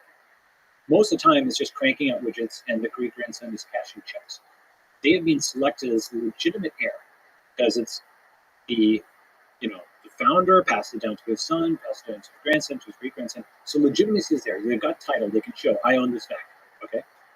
They can cash the checks. There's professional managers there. Everything seems fine. Until one day, that factory has to go from making, you know, widgets to making masks for COVID or something else. It has to change direction. It has to do something it hasn't done. None of that capability for invention and reinvention is present. These people have inherited something that they could not build from scratch. Because they could not build from scratch, they can't even maintain it. This is an important point. The ability to build from scratch is so important because if some part breaks and you don't know why it was there, can you even maintain it? No, you can't. Okay? Unless all the replacement parts and the know-how to put them together is there, you can't repair this. So in 2009, Mother Jones had a story that said that the US military had forgotten how to make some kinds of nuclear weapons because there was a part where all the guys who knew how to make it had like aged out and left. Okay? And this was some like aerogel or something like that. It was rumored. Okay? Thing is, you're seeing, you know, increasingly, for example, you've got wildfires in California. You've got, you know, water that's not potable in Jackson. You've got power outages in Texas. You're seeing a lot of the infrastructure of the U.S. is just less functional. I think probably part of that is due to civil engineering not being that sexy a field, people aging out, and just domain knowledge being lost. And the heirs who win, you know, the role of mayor or whatever of this town don't have the ability to build it from scratch. They're just selected for legitimacy, not competence. Okay. So once you think about this concept of founding versus inheriting, and I've got the whole essay which talks about this. Of course, the alternative to somebody who's legitimate but not competent, what people will say is, "Oh, we need like a an authoritarian to be in control of everything," and then their hope is that that person is competent, but they don't have legitimacy, because if they're just installed as just like a authoritarian ruler, 50% of the population is really mad at them. They don't have title. They just grab the title. Maybe they can exert enough force. That's the problem with kind of the authoritarian, dictator takeover, right? So the alternative, the third version, is the founder, who combines both legitimacy and competence because they start from scratch. They attract people to their vision. They build from scratch. And so you need is the ability to constantly do refoundings, rebirths. So if you imagine a world that is primarily network states, can you help me imagine what that looks like? Now, there's several ways to imagine things, which is how many of them are there and how often do new ones pop up? There could be thousands. Given 7 billion people, 8 billion people. Yeah. So there's network state in the precise definition I have in the book, which is a diplomatically recognized entity. There's network state through the loose definition, where one thing that's interesting is this term has become a lowercase term really fast. Okay. Network state. Yeah. Like in the sense of Google became lowercase Google for Googling, or Uber became lowercase Uber. Like if you go to the networkstate.com/reviews, or you go to search.twitter.com and put in network state, you'll see it's just become like a word or a phrase. Okay. So that means it's sort of whatever I intend it to mean, people will use it to mean what they want it to mean, right? Okay. So it's interesting, right? You've become first of all, you're a meme and this book is a meme. Am I a meme? Okay. But the book I think is a good meme. That's actually why I wanted to make it free. I wanted people to take it out there and make it their own. And one of the things I say at the beginning, and I'll come back to this thing, is it's a toolbox, not a manifesto. Even if you dislike 70% of it, 80% of it, 90% of it, if there's something that's useful to you, you can take that and use it, just like a library, a software library. You might just use one function there. Great, I'm glad. I'm clearly using that. Right, that's my purpose. So you're not Ayn Rand. No, I'm not Ayn Rand. And basically, the whole point of this actually is it's polytheistic, polystatistic, it's genuinely. Is it polyamorous? It's not polyamorous. So somebody might. Give love advice, but I didn't see it. So did you talk about love? I do not talk about that. I would rather maybe not you. Not that I don't love. Love is great. All right, I will accept your offer to write a guest chapter in your V2 book about love. All right, great. Because there is some aspect that's very interesting, which parts of human civilization require physical because it seems like more and more can be done in indigenous space. Yeah, but as I said, but you're not going to build a self-driving car city in digital space. You're not going to be able to do all.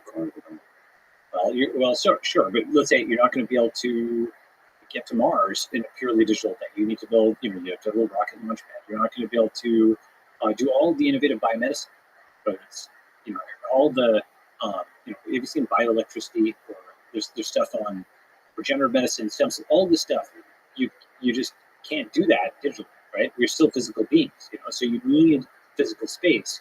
But how do we get that, right? So that this is meant to wend its way through various roadblocks in the so-called, actually my term from many years ago, the idea maze. It's meant to wend its way through the idea maze to find how to use bits to unlock innovation models. The idea maze within the primary maze. We're going back to visualizing the number of states and how often we Okay. So let me first anchor this, because people, just to give some numbers, right? How many UN listed countries are we? Like 196, 193, okay? And there's some that are on the border, like Taiwan or Israel, right? Where they're not, Israel is a country, but it's not recognized by every country. That's just a country. No, but it may eventually become. Right, yeah. Okay. Mm-hmm. So within that list of about 200 countries, okay, I've got a graph in the book that shows that most countries are actually small countries. There's 12 countries that have less than 100,000 people by the UN definition of a country. There's another 20-something that have between 100,000 and 1 million. There's another 50 or 60-something that have between 1 million and 10 million. So most countries in the UN are less than 10 million people. There's only 14 countries that are over 100 million people. Okay, so most countries are small countries is kind of surprising to us, because most people live in big countries. Okay, and so now you're like, okay, well, I've built social networks that are bigger. You have a following that's bigger than 100,000 people. You have a following that's bigger than a small country like Kiribati or whatever, right? And okay, so that first changes feasibility. You think of a country as this huge, huge, huge thing. It's actually smaller than many countries are smaller than social networks that you build. Okay. Number two is the number of UN listed countries. Even though it's been flat-ish for the last 30 years, with like a few things like South Sudan and East Timor that have come online. There's a graph that I posted which shows that it's increased by about 40 or 50 something at the end of World War II, when it was set up, to 197 today. There's been like kind of a steady increase, in particular with all the decolonization, all the countries that got their independence, first from the British Empire and then from the Soviet Empire, right? That imperial breakup led to new countries. Okay, and so the question is that flat forever? Well, the number of new currencies similarly increased for a while, roughly one per country or thereabouts. And then it was flat for a while, and then suddenly it's gone completely vertical. That's an interesting graph, right? Where it's like linear-ish, then it's flat, and then it just goes poof like this. Now you can define, you can argue where the boundary is for a new currency, okay? But I think Bitcoin certainly counts. I think Ethereum certainly counts in terms of just its scale and adoption worldwide. So at least you have two. If you take the broad church view, you have 1,000 or something like that, right? Somewhere in between, you might say, how many currencies are above the market cap of an existing, previously recognized fiat currency, like which got onto the leaderboard, right? There's a website just like coinmarketcap.com. That's like a site for like cryptocurrency tracking. It's very popular, okay? There's a fun site called fiatmarketcap.com, which shows where Bitcoin is relative to the fiat currencies of the world. And it's like, last I checked, number 27, somewhere in between the Chilean peso and the Turkish lira or something, okay? And it had previously been close to cracking the top 10, okay? And I think it will again. So we know that you can have a currency out of nowhere that ranks with the fiat currencies of the world. Could you have a country out of nowhere that ranks with the countries of the world? So this is maybe the fastest way you probably should have said at the very beginning. If you go to the network state in one image, okay, that kind of summarizes what the network state looks like in a visual. It's one single visual. And the visual is of a dashboard. And the dashboard shows something that looks like a social network, except you're visualizing it on the map of the world. And it's got network nodes all over the place. 100 people here, 1,000 people there. They're all connected together. The total population of the people in this social network is about 1 million people. So 1.7 million people in this example.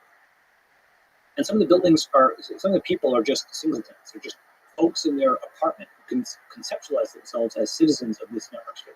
They've got the flag on their wall, right, and the digital passport on their phone along with digital currency. Others are groups of hundreds or thousands or even tens of thousands of people that have all taken over a neighborhood, just like Chinatowns exist, right? Just like intentional communities existed. They just basically, go and crowdfund land together, right? And these are all networked together, just like the islands of Indonesia are separated by ocean. These are islands of this network state that are separated by internet. Okay, so they conceptualize themselves. And at the very top of the dashboard, there's something very important, which is the population, annual income, and real estate footprint of this network state. So population we already discussed. You can build an online social network. We know you can build something which has a population that's bigger than these 100,000 or million person countries. One of the new things, contributions the network state has, is say that you can not just exceed in population, you can exceed in real estate footprint. Because one way of thinking about it is, I don't exactly know the numbers on foreign ownership in Estonia, but let's say to first order, the million-something Estonians own and could afford Estonia. Okay, 1 million people could buy a territory that is the size of Estonia, right? That's probably true to first order. There might be some overseas ownership, but it's probably true. Okay, you probably find a country for which that's true. What that means is 1 million people digitally could buy distributed territory that is probably greater than or equal to the size of Estonia, especially if they're buying like desert territory or stuff like that. Which means now you have a digital country that is ranking not just in people, not just in real estate footprint, so it's also in real estate footprint with the countries of the world. So you start ranking, and you're bigger than these UN countries in your population and your real estate footprint. And the third is income. Okay, you can prove on chain that you have a income for the digital population that is above a certain, right? This is what I call the census of the network state, and it's actually such a crucial component that I have it in the essay the never say in 1,000 words. The post office and census were actually important enough to be written into the U.S. Constitution. Okay, partly because it was like for apportionment of representatives, partly because it was a feedback mechanism, and so that census was done every 10 years and it's provided a crucial snapshot of the U.S. for the last several hundred years. Okay, now here this census of a digital state could be done every 10 seconds. Okay, conducting it is actually not the hard part. You know what the hard part is? Proving. Because how will the world believe that you actually have 100,000 people spread across countries? Couldn't they all be bots? Could they be AIs? Proof of human, proof of income, and also proof of real estate start to actually rise dramatically in importance because you're saying we're going to rank this digital state on the leaderboard of the fiat states. Okay, and so it means that people will start to, first they'll just laugh at it. Once you start claiming you have 10,000 citizens, people are going to start poking and be like, is that real? Proves that it's real. Okay. So I have a whole talk on this, actually. I'm giving at this channeling conference, but essentially, how do you prove this, right? The short answer is crypto oracles plus auditing. The somewhat longer answer is you put these assertions on chain, these proof of human, these proof of real estate, etc., assertions on chain. Okay, and there's people who are writing to the blockchain, and they are digitally signing their assertions. Now, of course, simply just putting something on chain doesn't make it true. It just says you can prove not that what is written on chain is true, but that the metadata is true. You can show who wrote it via their digital signature, what they wrote, their hash, and when they wrote, their timestamp. So you can establish those things in metadata of who, what, and when was written. Who's the who in the picture? So, for example, How do you know it's one human? Great question. So let's say you bought a bunch of your piece of territory from Blackstone. Okay? As a function of that, Blackstone.eth signs an on-chain receipt that says this LexFriedman.eth bought this piece of property from us, and it has, it's 1,000 square meters, and this is put on chain. They sign it. Okay, that's their digital receipt. Just like you might get an email receipt when you buy a piece of property or something. Okay, it's just put not online but on chain, and it's signed by Blackstone or whatever real estate vendor you buy from. It could be a company, it could obviously be an individual, right? And so you have a bunch of these assertions. Let's say there's 47 different real estate vendors. I know vendors is an atypical term, but just bear with me, right? 47 different real estate sellers that you've bought all of your territory from. Each of them put digital signatures that are asserting that a certain amount of real estate is bought, and its square meters, its location, or whatever else you want to put. The sum of all that is now your real estate footprint. Okay? And now the question is, was that real? Well, because they signed what they put on chain, you can do things like you can audit. Let's say if Blackstone has signed 500,000 properties, and they've sold them and put them on chain. And I'm not talking about 2022 or 2023, but 2030, right? It'll be a few years after. People are doing this type of stuff, they're putting stuff on chain. So you get that on-chain receipt, you've got 500,000 of these. What you can do is just sample it, okay? You pick a subset N of them, you say 500 properties around the world. You go there, you actually go and independently look at what the square footprint is. And then from that, you can see what was the actual, your measurement, versus their reported. And then you can, via statistical inference, extrapolate that if they were randomly selected to the rest of the properties and get a reliability score for Blackstone's reporting of its real estate square footage. Okay. Who does so that's the auditing stuff. That's the auditing stuff. So the crypto oracle is the auditable on-chain, what did you say, assertions? Right. Yeah, about like football stuff. Who I still have to get to the proof of human, but auditing, there's a bunch of people randomly checking that you have this shit. That's right. So okay, who is in charge of the audit? So it could be a big four, like PwC, and basically the accountants that do corporate balance sheet and cash flow. And who keeps them in check on corruption? I'm just imagining the world full of network states. Yeah, it's a good question. So, at a certain point, you get to who watches the watchers, right? And, the government is meant to keep the accountants accountable. And, Arthur Anderson actually did have a whole flame out in, the around the time of the Enron thing. So it is possible that there's corrupt accountants or bad accountants or whatever. Of course, or the government itself is corrupt in many ways and prints all this money and seizes all of these assets and surveils everybody and so on and so forth. So, the answer to your question is going to be probably exit, in the sense that if those accountants they are themselves going to digitally sign a report and put it on chain. Okay, so they're going to say, we believe that X, Y, and Z's reports are on chain were this reliable, and here's our study. If they falsify that, well, if somebody finds that eventually, then that person is downweighted, and you have to go to another account, right? Is there ways to mess with something like just we breathe in and out? As I mentioned, some of the heaviest shit I've ever read. So because I visited Ukraine, I read Red Famine by Anne Applebaum, Bloodlands. Yep. And it's just a lot of coverage of the census. I mean, there's a lot of coverage of a lot of things, but in Ukraine in the 1930s, Stalin messed a lot with the census to hide the fact that a lot of people died from starvation. He did that with the cooperation of Arthur G. Sulzberger's New York Times. Like Walter Duranty falsified all those reports. There's several parties involved. Can there be several parties involved in this case that manipulate the truth as it is represented by the crypto oracle and as it is checked by the auditing mechanism? It is possible, but the more parties are involved in falsifying something, the more defection there are.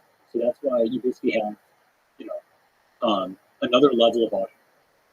Is fundamentally the answer, right? And really, I think what it comes back to is if you're showing your work, right? This is the difference between crypto economics and fiat economics. The Bitcoin blockchain, anybody can download it and run verification. Okay? This is different than government inflation stats, which people don't believe, right? Because the process is just, it is true that CPI methodology is published and so on, but it is not something which people feel reflects their actual basket of goods, right? And so the independent verifiability is really the core of what true auditability is. And so then to your question, it's hard for some group to be able to collude because the blockchain is public and everything they've written to it is public.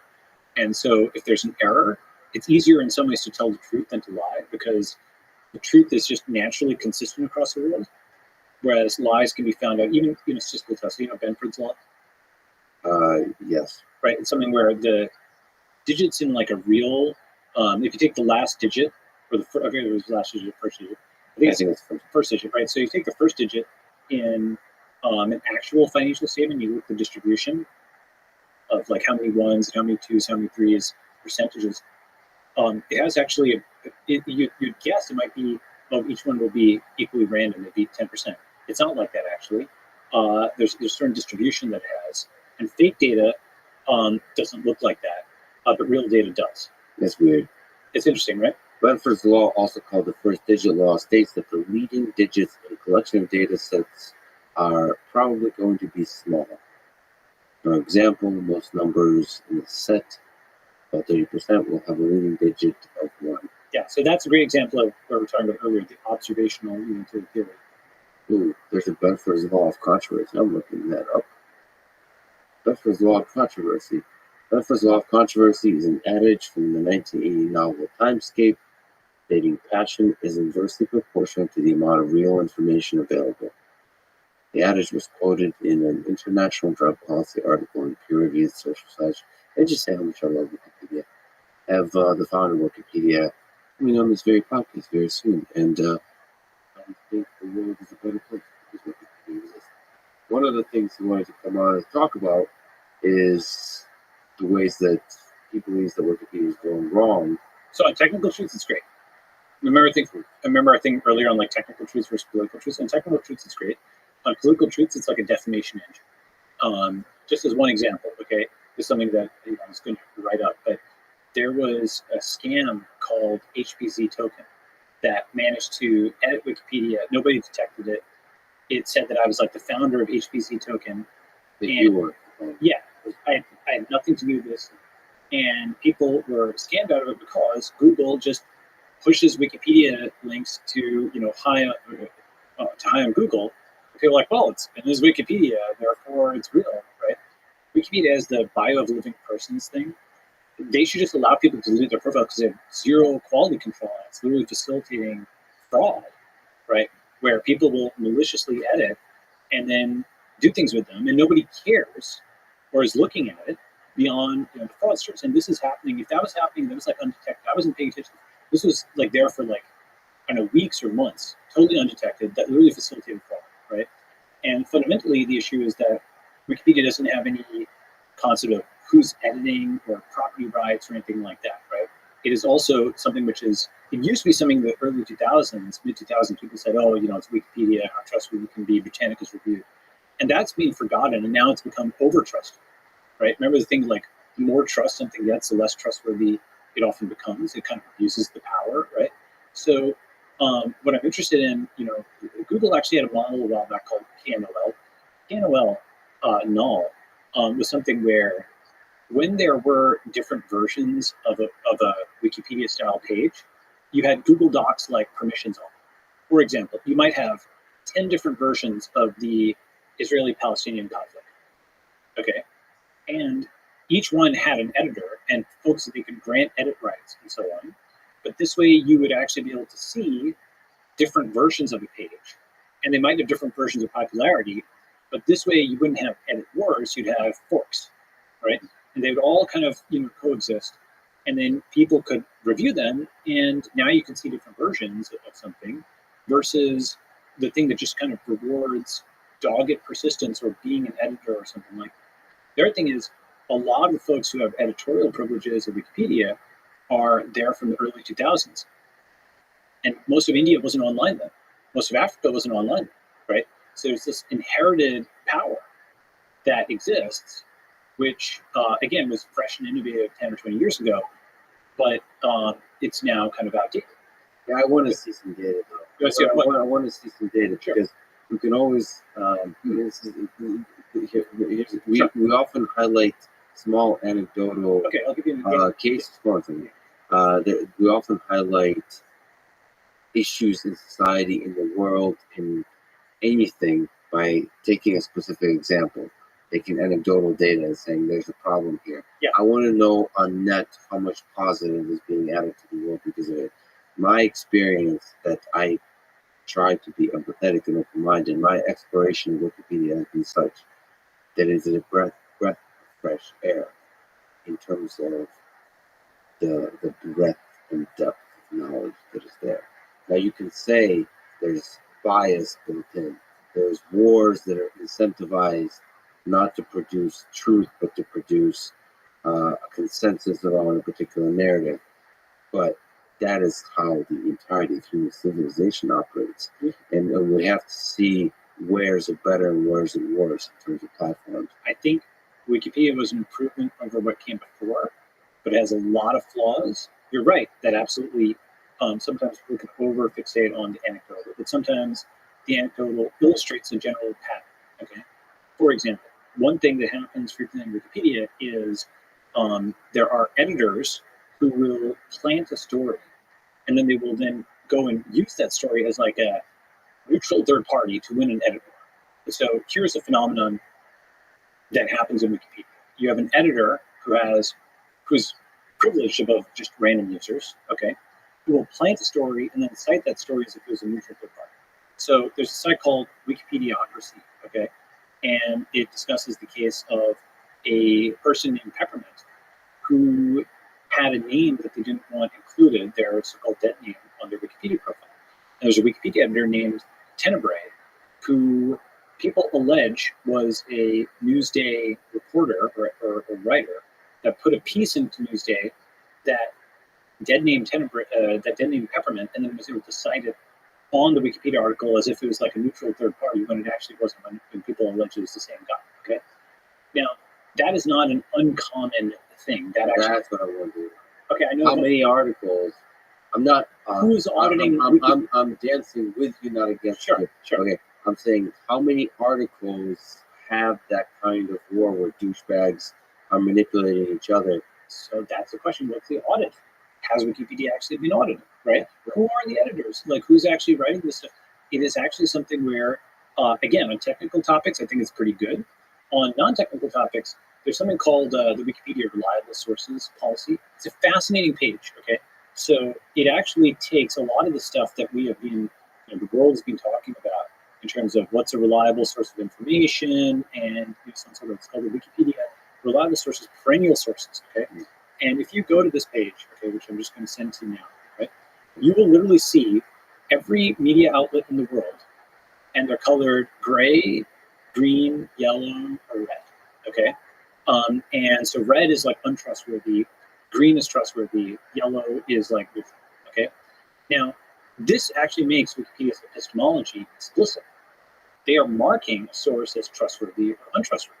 For example, you are not allowed to cite social media, which is actually an enormous part of what people are posting. Instead you have to cite a mainstream media outlet that puts the tweets in the mainstream article, and only then can it be cited. By the way, to push back, Sure. that those are rules written on a sheet of paper. I have seen Wikipedia in general play in the gray area that these rules create. Oh well, if you are an editor, then you can get. So you can use the rules, and you can, because there's a lot of contradictions within the rules. You can use them to in the ways you said to achieve the ends you want. It really boils down to the incentives, the motivations of the editors. And one of the magical things about Wikipedia, the positive versus the negative, is that it seems like a very small number of people, same with Stack Overflow, can do an incredible amount of good editing and aggregation of good knowledge. As you said, that seems to work much better for technical things over which there's not a significant division. Those are some of that has to do less with the rules and more with the human beings involved. Well, but here's the thing: is so first, let me take this. I should finish up this point for reliable source, perennial sources, right? So if you go to this, you'll see that Al Jazeera is marked green, but let's say the Cato Institute is marked yellow, right? The Nation is marked green. Oh shit! Oh snap! Okay. Right. Okay. Sure. Yes. Right. The Nation is marked green, but National Review is marked yellow. Okay. You could probably go and do. So what's good about this is it makes the epistemology explicit, right? You could actually take this table, and you could also look at all the past editors and so on over it, and take a look at what things are starting to get marked as red or yellow, and what things are starting to get marked as green. And I'm pretty sure you're going to find some kind of partisan polarization that comes out of it, right? Number one. Number two is once something gets marked as being yellow or red, then all links and all references to it are pulled out. For example, CoinDesk, okay, was marked as being like, what was it? I think it's marked as red.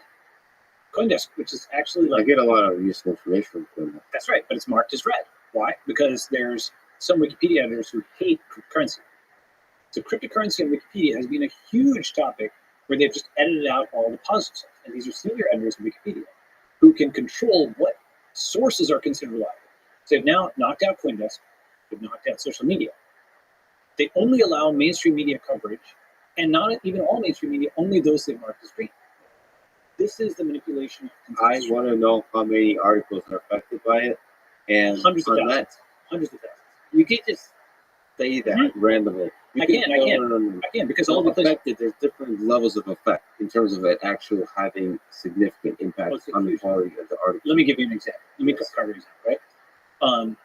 The fact that people cannot cite direct quotes on social media, but can only cite the rehash of those quotes in a mainstream media outlet, and not just any mainstream media outlet, but those that are colored green on the Wikipedia reliable perennial source policy, is a structural shift on every single article to make Wikipedia aligned with U.S. mainstream media corporations, right? I am, as often, playing devil's advocate to counter a point so that the disagreement reveals some profound wisdom. That's what I'm doing here. But also in that task here, I'm trying to understand exactly how much harm is created by the bias within the team of editors that we're discussing, and how much of Wikipedia is technical knowledge. For example, the Russian invasion of Ukraine. Mm-hmm.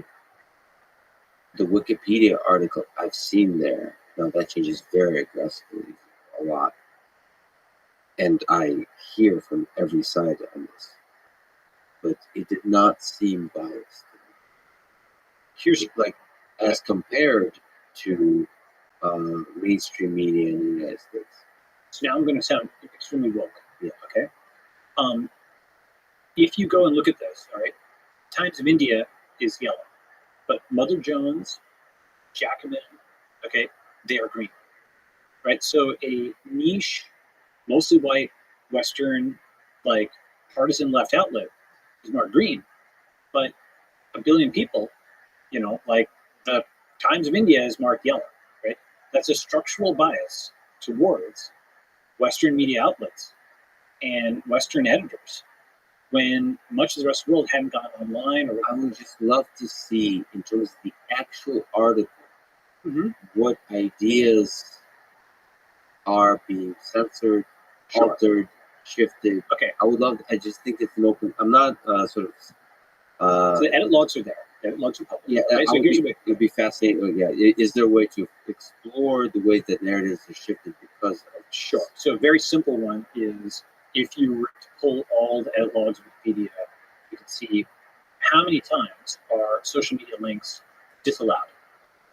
Okay, like first of all, think about it like this: how many? I mean, just the fact that social media is not allowed to like be cited on Wikipedia or inconsistent. You think that's a problem? It's a huge problem. Like you can't cite, let's say, Jeff Bezos' own tweet. You have to cite some random media organization. Here's the thing, and sorry if I'm interrupting. Please. Hopefully I'm adding to it. I think they're trying to create friction as to the sources used, because if you can use social media, then you can use basically bots to create a bunch of sources, right? And then you can almost automate the editor war, right? Here's the thing: is basically Wikipedia initially, like said, oh, we'll only cite mainstream media as a way of boosting its credibility in the early 2000s. Okay, when its credibility was low. Now it's sort of become merged with the U.S. establishment, and it only cites these things whose trust. I mean, have you seen the graphs on trust in mainstream media? Like, it's plummeted. It's down to like 10% or something like that, right? So the most trusted sources for Wikipedia are untrusted by the population. Yeah. True. That feels like a fixable technological point. I think I'm underinformed, and my gut says we're both together underinformed to do a rigorous 3 to 4 hour discussion about Wikipedia. Okay, Hold on a second. I think I have a gut sort of developed feeling about which articles not to trust on Wikipedia. I think I need to make that explicit also. I have a kind of an understanding that don't go to Wikipedia for this particular topic. Like, don't go to Wikipedia for an article on Donald Trump or Joe Biden. There's going to be, if I did, I would go to maybe sections that don't have room for insertion of bias, or like the section on controversy or accusations of racism or so on, or sexual assault. I'll usually not trust Wikipedia on those sections. Like math, that would be great, right? Wikipedia is great for that. On many topics that do not have a single consensus truth, it's structurally shifted towards basically white Western liberals, woke whites, right? Fundamentally, that's the demographic of the Wikipedia. What kind of articles do you think are affected by this? Let's think about it. Like everything that's not math and technology. I think that's too strong a statement. So we can, like I said, war in Ukraine. Sure. I think that's too strong a statement. There's so much affect. I guess I'm saying affected to a large degree. Even major battles in history, Battle of Stalingrad. Sure. Like that's not math.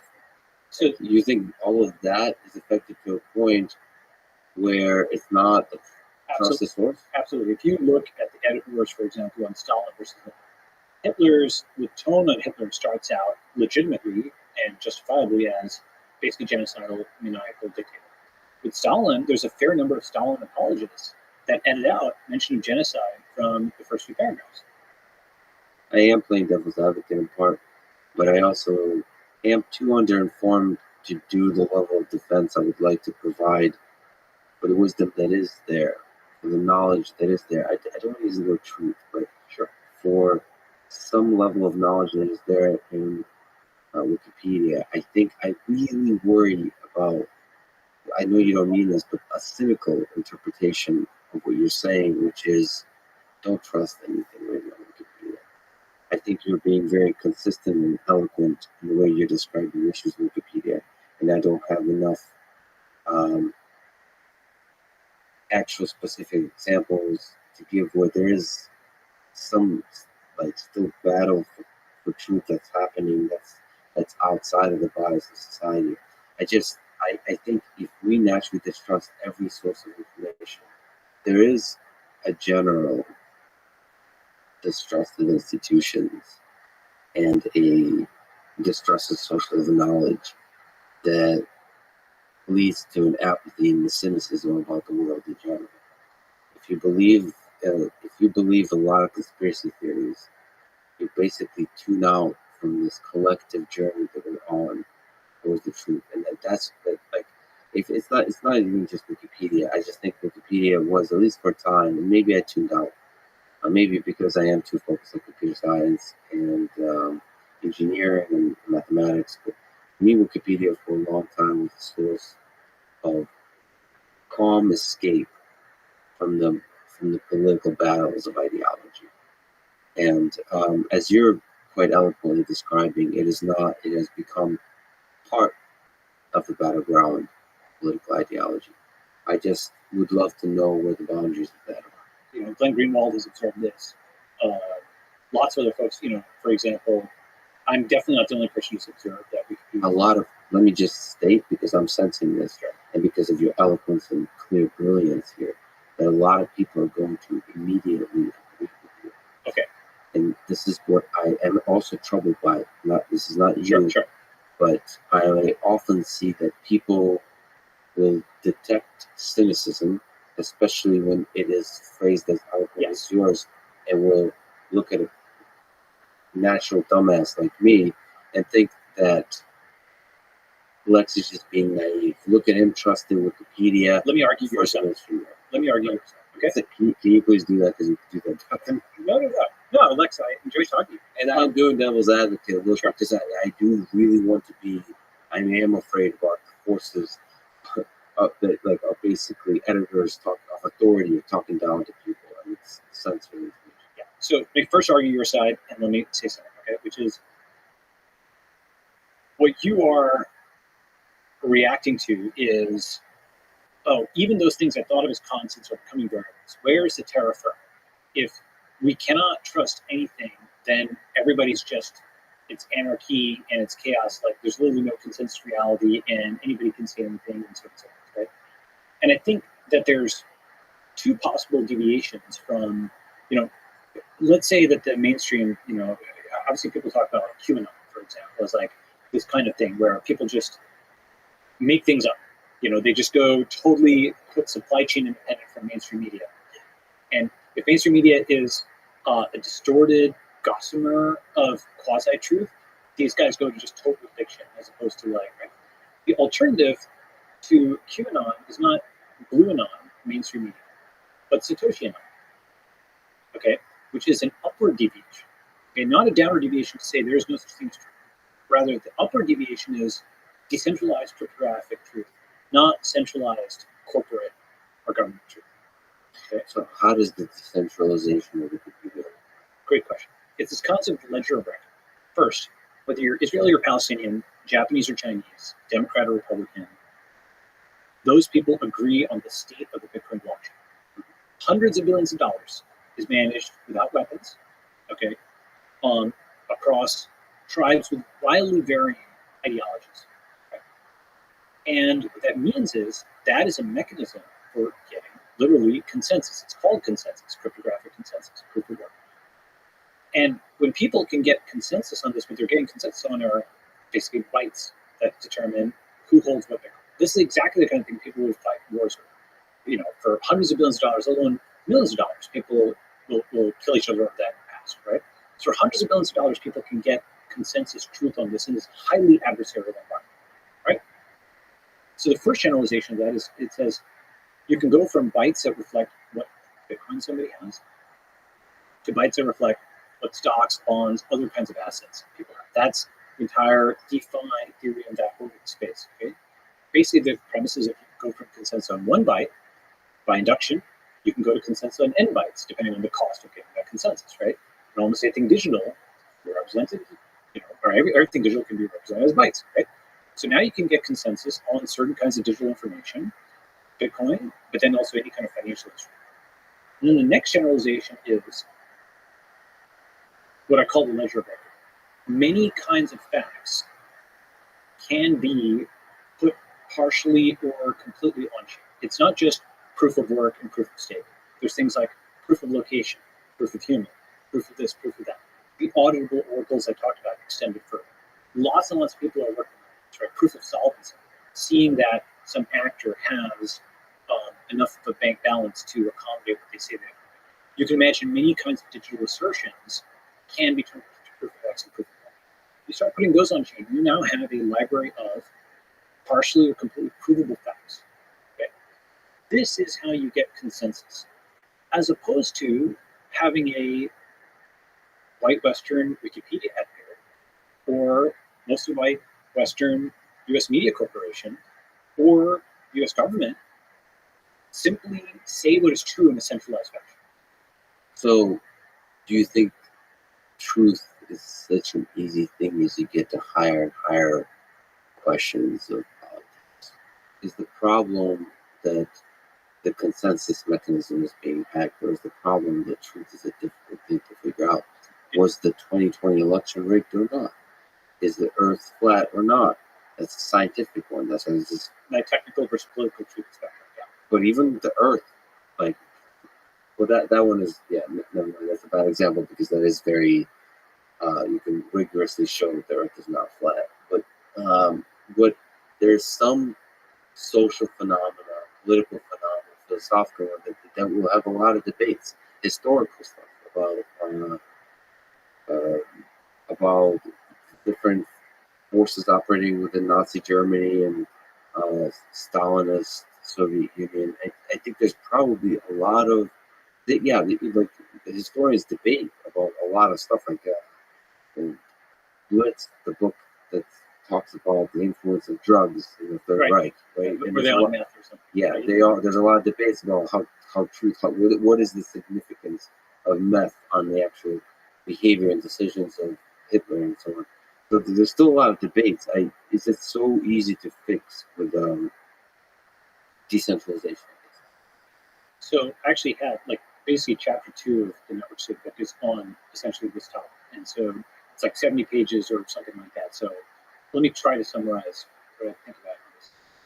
First is that there was an Onion article that came out, I can't find it now anymore, but it was about historians in the year 3000 writing about the late 90s and early 2000s. And they're like, clearly Queen Brittany was a very powerful monarch.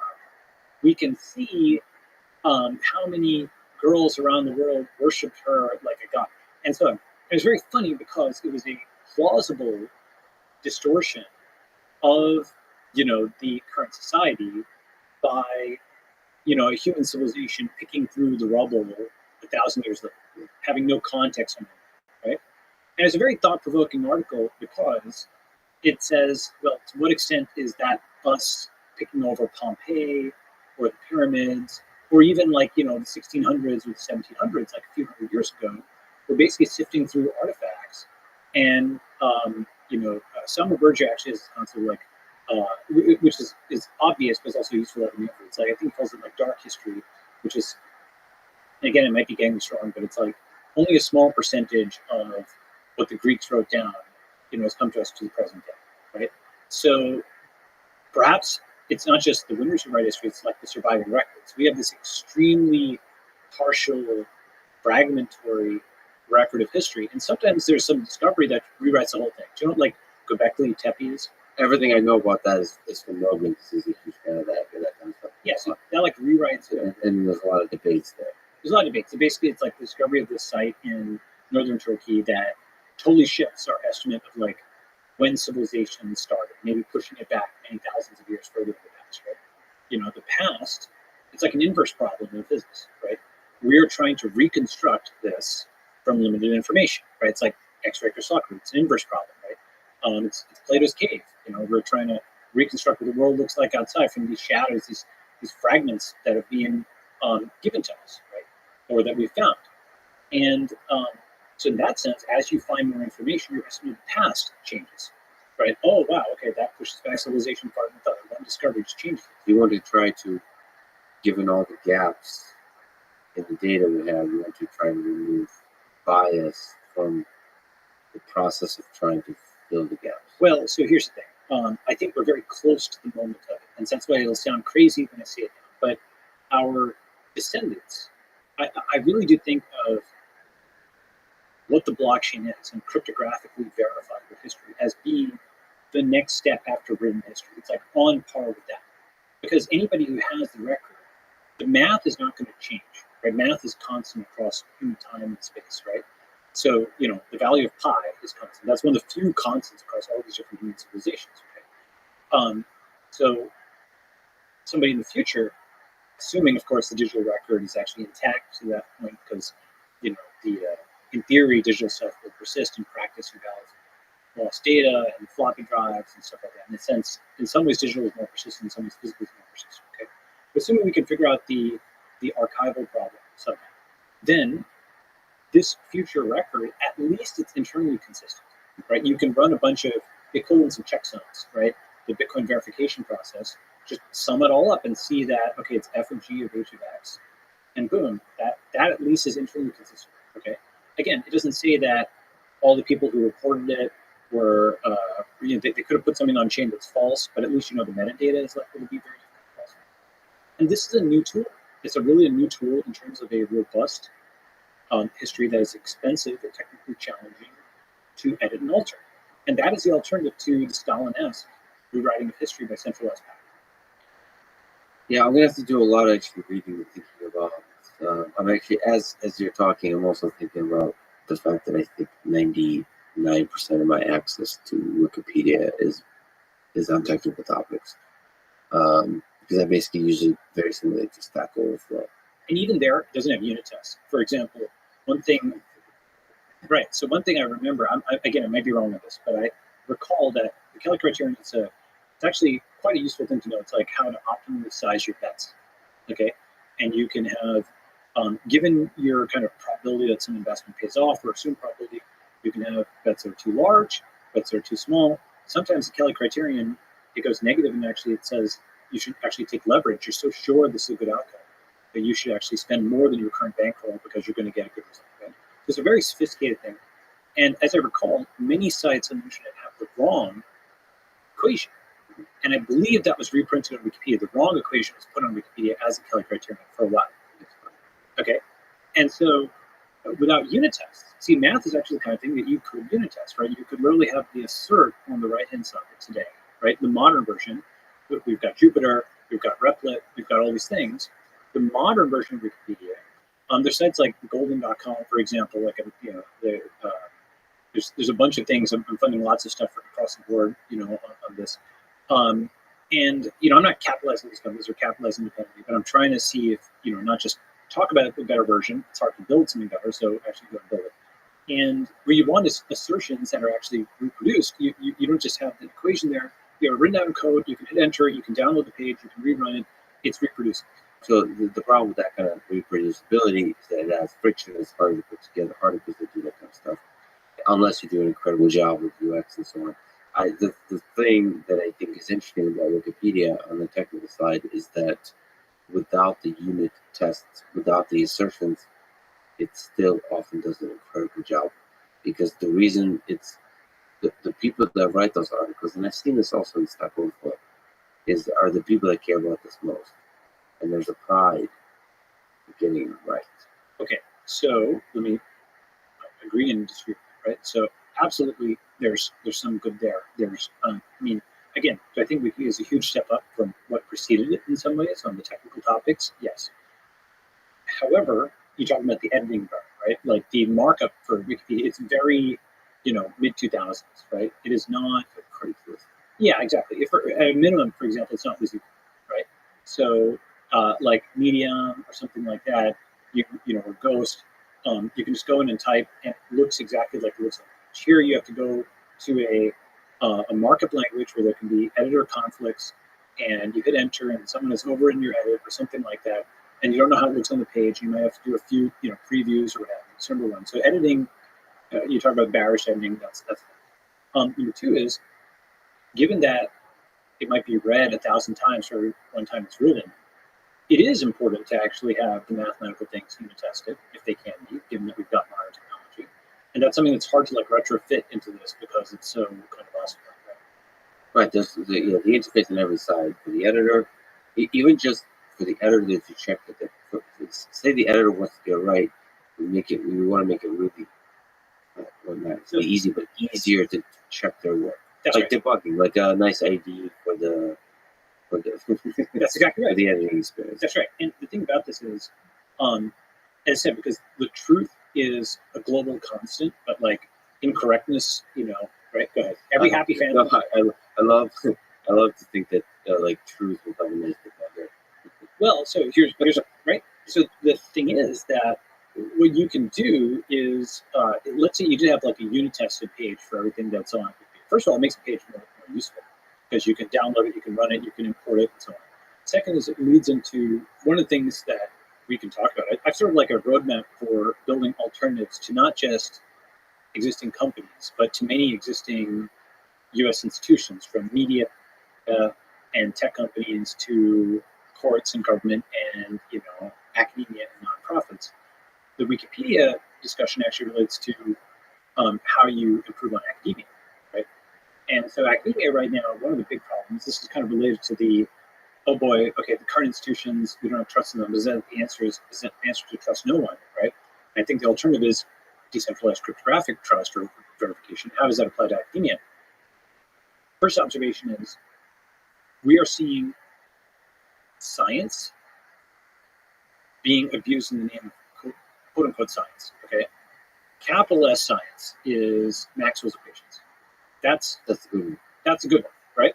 Quote unquote science is a paper that came out last week. And the key thing is that capital S science, real science, is about independent replication, not prestigious citation. That's the definition. All the journal stuff, the professors, all that stuff is just a superstructure that was set on top to make experiments more reproducible. And that superstructure is now dominating the underlying thing because people are just fixating on the prestige and the citation and not the replication, right? So how does that apply here? Once you start thinking about how many replications does this thing have, Maxwell's equation, there's trillions of replications. Every time us speaking into this microphone right now, we're testing, a theory of the electromagnetic field, right? Or electrical and magnetic fields. Every single time you pick up a cell phone or use a computer, you're putting our knowledge to the test, right? Whereas some paper that came out last week in Science or Nature, we have 0 independent replications. Yet it is being cited publicly as prestigious scientists from Stanford and Harvard and MIT all came up with X, right? And so the prestige is a substitute for the actual replication. So there's a concept called Goodhart's law, okay? I'm just going to quote it. When a measure becomes a target, it ceases to be a good measure, okay? So, for example, backlinks on the web were a good signal for Google to use when people didn't know they were being used as a signal. Yeah, you talked about quantity versus quality, and PageRank was a pretty good approximation for quality. Yes, which is fascinating. It's a fascinating thing. We can talk about that. But basically, once people know that you're using this as a measure, they will start to game it. And so then you have this cycle where, sometimes you have a fixed point. Like Satoshi with proof of work was miraculously able to come up with a game where the gaming of it is difficult without just buying more compute, right? So it's a rare kind of game where knowledge of the game's rules can unlock people to game the game. Yeah. But really, really cool. Which is one of the reasons it's brilliant, is that you can describe the game and you can't mess with it. Exactly. It's very hard to come up with something that's stable. There's actually, on the meta point, there's a game where the rule of the game is to change the rules, okay? It is... you mean human civilization? Yeah. It is called something. Gnomic. Okay, NOMIC. Nomic is a game where the rule of the game is to change the rules of the game. At first, that seems insane. Then you realize that's Congress, Yeah, right? yeah, Literally, what it is so meta because there are laws for elections that elect the editors of those laws, who then change the laws that get them elected with gerrymandering and other stuff, right? That's a bad version way of thinking. Bad way of thinking. The other way of thinking about it is this is what every software engineer is doing. You are constantly changing the rules by editing software and pushing code updates and so on, right? So, many games devolve into the metagame of who writes the rules of the game, right? Become essentially games of knowing. Proof of work is so amazing because it didn't devolve in such a way, right? Or it became very hard to rewrite the rules once they got set up, very financially expensive. That's not to say it will always be like that, but it's very hard to change. If we could take a small tangent in terms of academia, I'd love to ask you about how to fix the media as well after you fix academia. Yeah, these are all actually related. Yeah, Wikipedia, media, and academia are all related to the question of independent replication versus prestigious citation. Sure. So that the problem is authority and prestige, as you see it from academia and the media and Wikipedia with the editors. We have to have a mechanism where sort of, the data and the reproducibility is what dominates the discourse. That's right. And so one way to think about this is, I've said this in I think I tweeted this with Western civilization actually has a break classification emergency button. It's called decentralization, right? Martin Luther hit it when the Catholic Church was too ossified and centralized, decentralized with the Protestant Reformation. Okay, he said, at the time, people were able to pay for indulgences, like that is to say, they could sin. They could say, okay, I sinned 5 times yesterday. Here's the equivalent of $50. Okay, I'm done with my sin. I'm done sinning. Okay, there's really by the way else. Okay, and people debate as to how frequent those indulgences are. These are one of the things he inveighed against in the 95 Theses. So decentralization, boom, break away from this ossified church, start something new, right? And in theory, the quote religious wars of the 1600s that ensued were about things like where the wafer was the body of Christ or what have you, but in part they were also about power and whether the centralized entity would write all the rules, with the decentralized one would. And so what happened was obviously Catholicism still exists, but Protestantism also exists. Okay, and similarly here you've got this ossified central institution where forget about. I mean, there's complicated studies; they're difficult to summarize, but when you have the science saying masks don't work and then they do, okay, which everybody saw. And this is not like, everybody knew that there was not like some massive study that came out that changed our perspective on mask wearing. There was something that was just insistently asserted as this is what the science says. And then without any acknowledgement, the science said something different, the next day, right? I remember because I was in the middle of this debate. And I think you could justify masks early in the pandemic as a useful precaution. And then later, post-vaccination, perhaps not necessary. I think that's like the rational way of thinking about it. But the point was that such levels of uncertainty were not acknowledged. Instead, people, were basically lying in the name of science, and public policy wasn't public health; it was political health. Okay, so something like that, you're just spending down all the credibility of the institution for basically nothing. Okay, and so in such a circumstance, what do? Break glass, decentralize. What does that look like? Okay, so let me describe what I call crypto science. By analogy to crypto, just like there's fiat science, crypto science, right? Fiat economics. Okay, so in any experiment, any paper when it comes out, right? You can sort of divide it into the analog to digital and the purely digital. Okay, so the analog to digital is you're running some instruments, you're getting some data, okay, and then once you've got the data, you're generating figures and tables and text and a PDF from that data, right?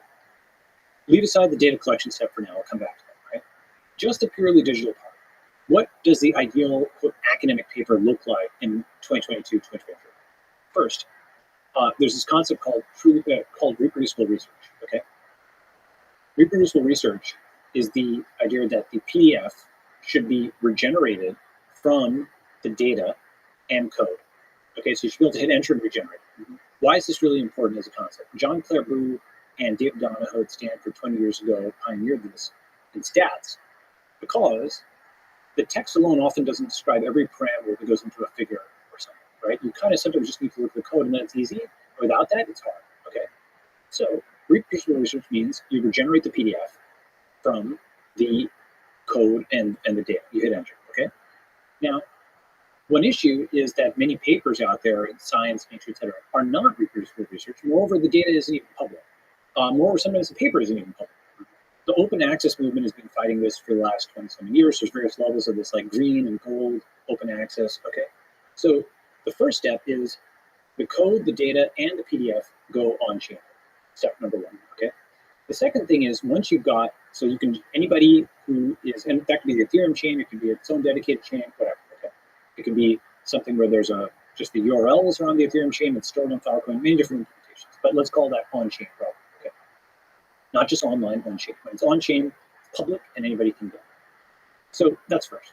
Second is, once you've got something where you can regenerate the code, or the PDF from the code and the data on-chain, guess what? You can have citations between two papers turn into import statements. Okay. That's cool, right? So now you're not just getting composable finance, like DeFi, where you have like one interest rate calculator calling another. You have composable science. And now you can say this paper on this, especially in ML, right? You'll often cite a previous paper and its benchmark or its method, right? You're gonna want to scatter plot sometimes your paper, your algorithm versus theirs on the same data set.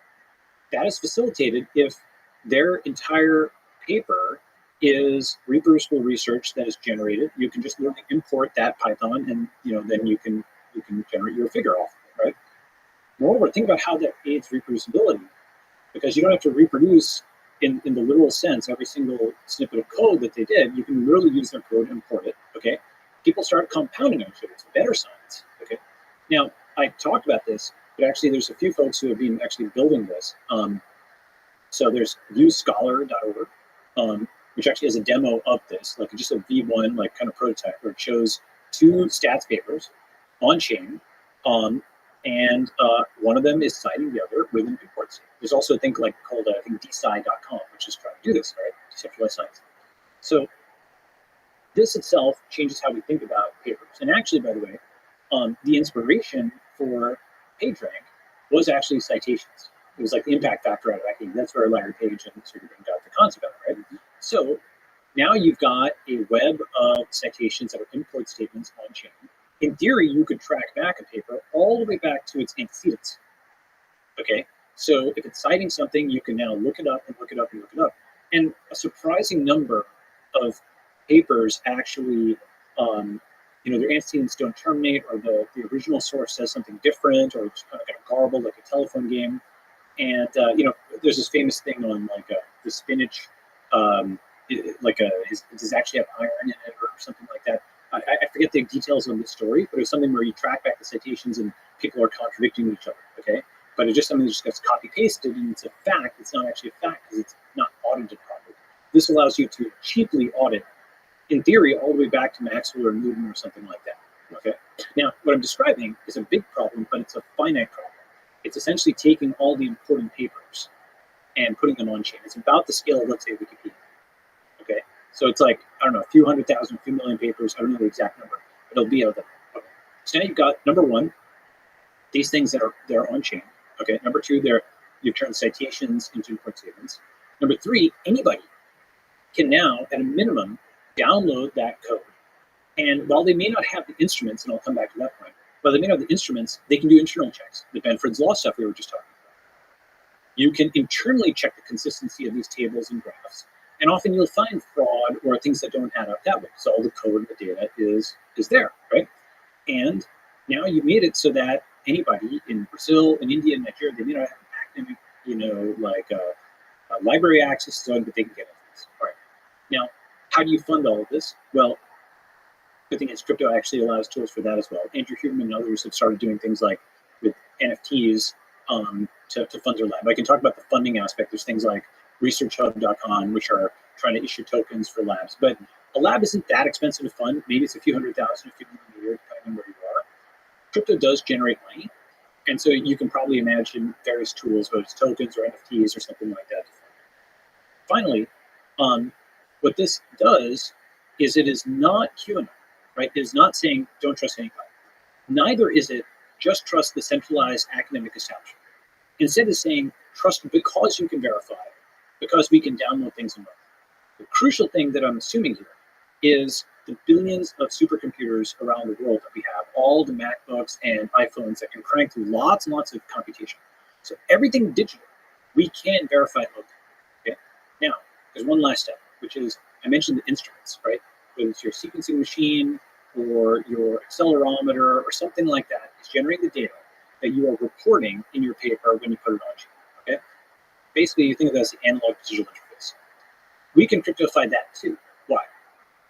For example, an Illumina sequencing machine has an experiment manifest. And when that's written to this website called NCBI, National Center for Biotechnology Information, you can see the experiment metadata on various sequencing runs. It'll tell you what instrument and what time it was run and who ran it and so on and so forth. Okay? What that does is it allows you to correct for things like batch effects. Sometimes you will sequence on this day and the next day, and maybe the humidity or something like that makes it look like there's a significant difference between your two results, but it was just actually batch effects. Okay? What's my point? Point is, if you have a crypto instrument, you can have various hashes and stuff of the data as a chain of custody for the data itself that are streamed and written on chain that the manufacturer can program into this. For anything that's really, you might say, well, boy, that's overkill, right? I'm saying actually not. You know why? If you're doing a study whose results are going to be used to influence a policy that's going to control the lives of millions of people, every single step has to be totally auditable. You need the glass box model. You need to be able to go back to the raw data. You need to be able to interrogate that. And again, this is, anybody who's a good scientist will embrace this, right? So first of all, that was a brilliant exposition of the future of science that we'd love to see.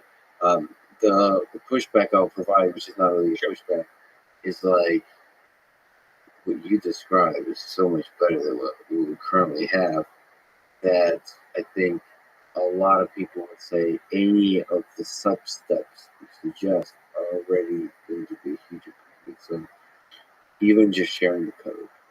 Yes. Or sharing the data. You said, like, I think it would surprise people how often it's hard to get data. Like the actual data or specifics or a large number of the parameters, not you share like one or two parameters that were involved with running the experiment. You won't mention the machines involved, except maybe at a high level with the versions and so on. The dates when the experiments were run, you don't mention any of this. Right.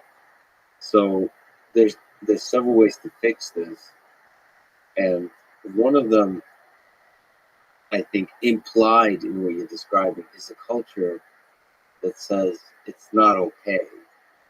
Exactly. To like, so first of all, there should be, even if it's not perfectly on-chain to where you can automatically import all the way to Newton, just even the act of sharing the code, sharing the data, maybe in a way that's not perfectly integrated into a larger structure, is already a very big positive step. Yeah. Saying, like, if you don't do this, then this doesn't count.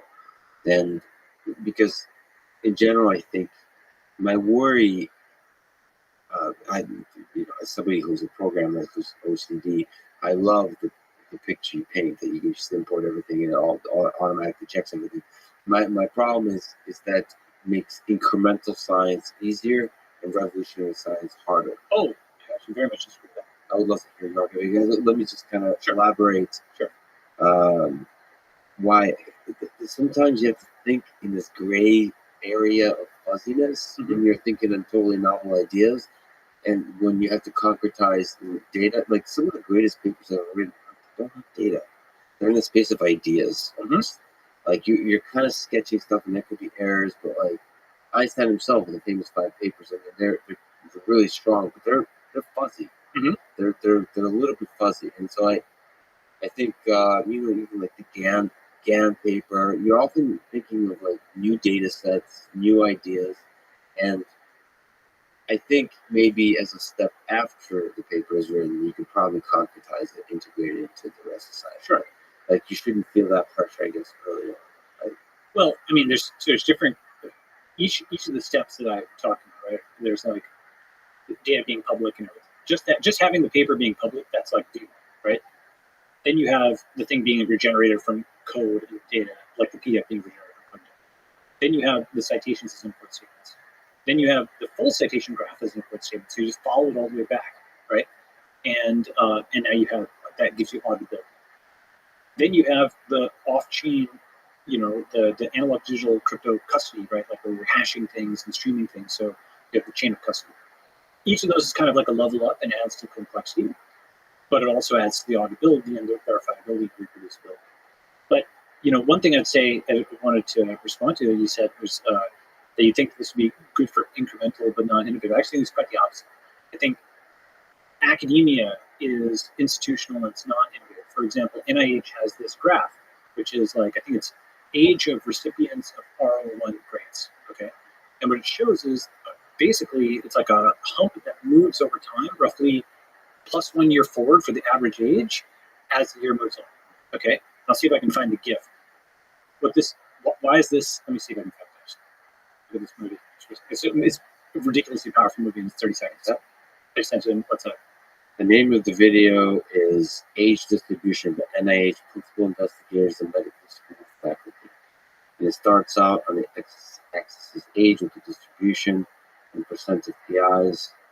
And from early 1980s, moving 1 year at a time. And the meat of the distribution is moving slowly, approximately, as Elijah said, about 1 year Per year. Per year. And this is 10 years ago. 1 year in age per year of time. And notice how, first of all, the average age is moving way upward before you become an NHP. Second is, it's a cohort of guys, people, who are just awarding grants to each other. That's clearly what's happening. That's underlying dynamic. They're not awarding grants to folks who are much younger, okay? Because those folks haven't proven themselves yet, right? So it is this is what happens when you get prestigious citation rather than an application. The age just keeps creeping up. And this was 10 years ago, and it's gotten even worse. It's become even more gerontocratic, even more hidebound, right? And so the thing is that the structures that Vannevar Bush and others set up, the entire post-war science establishment, one thing I'll often find is people will say, Balaji, the government hath granted us the internet and self-driving cars and space flight and so on. How can you possibly be against the U.S. government? Kneel and repent for its bounty, And really, the reason they don't say it quite in that way, but that's really the underpinning kind of thing, because they've replaced God with Gov. They really think of the U.S. government as God. The conservative will think of the U.S. government as like the all-powerful military abroad, and the progressive will think of it as the benign, all-powerful, like nurturing parent at home. Okay, but in this context, they're like, how can you, as some tech bro, could possibly think you could ever do basic science without the funding of the U.S. government? Has it not developed all basic science, right? And the answer to this is actually to say, well, what if we go further back than 1950? Did science happen before 1950? Well, I think it did. Bernoulli and Maxwell and Newton, were they funded by NSF? No, they weren't, right? What aviation, railroads, automobiles, gigantic, industries that arose and both were stimulated by and stimulated development of pure science. Were they funded by NSF? No, they were not, right? Therefore, NSF is not a necessary condition for the presence of science. Neither is even the United States. Obviously, a lot of these discoveries was before, I believe it's before the American. I don't know the exact. It's actually less old than people think. Okay, so Newton died 1727, right? So I knew that, it was like in the 1700s. So Newton was before the American Revolution, right? Obviously, that meant huge innovations could happen before the U.S. government, before NIH, before NSF, right? Which means they are not a necessary condition, number one. That itself is crucial because a lot of people say the government is necessary for basic science. It is not necessary for basic science. It is one possible catalyst. And I would argue that mid-century, it was okay because mid-century was the time when the middle of the centralized century. 1933, 1945, 1969, you have Hoover Dam, you have the Manhattan Project, you have Apollo. That generation was acclimatized to a centralized U.S. government that could accomplish great things, partly because technology favored centralization going into 1950 and then started favoring decentralization going out. I've talked about this in the book. Sovereign Individuals talked about this, but very roughly, you go up into 1950 and you have mass media and mass production and just centralization of all kinds of giant nation states slugging it out on the world stage. You go out in 1950 and you get cable news and personal computers and internet and mobile phones and cryptocurrency. You have the decentralization. And so this entire centralized scientific establishment was set up at the peak of the centralized century. And it might have been the right thing to do at that time, but is now showing its age. And it's no longer actually geared up for what we have. Where are the huge innovations coming out? Well, Satoshi Nakamoto was not, to our knowledge, a professor, right? That's this revolutionary thing that came outside of it. Early in the pandemic, there was something called project-evidence.github.io, which accumulated all of the evidence for the coronavirus possibly having been a lab leak, when that was a very controversial thing to discuss, right? Alina Chan, to her credit, Matt Ridley and Alina Chan have written this book, on whether the coronavirus was a lab leak or not. I think it's plausible that it was. I can't say I'm 100% sure, but I think at least certainly it is a hypothesis worthy of discussion. Okay, though of course it's got political overtones. Point being that the pseudonymous online publication of project-evidence.github.io happened when it was taboo to do so. So we're back to the age of pseudonymous publication where only the arguments can be argued with. The person can't be attacked. Okay, this is actually something that used to happen in the past. Like, someone there's a famous story where Newton solved the problem. Someone said, "I know the lion by his claw," or something like that. Right? People used to do pseudonymous publication in the past so that they'd be judged on part by their scientific ideas and not the person themselves. Right? And so, I do disagree that this is the incremental stuff. This is actually the innovative stuff. The incremental stuff is going to be the institutional gerontocracy that's academia, where it's like, do you know who I am? I'm a Harvard professor. Yeah, I don't. I think I agree with everything you said, but I'm not gonna get stuck on technicalities because I think I was referring to your version of data sets and importing code. Sure. And so that forces just knowing how code works. It forces a structure, and structure usually favors incremental progress. Like if you fork code, you're not going to it decentralizes revolution. You want to go from scratch. Okay, so I understand your point there. Okay, and I also agree that some papers like Francis Crick on the Claustrum or others are theoretical. They're more about like where to dig than the data itself and so on and so forth, right? So I agree with that. Still, I don't. The counter argument is rather than 1,000 people reading this paper to try to rebuild the whole thing and do it with errors, when they can just import, they can more easily build upon what others have done, right? Oh yeah. And so the paper should be workable. Well, yeah. So here's what Python has this concept of batteries included for the standard library, right? Because it lets you just import, and just get to work, right? That means you can fly. Whereas if you couldn't do all those things and you had to rewrite string handling, you would only be able to do incremental things. Libraries actually allow for greater innovation. That's my count. I think you create. I think that paints a picture. I hope that's a picture that fits with science. It certainly does. It fits with code very well. I just wonder how much of science can be that, which is you import. How much of it is possible to do that? Certainly for the things I work on, you can, which is the machine learning world, all the computer science. Whether you can do that for, all right, you can fix the biology. Seems to, yes, I think so.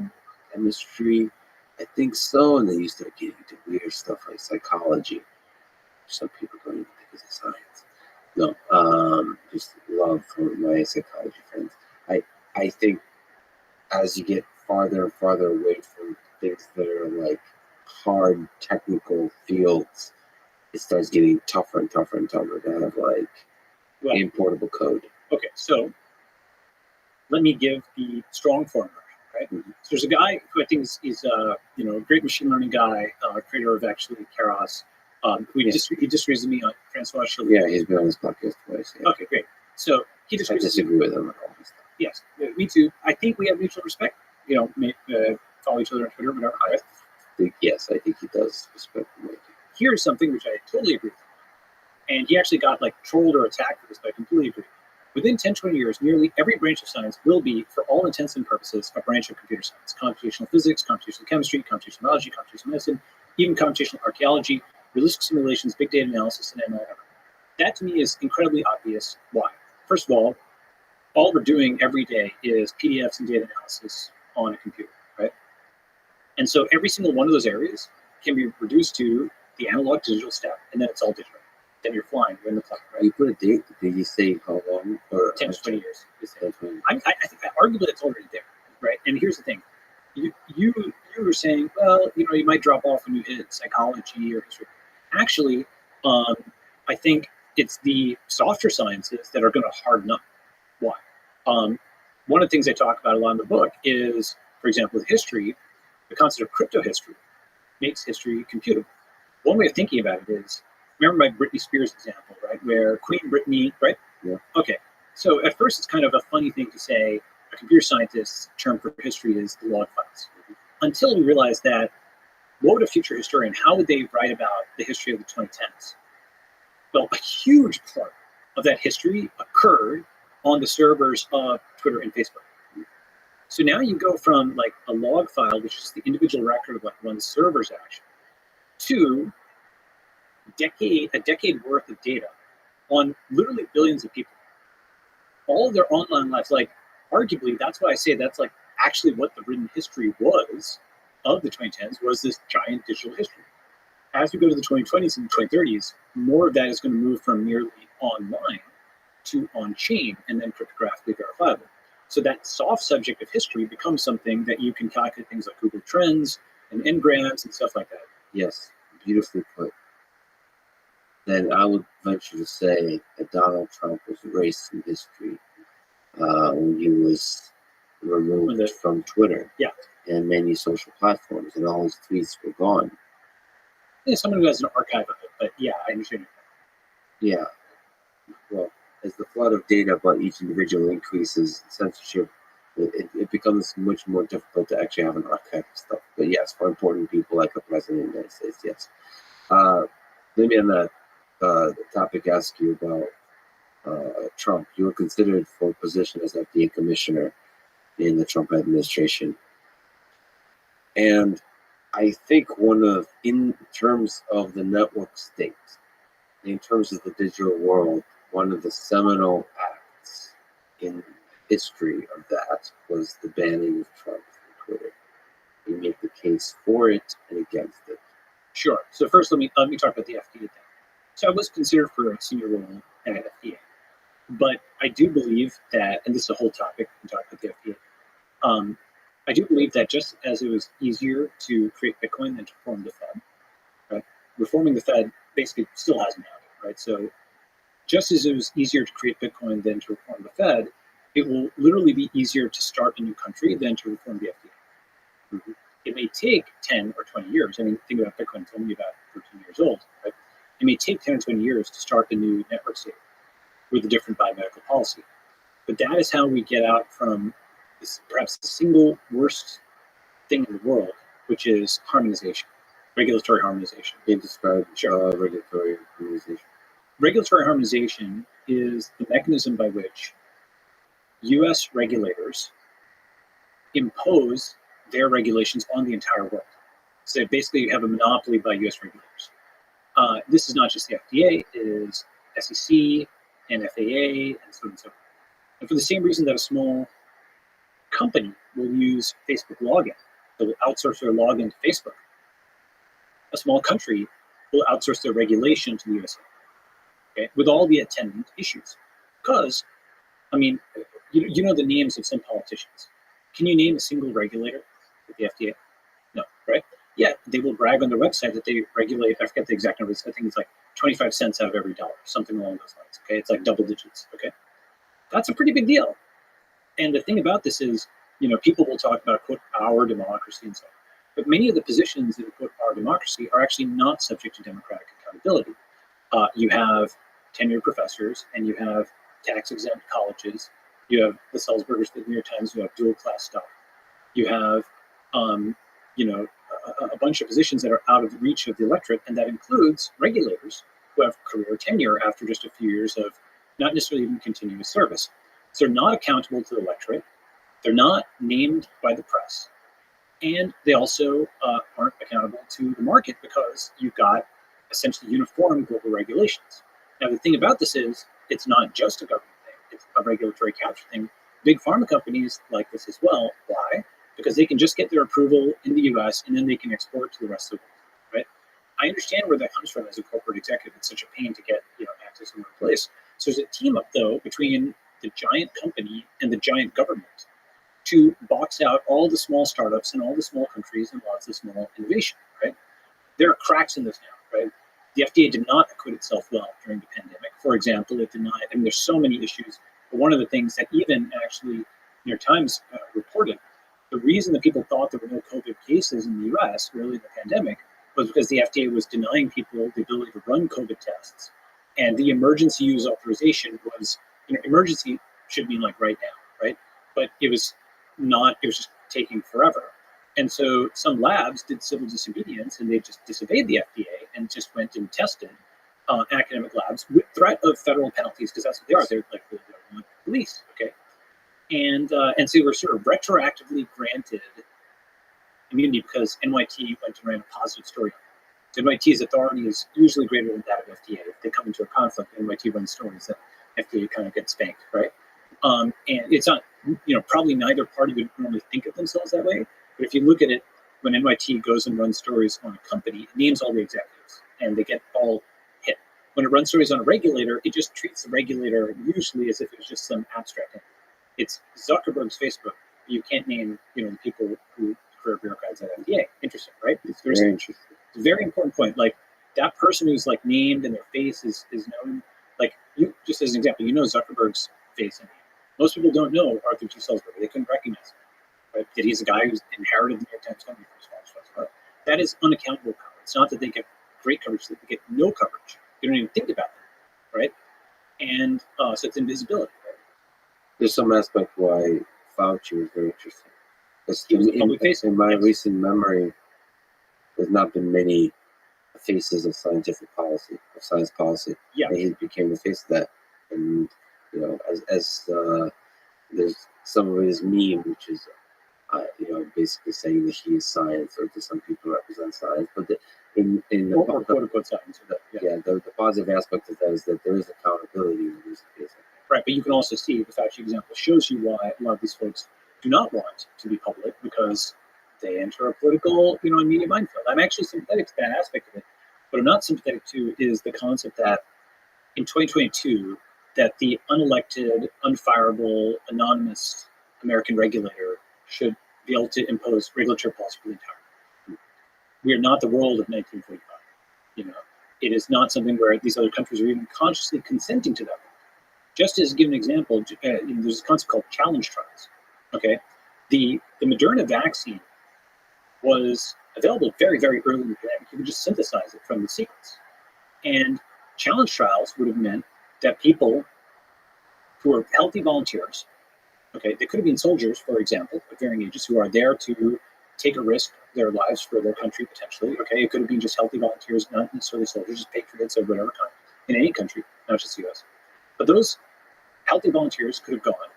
And at the early stages of the pandemic, we didn't know exactly how lethal it was going to be, because, we went there and 30-somethings in China were dying from this. It seemed like it could be far worse. How lethal the virus.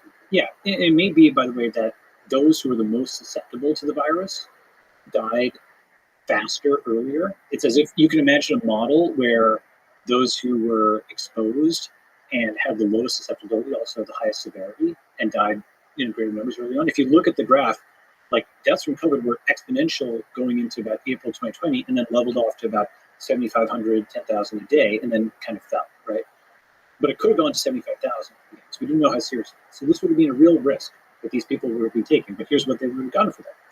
Basically, in a challenge trial, somebody would have been given the vaccine and then exposed to the virus and then put under observation.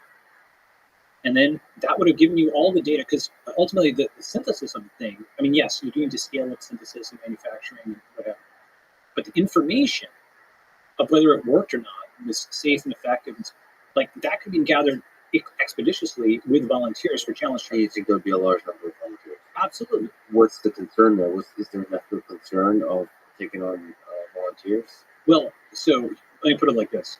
Had we done that, we could have had vaccines early enough to save the lives of like a million Americans, especially seniors and so on, okay? Soldiers, and we're generally first responders and others, you know, I do believe there's folks who would have stepped up, you know, to take that risk. The heroes walk among us. Yeah, that's right. Like if military service is something which is a ritualized thing, people are paid for it, but they're not paid that much. They're really paid in honor, you know, and in duty and patriotism. That is actually the kind of thing where I do believe some fraction of those folks would have raised their hand for this important, you know, task. I don't know how many of them, but I do think that the volunteers would have been there. There's probably some empirical test of that, which is there's a challenge trials website. There's a Harvard prof who put out this proposal early in the pandemic, and he could tell you how many volunteers he got. But something like that could have just shortened the time from pandemic to functional vaccine, right? To days, even, if you'd actually really acted on it. The fact that that didn't happen, and that the Chinese solution of lockdown, that actually, you know, at the beginning, people thought the state could, you know, potentially stop the virus, stop people in place. It turned out to be more contagious than that. Basically, no NPI, no non-pharmaceutical intervention really turned out to work that much, right? You know, actually, at the very beginning of the pandemic, I said something like, look, this is actually February 3rd, about a month before people, you know, I was just watching what was going on in China. I saw that they were doing digital quarantine, like using WeChat codes to like block people off and so on. I didn't know what was going to happen, but I said, look, if the coronavirus goes pandemic, and it seems it may, the extreme edge case becomes the new normal. It's every debate we've had on surveillance, deplatforming, and centralization accelerating. Pandemic means emergency powers for the state, even more than terrorism or crime. And sometimes a solution creates the next problem.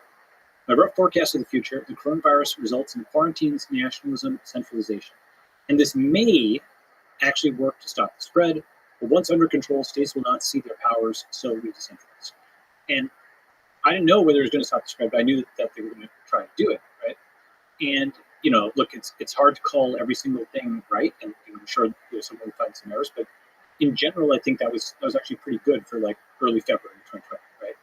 So it's my point, though. The point is, rather than copying Chinese lockdown, what we should have had were different regimes around the world. To some extent, Sweden defected, you know, from this, right? They had like no lockdowns or whatever. But really, the axis that people were talking about was lockdown versus no lockdown. The real axis should have been challenge trials versus no challenge trials. We could have had that in days, okay? And those are two examples of both vaccines and testing. There's so many more that I can point to. So those are kind of decentralized innovations, and that's what FDA should stand for. FDA can stand for. Or something like FDA, right? So let's talk about that, right? Something like FDA. So this is very important. In general, the way I try to think about things is V1, V2, V3, as we've talked about a few times. So FDA, VU. Well, right. So what was before FDA, right? So there was both good and bad before FDA, because people don't necessarily have the right model of the past, okay? So, you know, if you ask people what was there before the FDA, they'll say, and by the FDA itself omits the, right? Their pronouns are just FDA, okay? So, but basically... why is that important? It's just something where... Why is that either humorous or interesting to you? They have a sort of in-group lingo where when you are kind of talking about them the way that they talk about themselves, it is something that kind of piques interest. It's kind of like, you know, in LA, people say the 101 or the, you know, right? Whereas in Northern California, they'll say 101. Or people from Nevada will say Nevada, right? It just instantly marks you as like insider or outsider, okay? In terms of how the language works, right? And that's good. I mean, it just makes me sad because that lingo is part of the mechanism which creates the silo, the bubble of particular thoughts, and that ultimately deviates from the truth because you're not open to new ideas. I think it's actually like, you know, in Glorious Bastards, there's a scene in the bar. Do you want to talk about it? No, but it's good. You can't. just to censor you, this is like a Wikipedia podcast, like Wikipedia. You can't cite Quentin Tarantino films. Okay. Sorry. So basically, like English start with like 1, 2, 3, 4, 5, and I believe it's like the Germans start with like the thumb. Something that you never know, right? I may be misremembering it, but I think that's right. Okay. So that's like, FDA's got the lingo. All right. right. Yes. So FDA's got the lingo. So coming back up, basically, just talk about FDA and then come back to your question on the deplatform. So what was V0 FDA? Yeah, so- V1, what does the future look like? V1 was patent medicines. Okay, that's what some people say. But V1 was also Banting and Best. Okay, Banting and Best, they won the Nobel Prize in the early 1920s. Right? Why? They came up with the idea for insulin supplementation to treat diabetes, and they came up with the concept. They experimented on dogs. They did self-experimentation. They had healthy volunteers. They experimented with the formulation as well, right? Because just like you'd have like a web app and a mobile app, maybe a command line app, you could have a drug that's administered orally or via injection or cream, or so there's different formulations, right? Dosage, all that stuff they could just like iterate on, okay, with willing doctor, willing patient. These these folks who were affected just sprang out of bed. The insulin supplementation was working for them. And within a couple of years, they had won the Nobel Prize, and Eli Lilly had scaled production for the entire North American continent. Okay, so that was a time when pharma moved at the speed of software, when it was willing buyer, willing seller. Okay, because the past is demonized as something that our glorious regulatory agency is protecting us from. Okay, but there's so many ways in which what it's really protecting you from is being healthy. Okay, as I mean, there's a zillion examples of this. I won't be able to recapitulate all of them just in this podcast, but if you look at a post that I've got, it's called Regulation, Disruption, and the Future, Technologies of 2013, Coursera PDF, okay? This lecture, which I'll kind of link it here so you can maybe put in the show notes if you want. This goes through like a dozen different examples of crazy things the FDA did, from kind of stuff that was dramatized in Dallas Buyers Club, where they were preventing people from getting AIDS drugs, to their various attacks on quote raw milk, where they were basically saying here's a quote from FDA filing in 2010. There's no generalized right to bodily and physical health. There's no right to consume or feed children any particular food. There's no fundamental right to freedom of contract. They basically feel like they own you. You're not allowed to make your own decisions about food. There's no generalized right to bodily and physical health. Direct quote from their like written kind of thing. Okay. The general frame is usually that FDA says it's protecting you from the big bad company, but really what it's doing is it's preventing you from opting out. Okay. Now, with that said, this is where I'm talking about V3. As critical as I am of FDA or the Fed for that matter, I also actually recognize that like the Ron Paul type thing of end the Fed is actually not practical. End the Fed will just be laughed at. What Bitcoin did was a much, much, much more difficult task of building something better than the Fed. That's really difficult to do because the Fed and the FDA, they're like the hub of the current system. People rely on them for lots of different things, okay?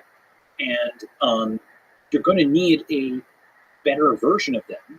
And how would you actually build something? So with the Fed and with, SEC and the entire, the banks and whatnot, crypto has a pretty good set of answers for these things. And over time, all the countries that are not, all the groups that are not the US establishment or the CCP will find more and more to their liking in the crypto economy.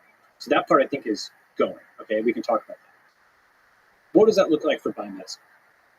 Well, first, what does exit the FDA, right? So there actually are a bunch of exits from the FDA already, which is things like right to try laws, okay, CLIA labs and laboratory developed tests, compounding pharmacies, off-label prescription by doctors, and countries that aren't fully harmonized with FDA. For example, Kobe Bryant, before he passed away, went and did stem cell treatments in Germany, okay? Stem cells are being pushed out, I think in part by the Bush administration, by other things. So those are different kinds of exits. Right to try basically means, at the state level, you can just try the drug, okay? CLIA labs and LDTs, that means that's a path where you don't have to go through FDA to get a new device approved. You can just run it in the lab. Okay. Compounding pharmacies, these were under attack. I'm not sure actually where the current statute is on this, but this is the idea that pharmacist has some discretion in how they prepare mixtures of drugs. Off-label prescription by MDs. So MDs have enough weight in the system that they can kind of push back on FDA, and off-label prescription is the concept that a drug that's approved for purpose A can be prescribed for purpose B or C or D without going through another whole new drug approval process. And then countries that aren't harmonized, right? So those are 5 different kinds of exits from the FDA on different directions. So first, those exits exist. So for those people who are like, oh my God, we're all going to die, everybody's going to poison us with non-FDA approved things, whatever, right? Those exits exist. You probably actually use tests or treatments from those. You don't even realize that you have, right? So it hasn't killed the program. Number 2 is actually testing for safety. There's safety, efficacy, and comparative. Safety is actually relatively easy to test for. There's very few drugs that are there's TGN 1412. That's a famous example of something that's actually really dangerous to people, right? With the Rothschild test. So those do exist. Just acknowledge they do exist. In general, testing for safety is actually not that hard to do. Okay, and if something is safe, then you should be able to try it. Usually, okay. Now, what does that decentralized FDA look like? Well, basically, you take individual pieces of it, and you can often turn them into vehicles. And this is 50 different startups. Let me describe something. First, have you got any drugs or something like that recently? I mean, prescribed drugs, prescription drugs? Well, now that you clarify, the answer is no. Yeah. Prescribed drugs, no. Okay, so not maybe antibiotics one time, maybe. Right. No. So you know how you have a sort of a wadded up chemistry textbook, the package insert that goes into these, right? Okay. Wadded up chemistry textbook, I love it. That's what it is, right? That's what a terrible user interface. We don't usually think of it that way. Why is the user interface so terrible? That's a web of regulation that makes it so terrible. And there's actually guys who tried to innovate just on user interface called Help, I Need Help. That was the name of the company a while back, and it was trying to explain the stuff in plain language. Right? Just on user interface, you can innovate. And why is that important? Well, there's a company called PillPack, which innovated on quote the user interface for drugs by giving people a thing which had a daily blister pack. So it's here's your prescription, and you're supposed to take all these pills on the first and second, and basically whether you had taken them on a given day was manifest by whether you had opened it for that specific day. Okay, this is way better than other kinds of so-called compliance methodologies. There are guys who try to do an IoT pill where when you swallow it, it gives you measurements. This was just a simple innovation in user interface that boosted compliance in the sense of compliance with the drug regimen dramatically, right? And I think they got acquired or what have you for a lot of money. And hopefully utilized effectively. Right? Or sometimes these companies that do incredible innovation really makes you sad when they get acquired that leads to their death, not their scale. Sure. I mean, they did a lot of other good things, but this is one thing that they did well, right? So PillPack just shows what you can get with improving on user interface. We get reviews for everything, right? One thing that, people sort of, in my view, somewhat put out of context, are biology thinks you should replace the FDA with health food drugs. Actually, there's something called Phase 4, okay, the FDA, which is so-called post-market surveillance. Do you know that that's actually something where, in theory, you could go and fill out a form on the FDA website, which basically says, I've had, a bad experience with a drug.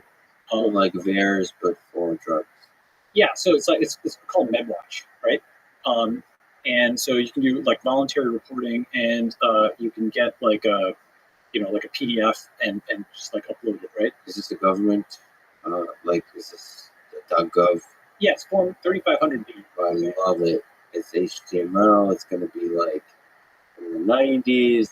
It's going to have an interface designed by somebody who's a COBOL/Fortran programmer.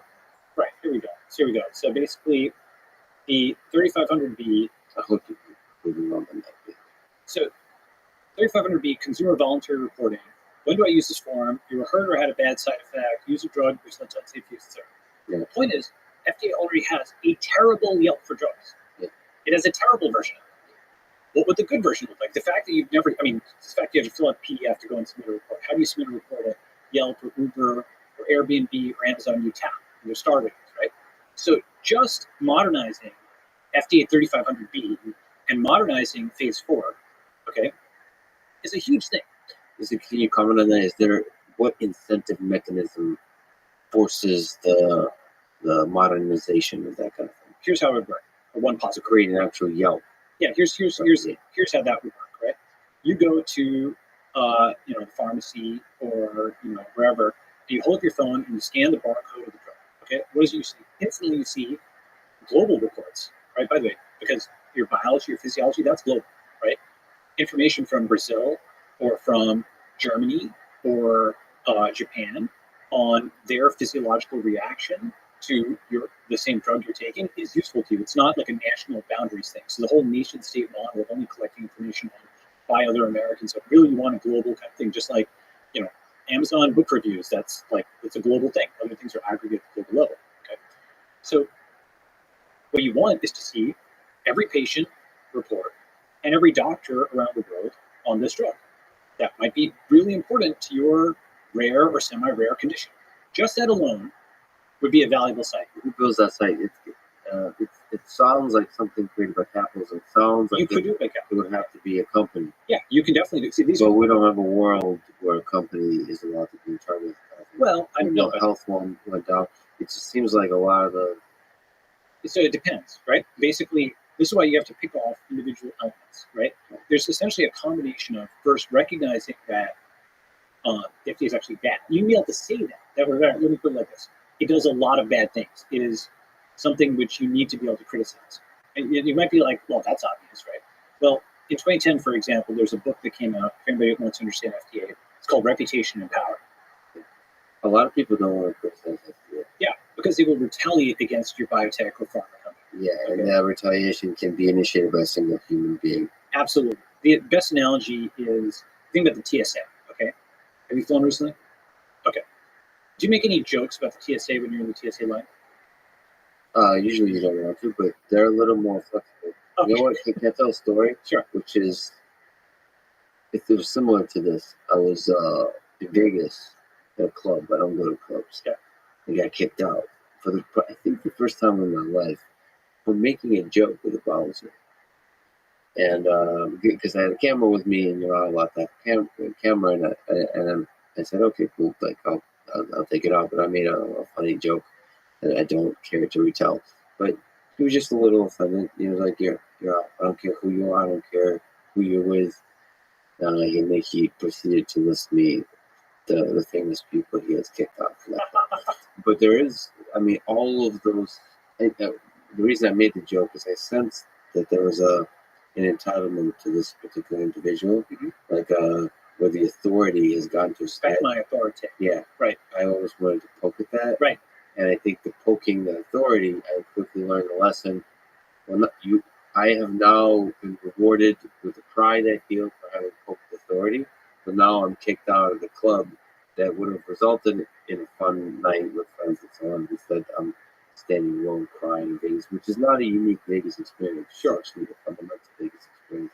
But that, I'm sure, that basic human nature happens in the That's exactly right. So just like with the TSA, just to extend the analogy, when you're in line at the TSA, right, you don't want to miss your flight. That could cost you hundreds of dollars.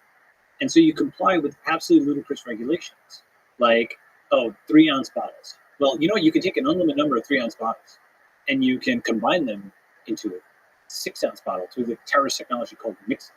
Yeah. Okay? Yeah. Advanced, yes. Right?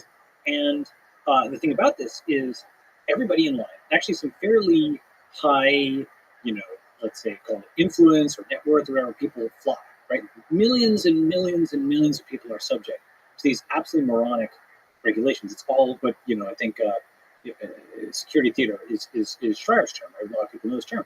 So millions of people are subject to it. It costs untold billions of dollars in terms of delays and what if you just walk it, right? It irradiates people. And this is another FDA thing, by the way. This is an FDA TSA team up. Okay.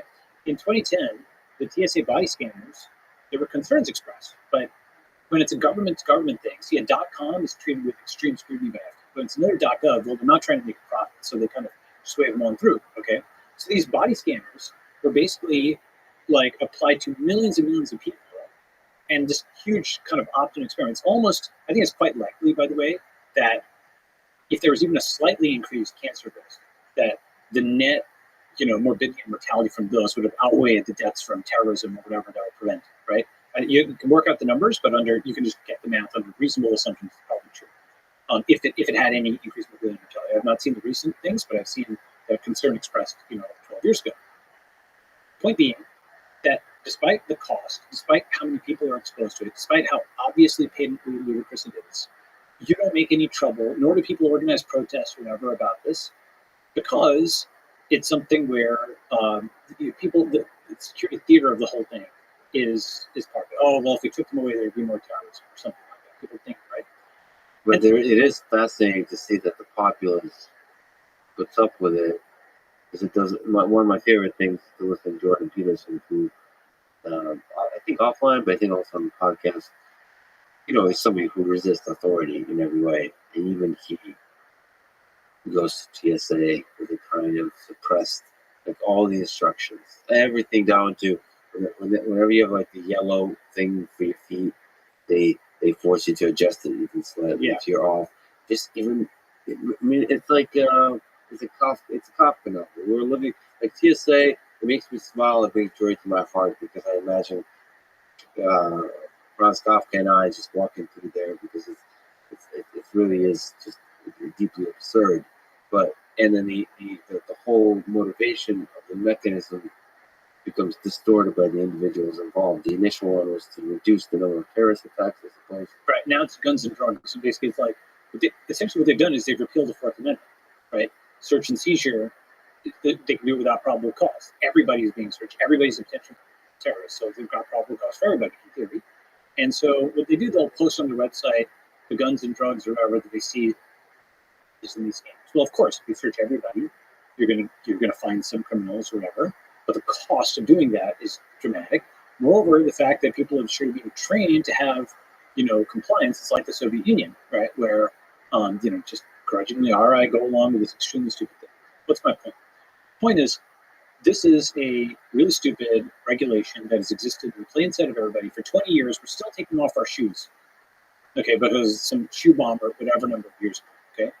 All of this stuff is there, as opposed to, there's a zillion other things you could potentially do, different paradigms for airport security, but now apply that to FDA. Just like a lot of what TSA does is security theater, arguably all of it. A lot of what FDA does is safety theater. The difference is there's far fewer people who go through the aperture. They're the biotech and pharma CEOs. Okay, so you don't have an understanding of what it is to deal with them. Number one. Number two is the penalty is not a few $100s of missing your flight.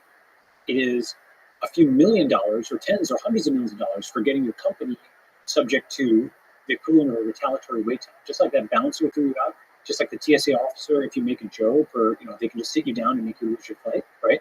So too can the FDA just silently impede the approval of something and choke you out financially because you don't have enough runway to get funded, right?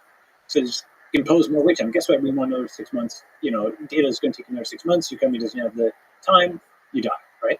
If you live, you have to raise a round at some diluted valuation, and now the price gets jacked up on the other side. That's the one thing that can give, by the way, in this whole process. When you push out timelines from days to get a vaccine approved or a vaccine evaluated rather via challenge trials to months or years, the cost during that time it just increases nonlinear, right? Because you can't iterate on the product. All the normal observations, if it takes you 10 years to launch a product versus 10 days, what's the difference in terms of speed of duration, cost, et cetera, right? So this is part of it's not the only thing. There's other things. There's AMA and CPT, there's other things. But this is one of the things that jacks up prices in the US medical system, okay? So now you have something where these CEOs, they're going through this aperture. They can't tell anybody about it because if you read Reputation and Power, okay, I'm going to just quote this because it's an amazing, amazing book, right? It's written by a guy, Daniel Carpenter, who's a smart guy, but he's an FDA sympathizer. He fundamentally thinks it's like a good thing. Nevertheless, I respect Carpenter's intellectual honesty because he quotes the CEOs in the book, verbatim, and he gives some paragraphs. And essentially, from their descriptions, it's like, think about like a Vietnam War thing where you've got a POW and they're like blinking through their eyes, I'm being tortured, okay? That is the style, when you read Carpenter's book, you read the quotes from these CEOs. Do you recommend the book? It's a good book. Yeah, or it's now a little bit outdated. Okay, because it's like almost 10 years old. Still, as a history of the FDA, it is well worth reading. And by the way, the reason I say like the FDA is so insanely important. It's so much more important than many other things that people talk about, but they don't talk about, right? I just want to read his little blurb for it, right? This is 2010. The U.S. Food and Drug Administration is the most powerful regulatory agency in the world. How did the FDA become so influential, and how does it wield its extraordinary power? Reputation power traces the history of FDA regulation of pharmaceuticals, revealing how the agency's organizational reputation has been the primary source of its power, yet it's also known its ultimate constraints. Carpenter describes how the FDA cultivated a reputation for competence and vigilance throughout the last century, and how this organizational image has enabled the agency to regulate while resisting efforts to curb its own authority. First of all, just that description alone, you're like, wait a second. He is describing this as an active player. It's not like a DMV kind of thing which is passed through. It's talking about cultivating a reputation, its power, resisting efforts to curb its own authority, right? The thing is, now you're kind of through the looking glass. You're like, wait a second, this is kind of language I don't usually hear for regulatory agencies. The thing is, the kind of person who becomes the CEO of a giant company, what do they want to do? They want to expand that company. They want to make more profit. Similarly, the kind of person who comes to run a regulatory agency or one of the sub-units, that person wants to expand its ambit. Okay? But is that always obviously, sorry to interrupt, but for the CEO of the company, I know the philosophical ideal of capitalism is you want to make the thing more profitable, but we're also human beings. Do you think there's some fundamental aspect to which we want to do a lot of good in the world? Sure, but the fiduciary duty will push people to get the ambitious, the profit maximizing expansionist CEO is selected, right? Basically, they believe, crucially, they're not just, this is important, they're not just, some of them are Grand Theft Auto, make as much money as possible, but they believe in the mission, okay? They've come to believe in the mission, and that is the person who's selected. Chomsky actually had this good thing, which is like, I believe that you believe what you believe, but if you didn't believe what you believe, you wouldn't be sitting here. So they select for the kind of people that are able to make a lot of money, and in that process, those people are able to construct a narrative that they're doing good, even though what they were selected for is the fact that they do more. Yeah, and they may actually be doing good, but the thing is, with CEOs, we have a zillion images and television, media, movies of the evil corporation, the greedy CEO. We have some concept of what CEO failure looks like. Okay, now, when have you ever seen an evil regulator?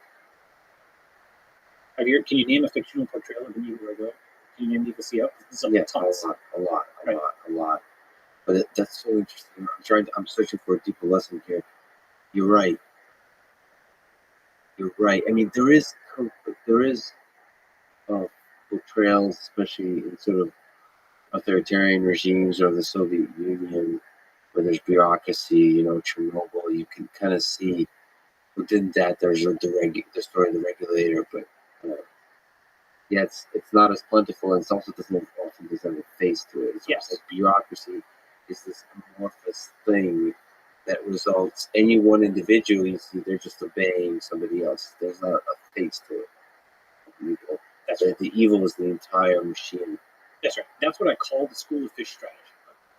It's something where you are an individual and you can be signaled out, but there's more accountability for one person's bad tweets than all the wars and boots, right?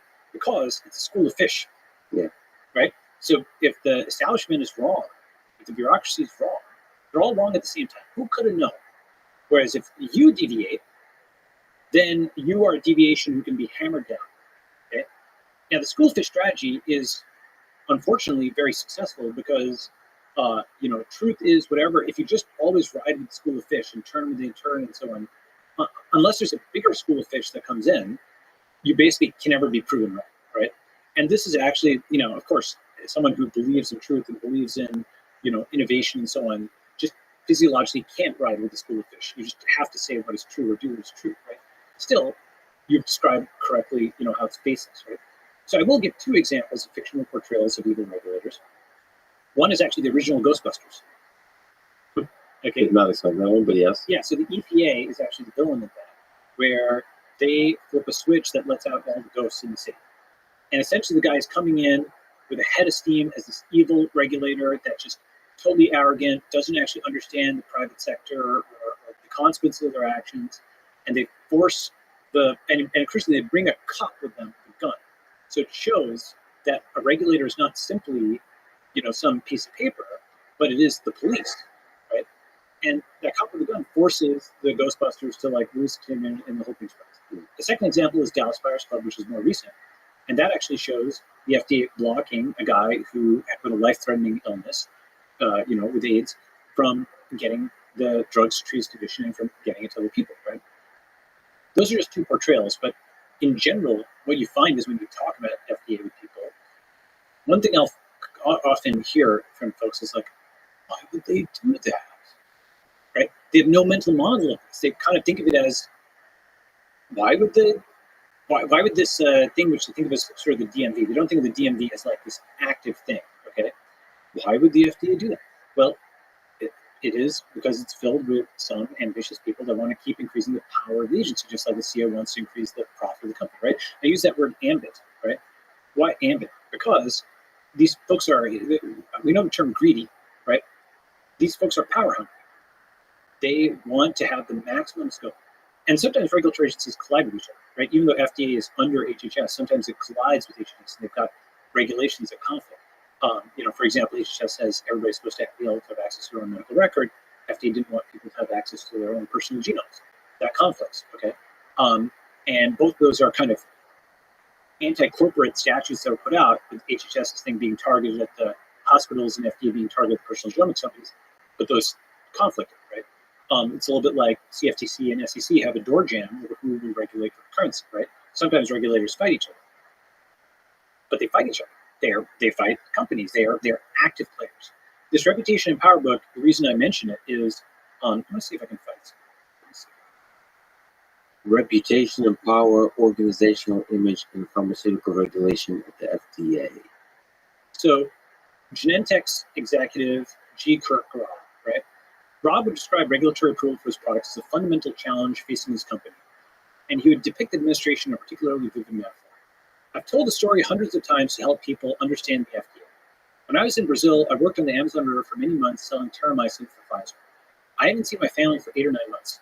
They're flying into Sao Paulo, and I was flying down from some little village on the Amazon to Manaus and then to Sao Paulo. I was a young guy in his 20s. I couldn't wait to see the kids. One of them was a year-old baby. The other was 3. I missed my wife. There was a Quonset hut in front of just a little dirt strip with a single-inch plane of flying wings. I roll up and there's a Brazilian soldier there. The military revolution happened literally a week before. So this soldier is standing there with his machine gun, and he said to me, "You can't come in." I speak in pretty good Portuguese by that time. I said, "My God, my plane, my family, I gotta come in." He said again, "You can't come in." I said, "I gotta come in." And he took his machine gun, took the safety off, and pointed at me and said, "You can't come in." And I said, "Oh, now I got it. I can't go in there." And that's the way I always describe the FDA. The FDA is standing there with a machine gun against the pharmaceutical industry, so you better be their friend rather than their enemy. They are the boss. If you're a pharmaceutical firm, they own you body and soul. Okay, that's the CEO of a successful company, Genentech. He said he's told the story hundreds of times, and regulatory approval is a fundamental challenge facing his company because if you are regulated by FDA, they are your primary customer. If they cut the cord on you, you have no other customers. And in fact, until very recently with the advent of social media, no one would even tell your story. It was assumed that you were some sort of, corporate criminal, that they were protecting the public from, that you were going to put poison in milk, like the melamine scandal in China. I'm not saying those things don't exist, but they do exist. That's why people are they can immediately summon to mind all the examples of corporate criminals, right? That's why I mentioned those fiction stories, those templates. Even if Star Wars doesn't exist, how many times have you heard a Star Wars metaphor or whatever for something, right? Breaking Bad, go ahead. Yeah, but the pharmaceutical company has stuck between a rock and a hard place because the reputation, they go to Twitter, they go to social media, they have horrible reputation. So it's they don't. Yes, but why is that? Because reputation and power. FDA beat down the reputation of pharma companies just like EPA helped beat down the reputation of oil companies. And as it says over here, right, in practice, dealing with the fact of FDA power meant a fundamental change in corporate structure and culture.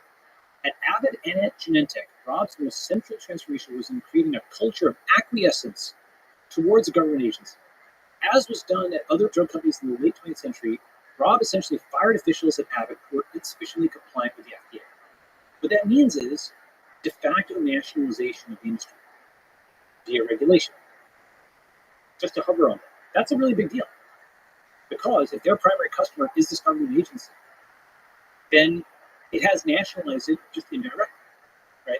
This is partially what's just happened with Microsoft, Apple, Google, Amazon, the other MAGA. Okay, they have been. That's money. Yeah, I didn't even think about that. Right, so it's so the like I have this terms like MAGA Republicans and MAGA Democrats. Right? Okay. Oh damn it! So many things you said today will just get stuck in my head, and they change the way you think. Get catchy. Something about catchy phrasing of ideas makes me even more powerful. So yeah, okay. So that's happening in tech. It's happening in tech. So Facebook is the outlier because Zuck still controls the company. But just like, I mean, why had tech had a good reputation for a while? Because there wasn't a regulatory agency whose justification was regulating these corporate criminals. Right? Once